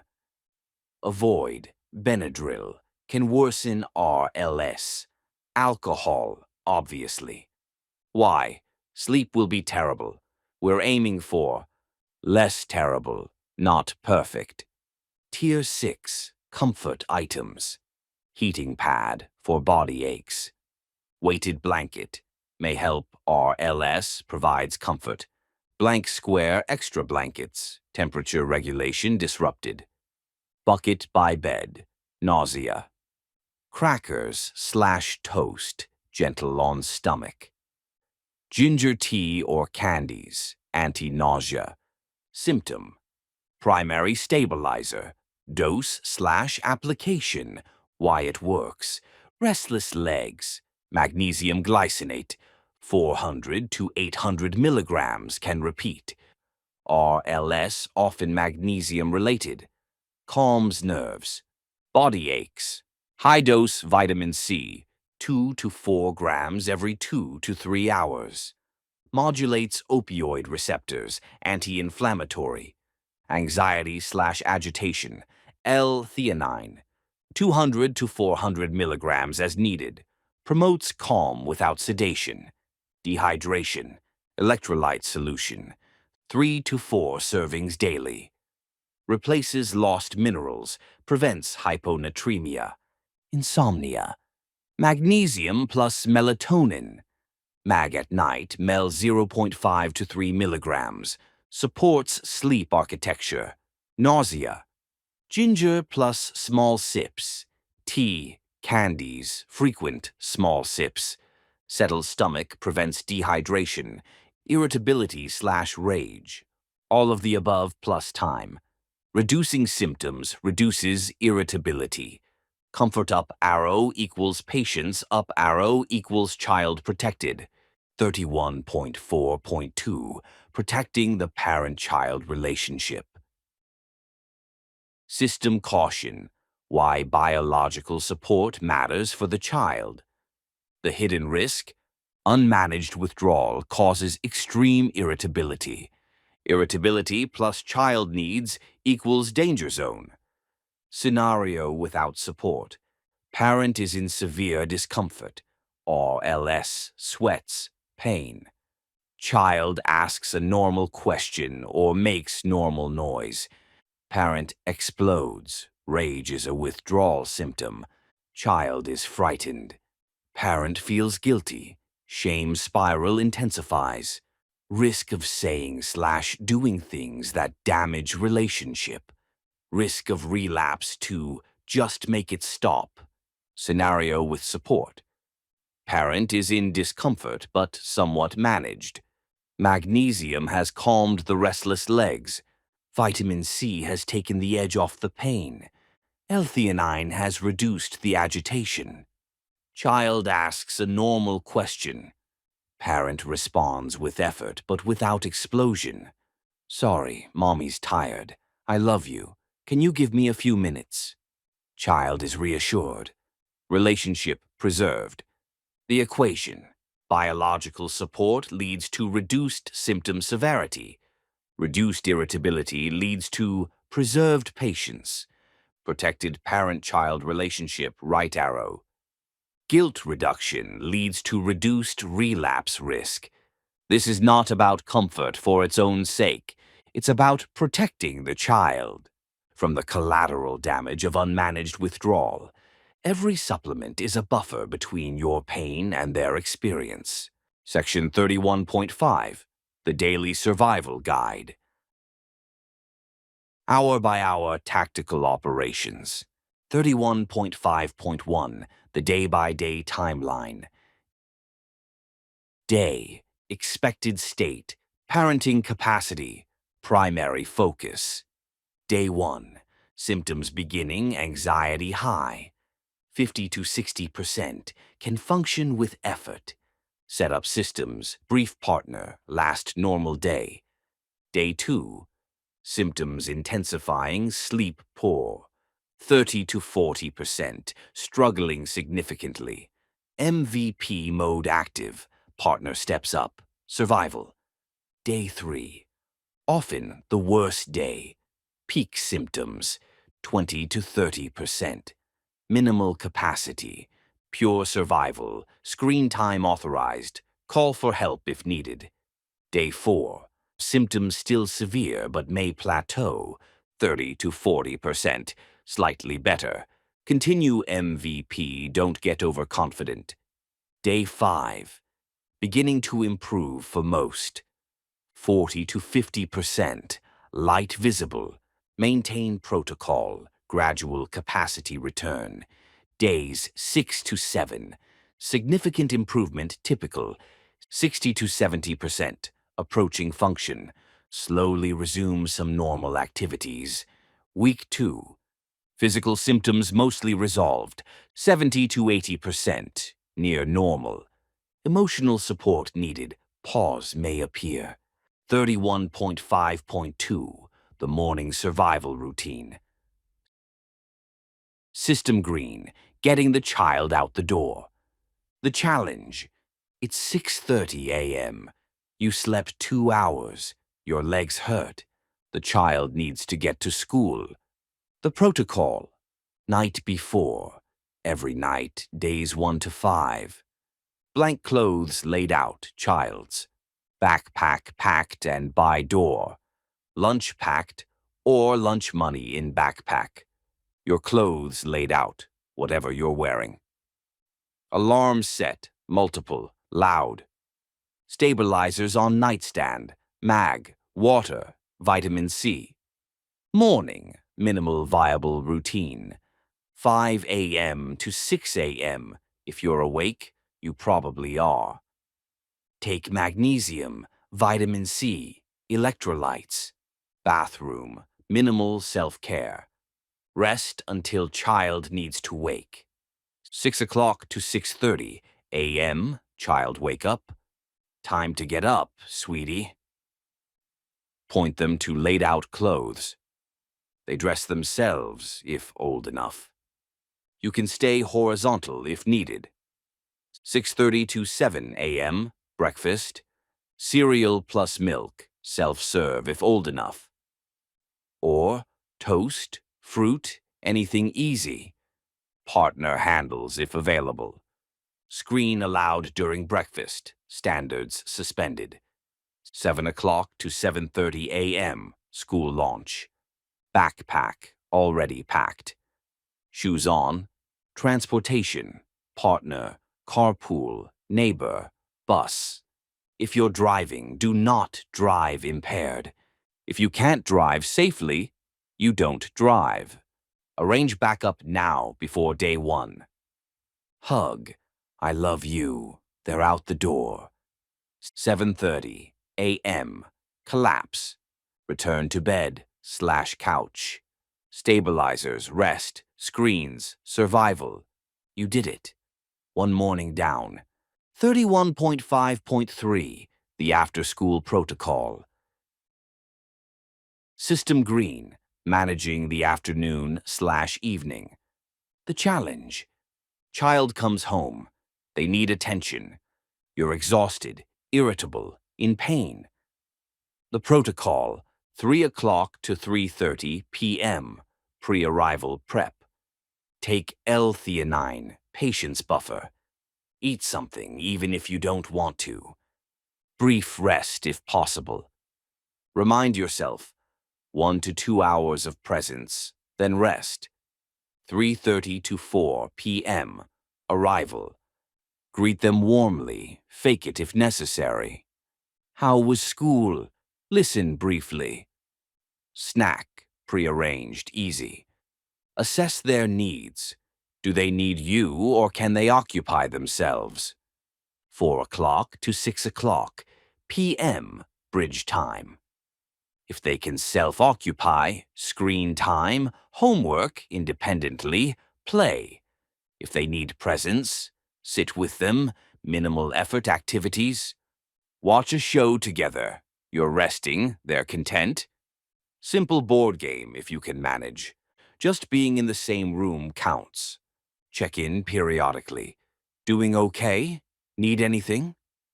6 to 7 p.m., dinner. Delivery, frozen meal, partner cooks. Paper plates. Eat together if possible, even if you barely eat. Brief connection. What was the best part of your day? 7 to 8 p.m., bedtime routine.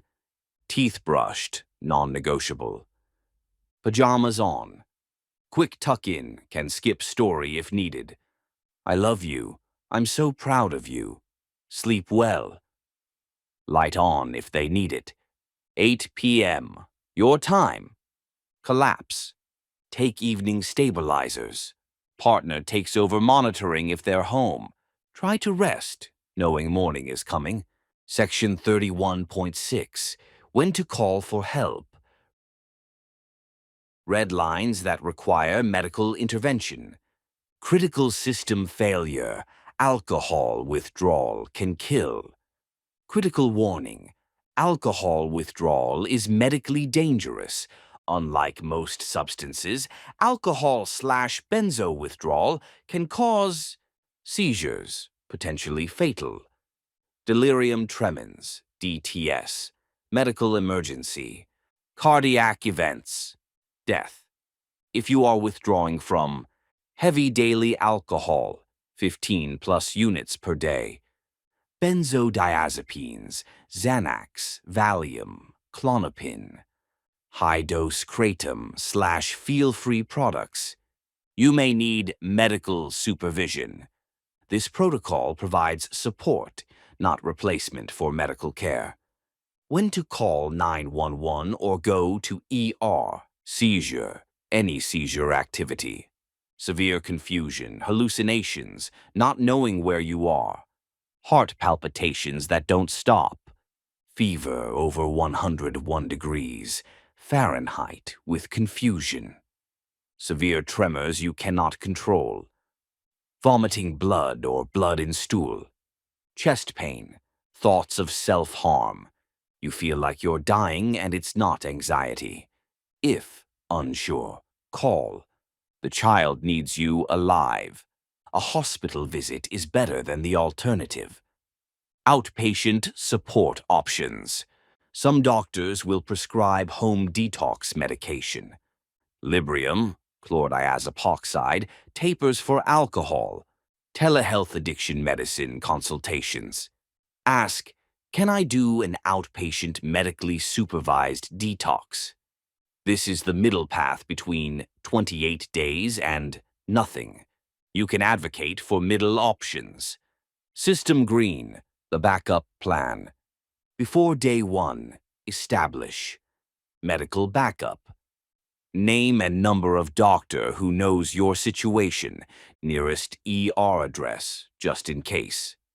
Partner briefed on when to call 911. Telehealth option identified for questions. Child backup. Person who can take child if you need ER. Person who can come to house in emergency. Child's overnight bag packed just in case. School knows there's a family health situation. The permission. If you need to go to the hospital, that is not failure. That is responsible parenting. Getting medical help is good. The child goes to backup. You get stabilized. You come home and continue. Going to ER does not equal abandoning child. Going to ER equals ensuring you survive for the child. Give yourself this permission now. If my body needs medical attention, I will get it. That is not weakness. That is survival. The goal is to be here for my child long term. A night in the hospital serves that goal. Section 31.7. Key takeaways. System Green. Protocol 31. Key takeaways. 1. The parent trap is a system failure, not your failure. 28 days or nothing is not treatment for parents. It's an ultimatum that ignores caregiving reality. Choosing home detox is not irresponsibility. It's often the only option available. 2. You are hot swapping the engine while driving. You cannot stop parenting during detox. This is harder than inpatient, not easier. You are doing the impossible out of love. That is strength, not weakness. 3. Minimum Viable Parenting, MVP. Days 1 to 5. Fed and safe equals success. Suspend all non-critical standards. Screen time is authorized. Paper plates, delivery, survival mode. If everyone's alive at the end, you won. 4. Disposable logistics. Prearrange everything before day 1. Food, frozen, delivered, self-serve. School, backup transport, teacher notified. Entertainment, unlimited screens temporarily. No cooking, no cleaning, no extra effort. 5. The air gap/firewall. Surrender money, cards, keys.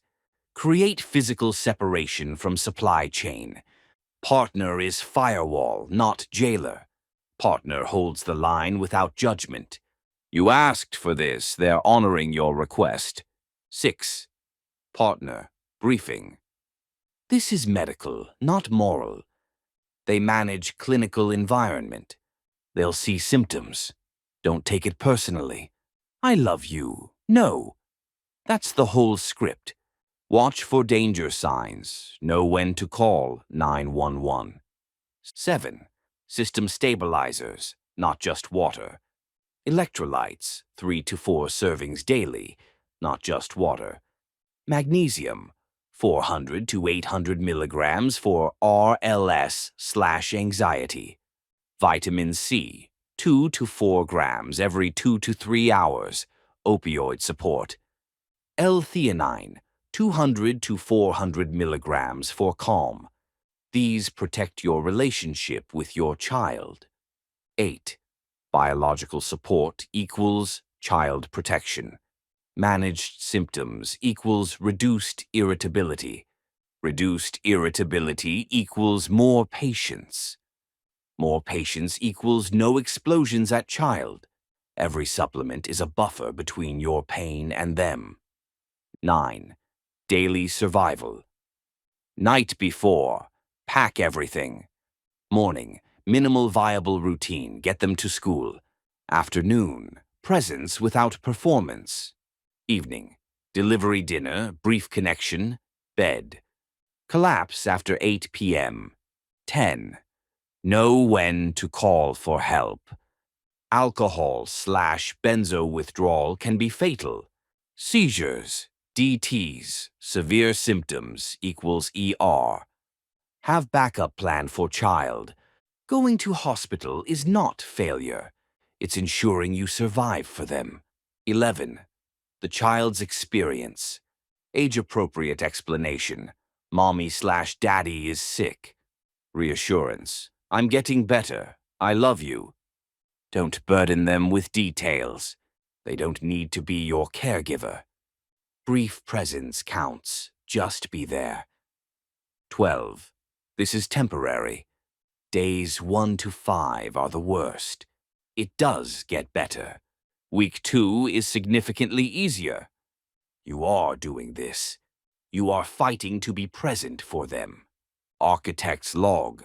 Final system.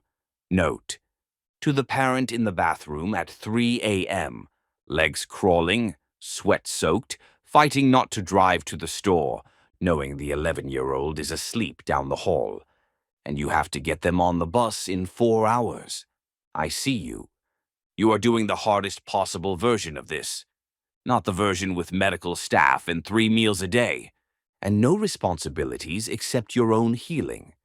The version where you're healing yourself, while still being someone's whole world. The version where you're changing the engine, while the car is still moving, because there's a child in the back seat, and you can't pull over.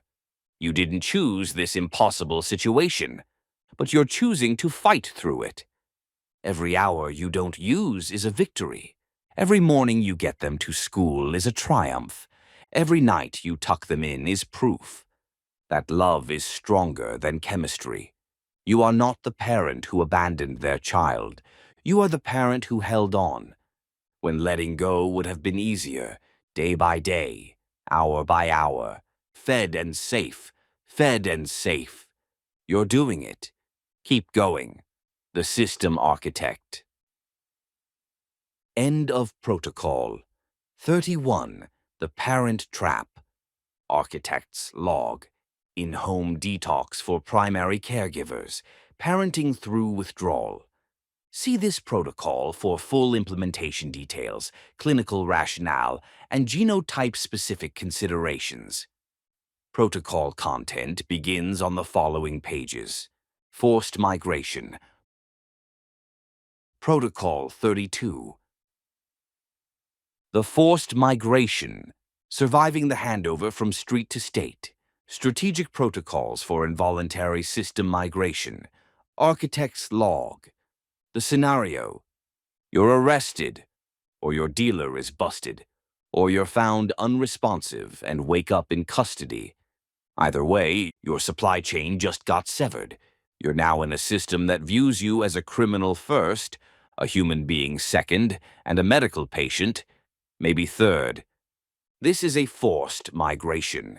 In computing terms, your server was running on one network, the street. That network was shut down without notice. You're being forcibly migrated to a new network, the state. The new network has different protocols, different permissions, and administrators who may not care if your system crashes. The stacked system. Failure. 1. Biological crash. Your body was dependent on a substance. That substance is now inaccessible. Withdrawal begins in hours. Without medical management, seizures, DTS, death possible. 2. Administrative handover. The jail is supposed to screen for this. Staffing shortages, apathy, punitive culture. Drug-seeking label applied preemptively. Undertreatment is the default. 3. Psychological assault. Strip searches, cavity searches, dehumanization. Loss of bodily autonomy. Shame amplification at maximum vulnerability. The system is designed to break you. 4. Legal entanglement. Criminal charges compound the crisis. Your focus should be on survival, but you're also being processed as a defendant. Multiple systems, all hostile simultaneously. This protocol is your survival manual. The system is designed to punish you. You must outmaneuver it to survive, not through conflict, through strategic transparency, not through submission, through documented liability, not through hope, through preparation. The state doesn't want you to die in their custody. That's paperwork. That's liability. That's news coverage. You must make your survival their problem. Let's begin. Section 32.1. The crash. Acute withdrawal in custody. Critical system failure. People die in jails from withdrawal. This is not hyperbole. People die in jail cells from alcohol and benzodiazepine withdrawal, not from the drugs themselves, from the absence of the drugs. The medical reality: alcohol and benzodiazepine withdrawal can cause grand mal seizures, can be fatal. Delirium tremens, DTS, 5 to 15% mortality if untreated. Cardiac arrhythmias, severe dehydration, aspiration pneumonia, vomiting plus seizure, death. Opioid withdrawal is miserable but rarely fatal. Alcohol/benzo withdrawal is medically dangerous. The jail reality: intake screening may be cursory. Staff may not be medically trained. Drug-seeking assumption applied universally. Requests for help may be ignored or delayed. Withdrawal symptoms may be seen as acting out. The cell is not an ICU. Hours can pass before anyone checks on you. The statistics: jail deaths from withdrawal are underreported. Many are classified as natural causes or medical emergency. The true number is higher than official records show. You are entering a system that may let you die to avoid the inconvenience of treating you. This is the reality. Plan accordingly. 32.1.1 The Radical Transparency Override. System Green: do not lie to the sysadmin about the voltage. The instinct: when arrested, users often minimize or hide their usage. Fear of additional charges, fear of stigma, fear of being labeled drug seeker. Shame: habit of hiding. This instinct can kill you. The kernel rule: if you are dependent on alcohol or benzodiazepines, you must declare it immediately during medical screening. Not because the system deserves honesty, because your survival depends on documentation. The strategic logic: if you don't tell them, leads to no documentation, leads to no treatment, leads to withdrawal in cell, leads to seizure, leads to death, leads to natural causes. If you do tell them, then documentation created, then liability established then. Failure to treat equals negligence equals lawsuit equals news coverage. The script: memorize this. At intake medical screening, state clearly, I am physically dependent on alcohol/benzodiazepines/both. I have been using amount daily for duration. Without medical taper, I am at risk for seizures. This is a medical emergency. I am formally requesting medical attention for withdrawal. Please document this request. Key phrases: physically dependent, not I use or I like. Medical emergency, triggers liability awareness. Risk for seizures, specific, documented danger. Please document this request, creates paper trail. You are creating a record. If they ignore you and you seize, that record is evidence. The institution knows this. Documentation changes their calculation. System caution: framing as biological liability. You are not asking for help. You are informing them of a liability. The frame: wrong frame. Please, I need medication. I'm sick. Sounds like drug seeking. Easy to dismiss. Puts you in supplicant position. They have power, you have need. Right frame: I am GABA dependent. Without medical taper, I am a seizure risk. I am formally requesting that this be documented. Sounds like legal/medical language. Harder to dismiss. Establishes institutional liability. They have liability. You have documentation. The vocabulary: use clinical terms. They signal that you understand the medical reality. GABA dependent, not alcoholic or addicted. Medical taper, not give me something. seizure risk, specific medical outcome. Document this request, legal awareness. This vocabulary makes you harder to dismiss, creates specific liability, signals you understand your rights, positions you as informed, not desperate. The persistence.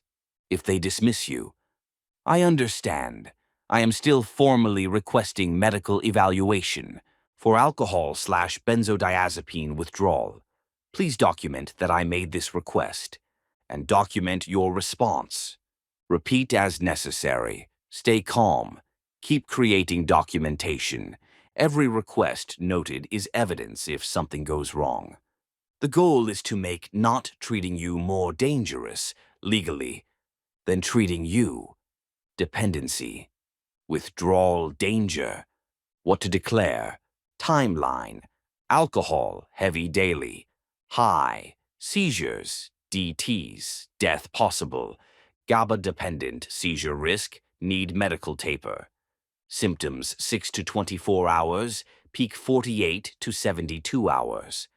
Benzodiazepines, high, seizures, psychosis, death possible.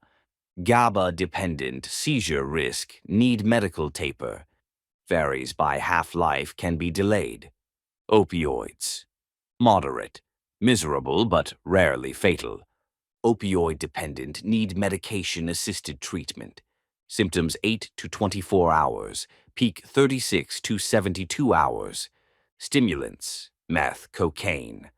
Low, crash, depression, sleep. Stimulant dependent, may need monitoring.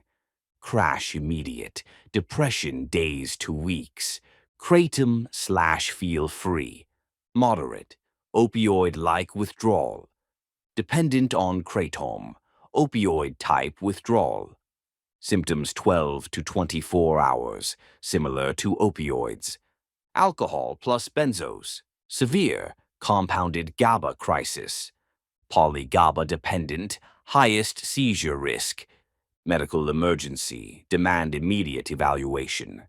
Section 32.2, the legal dealer swap. Trading street for pharmacy, architect's log.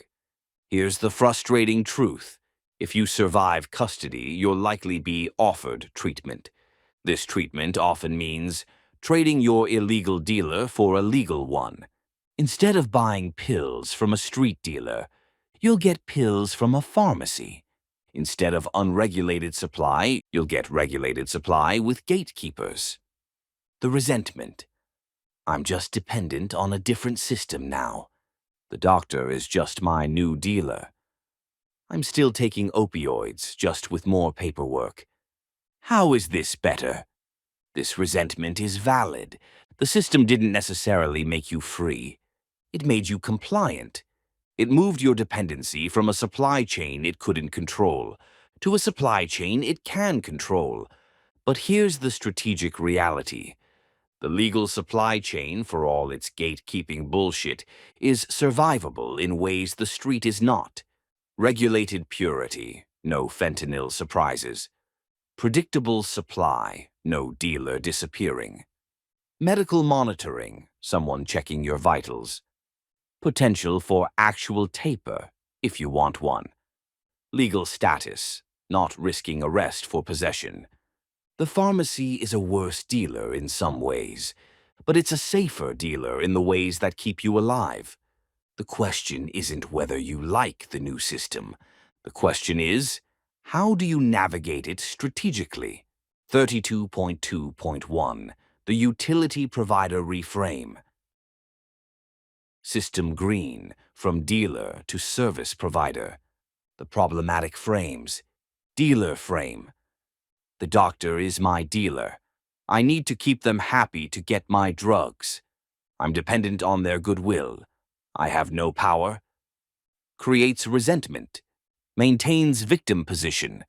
No strategic leverage. Parent frame. The doctor knows best. I should do whatever they say. They're the authority. I should be grateful. Surrenders agency. Ignores your expertise about your body. Sets up for disappointment when they fail you. The utility provider reframe. The doctor/pharmacy is a utility provider, like the electric company, like the water company. I'm entering a service level agreement, SLA. They provide a service. I am a customer with rights. I have data about my needs. They have the supply. This is a transaction, not a relationship. Why this frame works. Removes emotional dependency. Establishes transactional clarity. Positions you as customer with rights. Allows strategic engagement without resentment. Makes it easier to change providers if needed. No expectation of care, just service. The customer writes, you have a right to understand your treatment. You have a right to ask questions. You have a right to request alternatives. You have a right to your medical records. You have a right to change providers. You are paying directly or through insurance for a service. 32.2.2 Engineering the bridge medication. System green, using data to demand correct treatment. The typical scenario: doctor prescribes standard protocol. Standard protocol doesn't account for your biology. You suffer unnecessarily or medication doesn't work. You're labeled difficult or drug-seeking for complaining. The engineer's approach: come with data. Make them respond to evidence. Pharmacogenomic leverage. If you have or can get GeneSight or similar testing, know your CYP2, D6 status affects opioid metabolism. Know your CYP2, C19 status affects benzometabolism. Know your COMT status affects pain/anxiety processing. The script: I have pharmacogenomic testing that shows I am a CYP2D6 poor metabolizer. This means standard opioid medication will not work correctly for me. I am requesting alternative medication based on my genetic profile. Here is the documentation. Specific examples: CYP2D6, poor metabolizer. My genes show I cannot effectively convert codeine to morphine. Codeine will not provide pain relief for me. I need an alternative that doesn't require CYP2D6 activation. CYP2D6 ultra-rapid metabolizer. My genes show I metabolize opioids very quickly. Standard doses will not last the expected duration. I need either more frequent dosing or alternative medication. CYP2C19, poor metabolizer, for diazepam/clobazam. My genes show I metabolize this benzodiazepine slowly. Standard doses may accumulate to dangerous levels. I need lower doses or an alternative medication. The leverage. When you present genetic data, you shift the dynamic from I want different drugs, sounds like drug seeking, to my biology requires different drugs, sounds like medicine. This is not manipulation. This is appropriate advocacy. Your genetics are what they are. The treatment should match. Gene variant, what it affects. Medication implications, what to request. CYP2, D6, poor metabolizer. Opioid conversion, codeine/tramadol ineffective. Morphine, oxycodone, direct acting. CYP2, D6 ultra-rapid. Opioid conversion, rapid metabolism, short duration. Dose adjustment or alternative. CYP2, C19 poor metabolizer. Benzometabolism. Diazepam accumulates. Lower doses or alternative benzo. COMT, met/met. Dopamine/stress clearance. Higher anxiety. Opioid sensitivity. Lower opioid doses, anxiety management. OPRM1 variants, opioid receptor function, may need higher doses for effect. Document for appropriate dosing, UGT2B15 poor. Opioid glucuronidation. Morphine metabolites accumulate. Monitor for toxicity, dose adjust. Section 32.3. The dehumanization algorithm. Surviving the loss of admin privileges. Critical system failure, the systematic stripping of dignity. The process. Upon arrest and incarceration, you will experience handcuffing, loss of physical freedom. Strip search, loss of bodily privacy. Cavity search, potential further violation. Uniform issuance, loss of individual identity. Cell placement, loss of environmental control. Schedule imposition, loss of temporal autonomy. Name to number, loss of linguistic identity. Controlled bathroom access, loss of basic dignity. Observed everything, loss of any privacy. This is designed. It's not incidental, it's not accidental. It's the dehumanization algorithm. The purpose: break psychological resistance. Establish total institutional control. Create compliance through shame. Remove sense of self. Make you manageable. The impact on recovery. You are already at maximum vulnerability. Body in withdrawal, physiological crisis. Mind in crisis, psychological distress. Identity in question, shame, self-loathing. Then they add systematic dehumanization. The result: trauma stacked on trauma. Many people who go through this emerge worse, more traumatized, more mistrustful of systems, more likely to self-medicate when released. The system that claims to help creates more damage. This is not your fault. You are being processed through a machine, designed to break you. Your job is to survive with as much of yourself intact as possible. 32.3.1 The Internal Preservation Protocol. System Green, protecting your core during processing. The concept: they can control your body. They can control your environment. They can control your schedule. They cannot control your internal narrative. The internal preservation practices. 1. Maintain internal name. They call you by number.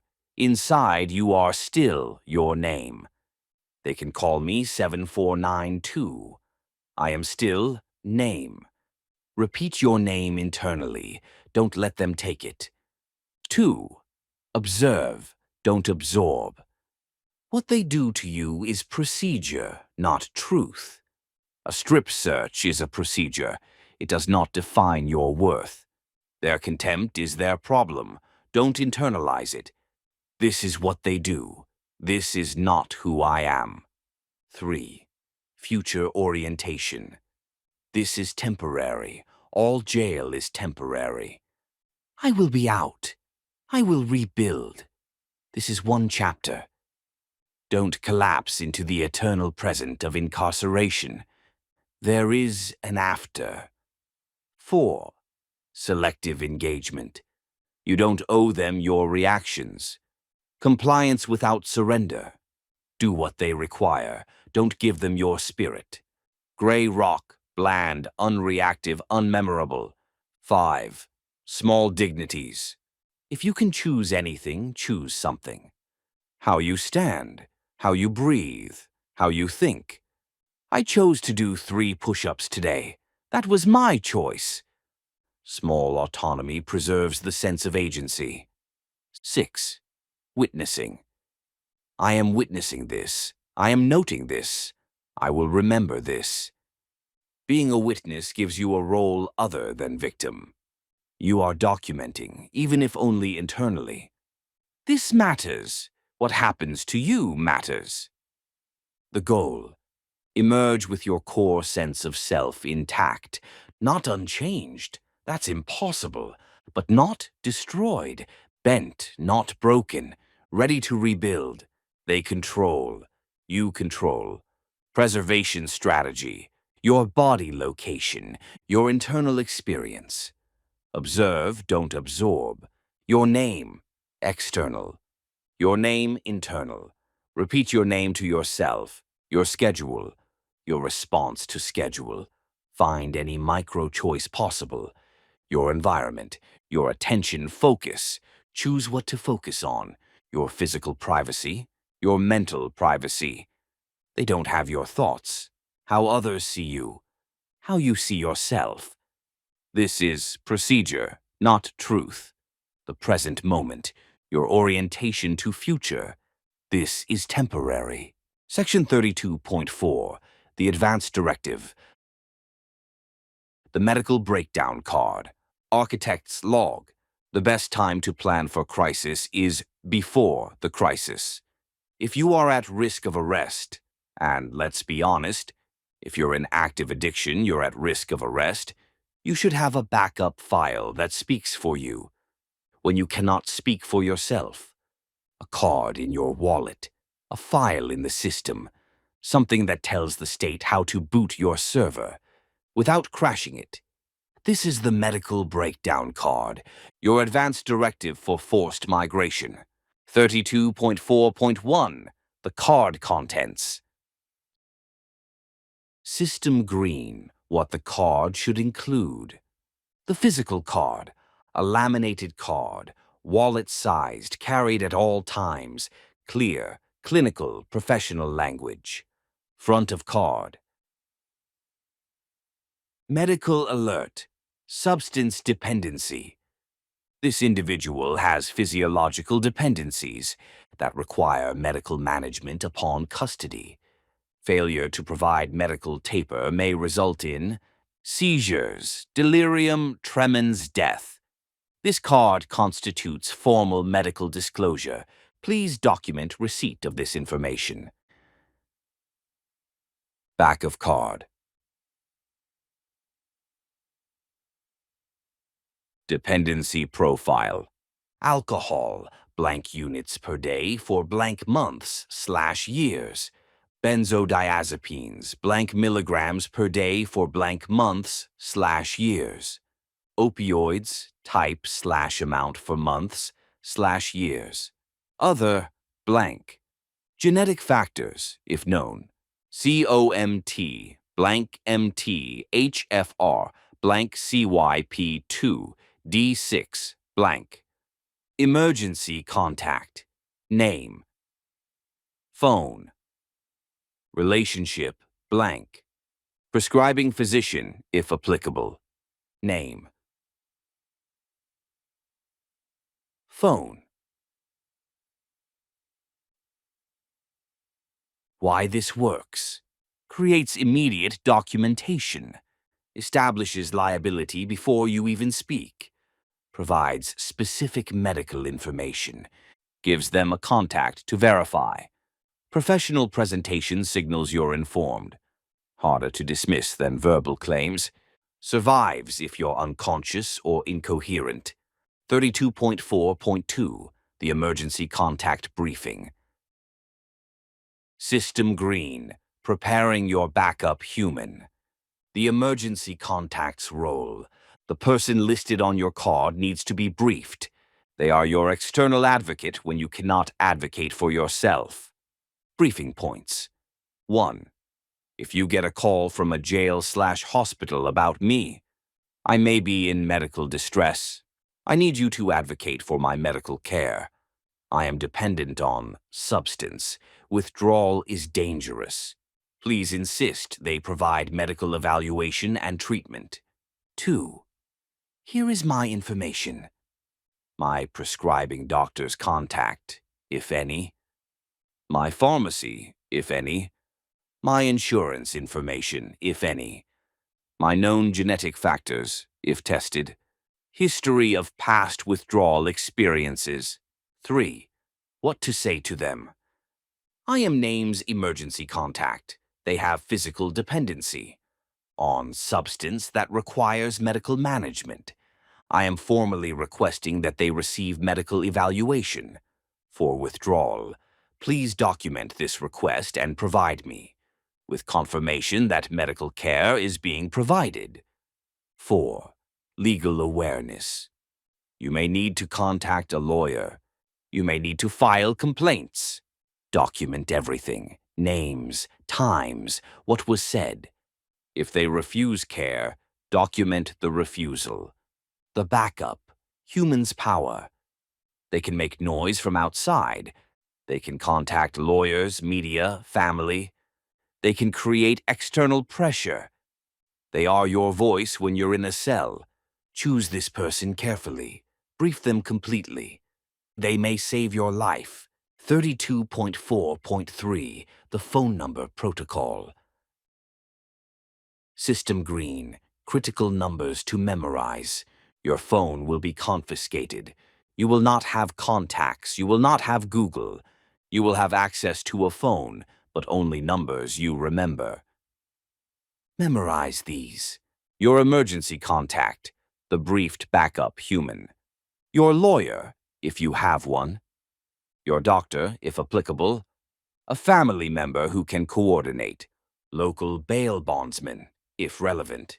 Local public defender's office. The memory technique.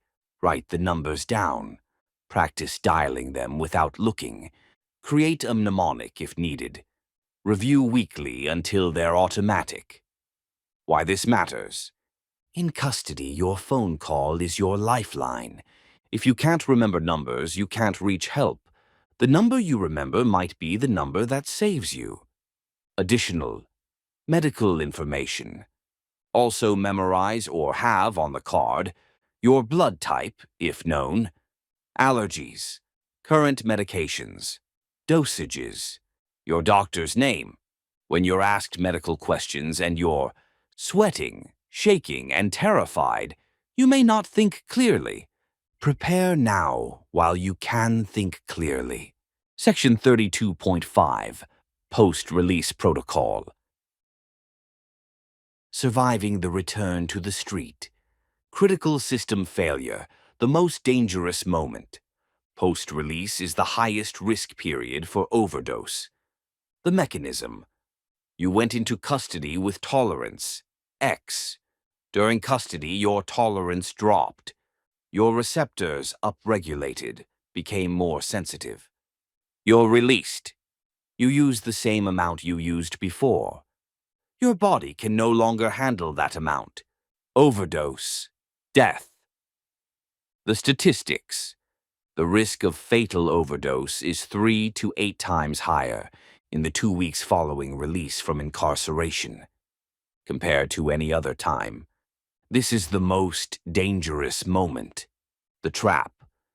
You feel like shit. Lingering withdrawal, trauma, despair. You want to feel better, the old, reliable method. You use what you used before, but tolerance is different. Your body can't handle it.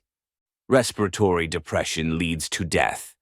If you're going to use after release, harm reduction, not endorsement. Your tolerance is lower. Assume 50% of your old dose, max. Use with someone present. Don't use alone. Have naloxone available. Know how to use it. Start low. You can always use more. You can't unoverdose.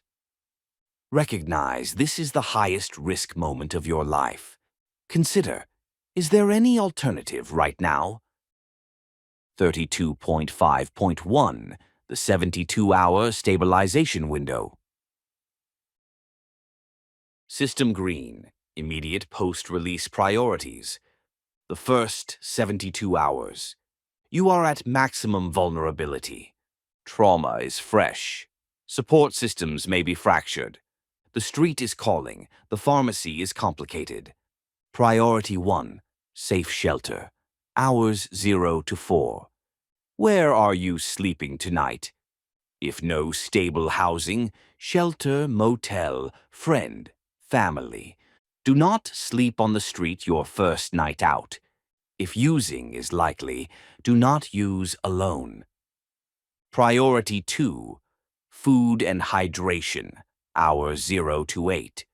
You may not have eaten properly for days. Dehydration from incarceration is common. Eat something. Drink water/electrolytes. Basic physiology first. Priority 3. Medication continuity, hours 0 to 24. If you were given medications in custody, do you have a prescription to continue? Do you have the medication itself? When does it run out? If you need MAT, Suboxone, Methadone, contact clinic immediately. Same-day intake may be possible. This is priority. Don't let it lapse. Priority 4. Contact support, hours 0 to 24. Call your emergency contact. Let someone know you're out. If you have a sponsor/counselor, check in. Don't isolate.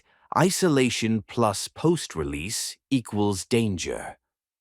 Priority 5. Avoid triggers, hours 0 to 72. Do not go back to old using locations immediately. Do not contact dealer just to check in. Do not be alone in trigger environments. This is not forever. This is 72 hours. White knuckle through the highest risk window. Hours post-release. Risk level. Priorities. Key danger. 0 to 4 hours. Extreme. Safe shelter, food, contact support. Immediate return to use at old dose. 4 to 24 hours. Very high. Medication continuity. Avoid isolation. Use alone. Tolerance miscalculation. 24 to 72 hours. High. Stabilize basics. Avoid triggers. Trigger exposure. Despair-driven use. Days 3 to 7. Elevated. Establish routine. Ongoing support. Falling through system cracks. Week 2. Still elevated. Continue vigilance, build structure. Feeling fine leads to complacency, leads to use. Section 32.6. Key takeaways. System green. Protocol. 32. Key takeaways. 1. Forced migration is a stacked system failure. Biological crash, withdrawal in custody. Administrative indifference, under treatment. Psychological assault, dehumanization. Legal entanglement, charges plus crisis. All happening simultaneously. 2. Alcohol/benzo withdrawal can kill. Unlike opioids, GABA withdrawal causes seizures, DTs, death. Jails often undertreat or miss the signs. People die in cells from withdrawal. This is the medical reality. 3. Radical transparency override. Do not hide your dependency at intake. Declare it clearly. I am GABA dependent, seizure risk. Create documentation of your disclosure. Make your survival their liability problem. 4.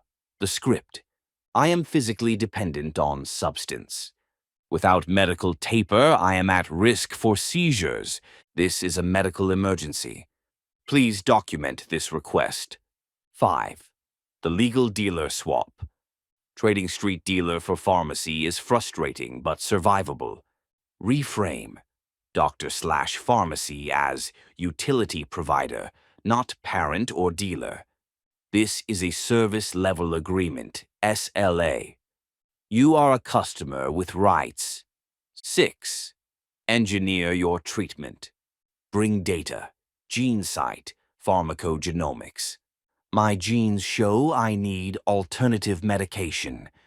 Shift from begging for drugs to engineering solution.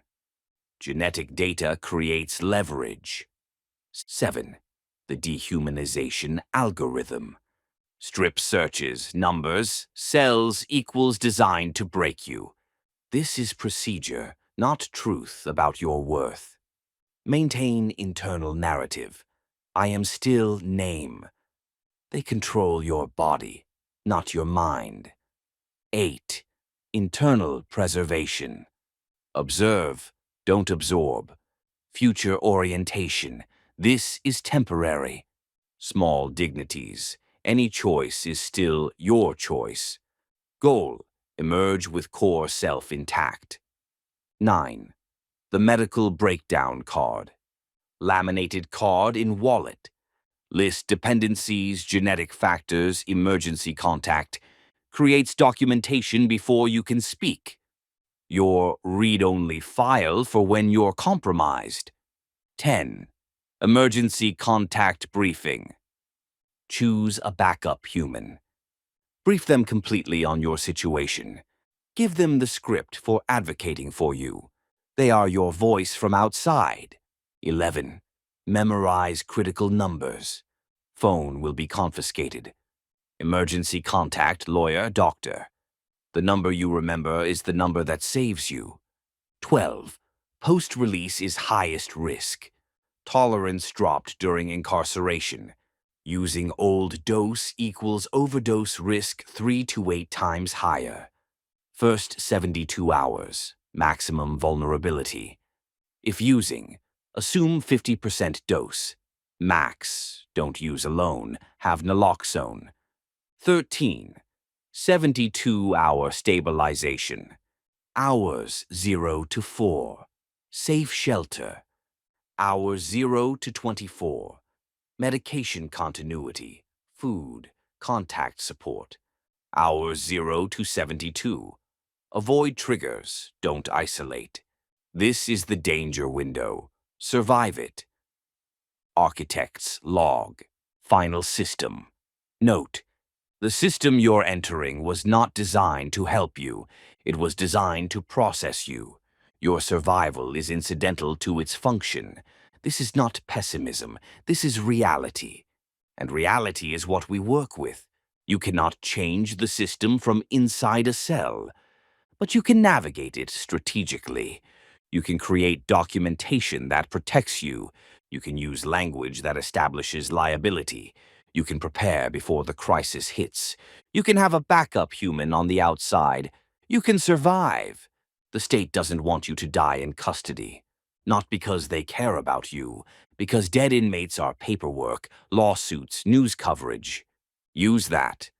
Make your survival their problem. And when you get out, and you will get out, remember, your tolerance is lower. The first 72 hours are the most dangerous of your life. Get through them. You've survived the system before. You've survived things that would break other people. You can survive this migration too. Strategic, prepared, documented. The state machine processes millions. You are not a number. You are a system. And systems can outmaneuver other systems. Prepare the backup file. Brief the emergency contact. Memorize the numbers. And if you're reading this from a cell, you are still your name. This is temporary. There is an after. Survive to reach it. The system architect. End of protocol. 32. The forced migration. Architect's log. Arrest/incarceration survival. Street-to-state transition protocols. See this protocol for full implementation details, clinical rationale, and genotype-specific considerations. Protocol content begins on the following pages. Boundary Architect. Protocol 33. The Boundary Architect. Interacting with civilians without triggering compatibility errors. Respecting system sovereignty in cross-platform communication. Architect's log. You've done the work. You've learned your genotype. You've optimized your stack. You've refactored your language. You've rebuilt your architecture, and you have tools now. Powerful tools. Tools that work. And now you want to share them. With your brother who's clearly struggling. With your friend who's making the same mistakes you made. with your partner who just doesn't understand how much better things could be if they just try this one thing. Stop. This is the compatibility error. Your software was optimized for your hardware. It runs beautifully on your system, but they are not running your system. They have not requested your update. They have not granted you admin privileges. When you attempt to install your patch on a system that has not requested the update, you trigger defensive firewalls. They resist. System conflicts. They resent you. Relationship crashes. They avoid you. And paradoxically, they become less likely to seek help. The most common failure mode in recovery is not relapse. It's becoming the annoying person who can't stop talking about recovery. The person who sees every conversation as an opportunity to help. The person who has replaced their addiction with evangelism. The person who is now addicted to being right. This protocol teaches boundary integrity, how to exist among civilians, non-practitioners, and legacy users, those in other systems, without triggering compatibility errors, how to help without fixing, how to share without preaching, how to witness without rescuing. The goal is not to convert others. The goal is to respect their sovereignty while maintaining your own. Section 33.1, the Golden Rule of Architecture. Why your patch doesn't belong on their system. System Green, the Sovereignty Principle, the Golden Rule. Your software is optimized for your hardware. Do not attempt to install your patch on a system that has not requested the update. Respect the sovereignty of their internal logic, even if you identify it as inefficient. What this means: your recovery tools work for you. They may not work for others. They may not be wanted by others. Unsolicited installation attempts equals violation of sovereignty, their system, their admin rights, their choices. The deeper truth: you learned your tools through your process. The struggle, the failure, the discovery, that was your path. If someone had handed you the answers before you were ready, you would have rejected them. You probably did reject them. Multiple times. Until you were ready. They will be ready when they are ready, not when you decide they should be. The paradox: the more you try to help uninvited, the more you delay their readiness. Your pushing creates their resistance. Your help becomes the obstacle. The best thing you can do for someone not ready: be available when they are ready. And that means not burning the bridge with premature intervention. 33.1.1 User Classification. User Type Definition. Your role: error risk, civilian, never had addiction/recovery experience, peer, not teacher, over-explaining unsolicited education, legacy user, running different recovery system, AA, therapy, etc. Peer, respect their system. System comparison, my way is better. Pre-contemplative, has problem, doesn't see it yet. Witness only, no intervention. Premature confrontation. Contemplative, seeing the problem, not ready to act. Available resource, not pusher. Pushing before they're ready. Active seeker, asking for help, requesting input. Responsive resource, finally appropriate to share, if asked. Fellow practitioner, running similar system to you. Peer exchange, even here, respect their variations. Architect's log, the request protocol. Only share your tools when the other person executes a get/advice request. This means they explicitly ask, what worked for you? Do you have any suggestions? How did you handle this? I'd love to hear your thoughts. These are not get requests. I'm so stressed. This is a status update, not a request. My husband is drinking again. This is venting, not asking. I don't know what to do. This is expression, not inquiry. Silence after sharing a problem. This is processing, not invitation. When in doubt, they're not asking. If you want to offer help, ask permission. I've been through something similar. Would you like to hear what helped me, or would you rather I just listen? This gives them the choice. This respects their sovereignty. This prevents unsolicited patches. Section 33.2, Negative Constraints. What you must not do. 33.2.1, No unsolicited patches. Critical system failure. Constraint. No conversion persuasion. The error. Suggesting your specific tools, gene sight, cold plunge, 12 steps, meditation, supplements this manual when no one asked. The symptoms. If I were you, I would.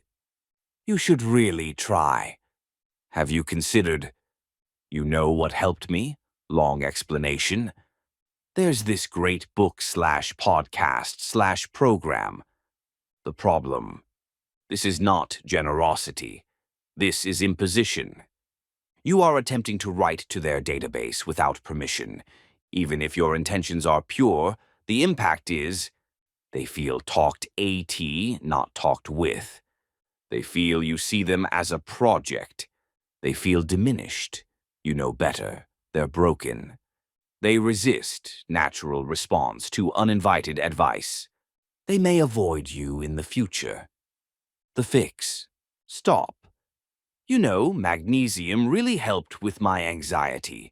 You should try it. Go. I found some things that worked for my anxiety. It's tough dealing with that. Notice the difference. First version. Prescriptive. You should.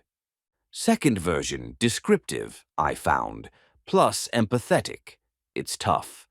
The second version shares your experience without imposing, validates their struggle, leaves door open if they ask, does not install patches without consent.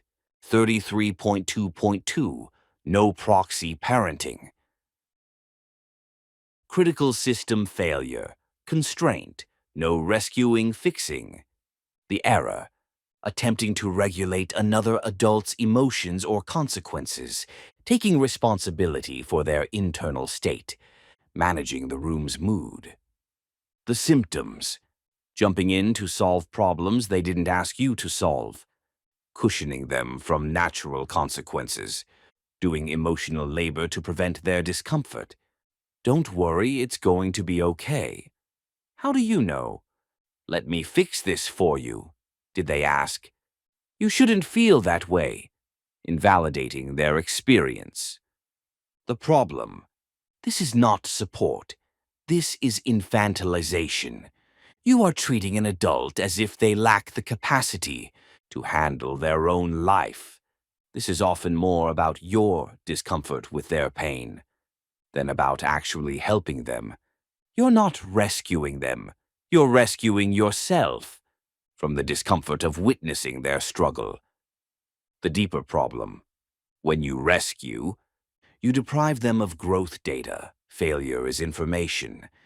You create dependency. They learn to rely on you. You exhaust yourself. You're doing their work. You generate resentment, both directions. You prevent the crash that might have been their turning point. The fix. Stop. Don't worry, it's going to be okay. Let me fix this for you. Go. That sounds incredibly stressful. How are you planning to handle it? The second version. Acknowledges their experience, assumes their competence, asks about their plan, not imposing yours, leaves them in the driver's seat. 33.2.3, No future casting. Critical system failure, constraint, no prophesying doom. The error, using your past failures to predict their future, projecting your timeline onto their experience. The symptoms. I used to be just like you. Just wait until, when you're ready, you'll see. I know exactly where this is going. If you keep doing that, you'll end up, I've seen this story before. The problem. This is not empathy. This is projection. You are mapping your trauma history onto their timeline. You are assuming their path will mirror yours. You are playing prophet, and an unwelcome one. The deeper problem. You may be wrong. Their path may differ. Even if right, they can't hear it yet. Timing matters. It sounds condescending. I know your future better than you. It can become self-fulfilling. They internalize your doom. It centers your story in their moment. The fix. Stop. I used to be just like you. Trust me, if you don't stop now, you'll lose everything. Go. That sounds like a really hard place to be. Or if they ask, I went through something similar. Want me to share what that was like, or are you processing right now? Your story is data, not prophecy. And data is only shared when requested. 33.2.4. No trauma dumping. Critical system failure. Constraint. No oversharing. The error. Using your suffering history as authority or weapon. Making the conversation about your trauma when they need space for theirs. The symptoms. Sharing graphic details of past use/abuse unprompted. You think that's bad? Let me tell you about using your pain to one-up or minimize theirs. Detailed war stories that weren't requested, making their crisis about your credentials. The problem. Your history is a reference library, not a billboard. It exists to inform your perspective and to share if relevant. It does not exist to establish authority. I've been through worse, so silence them. Your problems are nothing compared to redirect attention. Now we're talking about you. Gain sympathy. They came to talk about their problem. The distinction. Drama equals graphic details, emotional intensity, centering your experience. Data equals lessons learned, applicable insights, context when requested. The fix. Stop. I remember when I was detoxing, I was vomiting blood and shaking so bad I thought I was dying and my family abandoned me and for 20 minutes. Go. I've been through withdrawal. It's brutal. What kind of support do you have right now? Share data. I've been through it. Without drama. Detailed narrative.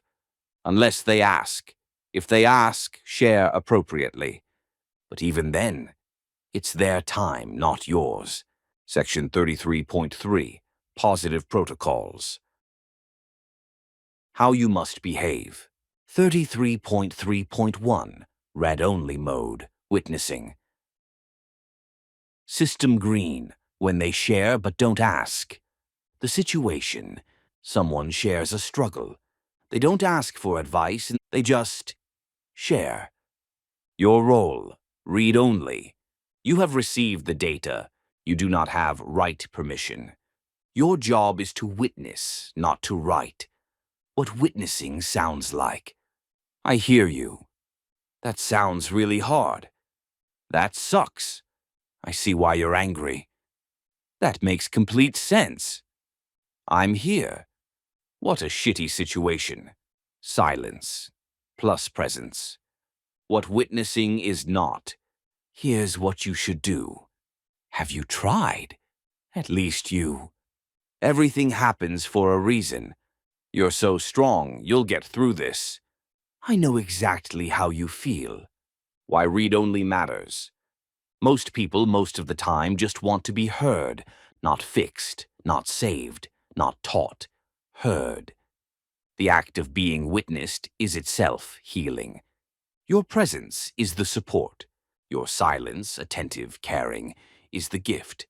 Adding advice when they want witnessing is like playing music when they want silence, turning on lights when they want dark, talking when they're trying to sleep, wrong channel, wrong mode, compatibility error. 33.3.2, the sovereignty check. System green, respecting their admin rights. The check. Before speaking, ask yourself, does this person have the admin rights to make their own mistakes? The answer is always yes.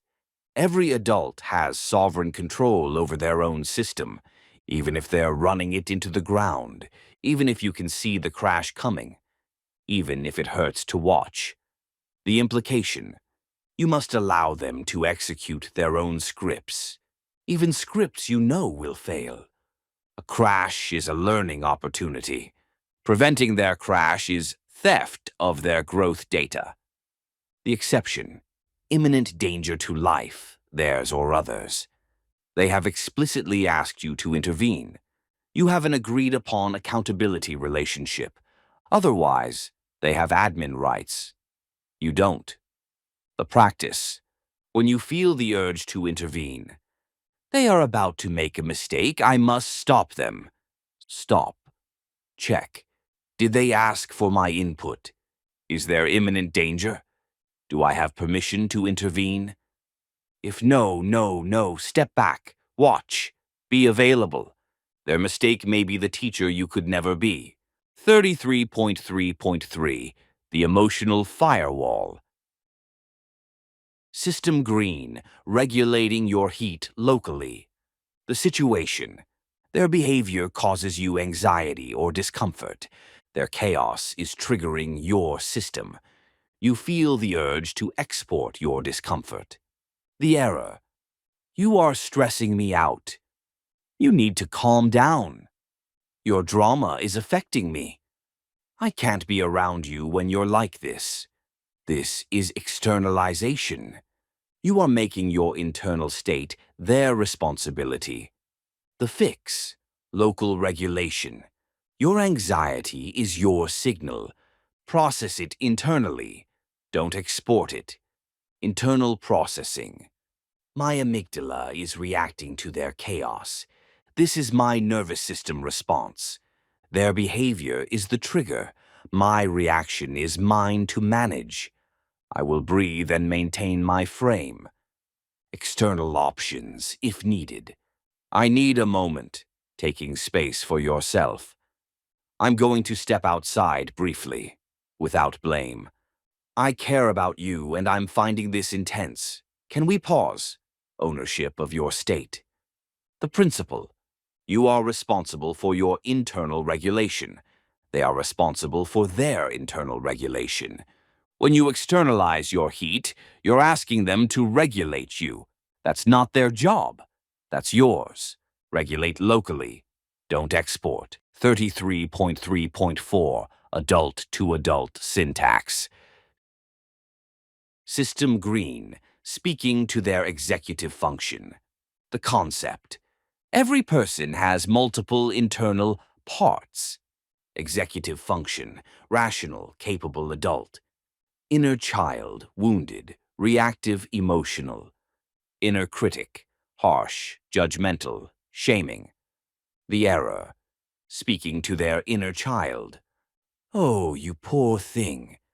It's okay, sweetie, don't worry. There, it's not your fault. This activates their inner child. It puts them in a regressed, dependent state. It positions you as parent, them as child. The fix: speak to their executive function. Assume they are capable, resilient, the expert on their own life, able to handle the truth, worthy of direct, respectful communication.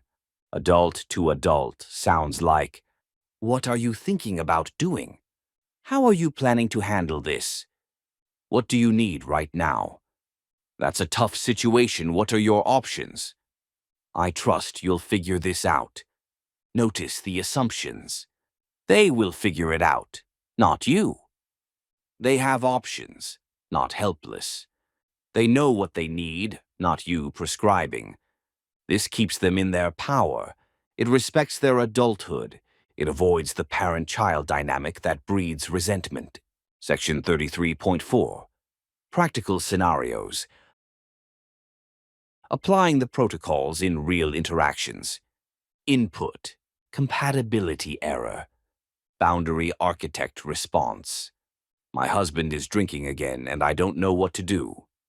You need to go to Al-Anon immediately. I went through this, and if you don't set boundaries, he'll destroy you. That is an incredibly heavy weight to carry. I'm listening if you want to vent, or I can share resources if you're looking for options. I don't believe in all that genetic testing stuff. I just need to toughen up. Actually, science shows that COMT variants are real, and you're hurting yourself by ignoring the data. I respect that. Everyone has a different framework for their health. What does toughening up look like for you? I've been so stressed lately. I've been drinking more than usual. You should really cut back. Here's what worked for me. Have you tried meditation? That sounds exhausting. Stress has a way of pushing us toward whatever gives quick relief. How are you feeling about it? I know I should quit, but I'm not ready yet. The sooner you start, the better. I waited too long and almost died. I hear you. Knowing and being ready are different things. What would ready look like for you? My therapist doesn't really get it. She just tells me to journal. You should find a new therapist. Let me give you some names. That's frustrating. Feeling unheard by someone who's supposed to help. Have you told her that? You seem really different lately. What changed? I've been doing this whole recovery protocol with genetics and supplements and cold plunges, and it's amazing. Let me tell you all about it. I've been working on some stuff for my health. I'm feeling better. Want me to share, or were you just checking in? 33.4.1. The Permission Bridge. System Green. How to offer without imposing. The situation. You want to help. You have relevant experience, but they haven't explicitly asked. The Permission Bridge. Instead of imposing or staying silent, build a bridge. Option A. Disclose, then ask. I've been through something similar. Pause. Let them respond. Would you like to hear what helped me, or would you rather I just listen? Option B. Offer resources, not advice. There are some resources out there for this kind of thing. Pause. Happy to share if you're ever interested. No pressure.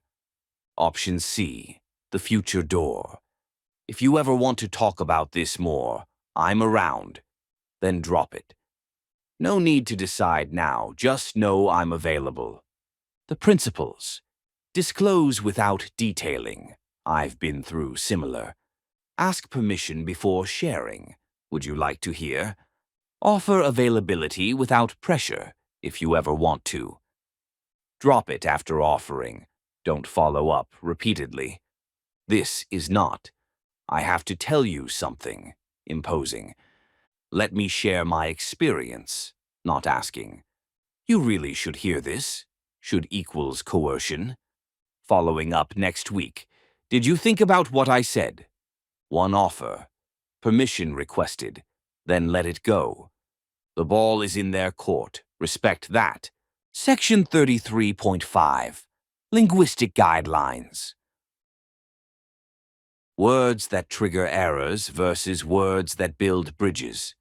Critical system failure. Forbidden vocabulary. Unless in specific clinical context, avoid identity labels.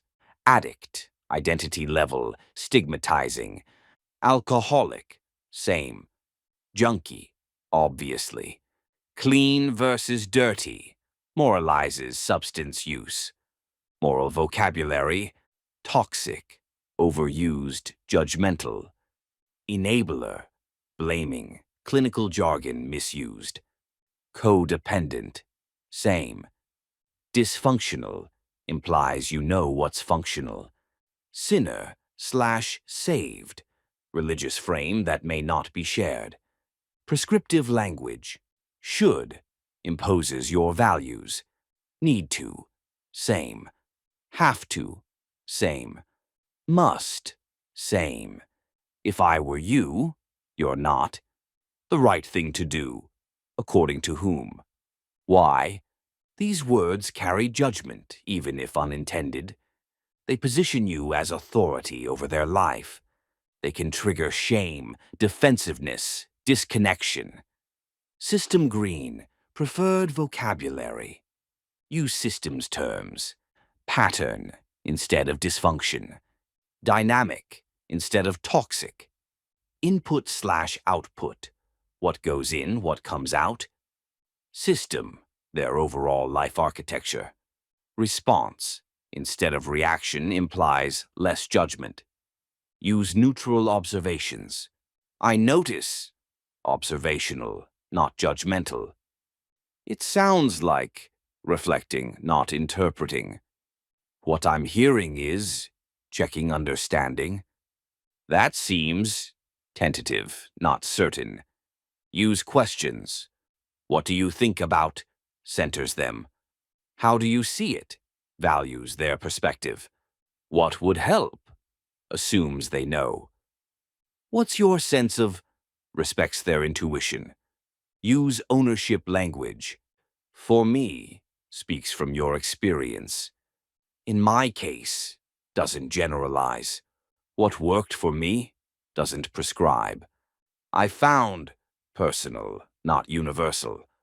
The goal, neutral, observational, systems-based language that respects their autonomy and doesn't impose judgment. Error language, boundary architect language, why it's better. You're being toxic. This dynamic seems to be causing some friction. Describes without labeling. You need to go to rehab. What kind of support are you considering? Questions, doesn't prescribe. You should try what I did. I found some things that helped me. Shares without imposing. You're enabling him. How do you feel about the role you're playing? Prompts reflection without judgment. That's dysfunctional. That pattern seems to be creating some challenges. Neutral observation. You're an addict. It sounds like there's a pattern with substances. Describes behavior, not identity. Section 33.6. The success metric. How to know if you got it right. System green. The measure of success. The wrong metrics. Did I help them see the light? Did they take my advice? Did they agree with me? Did they start the program I recommended? Did I share all my wisdom? These are conversion metrics. They measure whether you successfully imposed your framework. The right metric. Did they feel heard and respected? Not taught, not saved, not fixed, not converted. Heard, respected. Signs of success. They keep talking. They feel safe with you. They share more deeply. They trust you. They seem lighter. They've been witnessed. They thank you for listening, not for advice. They come back to you later, relationship intact. They might ask for more when they're ready. Signs of failure. They shut down. They felt judged. They get defensive. They felt pushed. They change the subject. They want it out. They avoid you later. You became unsafe. They never bring it up again. Bridge burned. The ultimate success. They feel exactly the same amount of freedom to ignore you as they did before the conversation. You didn't create obligation. You didn't create guilt. You didn't create dependency. You were simply present. And if they ever do want your input, they know you're safe to ask. That's the long game. Section 33.7. Key takeaways. System green. Protocol. 33. Key takeaways. 1. The golden rule of architecture. Your software is optimized for your hardware. Do not install patches on systems that didn't request them. Respect sovereignty even if you identify their logic as inefficient. Their system, their admin rights, their choices. 2. 4 negative constraints. No unsolicited patches, advice when not asked. No proxy parenting, fixing/rescuing. No future casting, projecting your timeline on them. No trauma dumping, oversharing your history. 3. Read-only mode. When they share but don't ask, witness. I hear you. That sounds hard. I'm here. Most people want to be heard, not fixed. Your presence is the support. 4. The sovereignty check. Do they have admin rights to make their own mistakes? Yes. Allow them to execute their own scripts. A crash is learning data. Preventing it is theft. Exception only. Imminent danger or explicit permission. 5. Emotional firewall. Their chaos triggers your nervous system.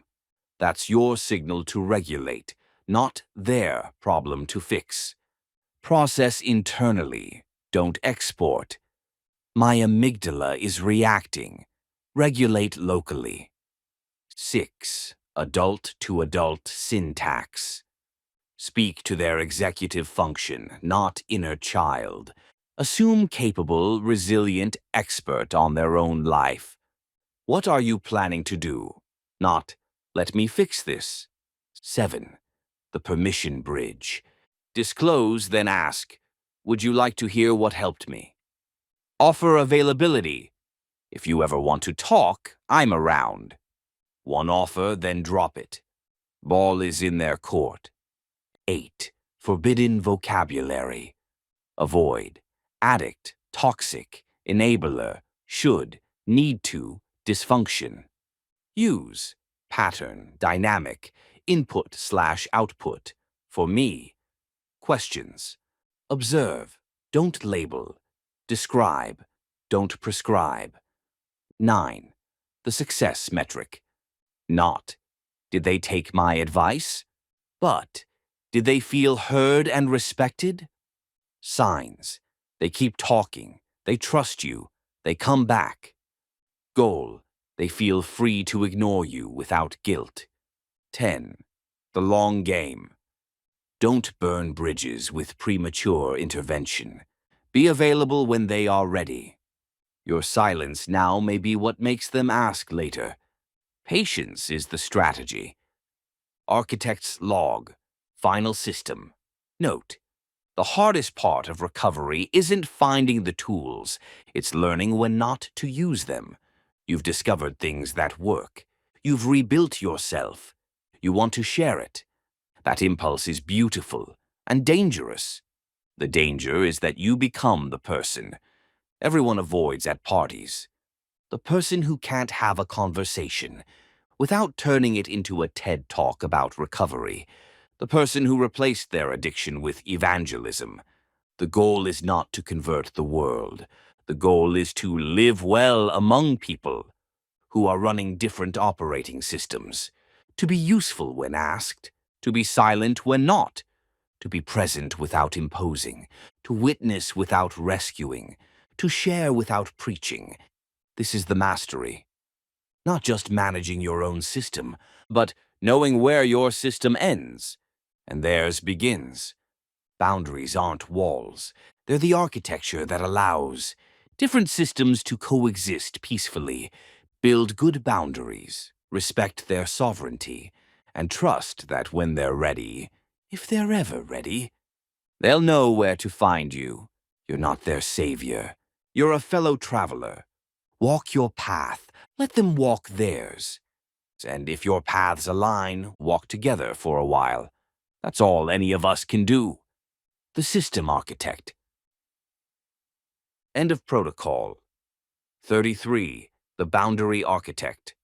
Architect's log. civilian interaction, compatibility errors, sovereignty protocols. See this protocol for full implementation details, clinical rationale, and genotype-specific considerations. Protocol content begins on the following pages. Cognitive stabilization. Protocol 34. Cognitive stabilization. Managing intrusive thoughts during neural reconstruction. Understanding system noise versus command signals. Architect's log. You're lying in bed at 3 a.m. and your brain says, "What if you hurt someone you love?" Or you're walking through the kitchen and your brain says, "You could just grab that knife and..." Or you're driving and your brain says, "You could just turn the wheel into oncoming traffic." Or you're 2 weeks clean and your brain says, "You know exactly where to get it. Right now, go." And you're terrified, not because you want to do these things, but because your brain generated them, unbidden, vivid, intrusive, and you think, "Am I evil? Am I losing my mind? Am I a danger to myself or others? Is this the real me finally surfacing?" Stop. I need you to understand something critical. A thought is a biological event, not a moral event. The thought you just had was voltage, neurons firing, electrochemical signal. It was not a command. It was not a desire. It was not your true self revealing something hidden. It was system noise. During neural reconstruction, which is what early recovery is, your brain is rebooting. It's defragmenting. It's running diagnostics. And during this process, it generates artifacts. Random, disturbing, frightening, meaningless. Like a computer flashing garbled files during a reboot. Like a TV showing static between channels. Like a radio picking up interference. The thought is not you. The thought is your system under repair, generating noise. This protocol will explain why this happens and teach you to contain the signal without fighting it, which makes it worse, and without obeying it, which it doesn't deserve. You are not crazy. You are not evil. You are rebooting. Let's stabilize the system. Section 34.1, the artifact reframing. Understanding what intrusive thoughts actually are. 34.1.1, the core distinction. System green, thoughts are not desires. The critical reframe, an intrusive thought is not a desire. It is not evidence of who you are. It is not a command you must obey or resist. It is a prediction error, a system artifact. Noise in a system under reconstruction. The nature of intrusive thoughts. Intrusive thoughts are automatic, you didn't choose to think them. Ego-dystonic, they conflict with your values. Distressing, you find them disturbing, not appealing. Repetitive, they loop, especially when you fight them. These characteristics tell you something important. If the thought conflicts with your values, if you find it disturbing rather than appealing, if you didn't choose to think it, it is not you. It is your prediction engine misfiring. It is cached data surfacing randomly. It is the system testing scenarios without your consent. The fundamental rule: a thought is a biological event, voltage, not a moral event, sin. Voltage happens, neurons fire, signals propagate. This is biology, not character. You are not responsible for the signals your brain generates. You are responsible for what you do with them, and doing nothing with them is a valid, often optimal, choice. 34.1.2, the reboot artifact metaphor. System green. What happens during system defragmentation? The computer metaphor. When a computer reboots or runs disk defragmentation. Random files flash on screen. Partial images appear and disappear. Old, deleted data surfaces momentarily. The system looks chaotic, even broken. But this is the repair process. You don't look at a defragmenting computer and say, "This computer wants to display garbled text. This computer is evil for showing corrupted images." No, you understand. The system is reorganizing. Random artifacts are surfacing and being processed. This is normal. This is repair. Your brain is doing the same thing. During withdrawal and early recovery, neural pathways are being reorganized. Old cached data is surfacing for processing. The prediction engine is recalibrating. Random signals are being generated and tested. The system looks chaotic, even broken. But this is the repair process.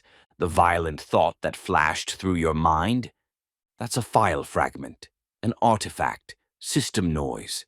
The using thought that appeared unbidden. That's cached data surfacing during defragmentation. The bizarre, disturbing image your brain generated, that's a rendering error, a prediction misfire. None of it is you. All of it is your system under reconstruction, generating artifacts as part of the repair process. Thought type, what it feels like, what it actually is. Appropriate response, violence toward others. I might hurt someone. High voltage aggression artifact. Observe, don't engage, let it pass. Self-harm imagery. What if I jumped, /cut, etc.? Prediction engine testing scenarios. Note it. Don't analyze. Ground yourself. Using /relapse thoughts. I could get high right now. Cached reward pathway data. Acknowledge, don't argue, wait it out. Harm to loved ones. What if I hurt my child/partner? Paradoxical anxiety generation. Recognize the terror as evidence it's not you. Bizarre/disturbing imagery. Why did I think that? Random data surfacing during defrag. Treat as meaningless noise, move on. Looping obsessive thoughts. I can't stop thinking about X. GABA/glutamate imbalance loop. Don't fight it, reduce input, wait for stabilization. Section 34.2, the mechanism of action. Why your brain is generating this noise. 34.2.1, the GABA/glutamate imbalance. Critical system failure. The brakes are cut. The gas is stuck. The neurochemical reality. Your brain has two primary opposing systems. GABA, gamma-aminobutyric acid. The brakes of the nervous system. Inhibitory, slows things down.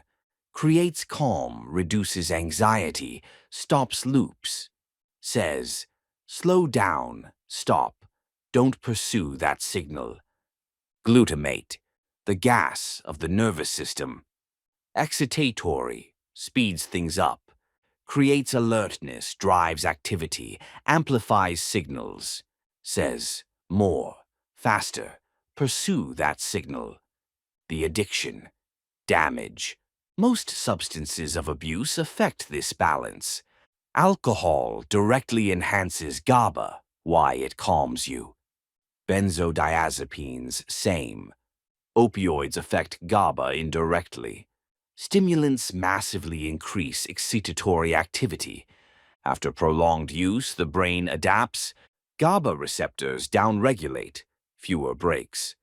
Glutamate system upregulates, more gas. This is tolerance, the brain fighting back. What happens in withdrawal? The substance is removed, but the adaptation remains. Brakes are cut, GABA receptors diminished. Gas is stuck on, glutamate system overactive. Result, runaway excitation. thoughts accelerate, signals amplify, loops form and persist, random firings increase. The system can't stop signals anymore. Everything gets louder, faster, more intense. This is why your thoughts feel loud. This is why they loop. This is why you can't just stop thinking about it. The braking system is impaired. The signal keeps running. 34.2.2, the context-dependent prediction engine. Critical system failure. Why the thoughts are dark. The prediction engine. Your brain is a prediction machine. It constantly generates predictions about what will happen next, what you might need to do, what threats exist, what opportunities exist. It does this by consulting past data. Based on previous experience, what should I predict? The problem: if your past was chaotic, traumatic, dangerous, the prediction engine has dark data. It generates dark predictions. It surfaces violent, chaotic, dangerous scenarios. Because that's what its database contains. If your past included substance use, the prediction engine has reward data. It generates using predictions. It surfaces "you could get high right now" scenarios, because that's what its database contains. The key insight: the prediction engine doesn't distinguish between useful prediction and irrelevant noise. It just generates based on the data it has. Walking through a kitchen plus past exposure to violence equals. Prediction engine generates knife could be weapon. Driving on highway plus past trauma plus current anxiety equals. Prediction engine generates car could crash. 2 weeks clean plus massive reward pathway data for drugs equals. Prediction engine generates drugs available at location. The thoughts are not plans. The thoughts are not desires. The thoughts are predictions based on past data. The prediction engine is running scenarios. It's not telling you what to do. It's telling you what's in its database. 34.2.3, the paradox of suppression. Critical system failure. Why don't think about it makes it worse. The white bear experiment. Classic psychology experiment.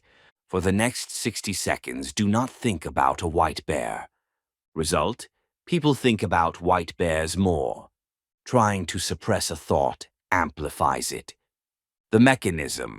To not think about something, you must: 1. Identify what you're not supposed to think about. 2. Monitor your thoughts to check if you're thinking it. 3. Suppress when you detect it. But steps 1 and 2 require thinking about it. You can't monitor for white bear thoughts without activating the concept of white bear. Suppression equals repeated activation equals amplification. The rebound effect. Suppressed thoughts don't disappear. They rebound. The harder you push them down, the harder they push back. The more you fight them, the stronger they become. The more you try to not think, the more you think. This is not weakness. This is neuroscience. The system is not designed for suppression. The implication: do not try to stop thinking the intrusive thought. Do not fight it, argue with it, push it away. This feeds the signal. This amplifies the loop. Instead, different strategy required. See Section 34.3. Section 34.3, Safe Containment Techniques. Managing the signal without amplifying it. Architect's log. The goal is not to stop the thought. The goal is to change your relationship to the thought. You cannot prevent pop-ups from appearing. You can choose not to click on them. You cannot stop the notification. You can choose not to open the app. The thought will arise. Your job is to let it pass through, without engaging, without fighting, without analyzing. like watching a train pass. You don't need to get on the train. You don't need to stop the train. You just watch it pass. The techniques below are not suppression. They are non-engagement. Different thing. Crucial difference. 34.3.1. The Admin Console. Observation Technique. System green. Viewing thoughts as error logs, not commands. The concept. When an intrusive thought arises, you have two options. Option A. Identification. I want to hurt someone. You've become the thought. You've identified with it. It feels like your desire. Terror follows. Option B, observation, admin console. My amygdala is generating a high-voltage aggression signal right now. You've observed the thought. You've identified it as system output. It's data in an error log. You're the admin reading the log, not the error itself. The technique. When intrusive thought arises. 1. Notice it. Don't pretend it didn't happen. 2. Label it. Use technical language. 3. Observe it. Watch it like data. 4. Let it pass. Don't engage further. The labeling script. Instead of, I want to hurt my child. Say, internally, my system is generating a harm prediction artifact. This is paradoxical anxiety. The thought is distressing because I love my child. The terror is evidence of care, not danger. This is noise. I'm logging it and moving on. Instead of, I should just use. Say, internally, my reward pathway is surfacing cached drug data. This is a craving artifact, not a decision. The system is testing old patterns. I'm not clicking on this notification, logging and moving on. The power of technical language. When you describe the thought in technical terms, you create distance between you and the thought. You move from participant to observer. You activate prefrontal cortex, analytical. You deactivate emotional identification. The thought loses its grip. You're reading the error log. You're not the error. 34.3.2. Delayed interpretation. System green. File it for review later. The problem. When intrusive thoughts arise, the instinct is to analyze. Why did I think that? What does this mean about me? Am I actually capable of this? Is this a warning sign? This analysis, while the system is unstable, is unreliable. You're not thinking clearly. Counterproductive. Analysis feeds the loop. Terrifying. You'll reach dark conclusions. Inaccurate. Unstable system equals unreliable output. The technique.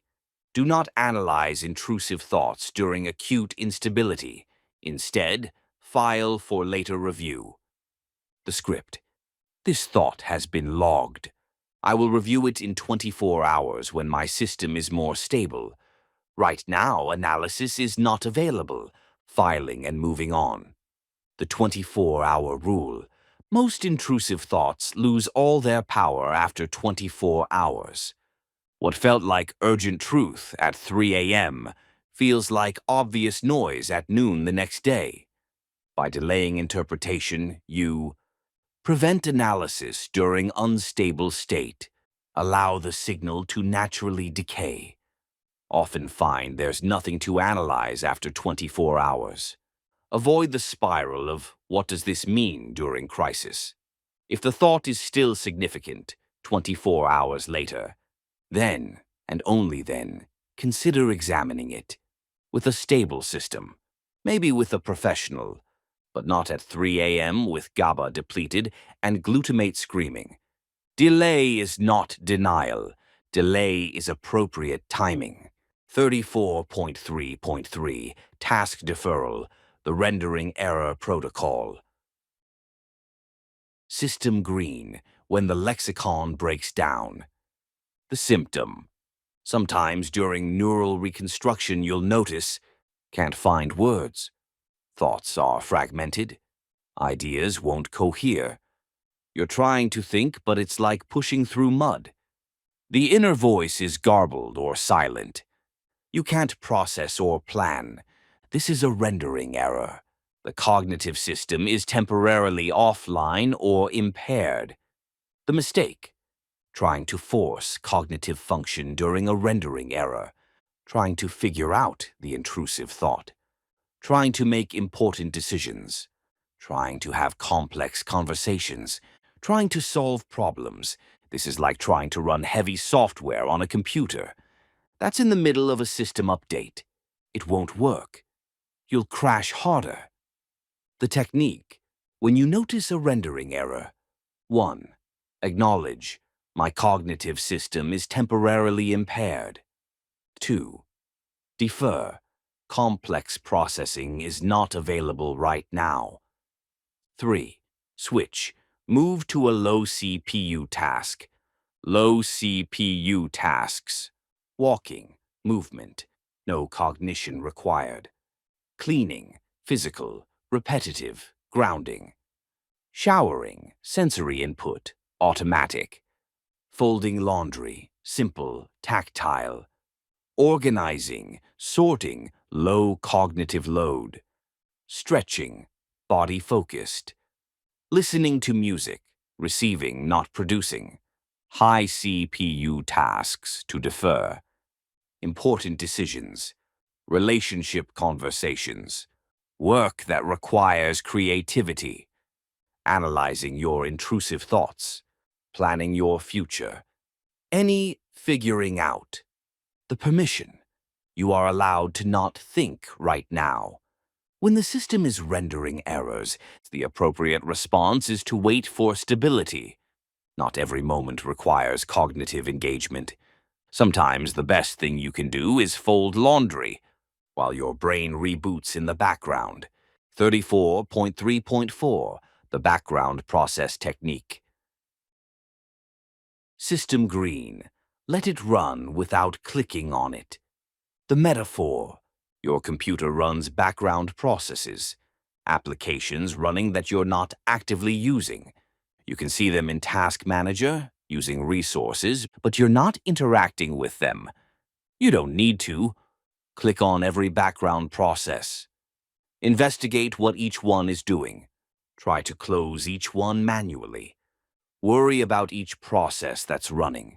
You just let them run in the background. The application. Intrusive thoughts can run as background processes. They're there. You're aware of them. But you don't have to. Click on them. Engage. Analyze. Interact with them. Argue. Debate. Close them manually. Suppress. Fight. Worry about them. They're just processes. The technique. When intrusive thought arises. I notice this process is running. I am choosing not to click on it. It can run in the background. I am returning my attention to the foreground task. The foreground task. Your attention is a resource. You can allocate it. The intrusive thought is demanding attention. You can notice the demand without meeting the demand. The notification is there. I see it. I'm not opening it. I'm continuing with what I was doing. This is not suppression, which would be fighting to close it. This is non-engagement, letting it run without clicking. The difference is crucial. Suppression amplifies. Non-engagement allows decay. Section 34.4, Safety Thresholds. When system noise becomes actionable signal. Critical system failure, distinguishing noise from signal. The critical distinction. Intrusive thought, system, noise. Automatic, unbidden arrival. Ego dystonic, conflicts with your values. Distressing to experience. No plan, just image/idea. You don't want to act on it. Fleeting, though, may recur. Feels foreign, not me. Actionable ideation, signal, accompanied by planning. May feel ego-syntonic, aligned with current state. May bring relief to consider, not distress. Specific plans forming. Urge to act is present. Persistent, not fleeting. Feels like genuine intent. The metaphor. Intrusive thought equals pop-up window. Appears uninvited. You didn't ask for it. You wanted to go away. No intention to click. Annoying, not actionable. Actionable ideation equals locked screen. You can't minimize it. Your attention is stuck on it. Plans are forming. You're considering execution. It's becoming a to-do item.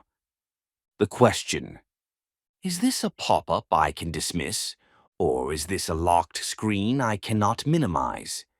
If it's a locked screen, if you cannot look away, if plans are forming, if it's moving from thought to intent, that is a different situation. 34.4.1 When to seek immediate help. Critical system failure, system alert, escalate to professional, seek immediate help if the thought has moved from pop-up to locked screen. You cannot dismiss it. Your attention is captured. It's not passing. You are making plans, not just the thought, but how you would do it, where you would do it, when you would do it. Planning equals different from intrusive thought.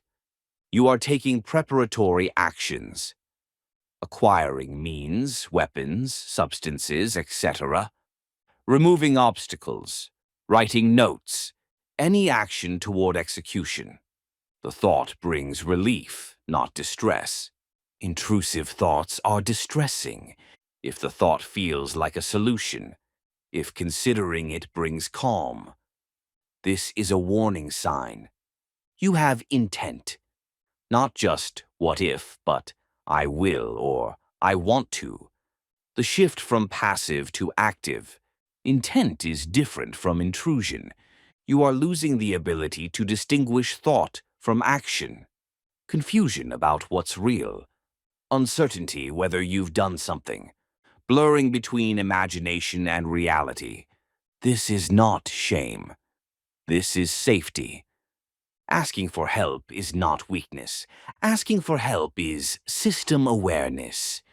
You are recognizing that the signal has escalated beyond what self-management can address. Resources. Crisis Line 988. Suicide and Crisis Lifeline. Emergency Services 911. Crisis Text Line. Text home to 741741. Go to nearest emergency room. Call your therapist/psychiatrist if you have one. Tell a trusted person immediately. There is no shame in escalation. There is only appropriate response to signal strength. Indicator. Intrusive thought, noise. Actionable ideation, signal. Response. Arrival. Unbidden. Automatic. May be sought or welcomed. Noise. Observe. Signal. Escalate. Emotional response. Distressing. Disturbing. Relieving. Calming. If relief, escalate immediately. Planning. None. Just image/idea. Specific how/where/when. If planning, escalate immediately. Action. None. Preparatory steps occurring. If action, escalate immediately. Persistence. Comes and goes. Locked screen, can't dismiss. If locked, escalate. Values alignment. Conflicts. Ego dystonic. May align. Ego syntonic. If aligned, escalate. Intent. What if? I will or I want to. If intent present, escalate. Section 34.5. Daily Stabilization Protocol. supporting the system during reconstruction. System green, reducing system noise through stabilization. The principle: you cannot prevent intrusive thoughts entirely, but you can reduce their frequency and intensity by stabilizing the underlying system. An unstable system generates more noise. A stable system generates less noise. Stabilization targets. 1. Sleep, critical. Sleep deprivation dramatically increases intrusive thoughts. Aim for 7 to 9 hours. Consistent sleep/wake times. No screens 1 hour before bed. Magnesium before bed supports GABA. If insomnia persists, address specifically. 2. Blood sugar stability. Blood sugar crashes trigger anxiety and intrusive thoughts. Eat regular meals, don't skip. Include protein with every meal. Avoid sugar spikes and crashes. Small meals every 3 to 4 hours if needed. 3. Caffeine reduction. Caffeine increases glutamate activity, more gas, less break. Reduce or eliminate during acute phase. If you need caffeine, earlier in day, not afternoon. Consider switching to green tea, L-theanine buffers. 4. GABA support. Support the braking system. Magnesium glycinate, 400 to 600 milligrams daily. L-theanine, 200 milligrams as needed. Taurine, 1 to 2 grams daily. Avoid alcohol, depletes GABA further. 5. Nervous system regulation. Daily practices to support parasympathetic function. Extended exhale breathing, 4 in, 8 out. Cold exposure, brief, controlled. Physical exercise metabolizes stress hormones. Time in nature reduces cortisol. Social co-regulation, safe people, calm presence. 6. Reduce input, load. An overloaded system generates more noise. Limit news/social media. Reduce sensory input when possible. Simplify schedule during acute phase. Say no to non-essential demands. System support. Why it helps. Implementation. Priority. Sleep 7 to 9 hours. Sleep deprivation increases thought intrusion. Consistent times, dark room, magnesium, critical. Blood sugar stability. Crashes trigger anxiety/intrusion. Regular meals, protein, no sugar spikes. High, reduce caffeine. Caffeine increases excitatory activity. Eliminate or reduce, no afternoon caffeine. High, magnesium. Supports GABA, braking system. 400 to 600 milligrams glycinate, evening. High, exercise daily. Metabolizes stress hormones. 30 plus minutes, any form. High, reduce input load. Overload increases noise. Limit news. Simplify schedule. Moderate, breathing practices. Activates parasympathetic. 4 to 8 breathing, several times daily. Moderate, social regulation. Calm presence calms your system. Time with safe, regulated people. Moderate. Section 34.6. Key takeaways. System green. Protocol. 34. Key takeaways. 1. Thoughts are biological events, not moral events.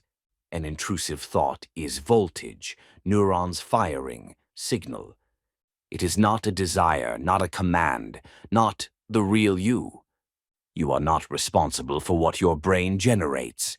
You are responsible for what you do or don't do with it. 2. Intrusive thoughts are system artifacts. Like a computer flashing garbled files during reboot. Your brain is defragmenting during neural reconstruction.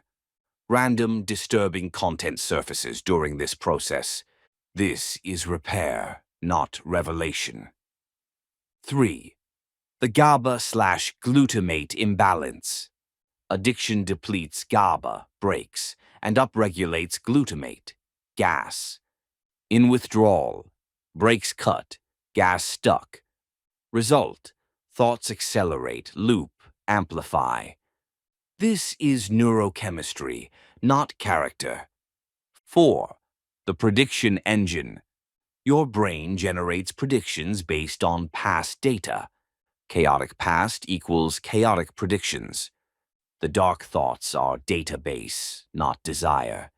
The engine is running scenarios, not giving commands. 5. Suppression amplifies. Trying to not think a thought makes you think it more. The white bear effect is real. Fighting the thought feeds the thought. Different strategy required. Non-engagement. 6. The admin console technique. Observe the thought as system output, not self-identification. My amygdala is generating a high-voltage signal. Technical labeling creates distance. You're reading the error log, not being the error. 7. Delayed interpretation. Do not analyze thoughts while the system is unstable. File for review in 24 hours. Most thoughts lose power with time.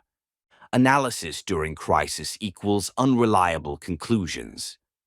8. Task deferral. When cognition is impaired, rendering error, don't force it.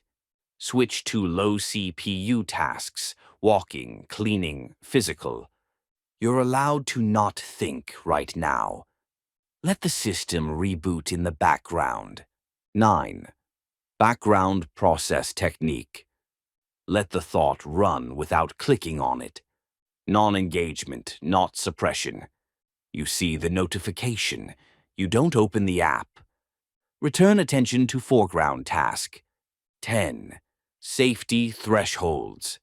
Pop-up, noise, fleeting, distressing, no plan, ego dystonic. Locked screen, signal. Persistent, planning, intent, relief. If it moves from pop-up to locked screen, escalate. Seeking help is system awareness, not weakness. 11. Stabilization reduces noise. Sleep, critical. Deprivation increases intrusion. Blood sugar, stable. Crashes trigger anxiety. Caffeine, reduce. Increases excitatory activity. GABA support. Magnesium, L-theanine. Exercise daily metabolizes stress hormones. Input load, reduce. Overload, increases noise. 12. This will pass. Neural reconstruction is temporary. The system will stabilize. The noise will decrease. You are rebooting, not breaking. The artifacts are proof of repair, not proof of damage. Architect's log. Final system. Note: the thought you had that terrified you. The one that made you wonder if you were evil. The one that made you question your sanity. That thought was voltage. Nothing more. It was your brain, exhausted, depleted, rewiring, generating noise as part of its reconstruction process. It was not a window into your soul. It was not evidence of hidden darkness. It was not a prophecy of what you'll become. It was a file fragment flashing during defrag, static between channels, noise in a system under repair. The fact that it horrified you is the proof. If you wanted to do the thing, it wouldn't be intrusive. If it aligned with your values, it wouldn't disturb you. If it was the real you, you'd feel recognition, not terror. The terror is the evidence of your goodness. The distress is the proof that this conflicts with who you are. The thought arose. You didn't choose it. The thought disturbed you. That's your values speaking. The thought will pass. Everything does. You are not your thoughts. You are not the noise. You are the observer, reading the error log, waiting for the system to stabilize. And it will stabilize day by day, hour by hour. The noise decreases. The artifacts become less frequent. The system finds its new equilibrium. Until then, observe, label, don't click. Let it pass. You're doing this right. You're rebooting, not breaking. And the reboot will complete. The system architect. End of protocol. 34. Cognitive stabilization. Architect's log. Intrusive thought management. PAWS. Cognitive artifacts. Neural reconstruction. See this protocol for full implementation details, clinical rationale, and genotype-specific considerations. Protocol content begins on the following pages. Cross-reference. The full recovery kernel system. Final transmission. 44 core protocols addressing every domain of recovery. 25 Centurion papers providing deep dive expansions. 4 special protocol modules for edge cases and identity work. 2 substance-specific exit guides. The system is modular. The system is cross-referenced. The system serves you, not the other way around. You are not your crash. You are the system that survived it. You are not your diagnosis. You are the architect rebuilding. You are not broken. Your firmware needed updating. Deploy patches as needed. Cross-reference by affliction. Trust the process. Execute the protocols. Your system. Your recovery. The System Architect. End of Volume 2. System Rebuild. The Recovery Kernel. Deploy patches as needed. Your system, your recovery.